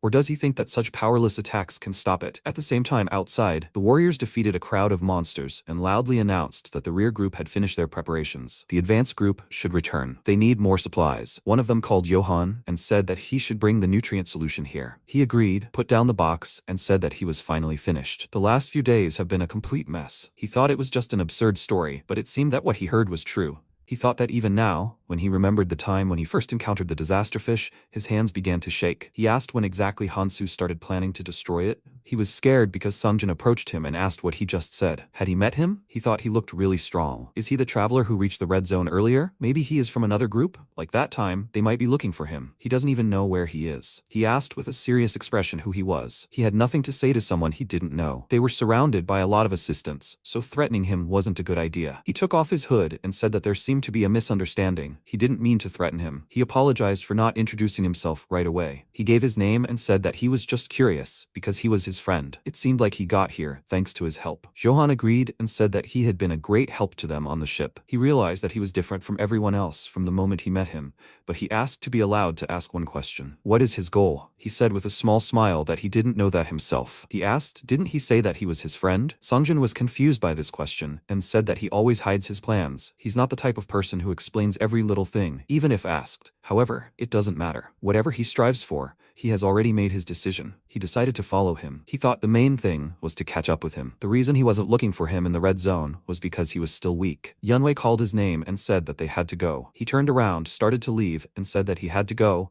Thanks for the conversation. If he happens to see him again, or rather, he will find him himself, because he would have done the same. He started to walk away and thought, he is still far behind him. Right? He will have to put in more effort. He is confident that even now he is fighting desperately. At the same time, the protagonist attacked the monsters with magic projectiles. He thought with a calm expression on his face that he was fueling himself with magic power using a fragment of the divine stone, so that now he can concentrate on attacks and not on defense. Hong watched what was happening from the side and thought that it was impossible. He knew that he was strong. However, why did he become even stronger in such a short period of time? He did not tell him anything about this. Could it be that He did not have time to finish his thought because he moved on and said that it was time for him to go. He was just letting him know that on the way back there was nothing waiting for him except a waterfall of poisonous water. He wished them good luck, ran ahead and said that he would hurry ahead, so whoever wanted could follow him. A member of the beacon asked the commander, only he knew where the exit was, so shouldn't they follow him? Hong agreed, ran after them and said loudly that if they wanted to survive, they needed to hurry and follow him. At the same time, the erupting root said that almost, a creation created by the perfect implementation of plant abilities. He created Alpha, and he must awaken, the perfect life form of the red zone. At the same moment, the creature from the cocoon emerged. He said that he must listen to his order. He must destroy the intruders. Did he understand that? He found this strange and asked, given his status, did he dare to order him? The erupting root became very angry because of this, and said that he was his creator. He was just a copy that he created. Alpha asked with a serious expression, did he dare to call himself its creator? He ran up to it very quickly and thrust his hand into the body of this tree. He began to search for something inside and said that it should be here. He said, with a serious expression, that he must give up the key to the armory. Root closed his eyes and exclaimed that this was very impudent. He opened his mouth in rage and, raising his roots, screamed. The clone calmly said that this was very boring. He ordered the fool to just think about the current situation. Root constantly creates monsters to defend itself, but because of this, the enemy is unable to restore the plant. So he tells him to give up the key. The clone will change the outcome of the battle. He thought he was surprised by the sudden attack, but it seems that Root still obeys his orders. Root sternly agreed and raised his roots. He opened a hole inside the bark and asked the enemy to take it. The clone smiled and agreed with this. He reached out for the key and noted that this meant that this was where it was hidden. The clone grinned ominously and touched the stone. Root screamed with rage, "What is this? What is the clone doing? It's a divine stone." The clone pulled the stone forward and Root asked him to stop. Streams of light filled the space, and Root screamed in pain. The clone grinned terrifyingly and quickly pulled the stone out of Root's body. He calmly asked Root not to be afraid and clarified that he would keep his promise and fix this situation. After some time, the monsters raised their hands. Liu furiously attacked the monster. Mikhail killed the monster and asked them to hold out a little longer. They are almost there. These monsters can't be infinite. Tree roots penetrated the ground and emerged. The guys looked down in fear and screamed, "What is this?" The roots quickly rose up, wrapping themselves around each other. The travelers screamed in great fear. The protagonist instantly jumped up and raised his fist with the intention of attacking. He furiously clenched his sword in his hand and instantly cut through the tree root. MC calmly landed on the ground. He raised his head with a serious expression and noticed the roots bursting out of the ground. Hansu quickly swung his sword and cut the root. He looked at the many approaching monsters. The protagonist swung his sword and created spheres shrouded in mana. They flew through the monsters at incredible speed. The protagonist swung his sword and the monsters' bodies exploded. He calmly thought that the internal defense system was definitely weaker than that of the Fish of Calamity, as were the monsters. But even so, they continued to weaken. Was it because he was cornered? In that case, should MC head straight for his target? The guy looked away in fear and asked, "Is it because of him? The smaller roots?" he thought. Or had they stopped? Hansu turned his head to the side and thought that couldn't be. Sophia tensely turned her attention to the fleeing protagonist and called out to him. After a while, MC approached the root shrouded in branches. The cube inside the root instantly went out. Hansu thought that the plant had lost its power source, which meant, before the protagonist could think, the clone ordered him to descend. MC looked down the mountain and thought that someone was there. He quickly jumped up and jumped down the mountain. Hansu thought that most likely it was this someone who took the piece of the divine stone. But who could it be? Apart from them, no one could penetrate the center of the erupting root. The clone standing behind MC noticed that the protagonist was different from the other insects. MC was smaller. Hansu noticed him. The clone added that it seemed that the protagonist was fully using the key, even without being their race. He smiled, picked up the stone, and offered to talk a little about the key. What does the protagonist have? The key is the real name of the 5 relics that the 5 generals had. The reason for this name is simple.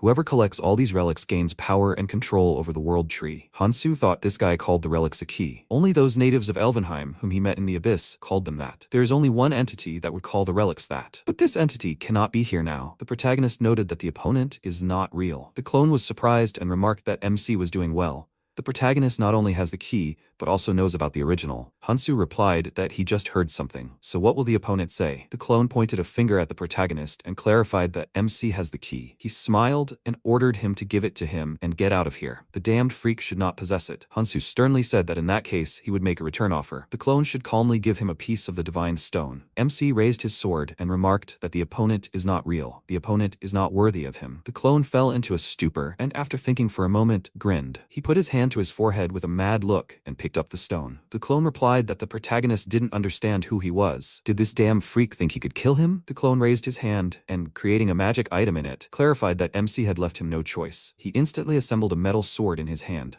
The bright blue orb inside the sword instantly changed color to red. The protagonist was very surprised to notice this. Clone Alpha created a huge black hole in the air above the sword. MC was perplexed to think that this thing could hold enough weapons to arm hundreds of thousands of warriors. An arsenal. Clone Alpha, with a terrifying smile, said that he would show the protagonist his place. He asked him to resist the fool with all his might. Numerous green spheres headed towards Hansu from the black hole. The protagonist created bright spheres shrouded in mana behind his back. The opponent's spheres instantly collided with each other. Clone Alpha clarified, "Really 7 sacred spheres? As befits the weapons of the 5 generals." He created numerous spheres around himself and asked, "What if he does this?" They quickly flew to the sides. The protagonist looked up tensely. He swung his sword with great speed, deflecting the spheres. MC thought that each sphere individually was too weak. It resembled a dilapidated version of the Ekadar relic used by ordinary soldiers. Hansu noticed the spheres approaching and instantly jumped up. He grabbed a branch with his hand and thought that since there were enough of them here for hundreds of thousands of warriors, the number of attacks was simply overwhelming. The protagonist noticed the approaching spheres.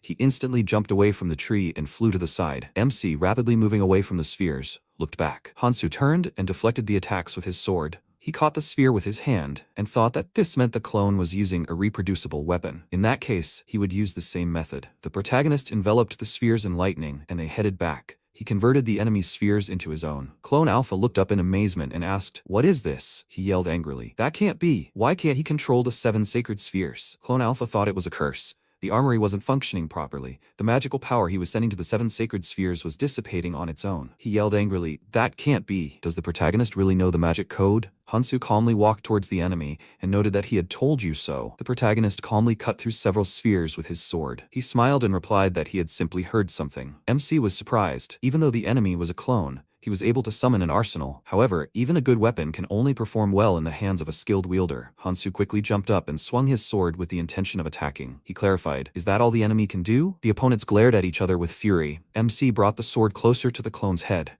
The enemy said in fear, "This is the end." The alpha clone instantly retreated and did not fall under the attack. He furiously cursed the protagonist and ordered him to go to hell. The alpha clone furiously raised his hand, shrouded in mana, raising his sword in the air. MC quickly turned and headed towards the enemy. He forcefully struck the clone in the face with his elbow. The enemy stopped, put his hand to his face, and grunted. Hansu, with a terrifying look, headed towards the enemy with the intention of attacking. He instantly struck the clone's body. The enemy, tired, lowered his head and raised his hand. The protagonist noted that this was too weak. The alpha clone quickly jumped back. MC raised his hand and said that he would not let go of the enemy. Spheres flew after the clone at great speed. An explosion of mana thundered behind the enemy. The alpha clone threw the stone aside and ran forward. He clenched his teeth in rage and screamed, "This is a curse!" The alpha clone grabbed the ground with his claws and slid across it. He thought that the protagonist's control of magic was very good. How could MC even control the safety key of any risk so well? Even considering MC's use of a piece of the divine stone, it was still amazing. It was as if the protagonist had been controlling magic power for decades.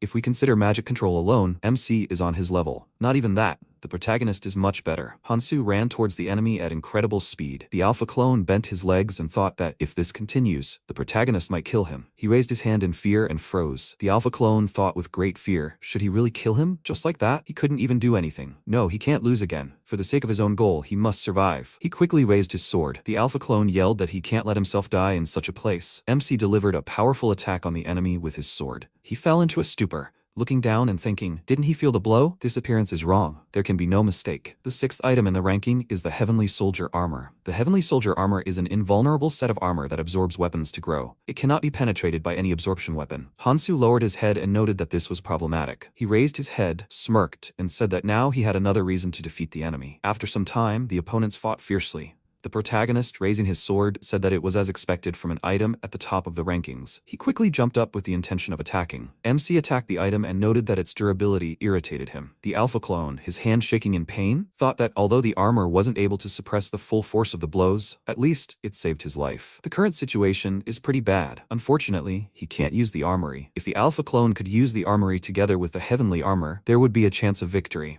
If the situation turns around, it's only a matter of time before the protagonist will be able to get it. The alpha clone looked at his hand with lightning emanating from it with a mad grin and thought that there was still something he could do. The weapon, he can't fully use the armory because of the magic code, but the weapon itself remains. If the clone strengthens the celestial armor with all weapons, a huge black hole with lightning emanating from it appeared above the clone. The protagonist, running quickly, asked what the enemy was planning, and the alpha clone shouldn't be able to use weapon absorption. MC tensed up and stopped, disagreeing. Numerous weapons flew out of the black hole. Hansu yelled that the enemy was a weapon devourer. The alpha clone smiled madly and exclaimed that the protagonist understood everything, but it was too late. He will show MC the true power of weapon creation. The clone's mind clouded and he wondered, is this erosion? Is it trying to absorb the wearer of the celestial armor because he fed too many weapons? Even with his current strength, he can't resist it. The alpha clone smiled and thought that MC wouldn't be able to withstand it either. Besides, he no longer had time to deal with the protagonist, so he just needed to. The alpha clone finished his thought and raised his hand. He clarified, is this what the protagonist said he came for? Streams of mana enveloped MC's body, and the clone yelled that then he would also grant him the heavenly armor. Hansu strained hard, trying to break free from the armor. It clung to the protagonist's body, and he clutched it with fury. The alpha clone noted that it was useless. The chances of dying from receiving the heavenly soldier's armor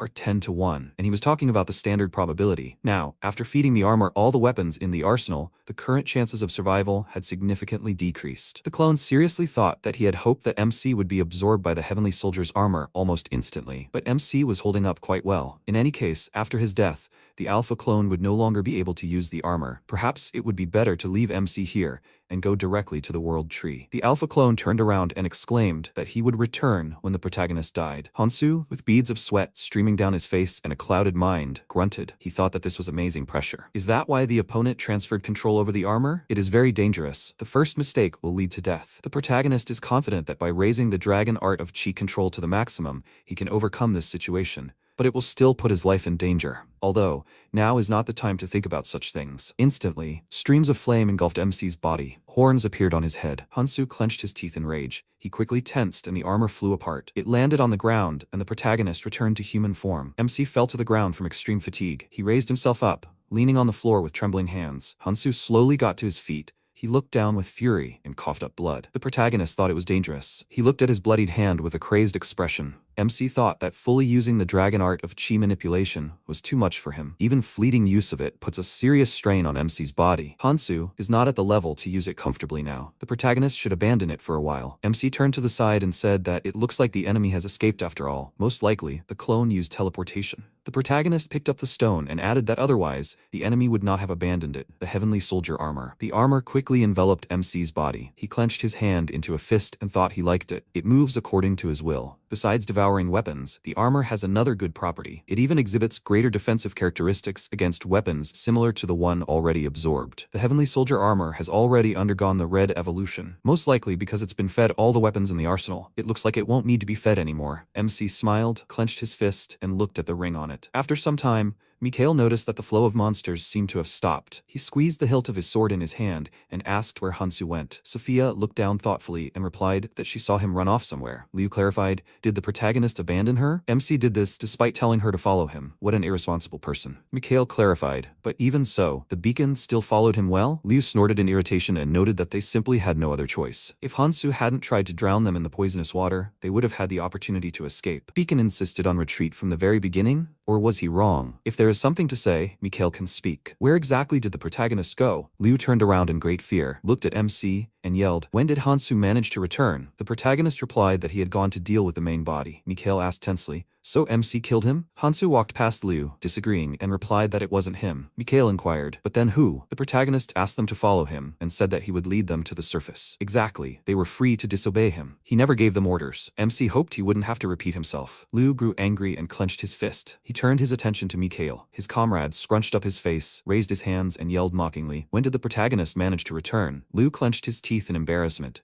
and remembered how he had yelled at the sight of MC. Hansu thought that the main body had been destroyed and he had taken possession of a piece of the divine stone. But something worries him. That clone. It seems the enemy could use all of the king's power. In that case, the situation has suddenly gotten worse. Perhaps the enemy went straight to the flower. After some time, the extinguished cube is among the leaves. Clone Alpha raised his hands and said that losing the heavenly soldier's armor was worth it. He will finally seize all of the king's power. The clone screamed with great rage. But why? After transferring all of the power to him, is the main body still sleeping? The world tree has withered, and Elvenheim is no more. But there are people below who will replace them. He will correct the mistakes of the past. All for the revival of his kin. Clone Alpha, confidently looking at the main body, added that it was only Acheron. He turned around and noted that the fearful king could not save his family, could not save Elvenheim, and in the end, lost himself. Clone Alpha asked him to look wherever the king was and said that he would do everything himself. He thought that first of all, the key that person had. The clone must return the Galadrian's sword, Ikidar's prayer beads, and Fabian's bracelet. Ekidar and Fabian are two, but one, so he is sure he has the bracelet too. After restoring the administrator's power, the alpha clone must enter the flower. This will require overwhelming force, not simple means. He looked at the tree and thought he would use Ouroboros. After a while, the clone hung on a tree branch. He moved and quickly let go of the branch, falling down. The alpha clone landed on a tree branch. He turned his head to the side and looked at the air currents. The alpha clone pushed off the branch and jumped down. He ran to the side at great speed, bouncing off the branches. The alpha clone landed on the tree bark and looked to the side. He calmly noticed the blue scales. The alpha clone sternly ordered them to get out of the way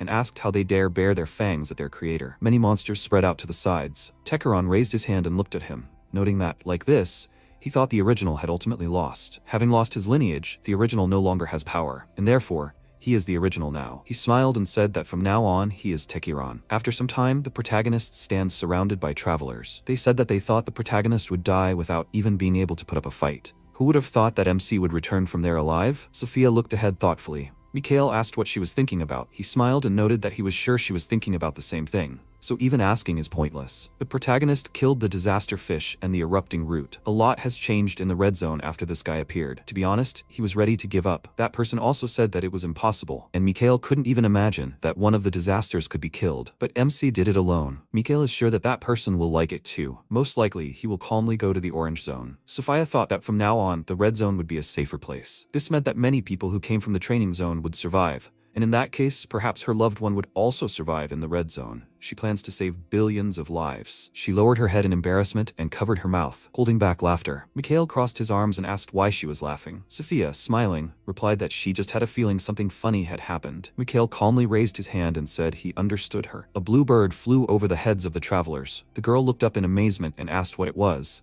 The guy replied that it looked like a homing pigeon. The travelers looked at the many birds flying across the sky. They clarified, but why so many? After some time, hunters quickly ran past a tree. The guy turned his head to the side and tripped over a rock. The comrades looked at the guy who had fallen to the ground. The comrade raised his hand and asked for help. The comrades quickly ran deep into the forest, and the boy begged them not to leave him. He screamed in horror and instantly coughed up blood. The monster, with a malicious smile, dealt a powerful attack to the boy. After a while, the monster hung over the dead body of a man with fury. He looked through the leaves at the many travelers. The monster saw the protagonist and Sophia among the people. Techeron, using his mind, ordered the monster to detain these people until he gained complete control of Ouroboros. The monster must make sure they do not leave this place. The monster's duty is to prevent them from entering the orange zone. Many monsters quickly ran towards the travelers. After some time, the travelers screamed in fear that they were approaching. It was a swarm of parasitic locusts. At the same time, the locusts headed towards the people's tents. Pam raised her finger and ordered everyone to get ready. They must stop them here. If they allow a breakthrough, it will mean the end of the red zone. They must protect this place. She ordered to hold on until the rest of the clans come to the rescue. The group members raised their heads in fear. Aaron asked with great fear, should they stop them themselves? Many monsters quickly ran along the tree bark. The group members asked, is this a disaster? At the same time, a bird flew up to his hand. Mikhail looked tensely at his hand. He sternly opened his eyes and said that the report said that all the parasitic locusts have come out of more than 100 million. Even if all the clans gather, they will not be able to cope with them. It's just terrible. The protagonist crossed his arms and thought, did the parasitic locusts go on the offensive? Why did this suddenly happen? Parasitic locusts are monsters that guard the inside of Ouroboros. They are the guardians of the gates that protect against everything that could break through its scales. Therefore, they cannot go anywhere without a reason. Ouroboros, the only creature capable of commanding them, is currently focused on absorbing the poisonous water. He has no reason to give such an order, especially now. And this has never happened in the last 500 years, nor in his past life. Which means it's Techeron. Although MC assumed that the enemy would be an unaccounted variable, things have become much worse. Liu angrily called out to Hansu, and the protagonist turned his head to the side. Liu pointed at him and exclaimed that MC had caused the parasitic locusts to go berserk. Hansu turned around and asked, what's that about, comrade? Liu asked him not to play dumb. If the protagonist hadn't started killing disasters, this wouldn't have happened. And how will Hansu be held responsible for this? Mikhail sternly ordered him not to say such a thing. He noted that it seemed like the two had a difficult relationship. The protagonist turned his head to the side and asked, can Sophia use the librarian skill and find out how long it would take him to descend? Liu irritably ordered him not to ignore him. Sophia looked down and asked, does MC mean how long will it take the entire locust swarm to descend? Hansu replied, not the parasites but Ouroboros. He asked how long it would take Ouroboros to descend. Everyone looked at him in fear. MC thought that the parasitic locusts' advance would not be limited to this. Considering that Techeron, a clone, possesses some kind of royal power, the enemy could therefore command the locusts to move. Obviously, the enemy would try to control Ouroboros as well.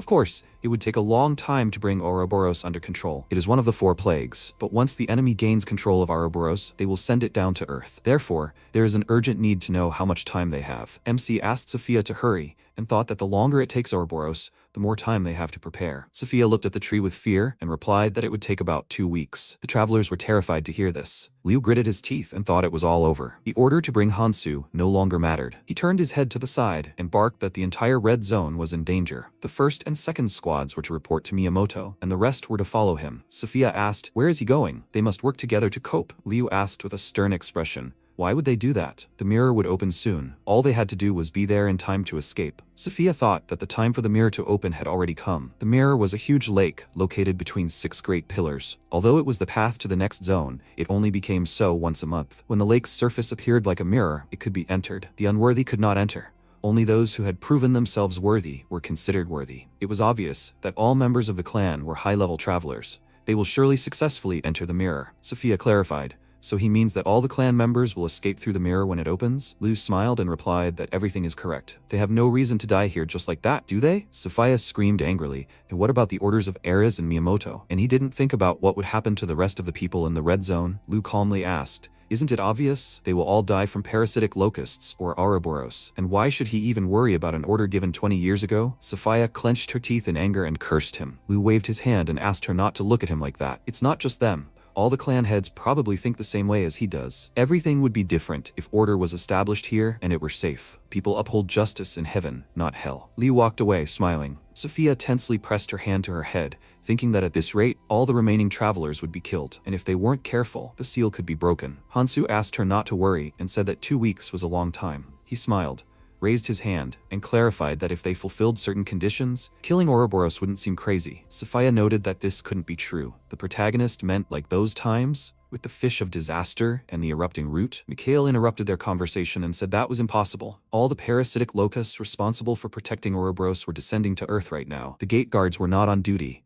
meaning Ouroboros was completely sealed off from outside intrusion. Using the same method as before wouldn't work. The protagonist showed 2 fingers and noted that that was why he had mentioned certain conditions. The first condition was the gathering of all the clans to repel the locust attack. Second, they must enlist the support of the strongest travelers in the red zone, the 7 phantoms. Sophia gasped in fear, remembering the strongest travelers. MC smiled and added that maybe then they could succeed. That's how they'll defeat Ouroboros. At the same time, Ouroboros clenched a tree branch in its teeth. Mikhail said that MC really did say he wanted to unite the clans to confront the parasitic locusts. Despite the fact that Ouroboros would soon descend and destroy everything around it, that's impossible. The clans won't act on the protagonist's wishes. Sophia clarified that until now, she had followed his ideas and seen Hansu accomplish the seemingly impossible. Even now, her opinion and trust in him hadn't changed. However, she was certain he knew why the 7 phantoms couldn't leave their posts. Even if they wanted to come to their aid, they couldn't. Hansu sternly clenched his fist and replied that of course he knew. That's why he was going to solve this problem. He would destroy the cause binding the phantoms. Sophia raised her hand in alarm and shouted that this couldn't be happening. The protagonist turned around and added that before that, they needed to unite the clans and force them to stop the parasitic locusts. They didn't have time. After some time, Tekiron was in the Ouroboros central nervous system. He watched the events through the system windows.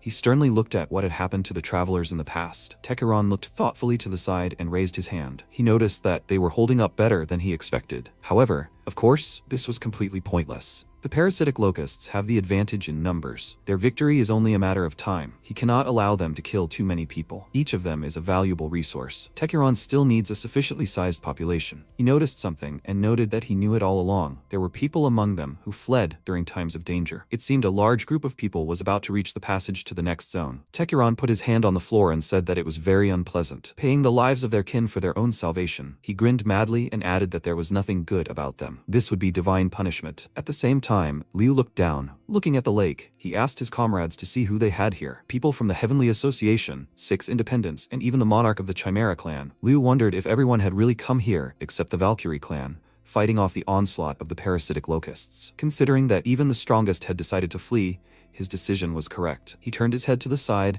and asked his comrades to position themselves nearby, so they could escape as soon as the mirror opened. The group members agreed with him. The monarch of the Chimera clan, Gyokma, turned his head when he heard the sounds. He looked at Liu and exclaimed, "Who's here?" It was the man who stole Carl's place. Had that man already given Liu permission to leave? Liu descended the mountain and replied that he had no reason to speak with him. Gyokma mockingly remarked that it was very pathetic. Considering the situation, he had expected to finally see him. The man was so busy that he could hardly remember what the protagonist looked like. Liu snorted in irritation and clarified that, unlike the leaders of the other clans, that man was fulfilling a great duty, so it was only natural. Suddenly, the clan leaders looked up in surprise. The protagonist jumped down and noticed how quickly the 6 great clans had arrived. Liu clenched his teeth in anger and asked, "What is Hansu doing here?" He called the protagonist a damned freak and yelled, "Did the MC come here to get in their way again?" Hansu calmly replied that he hadn't come for that. He simply wanted to share the plan. The plan was simple. They, the 6 great clans, would stop the parasitic locust invasion. At the same time, the protagonist would kill Ouroboros. The travelers asked,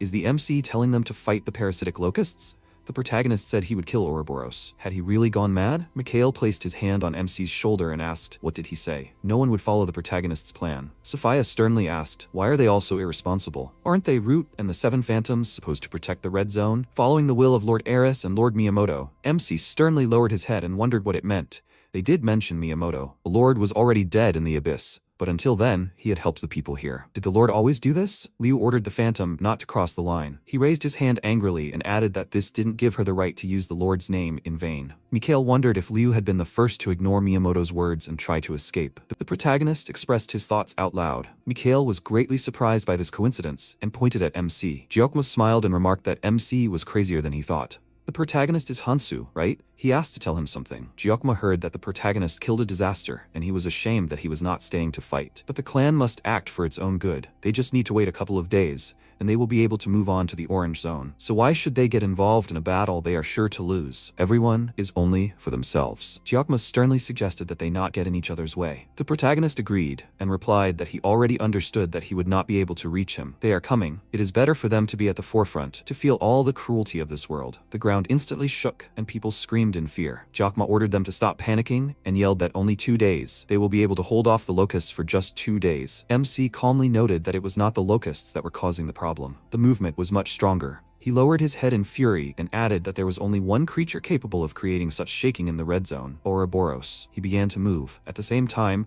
Ouroboros was rapidly moving along the tree. The travelers looked at the monster's tail with great fear. Liu looked up in fear and yelled, "What's going on? Shouldn't Ouroboros have slid down in 2 weeks?" Sophia confidently disagreed and clarified that it wasn't Ouroboros that was slid down. It simply moved its tail. The travelers yelled in alarm. "Such an earthquake just because Ouroboros moved its tail?" Hansu said he knew it. The enemy was trying to block the mirror. The travelers, unable to stay on their feet, fell to the ground and roared that the tail was approaching. They quickly ran away from the fallen tail. The protagonist said he had one more request. Sophia decisively raised her hand, created magical seals, and agreed with him. A stream of water headed toward the multitude of seals. The water, hitting the seals, was directed to the sides. At the same time, Liu put his hand to his head and thought that this was bad. Now, he won't be able to go to the Orange Zone. Ouroboros' tail passed into the lake, blocking the passage. The subordinate pointed upward in horror and called out to the commander. The locusts quickly ran along Ouroboros' tail. After some time, the travelers, their legs shaking with fear, exclaimed that this was just a nightmare. There were simply countless of them. Liu turned his head to the side with fury and ordered a retreat immediately. They needed to escape as far as possible. The clan leader exclaimed with great tension that they were leaving too. All the clans ran to the side. The subordinate called out to Gyokma and asked, "What's his order? What should they do?"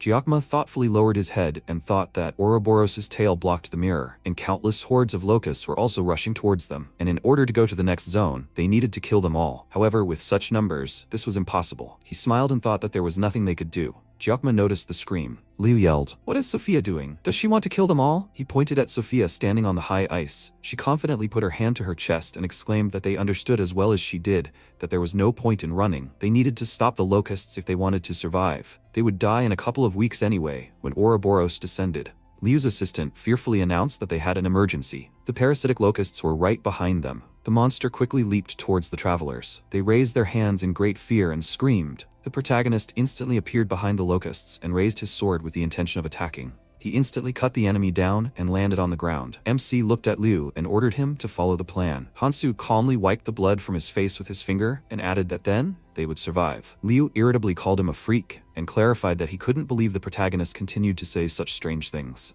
Liu pointed a finger at Hansu and asked, Does the protagonist think he's a hero? He ordered him to stop thinking like that. The MC continued to say strange things about killing Ouroboros, but Ouroboros is not like the other disasters for the protagonist. Hansu sternly clarified, does Liu want to escape without a fight? Even if it destroys the only path to survival, the mirror will open in 2 days. However, while Ouroboros' tail blocks the mirror, the only thing they can do is wait 2 weeks. The travelers must choose, unite to defeat the disaster and survive, or follow their selfish desires and remain in the red zone, buried in the ground. The locusts hissed with fury as they ran. Gyokma's assistants turned their heads to the side and looked at the fleeing insects. They screamed in fear and raised their weapons, declaring that the enemy was approaching. They begged Gyokma to save himself. The locusts instantly leaped up and approached Gyokma, but he didn't move. Gyokma grinned madly and remarked that he liked Hansu. He immediately raised his hand and pulled a hammer from his inventory. Gyokma turned and launched a powerful attack at the locusts. The monster fell to the ground. Gyokma ordered everyone to listen to him and declared that from now on,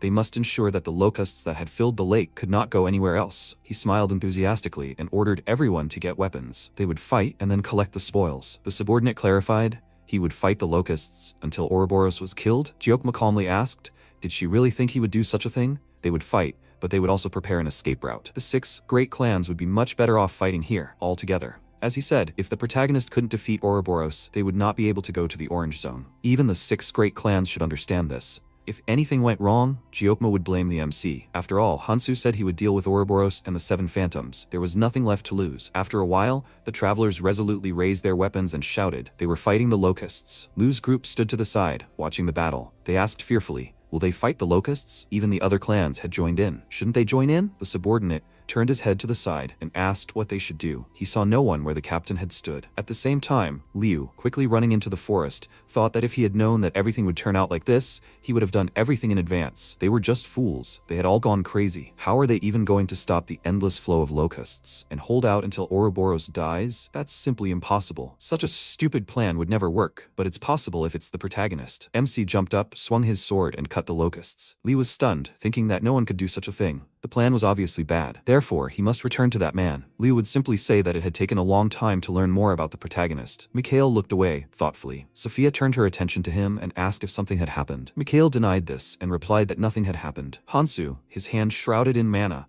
landed on the ground near his comrades. Mikhail drew his sword from its magical seal and said that, following the Hecarim clan, the other clans had joined in the plan, and they had managed to slow the locusts' descent. The protagonist said he was leaving the rest to Mikhail. He had done everything he had planned to do here. Now MC must move on and defeat Miyamoto's 7 phantoms. It was time to meet him. Mikhail, frightened, clarified. Hansu was leaving the rest to him, so should he continue to stay here? The protagonist confidently confirmed this. As far as he remembered, during their last meeting, Mikhail had promised to provide him with the support of his assistants. MC smiled, turned, and said he would leave the rest to his comrade. Mikhail smiled with intense fear and raised his hand in agreement. After some time at the beacon headquarters, an assistant announced that a report had been received. Locusts had occupied the mirror. They were currently being held back by 6 great clans led by Gyokma, the leader of the Hecarim clan. After the Valkyrie clan completely destroyed the first wave of locusts, they began advancing towards the mirror. Therefore, they must make a decision. Should they avoid the battle with the locusts by hiding in the seal and waiting for the passage to open? Or should they continue to guard the seal? After all, phantoms must guard the seal. Mariant Ark, the 4th phantom, raised her hand and clarified, wouldn't it be better to hide near the seal and wait for everything to end? Frankly, the situation wasn't that dangerous. Baek Jonsang, the 3rd phantom, sternly said that he supported the decision to hide in the seal. Neither locusts nor even Ouroboros are capable of penetrating inside, and in any case, they won't be able to do anything about the sliding Ouroboros in 2 weeks. Tina Charlize, the 6th phantom, angrily stood up from her chair and screamed, what will happen to the remaining travelers if they decide to hide? Kyle Cooper, the 2nd phantom, added that he was against it. It's their duty to protect the seal. But isn't that to save more lives? The phantoms started arguing and screaming that they must stay alive. Who cares about the death of a couple of travelers? Can the phantom even hear itself? How can it say such things? Ouroboros is descending. The red zone is over. Even that thing in the seal will disappear. That thing in the seal is something on a different level. It will be able to move to another zone. The 1st phantom, the leader of Beacon, Miyamoto Junichi, asked for silence and said that they should not argue with each other. The options are good, but they should not create quarrels between them. The phantoms sadly lowered their heads and asked for forgiveness. Miyamoto disagreed and replied that there was no need to apologize. Given the situation, he understood their feelings very well. However, no, especially in a situation like this, they must remain calm. They are phantoms, right? First, they must find the cause of what is happening in the red zone, and then, Miyamoto interrupted when he saw Liu stopped at the entrance. An assistant yelled that he had an urgent report. Kyle sternly noted that the phantoms were holding an important meeting. Miyamoto interrupted him and said that it was okay. He stood up from his chair and clarified that Liu had worked hard, taking the position of Stormtrooper Commander, vacated by Carl's death. Liu bowed and thanked him. Smiling, Miyamoto placed his hand on Liu's shoulder and clarified what the assistant wanted to report by running here. Liu grinned madly and yelled that the fact that the 6 great clans were holding the locusts near the mirror was all Hansu's fault. But that's not all. The protagonist proposed a stupid plan involving defeating Ouroboros. He came to report this. Miyamoto calmly replied that he understood this, and Liu hopefully noted that this was the right thing to do. Miyamoto sternly clarified, however, what Liu was doing near the mirror. Liu tensed up and stuttered as he tried to answer. Miyamoto said there was no need to yell in vain. Liu's going to the mirror clearly showed his attempt to escape to the orange zone. Does Liu see that 7 phantoms have gathered here to decide the future of the red zone? And Liu's actions are a great humiliation for the phantoms. Liu angrily yelled that he was just following orders. Miyamoto asked, "Really his orders?" Liu looked at him hopelessly and fell silent. He lowered his head and apologized. Miyamoto asked him to wait and noted that they would continue this conversation later. After a while, Tina asked, "Really? Liu ran away? What a disappointment." Miyamoto said that if you remember that a huge snake was descending here, his actions were understandable. Mariant warily noted that in any case, a fact is a fact. A certain Hansu really did start all this. Miyamoto laughed and replied that he would still like to meet the protagonist at least once. Who knows? Maybe MC is a reasonable person who will help the red zone. The assistant whispered something in the subordinate's ear. The subordinate raised his hand and, calling out to Miyamoto, announced that the protagonist had arrived. Miyamoto turned his head sternly to the side and asked, "Is the assistant talking about Hansu?" They met, and he said that he didn't know if he had heard about him from Sophia, but perhaps he should introduce himself anyway. He is one of the 7 phantoms that protect the red zone, and also the current leader of Beacon. He gave his name, and Hansu said that it was nice to meet them. Given the tense situation, he would get straight to the point. He goes to kill Ouroboros and asks for their help. Kyle reached for his sword and said that this was very impudent. He was not even worthy of talking to them. The other phantoms agreed with him, and Miyamoto said that he was a truly honest man. However, they cannot help him. Even though he says that he is capable of defeating Ouroboros, there is a reason why they do not leave this place. He said with a smile that he knows about Akuma. As he always did, he will take their place and defeat him, so they must remove the seal. The phantoms ran up to him very quickly from all sides and put their weapons to his throat. He said with a thoughtful expression that this was quite unexpected. How did he know about this? He thought that travelers in the red zone knew about the 4 disasters: the twisting root, Ouroboros, the king bee, and the fish of disaster. However, deep within the trunk of the world tree, another disaster existed, hidden from the travelers. The 5th sealed disaster, Akuma. When it was discovered,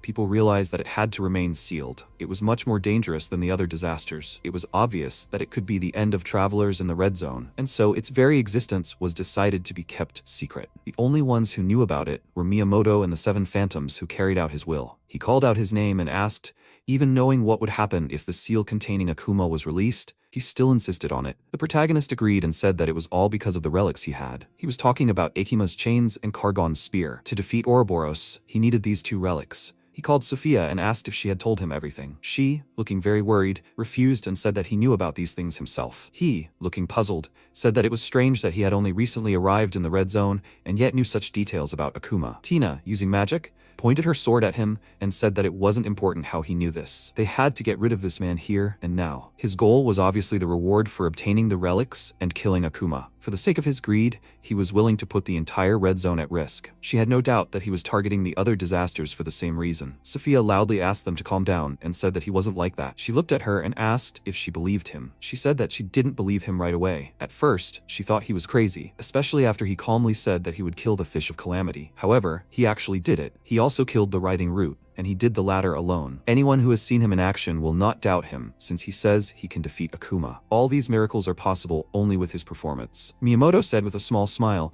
that they should all sheath their blades. They all did so, and he went to him and said that he understood what he was talking about. However, those who fell in that battle cry out to him. They say how hopelessly overwhelming his all-destructive power was. What does he have that they don't? MC immediately released a powerful wave of energy, which threw all the phantoms away from him. They all landed, looked at him, and asked what was that? He summoned the spirit dragon, took the sword, and said that they would see for themselves. He would prove that he could defeat Akuma. He pointed his sword at them, and said that they should attack together. Jonsang looked at him with a serious expression, saying that he was overwhelmed with bravado. He pointed his sword at him and said that he would test him in action. They all ran towards him together, and he struck first, and Hansu was able to reflect this attack. The others jumped towards them and swung their weapons to attack. He crossed swords with him and said that they were phantoms. The fact that he thought he could defeat all of them, the defenders of the red zone, at once was nothing more than arrogance. Tina launched her sword, but the spirit blocked this attack. He said with a small smile that he was definitely stronger than an ordinary traveler. He truly deserved the title of Phantom. He looked at him with a serious expression and asked why he was saying this. Spirit waved his hand and threw away the sword. It grabbed two phantoms that attacked from above,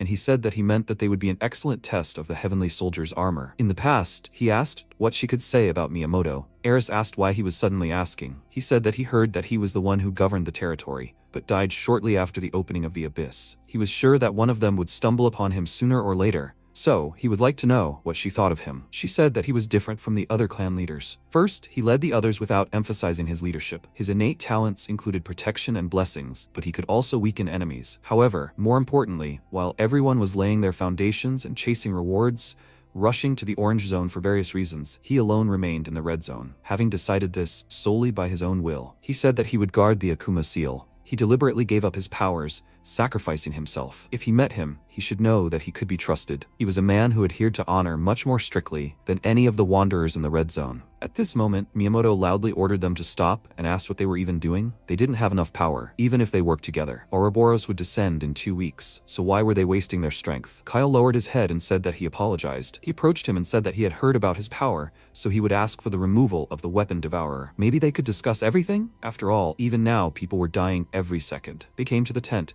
He sat on a chair and said that he recognized his power. However, he could not remove the seal, relying only on that. No one could predict what would happen if the seal was removed. His seal must never be broken. Even approaching the seal makes one feel its overwhelming power. Does he have a specific plan to eliminate Akuma though? He said with a serious expression that of course he has a plan. Of the 5 existing elf helm relics, 2 of them are used in the seal, and he already has the other 3. If using 2 relics, one can suppress the power of this monster, then using all 5 can destroy it. It seems the chance of this plan succeeding is high. What will they say? Miyamoto thought that this was very familiar. He bears a great responsibility and the will to lay down his life for the cause, without showing even a shred of fear for his life. In all the 20 years he has been here, has he ever met a similar traveler? Yes, he has. It is Eris. He was brought out of these thoughts by Mariant, who called his name. He apologized and said that he was lost in the memories of the past. Unlike him, who is quick to make decisions, he is a different person and has a more measured nature. Could he summarize some of his thoughts before answering his question? The protagonist agreed and said that let's say they follow this plan and remove Akuma's seal to defeat him. However, what if they lose? He also wanted to start a full-fledged war against the disasters. However,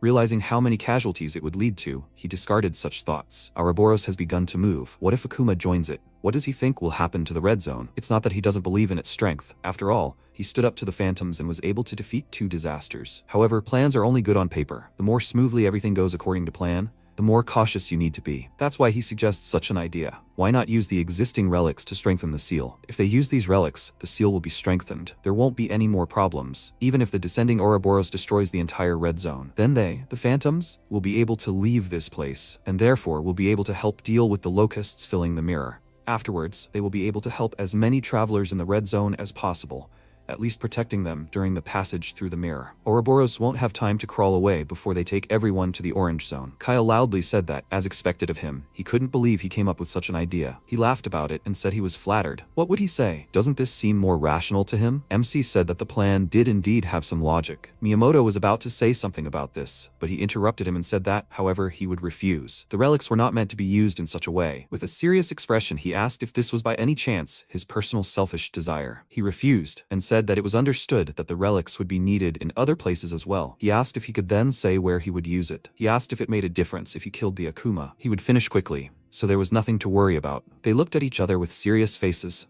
He began to get up from his chair and said that for now he proposed to leave it at that. Sophia looked at him with a surprised expression and asked if that meant anything. He interrupted her and asked if they had a choice but to trust him. He was relying on him. He walked away with a calm expression and said that he asked them to follow him. He would take him to the place where the Akuma was sealed. He remembered something and said that first he asks him to change into these clothes. His fighting style is based on agility, so this will suit him. Hansu changed and said that these were very good clothes. The system announced that this was Gert's leather armor, lightweight and reduces air resistance. He thought that it seemed like he should adjust this. She walked next to him, called his name, and said that it was such a relief. It was great that he decided to trust him. All that remained was to defeat Akuma according to plan. He walked forward with a serious expression and thought, did she say according to plan? He remembered what happened at the meeting earlier, called her by name, and said that he wanted to tell her something. At the same time, the sealed demon sat in a cocoon and opened his eyes. 20 years ago, Eris came to the place where the seal was and was shocked by what she saw. She saw many people turn to stone and asked what happened here. Keldian came closer and said that these were human-shaped stones. He seemed to understand what had happened. They had fallen victim to an attack of incredible power. It was an attack by a single creature that was locked here. This dangerous creature must not awaken. Here and there, remnants of the unknown energy it emitted could be felt. Kongtae said that it was still sealed, and if they left it alone, everything would be fine. He adjusted his glasses, refused, and said that he was mistaken because the seal was weakening. It was held together by the chains that bound it, but obviously sooner or later, the seal would fall off on its own. Eris asked, in other words, was this a bomb that would soon explode? He said that one could say that. Miyamoto approached the seal, touched it, and he said that it seemed they needed to come up with a plan to deal with this. He suggested that they return and discuss their further plan. He attracted everyone's attention by saying that he thought he had a solution. He began to release spirit and wondered if he would have to risk his life again to ascend. His weapon eater may be the strongest here, but in the next zone he would have to start all over again. Keldian looked at this and asked, is he pressing down on the seal with the weapon eater? He wondered how much longer he would have to do this, and would it ever end? He said with a calm expression that his weapon eater would help the seal. This way, Akuma would not be freed. Eris said that, however, he would have to stay here, in the red zone, to maintain the functionality of the weapon eater. He said that this was his conscious decision. All for the higher purpose, for the sake of humanity. Therefore, he will stay here. They need not worry. He will stay in the red zone and protect the seal. For now, they came to this place where he was silently contemplating all this, and Kyle called him. Miyamoto turned to him and with a small smile said that he remembered the past for a moment. The protagonist called him with a serious expression and said that he could begin. They didn't have much time. He looked at him, agreed, and said that it was their duty. His ring began to emit energy, and he said that he was starting to remove the seal. He summoned his weapon eater, which extended its hands towards the seal. He watched what was happening with a serious expression, and thought that it seemed like he had fed his eater a lot of weapons. Although significantly inferior to the Heavenly Soldier's armor, this weapon eater nevertheless had impressive power. This meant that the role of the Seven Phantoms was procurement. Since Miyamoto was supposed to take care of the weapon eater, he was greatly limited in what he could and could not do. Therefore, it was the Seven Phantoms' responsibility to obtain the weapons the weapon eater needed. However, something was wrong here. He could understand something. He finished removing the seal, pulled out his spear, and a powerful wave of energy flew out because of it. Akuma broke the seal and got out. This demon just stood there and everyone around was staring at it. Tina looked at it and thought that her body couldn't move. He just released his killing intent and that alone felt extremely dangerous. Without a doubt, this monster is a real monster. Unexpectedly for her, this demon approached her very quickly, which surprised her very much. MC took out his sword, ran very quickly towards her, and blocked a very strong blow with the monster's hand. He pushed the monster's hand away, and then struck back at the hand. After that, he delivered a sharp roundhouse kick and hit him in the head. With this blow, he threw Akuma a few meters away from himself and said that they all should listen to him carefully. His skin began to change, and he said that they should protect themselves, since he was going to fulfill his part of the deal. He would go against him alone. He very quickly ran towards the monster and swung his weapon to attack. The demon noticed this and very quickly ran towards him. They ran towards each other and both swung their arms to attack each other. At the same time, on the surface, Gyokma looked into the distance and said that he felt the ground shaking. Kimchi looked at him with a tired expression and asked if it was because of the locusts. He refused and said that the tremors were coming from underground. At that moment, Hansu blocked the demon's attack with his sword, but he was thrown back. Kyle looked at it in surprise and thought that it was like a battle between two monsters. Akuma delivered many very fast punches with his fists, but he dodged all of it. He summoned beads that he threw at his head. The monster delivered a very strong blow with his hand, but he managed to jump back. Because of this, a large cloud of dust rose up, from which the monster ran out at great speed. He ran towards him and swung his fist of energy. He delivered a strong blow, but the monster very quickly dodged and ran behind him. He tried to attack him from behind, but the protagonist managed to turn around and delivered a powerful punch of energy. The monster immediately jumped away from him, and he wondered if he had dodged such a blow. The others looked at this in surprise and said that this was not a battle they could interfere with. Their strength and speed were beyond them. Kyle said that everything was as he said. They had no choice but to leave everything to him. He looked at Akuma standing in front of him and thought that he was faster than he thought. Even though he partially summoned the Heavenly Soldier armor just for such a case, it still couldn't keep up. Attacks that cannot hit the target are meaningless. He needs to summon it again when he is sure of hitting. It seems he will still have to use it. Ikim chains and the spear gaghorn. He noticed that the monster began to cry and mentally asked to kill it. He agreed and said that this was the only reason he came anyway. The monster ran towards him very quickly and delivered a strong punch. He dodged this attack and immediately struck back. After that, he jumped to the side and grabbed a chain that was lying next to him. He looked at it with a small smile and said that the chains worked quickly. The monster ran towards him very quickly, and he threw a chain at it. With this, he bound it and thought that even though he tied it up, it would soon be free. Therefore, he must finish it off before that happens. He swung his spear to throw it, but he felt a strange energy and thought that his body was not obeying him, as if someone was pressing on him. Could this be his skill? This can't be. As far as he knows, he does not have skills that block the opponent's movement. This means someone else is to blame. However, who could it be? At the same time, Miyamoto stood behind the others and similar energy emanated from him. Because of what happened, Akuma broke free from the chain's grip and ran towards him very quickly. Akuma struck him very hard and he dropped his spear. He was still bound by the chain, but he swung his arms and broke free. MC survived this attack and thought that now he understood what had alarmed him earlier, his attitude towards maintaining the seal. A weapon devourer who devoured a huge amount of weapons, his debuff skill was aimed at him. He was protecting Akuma. She said he was a righteous man, after all. He didn't think he would be of any help. At that moment, a monster ran up to him and dealt a very powerful blow, which he blocked with his sword. He remained on his feet after this attack and wondered if he had become stronger. The monster ran up to him very quickly, attacked, and he thought that it wasn't the monster that had gotten faster, but he himself. The monster began to deal numerous rapid blows, and he barely dodged and blocked it all. Miyamoto watched with a smile and used his skill again. Hansu was about to attack, but he noticed the skill's effect, and because of this, the monster hit him very hard. He crashed into the roots and thought that this was very tiring. The more time passes, the stronger his debuff becomes. Sophia must decide faster. She looked at it with a worried look and asked, what was wrong with him? Akuma suddenly started to press him. She thought that something was wrong here. Given how things were going at the beginning of the fight,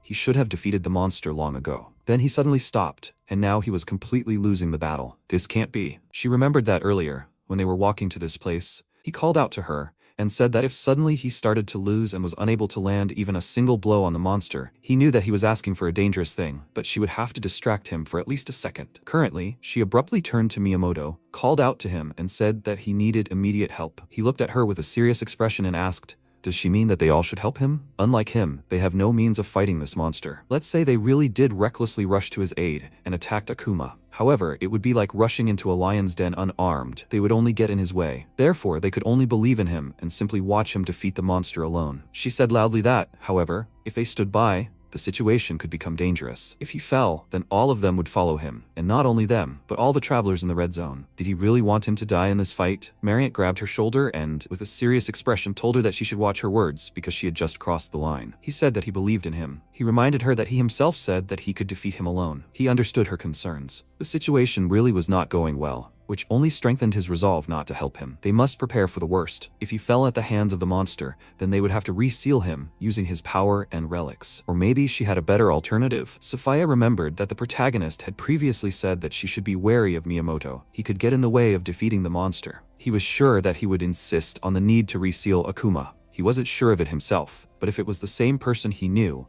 then he truly believed that he would eventually betray them. She thought that given his words, the way he intended to protect the seal, and how he suddenly started losing meant that he was going to kill him. He watched the battle from the sidelines and wondered, Akuma, is this a disaster that must be killed? This was a mistake. He only thought so because he saw him as an enemy that must be destroyed. As long as they could maintain the seal, he was no different from a caged beast. As long as he held its chain, the possibilities for its use were considered limitless. As long as it was under his control, he could easily continue to keep the red zone under his control. He was just an arrogant fool, lost in the illusion of his own heroism. As punishment for such arrogance, he will die drowning in despair. He noticed that MC was about to attack and immediately began to use his skill on him. Because of this, he missed Akuma's attack, but remained on his feet and struck back. Because of this attack, the monster was thrown a very long distance, and this surprised the phantoms. He was bleeding from the monster's attack, but he still remained on his feet. Miyamoto looked at this with a serious expression and thought that he put all his strength into this skill. It could not fail to work. He was very angry because of this and thought, however,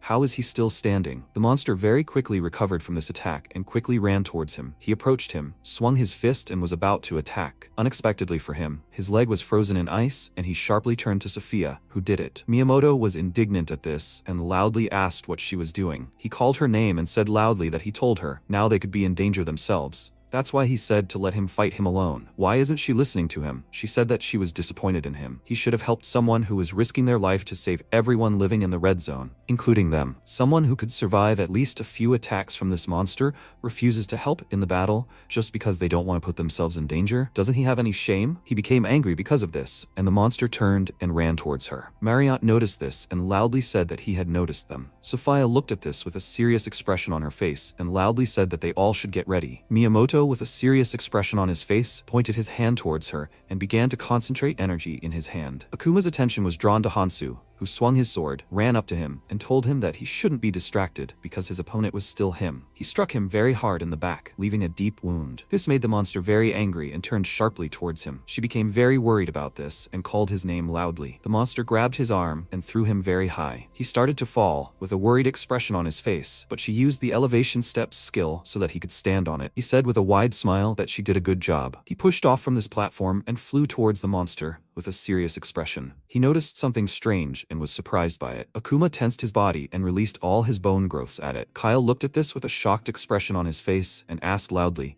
"Is this monster even capable of this?" The protagonist summoned beads, which reflected these projectiles. The chain lying on the ground filled with energy, and the system notified that thanks to the infusion of mana, Akima's chains were being restored. He shackled the monster with this chain, and it began to actively try to break free. He called its name with a serious expression, took out a spear, and said that it should freeze for a moment.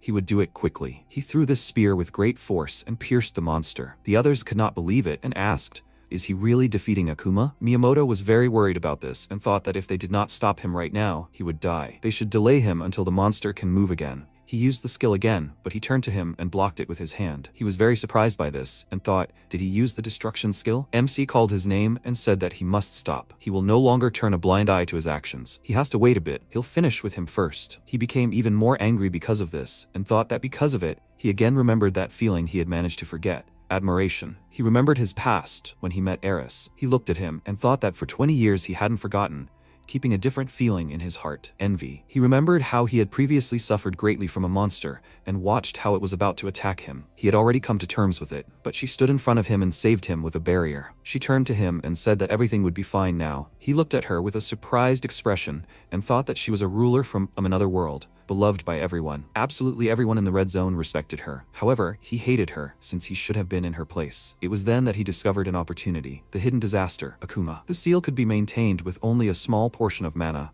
but he lied to everyone to stay in the red zone. All this for his safety and pride. At the moment, he became very angry about this and released a powerful stream of black energy. Hansu turned to face him and blocked this attack with his hand. He looked down and noticed a magic circle that had appeared on the ground beneath him. He looked at it with a dissatisfied expression and thought that he didn't know how he had managed to block the magic, but he had definitely delivered the finishing blow. He was very surprised when he ran up to him with incredible speed and put a blade to his throat. He looked at it with a serious expression and remembered how Keldian had said that he must kill without hesitation. He must make sure to destroy all obstacles to their plan. Otherwise, they would bring ruin to humanity, so there was no need to show mercy to them. He thought that he was right. This man was an enemy and would become a serious obstacle to the plan. He must kill him here and now. He remembered that Eris had said that she asked him to refrain from unnecessary killing. The hope of humanity rested in his hands. Therefore, he must take care of everyone he could, even in the face of vile evil. She will leave it to him. Keldian, with a serious expression, said that for the good of humanity, he must destroy all evil. The only repentance they deserve is death. She said that for the good of humanity, he must give even villains a chance. Through his mercy, they will think about their actions, repent, and become better. He said that people cannot change. She said that under the right circumstances, people can change. They said completely opposite things, which made him confused. He struck a sharp blow with his sword and cut off Miyamoto's arm. He was very surprised because of this, grabbed the place, and screamed loudly in pain. The protagonist said that this was his last chance. He showed him mercy. Does he want to continue this? He looked at him with a very angry expression on his face and insulted him. He turned to the phantoms and loudly asked why they were still standing there. They must attack him as quickly as possible. They must carry out his order. Sophia was very angry about this, ordered him to shut up, and said that they were not his subordinates. He loudly insulted her and asked how she dared to ignore his orders. She said that he should not be mistaken. They are the defenders of the red zone and act from this paradigm. He, who committed a vile betrayal, has no right to command them. The rest of the phantoms made a decision. Surprising Miyamoto, sided with his opponent. Kyle said that they, the phantoms, exist to protect the red zone. To fulfill this duty, they obeyed his orders. However, He cannot understand his current actions. As she said, he is no longer his subordinate. He is disappointed in him. He knelt before him and remembered Eris, who extended her hand to him with a smile. Because of this, he began to laugh long and loudly, after which he asked, "Did they say to protect the red zone? Great, they should try to protect it then." MC raised his hand and said with a serious expression that he told me so. There was no point. He noticed something strange, and thought that he wasn't trying to put a debuff on him. Something was wrong. He noticed that powerful energy began to emanate from Akuma, and he realized that it was strengthening him. He pulled out the spear that was pierced into his body and threw it to the side. He stood up and started screaming very loudly. The monster ran past the phantoms with incredible speed and left a mark on the ground. They looked at it in surprise and wondered what kind of attack this was. It was impossible to dodge. They heard the monster's loud scream, and one of them said loudly that it was getting closer again. They all should pay attention. They were very surprised when they noticed that the monster fell to the ground, banged its head on the ground, and asked what happened to it. Sophia looked to the side and loudly said that Miyamoto was escaping. Johnsang looked at this and said loudly that they should quickly capture him. Mariette grabbed his shoulder and asked loudly with a worried look, "What about the Akuma?" They were very nervous, didn't know what to do, and Hansu said that they should calm down. They can leave the monster to him, and they themselves must stop it. Kyle asked if he would really be okay. He agreed and said that he made a promise. Immediately after that, all the phantoms except Sophia went in pursuit to the surface. He, with a calm expression, said that she should go with the others. She looked at him and said that if they wanted to meet them later, he needed a method of communication with them. Besides, she wanted to personally witness the end of this monster. She looked at this monster with a worried look and thought that the killing intent she felt when she first met him was incomparable to what she felt now. Miyamoto's enhancement turned him into an even more terrifying monster. Will he be able to handle him? What is his plan? Suddenly, he threw his sword on the ground. She became worried about this and asked loudly what he was doing. He looked at the monster with a calm expression on his face and said that she should not worry, because he would not need this sword anymore. He looked at the crying monster and wondered, does his power-up increase his strength and regeneration? If so, then Akuma will continue to fight. Even if the power-up takes away his life force, he will not stop. The monster ran towards him very quickly and extended his hand to grab him. He dodged this attack and struck back, which knocked Akuma to the ground. The protagonist sat down next to him, put his hand on his head, began to use his energy, called him by name, and said that he should pull himself together. Because of this, he remembered what he was like before, looked at him, and asked who he was. He looked at the monster with a serious expression on his face, and thought that he knew it, and apparently, he was right. Akuma is not a monster who has completely lost himself, but one who has lost control of himself due to anger. However, thanks to Miyamoto's regeneration enhancement, he was able to regain his consciousness, previously lost in anger. How ironic. In his malicious attempt to force him to fight to the death, he instead gave him a chance to regain himself. He called out his name and asked if he remembered his father. Because of this, he remembered the past, when his relatives pointed their weapons at him, and his father said that he should die. He began to cry because of this, loudly called out to him and asked what he did wrong and why he was torturing him. In the present, he loudly begged not to touch him and said that he did not want to die. It hurts. Why does everyone hate him? He threw a punch and asked for him not to come closer and leave him alone. This attack hit MC, and he was thrown back very hard. He remembered that earlier the monster he met said that for the sake of his cause, he killed his own son. However, he regretted making such a choice back then. Sophia put a barrier in front of herself, loudly called his name, and said that Akuma was attacking with its spikes. He stood up with a calm expression on his face and walked towards him. Despite all these attacks, she continued to hold the block in front of herself to protect herself and called his name again. He reached the monster, put his hand on its head and said that everything was fine. He and his father, Tekeron, were not to blame. He had suffered enough, and now he could rest. After some time, Akuma, who had become younger, lay on the ground and noticed that his body had changed. He began to tremble with fear, and he said that he could calm down. He neutralized his rage. Now he was able to move freely. He looked at him with a surprised expression and asked, did he heal him? He refused and said that after some time, unfortunately, he would return to his previous state. Still, he couldn't completely erase his rage. He trembled with fear and said that he didn't want to become like that again. He started crying and said that he didn't want to kill again and didn't want to be hated. Hansu extended his hand and said that he could join him. His plan had gone wrong and he needed his help. When his rage surfaced again, he would help him find himself again. His only condition was that he would act according to his plan. Does he agree to this? He took his hand and was about to say something.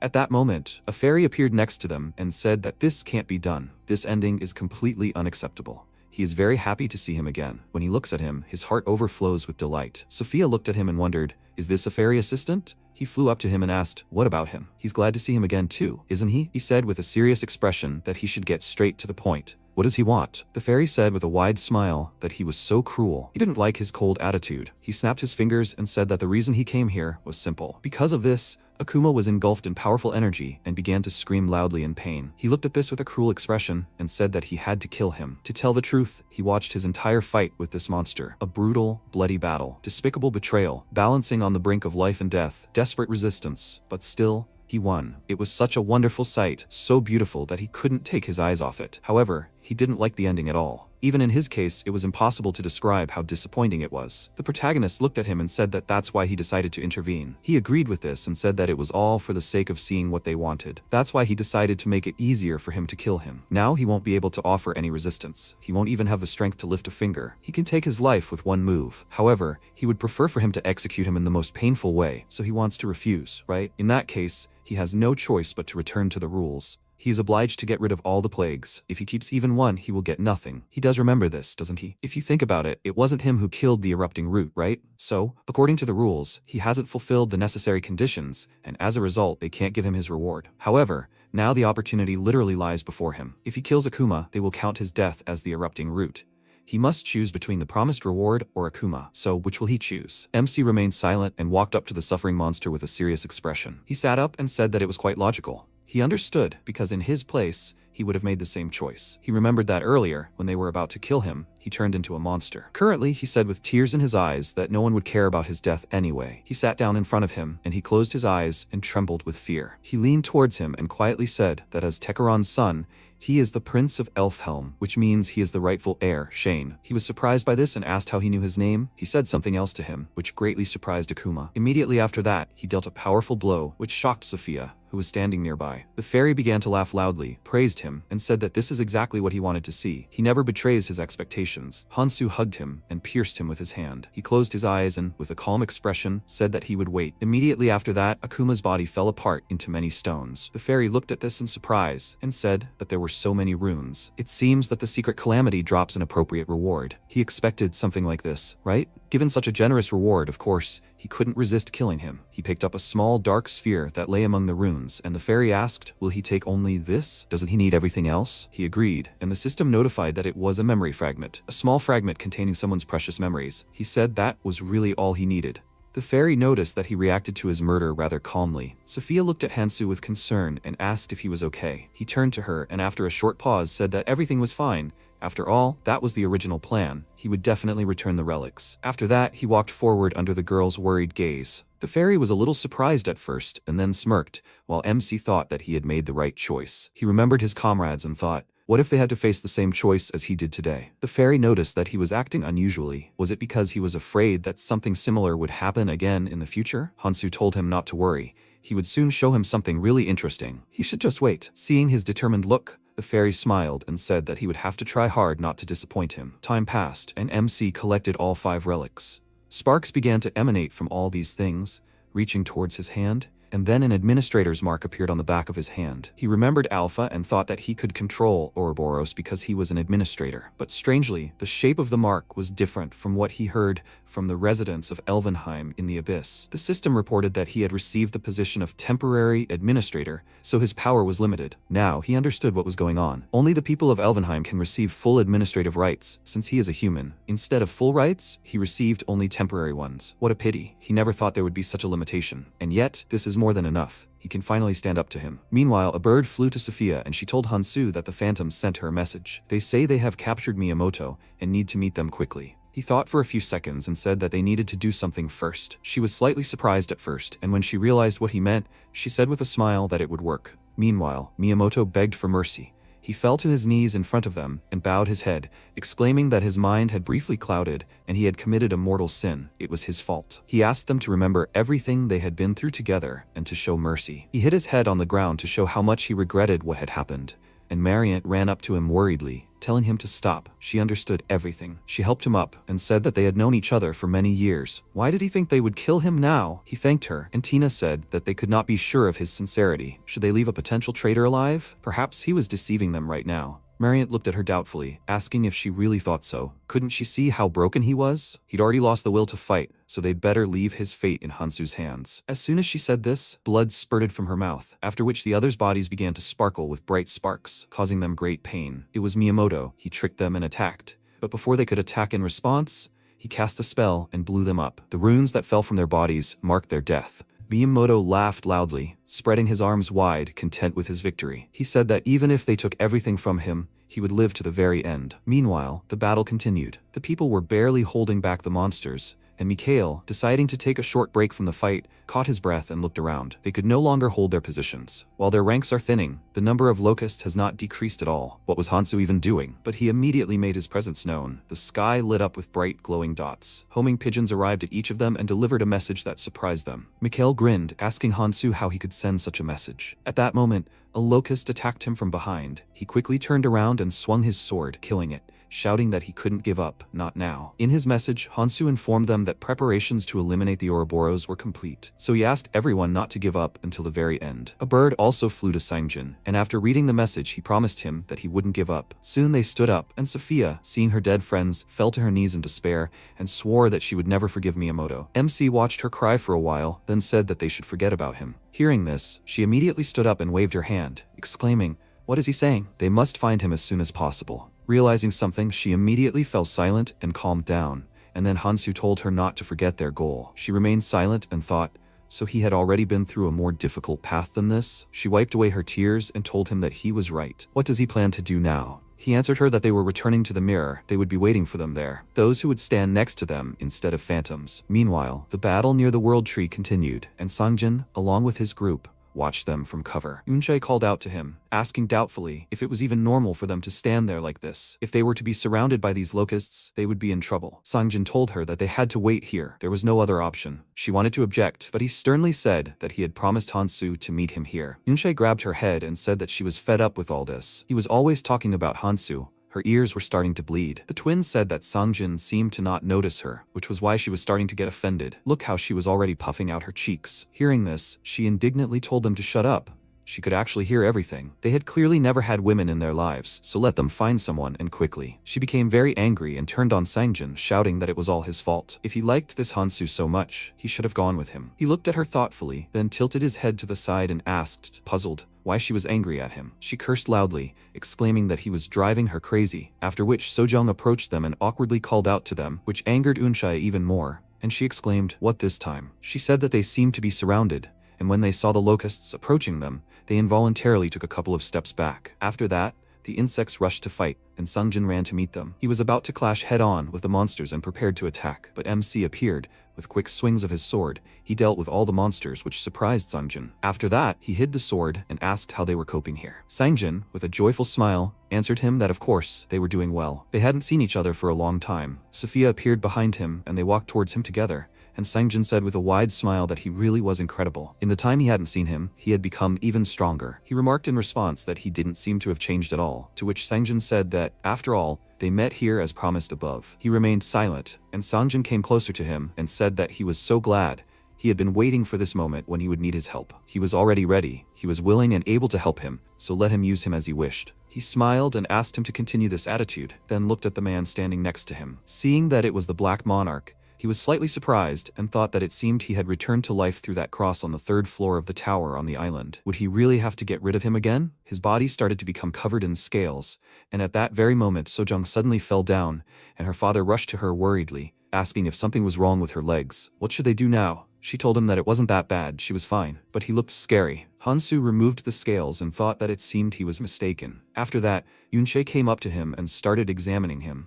She said that she finally saw him with her own eyes. He was the same Hansu that Sangjin was always chatting about. Does he even know how irritated she is? When she looked closely at his face, she immediately remembered that girl who looked very similar to him and asked if he by any chance had a younger sister. He told her that was not the case at all. After which he looked around at all the people in the group and mentally noted that he had seen the rest of them at least once. It looked like they hadn't arrived yet, but he was sure they were fine. Sangjin decided to get down to business and asked what he wanted him to do. MC kept it brief and said that from now on, they would work together with him to get rid of the Ouroboros. They were very surprised to hear this, and he said he would explain everything in detail when they got to the mirror. That was all. There was silence between them for a few seconds, after which Eunchae exclaimed in irritation, "Is that all? What kind of plan is this anyway?" She turned to Sangjin and indignantly ordered him to say something. His friend had completely lost his mind, but instead, he said that he could rely on them. They would do their best to live up to his expectations. In the end, the girl lost her temper and hit him with all her might, and to prevent her from hurting him even more,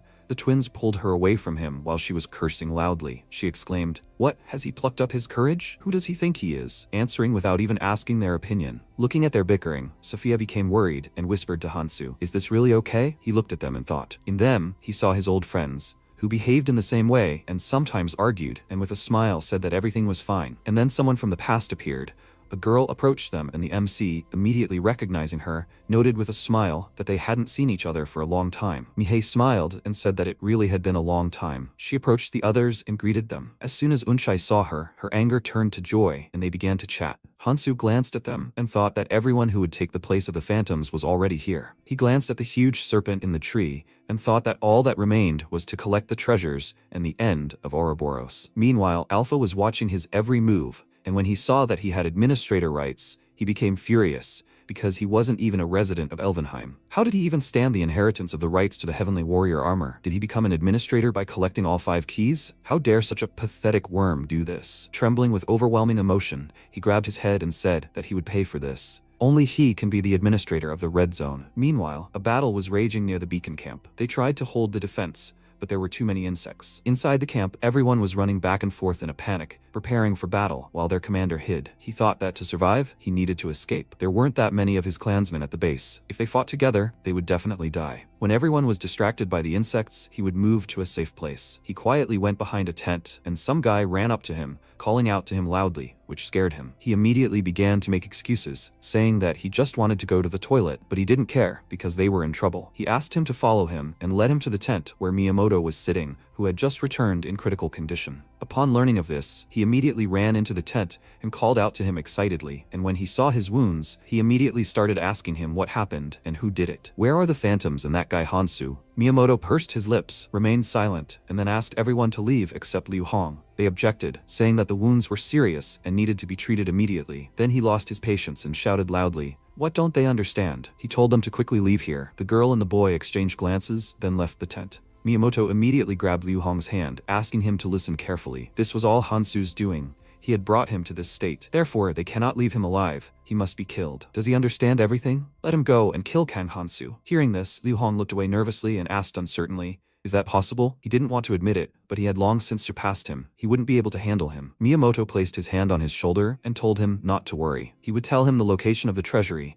where he hid the items he was going to use for the seal. Let him gather all the beacon members and become stronger. Liu Hong immediately filled with confidence, noting with a wide smile that he did have a plan after all. After that, he knelt before him and swore to carry out his orders, thinking that this way he would become strong enough. And when he kills Hansu, then it will be Miyamoto's turn. Meanwhile, MC and his allies easily killed the monsters. Having cleared the path, he turned to the rest of the group and said that there was not much left, so they should hurry. Unchai, hiding behind a tree, hesitantly agreed with him, and Hansu said that they needed to get there before Miyamoto made his move. She hesitantly emerged from her hiding place and said that she understood everything, after which they continued forward. Mihei wielded her bow well, helping the others avoid being hit, and Sophia used magic. Sangjin easily dealt with the monsters with just daggers, and Unche felt uneasy watching these 4. Time passed, they sat down to rest, and Unche, breathing heavily, wiped her sweat and said that nothing was working after all. MC turned to them and she said that she was sorry, but they had used up all their strength. The 4 of them are incredibly strong. They are some of the few truly powerful people in the Red Zone. Perhaps they can even survive alone. Therefore, they will not understand them. They will not understand how much ordinary travelers like them want to survive. They just want to survive. They followed Sangjin, and follow them now, only because they thought that their chances of survival were higher this way. But it seems they could die at any moment, so they will not go any further with them. Sangjin got angry and exclaimed, "Why is she talking like a weakling? If Hansu said to go, then she should go to the end and be happy." She immediately ran up to him and slapped him across the face with all her might, telling him to shut up. She then pushed him to the ground and started beating him, asking why he was so clueless. Could he please not interrupt the conversation with his stupid remarks? Sophia looked at him in confusion as she beat him, and thought that with her strength, it seemed like she didn't need to worry about survival. Mihei, meanwhile, approached Hansu and called out to him, suggesting that he continue. After all, whether to follow or not was their choice. In the past, he would have agreed with her, but not now. He asked them to trust him and continue following him, and Yunche asked with displeasure, why? He could handle it himself. Why drag dead weight around with him? He told her that because he needed to save lives. When he started the fight with Ouroboros, everything around would be destroyed. He needed them to save as many people as possible. She asked, so they were something like like his personal rescue team? He confirmed this and said that thanks to this group, tens of thousands of people, including them, would survive. She remained silent, staring at him in surprise, and he said that of course, it wasn't for free. He would make them all stronger. He thought for a moment, then said that if they wanted to leave, he wouldn't stop them. In this world, survival is everyone's personal responsibility,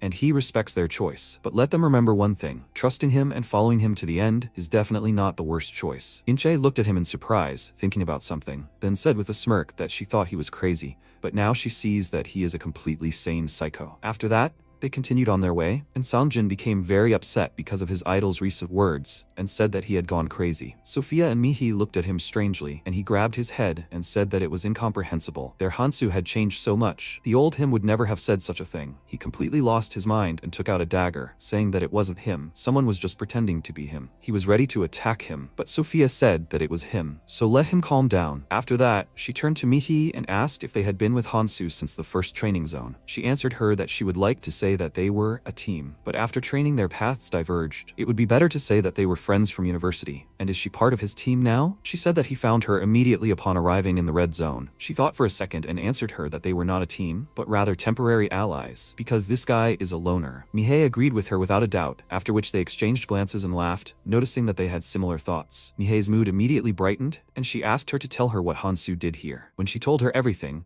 Songjin noted with a smile that this was definitely their Hansu. Fish, the Demon King, and this route, he moves forward without hesitation, so he is a true hero. Mihei, however, seemed a bit upset. She looked away and said that Hansu was a complicated person. He had a goal, one that he doesn't tell them about and which they wouldn't understand. That's why he always kept his distance. You can follow him, but you can't get too close. There was always a clear line, but now he's changed. If before he said that the weak couldn't keep up with him, now he was leading them. It seems that now she's beginning to understand what he really is. Their conversation ended when MC said that they were there. He crouched and touched the ground, using the first power of the Nirmaha ring, destruction. A shockwave erupted from his hand, causing the earth to split and a wind to rise. Afterward, the ground collapsed, and Sophia saw a secret entrance behind Hansu. Meanwhile, he remembered his conversation with Kangtae. He had then asked him if he knew why he was called the giver of opportunities. He hid a lot of useful things in each zone in case he had to start over and not suffer again. When he returned to the past, he would understand everything. It would help him. There was something else very important.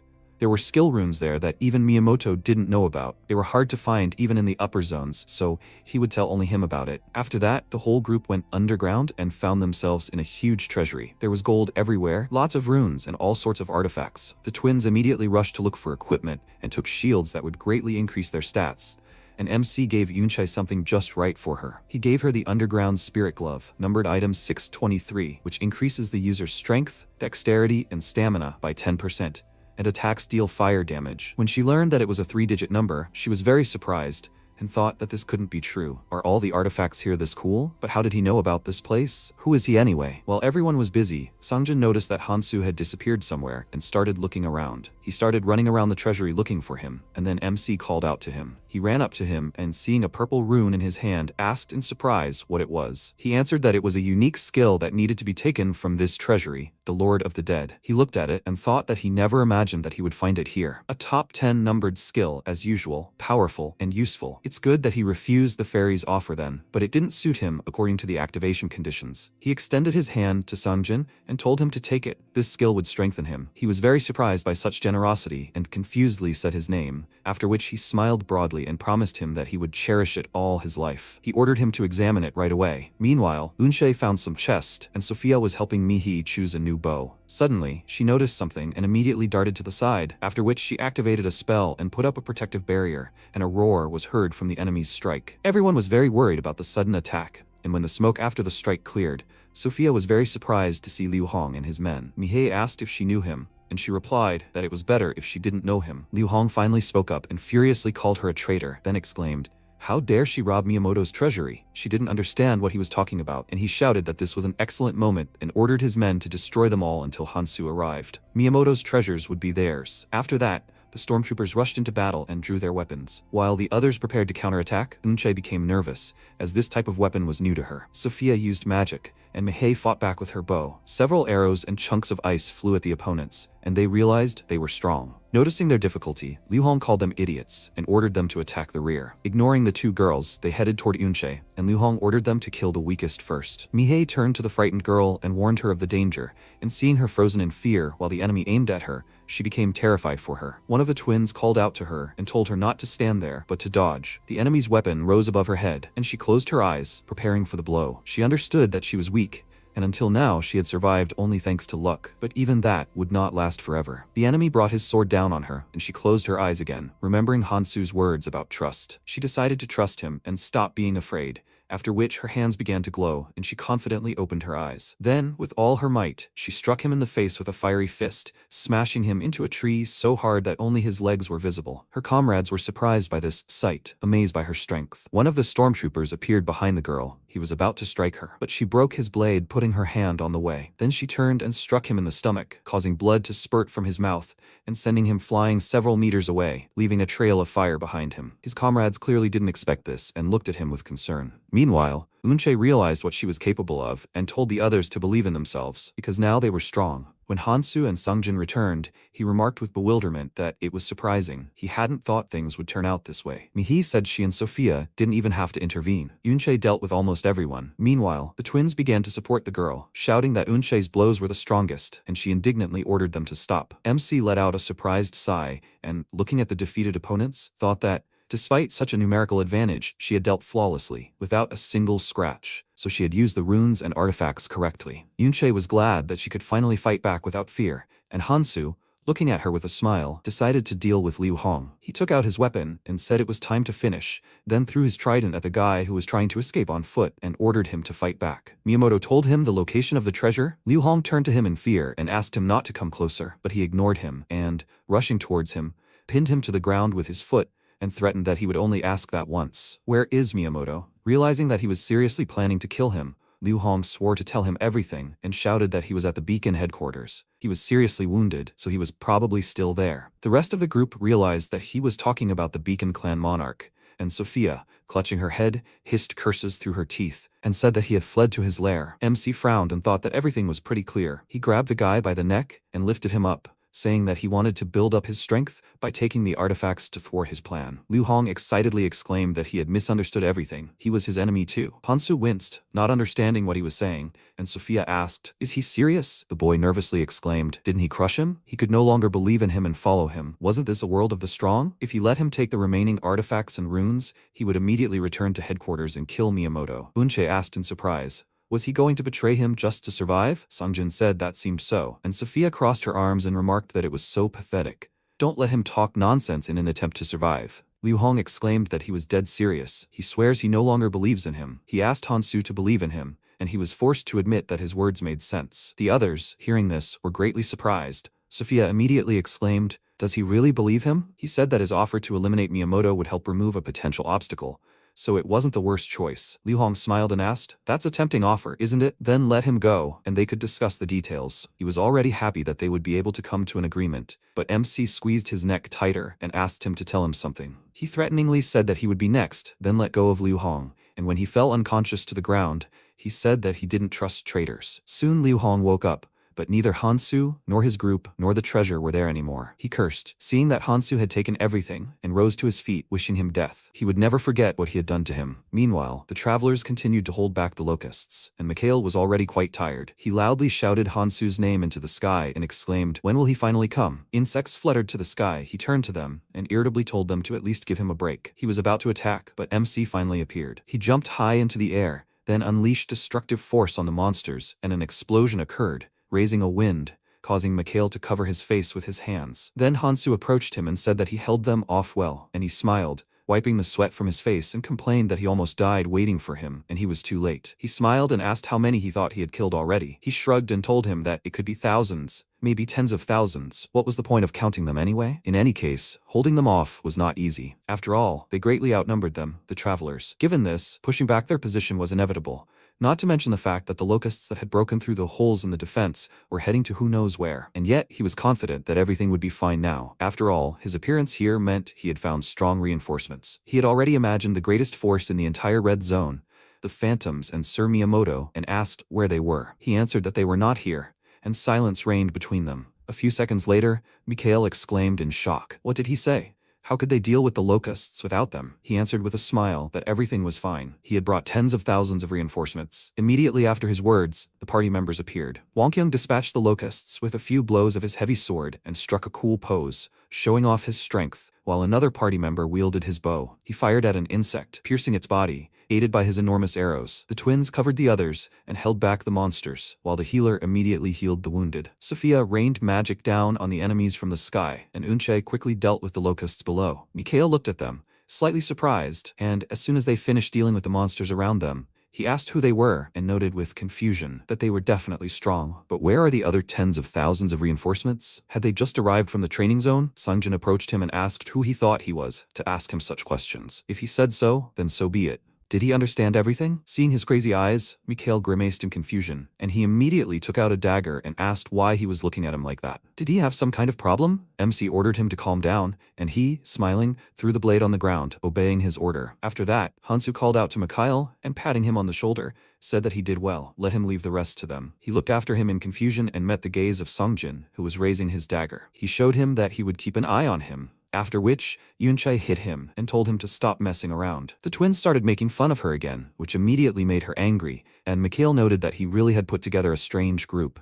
But since he believed in them, they had no choice but to trust them as well. He wished him luck, and then they went into battle. As the locusts began to approach, MC activated his skill and motioned for the others to begin. After that, he swung his sword several times, killing the locusts from a distance, and said that it would soon be dark. They would follow the plan and destroy as many parasitic locusts as they could. After that, Sanjin joined the fight. He fought next to Hansu, preventing the bugs from getting to him from behind, and Mihi provided support from a distance, shooting at the monsters with her bow. She was warned of danger from the left, but the locusts were advancing from the right as well. Monsters were everywhere. The twins took cover behind their shields as they were being pressed and began to get nervous. One of them shouted that there were too many of them, and Yunche, after striking, exclaimed that since he found time to complain, he should use it to kill bugs. MC told them that there was still a little time left. They just needed to hold out until nightfall. No matter how hard they tried, the locusts kept growing. They literally filled the entire area around the lake and beyond. Sophia called out to Hansu and said that it was getting too dangerous. A little more and they would be surrounded. He frowned and looked at the sky, since it was already quite dark. He called out to Sangjin and told him that the time had come. He remembers everything, right? It was his turn, so let him begin. He smiled and told him that he understood everything, after which he touched the ground and a bright flash appeared, spreading within 100 meters radius. The locusts they had killed began to revive. The insects rose and stood by their side,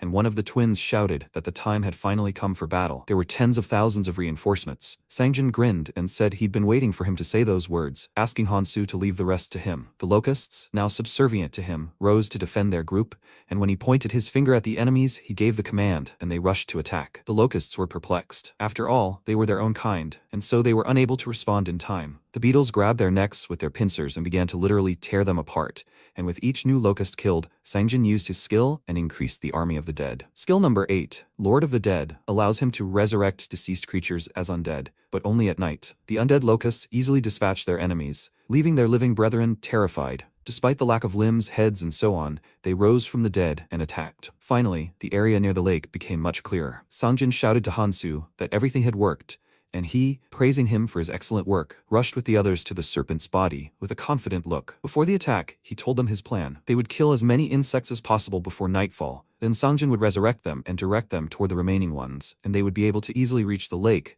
with the Ouroboros' tail. He told Sophia that she would have to lead them to the place where the magic was felt most strongly, and she inquired how they would ascend. He told her that it was very simple. With the help of her skill, immovable path, they would climb the Ouroboros. Following the plan exactly, they climbed onto the snake's body, and the archer looked around in surprise. He glanced at the tree entwined with the snake and noted that the angle was terribly steep. One of the twins remarked that if they fell from here, they wouldn't even find the body. Unche advised him to just watch his step, and Sojung said that the surface was even smoother than she thought, which calmed her down a bit. Mihi agreed with her. She was afraid the scales would be slippery. The MC interrupted their conversation, asking for their attention. He would go next, so they should just follow him. They only glanced at him confidently and braced themselves, after which he ran forward, and they followed. As they ran, they heard strange sounds. Insects were running straight towards them. Unche and Wang Kung rushed forward simultaneously, fending off the monster's attacks, and he shouted that they would take care of these, so let them lead the way. Mihi and the archer began shooting the remaining bugs, while Hansu noticed a raised scale. That was their first target. The insects continued to advance, and he rushed forward,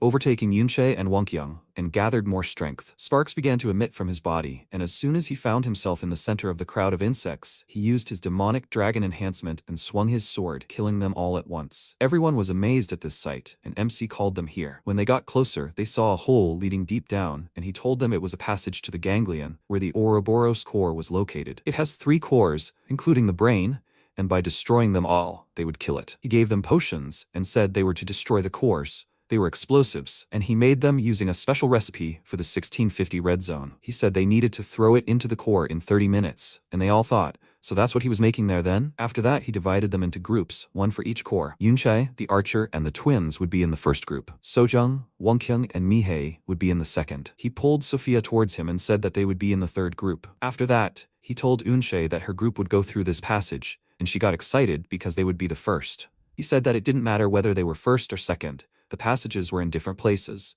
Only one group would go in. She didn't argue, after which she warned them that they were leaving, and jumped down with the others. Immediately after this, Sophia used magic and blocked the passage with ice, as ordered by Hansu. He thought everything was ready. All that remained was to reach the other passages. As they moved forward, they encountered more and more locusts, but they quickly dealt with them. MC only needed 1 swing of his sword to deal with them, and soon they discovered the second passage. He told the second group to move out. 5 minutes had passed since the first group entered. Once they reached the core, let them throw the explosives in time. Wonkung nodded, saying that he understood everything, and then they headed towards the hole. While the others were descending, Mihi stopped and looked at Hansu. Noticing this, he asked why she wasn't coming, and she shuddered with excitement, not knowing what to say to him. She was silent for a few seconds, then smiled awkwardly and said that she wanted to say something, but forgot. He just looked at her with confusion, and she told him to forget about it. She needed to catch up with them, otherwise they would lose her again. She headed toward the hole, and finally told him that they would talk later, after which she jumped down to the core. He thought about something for a few seconds, then asked Sophia to close this passage too, but that she'd just remember to let them out in 30 minutes. She began the spell and looked at the passage with a slight disappointment, mentally telling Mihi that she thought she understood what she was feeling. After that, the two of them headed to the third passage. MC could already feel the Alpha's energy, but a stronger enemy blocked their passage. They stopped, and Sophia asked, "What is it?" She felt that it was him, but Hansu, meanwhile, thought that the Alpha had woken up only recently and had already created a subspecies. It wasn't for nothing that he became the temporary administrator. The insect began to emit light, and then a projection of the Alpha appeared, and he asked if he was looking for him. He knew he would immediately follow him. He smirked, and calling him his enemy, said that they hadn't seen each other in a long time. But what kind of pathetic tactic is this? This is completely out of his style. MC asked discontentedly, "Has he said everything?" The Alpha called him insolent, and added that his arrogance will be his undoing, after which Hansu killed the insect, cutting off communication with it. Sophia asked if the Alpha wasn't with them. Then he was near the other group. "Will everything be okay?" He suggested that she first destroy their core and then move on. The passage was already open, so they needed to go. Meanwhile, the first group found the ganglion, a huge shining crystal. Yunche noted that it was much more spacious here than she thought and not at all dark. The archer pointed at the crystal, and she said that she saw it. It looked like the core of the Ouroboros. The twins noted that it was simply huge, but given the size of the Ouroboros, this was logical. Yunche took out a bottle of potion and advised them to have explosives ready. They had to destroy it in exactly 30 minutes. Suddenly, she sensed something and worriedly asked the others if they had heard it. They didn't understand what she meant and listened, after which, everything began to shake and they panicked, not understanding what was happening. Yunche looked up and became worried. She told the others to look up, and they saw a multitude of insects descending towards them from their burrows. They huddled together, covering each other's backs, and the insects continued to approach them from all sides. The girl noted that it looked like the rest was over. There were a lot of enemies. She ordered everyone to form up, and the twins to stand on the flank. The center would be hers. The archer would have to use all his arrows. They only had to hold out for 30 minutes.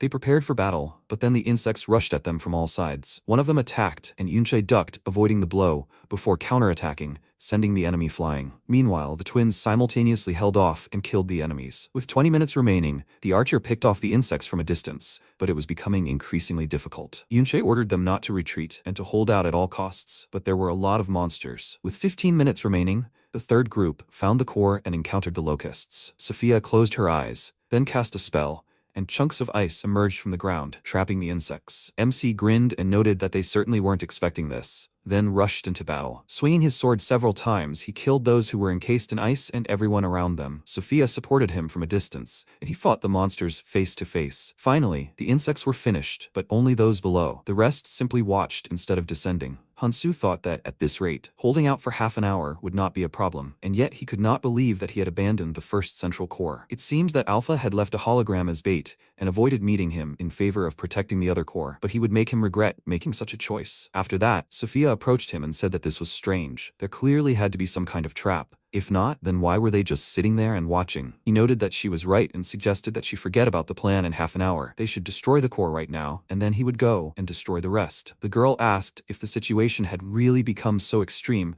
that he needed to go help the others. Couldn't they just destroy the cores themselves? Wouldn't destroying the core right away, contrary to plan, only cause confusion and chaos? He answered that if their only enemy was the locusts, he wouldn't worry. But the Alpha that appeared via hologram was somewhere inside Ouroboros, and he had to fight it. She asked excitedly if Ouroboros wouldn't start moving if they destroyed all the cores. Was Alpha really more dangerous than the snake? He answered that Alpha was dangerous, but he couldn't compare to Ouroboros. His words confused her, and she said that she didn't understand him at all. Why couldn't they just trust them? He said that he trusted them. He had a plan, so let her follow him. She was upset that even now he didn't want to explain anything to her. She thought that at least now he would trust her. But something unexpected happened. Miyamoto used the 7 soul pieces skill, which splits the user's soul and provides a connection between the soul pieces. It allows him to take over the mind of the person the soul piece is placed in. Thus, he took over Sophia's body, and starting to use magic discreetly, he thought, did he really think he would die so easily? Even if it's just a little. He trusts this fool, considering how he opens his back to her. He will pay for what he did to him. MC, meanwhile, took out the explosives,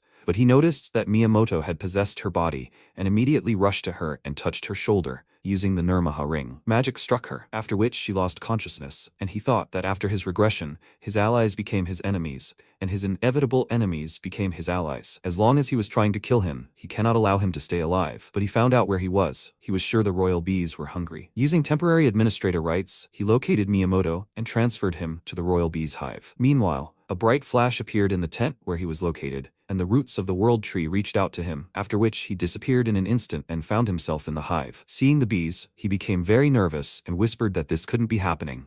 And then the insects pounced on the unexpected guest and began to devour him alive. While he thought that he, the ruler of the red zone, couldn't die so easily. A little time passed. Hansu felt that the 7 soul pieces skill no longer worked, and thought that given that the royal bees were finally able to feed on high-quality magical energy, he was sure they were happy too. The crystal cracked, and he realized that they had very little time left. It would be nice if she woke up now, but it looked like that wasn't going to happen. He's confident that using the heavenly soldier armor will provide some protection, but the system reported that he has less than 50% of his magical energy. Does he want to use the world tree's magical power? He hesitated, because the world tree could die if he made a mistake, so he needed to be careful. He apologized to it, then used its magical energy and, empowering himself, thought that with such a volume of magical energy, he could use it as much as he wanted. Taking the girl in his arms, he used the heavenly soldier armor, concentrated all his strength in his legs, and rushed forward. The core cracked, and then a bright beam of light shot from Ouroboros' body into the sky, and a roar was heard. Everything around shook, and then Ouroboros woke up. Its eyes suddenly opened and immediately began to move, and MC, meanwhile, thought that it didn't look like it had a full-fledged mind. Otherwise, it would have immediately attacked him. For now, instead of destroying the Alpha, he would focus on stopping it. He used the administrator's mark, and the branches of the world tree began to move. They wrapped around the Ouroboros' body, preventing it from moving any further. And Hansu, towering over it,